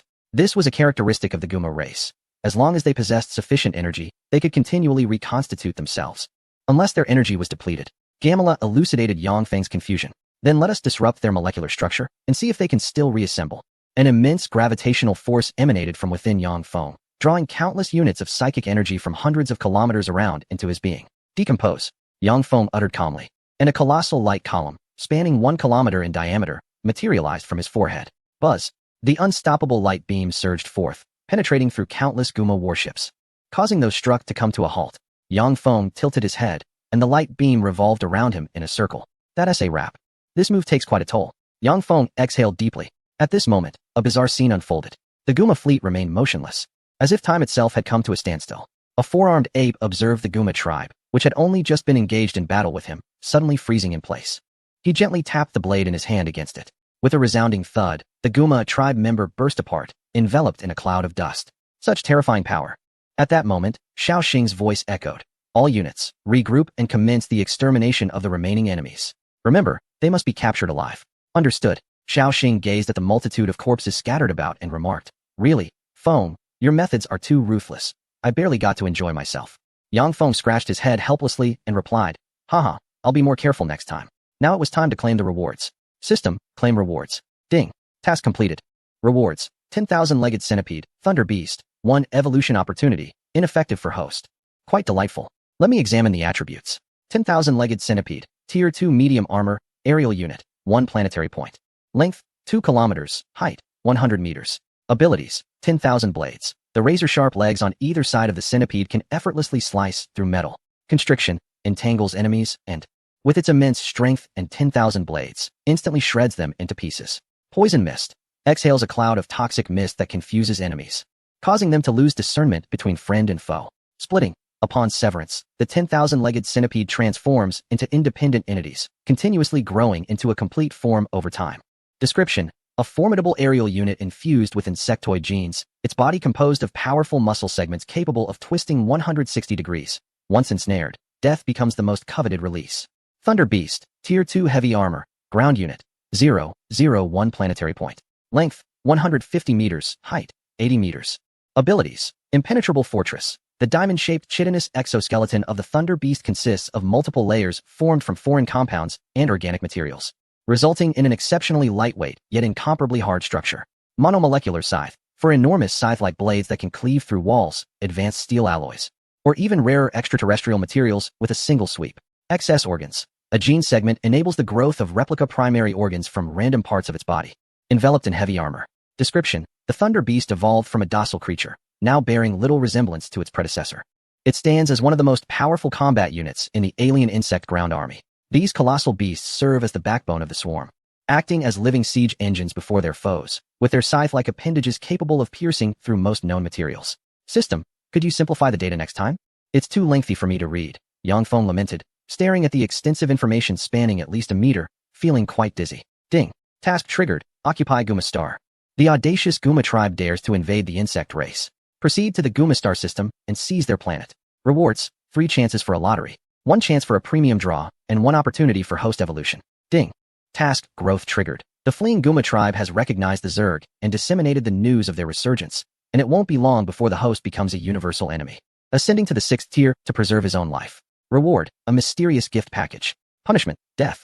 Goodness, what is this second task? Yang Feng exclaimed, bewildered. How did I become a universal enemy? I merely annihilated a civilization or 2. Is it truly necessary to go to such lengths? Observing all this, Gamera couldn't help but laugh. Ha ha ha, do you not comprehend what the Zerg signifies? Surely, you cannot be that oblivious? Yang Feng, now even more perplexed, could not restrain himself from inquiring, what exactly is going on? Gamera suddenly paused and asked, you genuinely do not know? Yang Feng nodded earnestly, I have no idea. Is there some hidden truth I am unaware of? Gamera's demeanor shifted to one of seriousness as she replied, I assumed you were informed. Since you are not, allow me to enlighten you. In summary, this is quite grave. Your actions have led to the news of the Zerg's return spreading. The Zerg, a formidable race that existed 10,000 years ago, was the most feared and loathed species among cosmic civilizations. At that time, The Queen of Blades commanded the Zerg to obliterate myriad civilizations, rendering them a blight upon the universe, a harbinger of disaster. Ultimately, due to the severity of the situation and the multitude of civilizations offended by the Zerg, they faced a united assault that nearly resulted in their extinction. Only you, the Imperial Leviathan egg, survived. Why did you not mention this sooner? What am I to do now? Yang Feng's mind was tumultuous. Had he known, he would not have released that Guma warship. Now he was in dire straits. I always thought you were aware, Gamera responded, acknowledging that the situation was indeed her fault, albeit with a playful demeanor. Yang Feng shot her a fierce glare and retorted, damn it, you are a complete nuisance. Enough, lamenting is futile. I have squandered so much time since my rebirth, akin to a life of leisure. It is time to push myself. System, display the coordinates of Guma Star. Affirmative. Guma Star, 455-615-4663. Upon receiving the coordinates, Yang Feng hesitated no longer. Wasting time was tantamount to wasting life. Swarm, assemble. The swarm, currently engaged in battlefield cleanup, immediately abandoned their tasks and surged toward Yang Feng. What is happening? Xiaoxing approached Yang Feng with a puzzled expression. The current situation is unclear. Would it be too reckless to head to Guma Star? Xiaoxing pondered for a moment after hearing this. I understand, but time is of the essence. The Zerg do not have the luxury of time. Yang Feng was acutely aware that Xiaoxing's words held truth, yet the urgency of the situation was undeniable. Any further delay could lead to catastrophic consequences. The immediate priority is to journey to Guma Star to fulfill our mission. Upon seeing Yang Feng's resolute determination, Xiaoxing refrained from further words. Lingmu Star, the Empire of Fire Elves.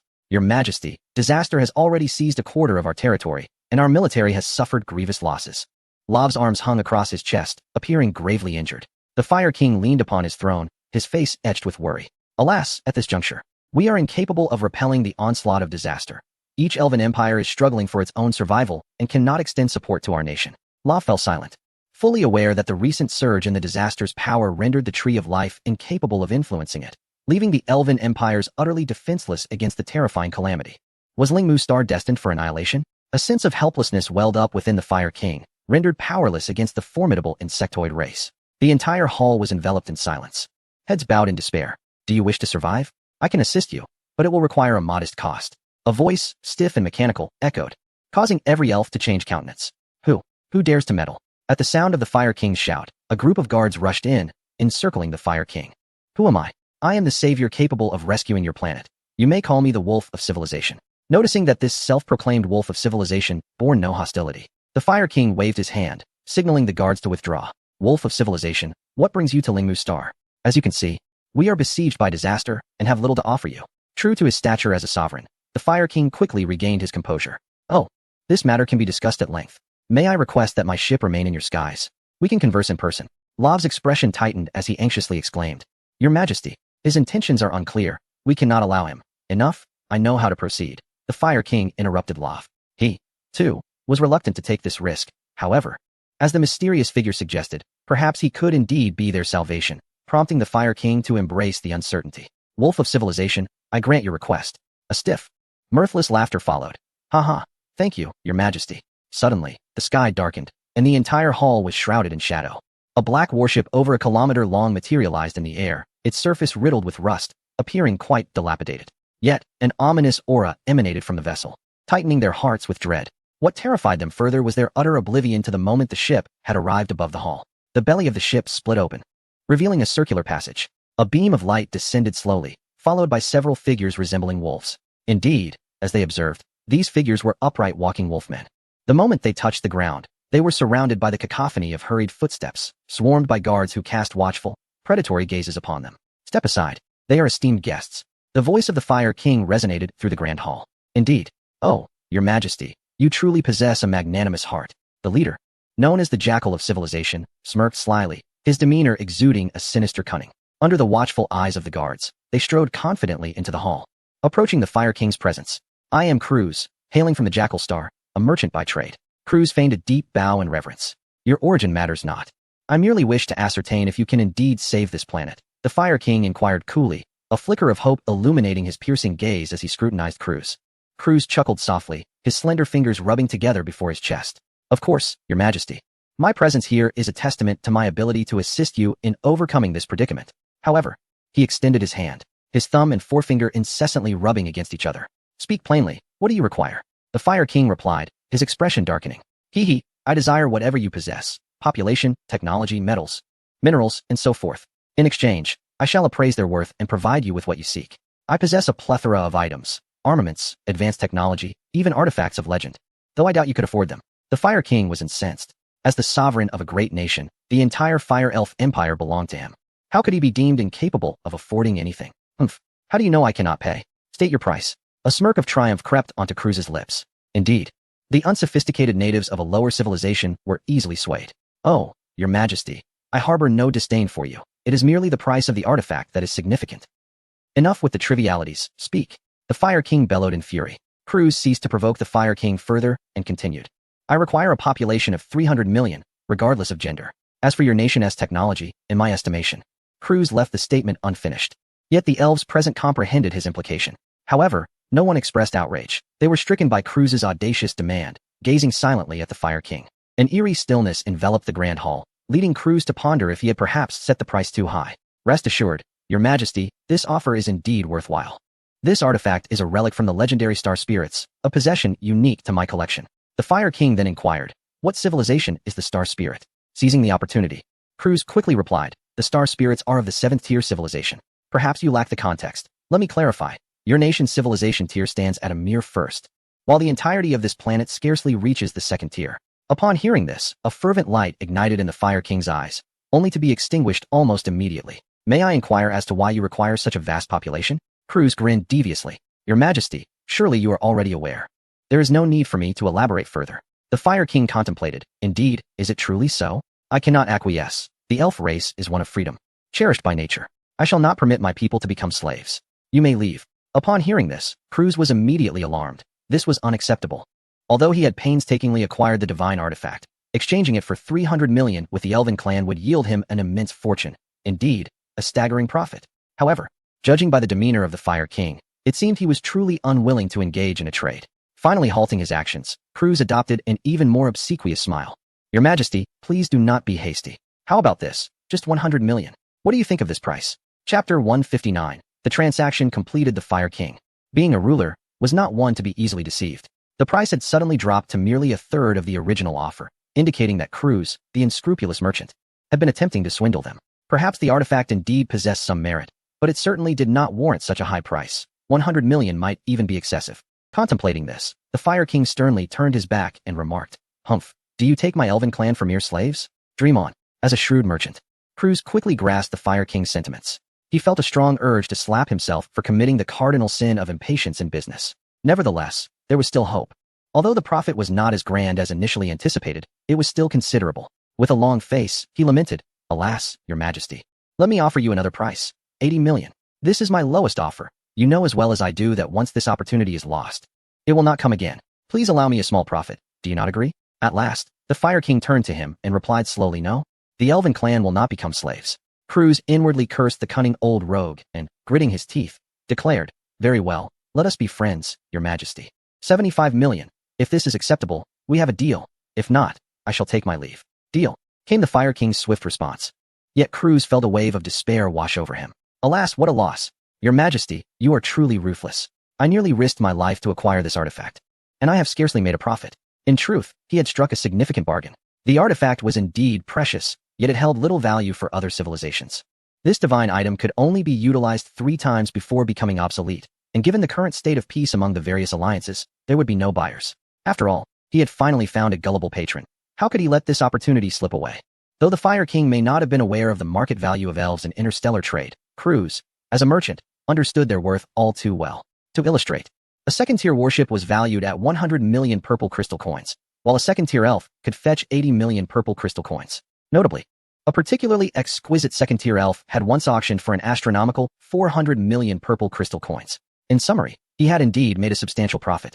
Chai Ego, bring down the artifact, and do not forget the user manual. Cruz beamed with delight, his smile nearly stretching to his ears. Soon, a rectangular object with 2 corners missing was transported down from the ship, and, with a resounding thud, placed within the Grand Hall. Your Majesty, this is the artifact. Once activated, all beings below the 2nd tier will have their mental faculties completely erased. Cruz gently patted the artifact, only to find his hand coated in a layer of dust. Very well, I am quite satisfied. Would you care to explore my kingdom, Mr. Cruz? I shall send a maid to accompany you, the Fire King offered. A maid emerged from beside the Fire King, her exquisite visage and alluring figure causing Crust to swallow hard. Very well, your majesty, you are most gracious. I shall not decline your offer. After all, gathering so many elves would take time, so a bit of amusement would suffice. As Crust exited the Grand Hall, the Fire King slowly seated himself upon the throne. Your majesty, why don't we? Lav made a gesture before his neck. Humph, what do you understand? He was able to silently approach the palace without our notice. And yet he boldly entered the palace itself. Have you not pondered why? Lav was taken aback and quickly replied, Your majesty, you are right. It was my folly. Enough. Use whatever means necessary, be it deception or abduction. Each must be accounted for, 75 million, not one less. Understood? Yes, your majesty. Oh, how tragic and lamentable that 75 million elves are being sold by their own king. Yet some could not afford such thoughts. For the king acted for the sake of all of Spiritwood Star. Ahead, 200 meters lay the artillery position of the Fire Elves. Shiyun, your armor is sturdy. Advance from the front while I employ the tunneling worm to infiltrate their ranks. What do you say? Li Ji quietly proposed to Shiyun beside him. Humph. When have I not led the charge while you reap the rewards? The heavy armor obscured Shiyun's face, yet an icy aura of death radiated from her. Li Ji chuckled awkwardly. Well, this is the last time. I promise next time you shall reap the rewards. Shiyun coldly uttered a single word, scram. All right, I shall take my leave. Even in the dead of night, the Fire Elves dared not let their guard down, with sentries and surveillance devices stationed nearly everywhere. It was only their ability to conceal their forms with spiritual energy that kept them undetected. 0101. This is Queen Bee. Are there any anomalies? The operator watched as a red dot moved slowly across the screen, prompting them to call the nearby sentry. Queen Bee, this is 01. No abnormalities detected. All is quiet. Understood. Maintain vigilance. After disconnecting, the operator gazed at the persistently advancing red dot, puzzled. Is there a malfunction with the equipment? Just as she prepared to repair the device, the red dot suddenly accelerated, hurtling toward the base at a speed of 230 per second. Goodness. Her first instinct was to sound the alarm. Buzz, buzz, boom, boom, boom. As the alarm blared, a barrage of orange-red corrosive bile rained down like meteors. Numerous structures and defensive installations were instantly obliterated, reduced to pools of molten rock. Hiss. Devour them. The defensive structures lay in ruins, and the swarming insects surged forward like a relentless tide, breaching the artillery positions. Disaster struck. Activate the shield generator. Fortunately, the alarm sounded promptly, and the fire spirits, upon realizing the urgency, activated the shield generators scattered throughout the battlefield. Fire. As the shield rose, the onslaught of the insect horde momentarily faltered. Damn it. The shield is about to break. Hold firm. Channel the magical energy. Chaos reigned on the scene, with explosions and cries of agony echoing all around. A piercing sound suddenly pierced the air, sending a jolt through the hearts of all fire spirits. Over there, a colossal army ant. Instantly detected, all artillery turned their barrels toward it in unison. Boom. The army ant trembled as a massive plasma orb tore through the darkness, hurtling toward the positions. Take cover. Take cover. Bang. A crater 20 meters wide appeared amidst the battlefield, devoid of life. Fall back. Into the shield. Hurry, hurry. The army ant, witnessing the fire spirits fleeing in panic, became exhilarated, its antennae waving fervently. Squeak. Another plasma orb coalesced in its maw, aimed at the battlefield. Bang. Bang. Before it could be launched, a barrage of artillery struck, disorienting it. Chapter 160, The Power of the Artifact. Splendid work. Brothers, press on. Let us vanquish these pests.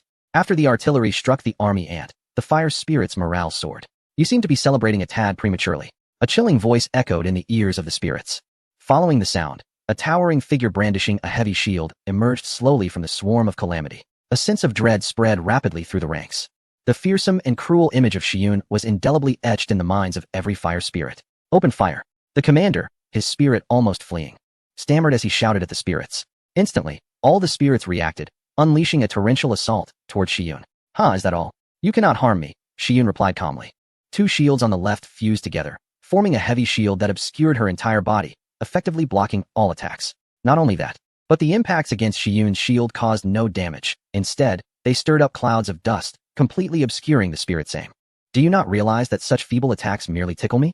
Shiyun's muscles tensed, her body leaning forward. The hunt begins. With a resounding boom, the ground cracked, leaving a deep pit. Like an arrow released from a bow, Shiyun shot toward the positions. The impact was fierce, the shield raised in front. Her lance thrust forward with great force. With a crunch, the shield shattered under Shiyun's charge, as she barreled through toward the spirits with unstoppable momentum. The commander's face turned pale with terror. Do not come any closer. A flicker of annoyance flashed in Shiyun's eyes as she retorted, enough of your incessant chatter.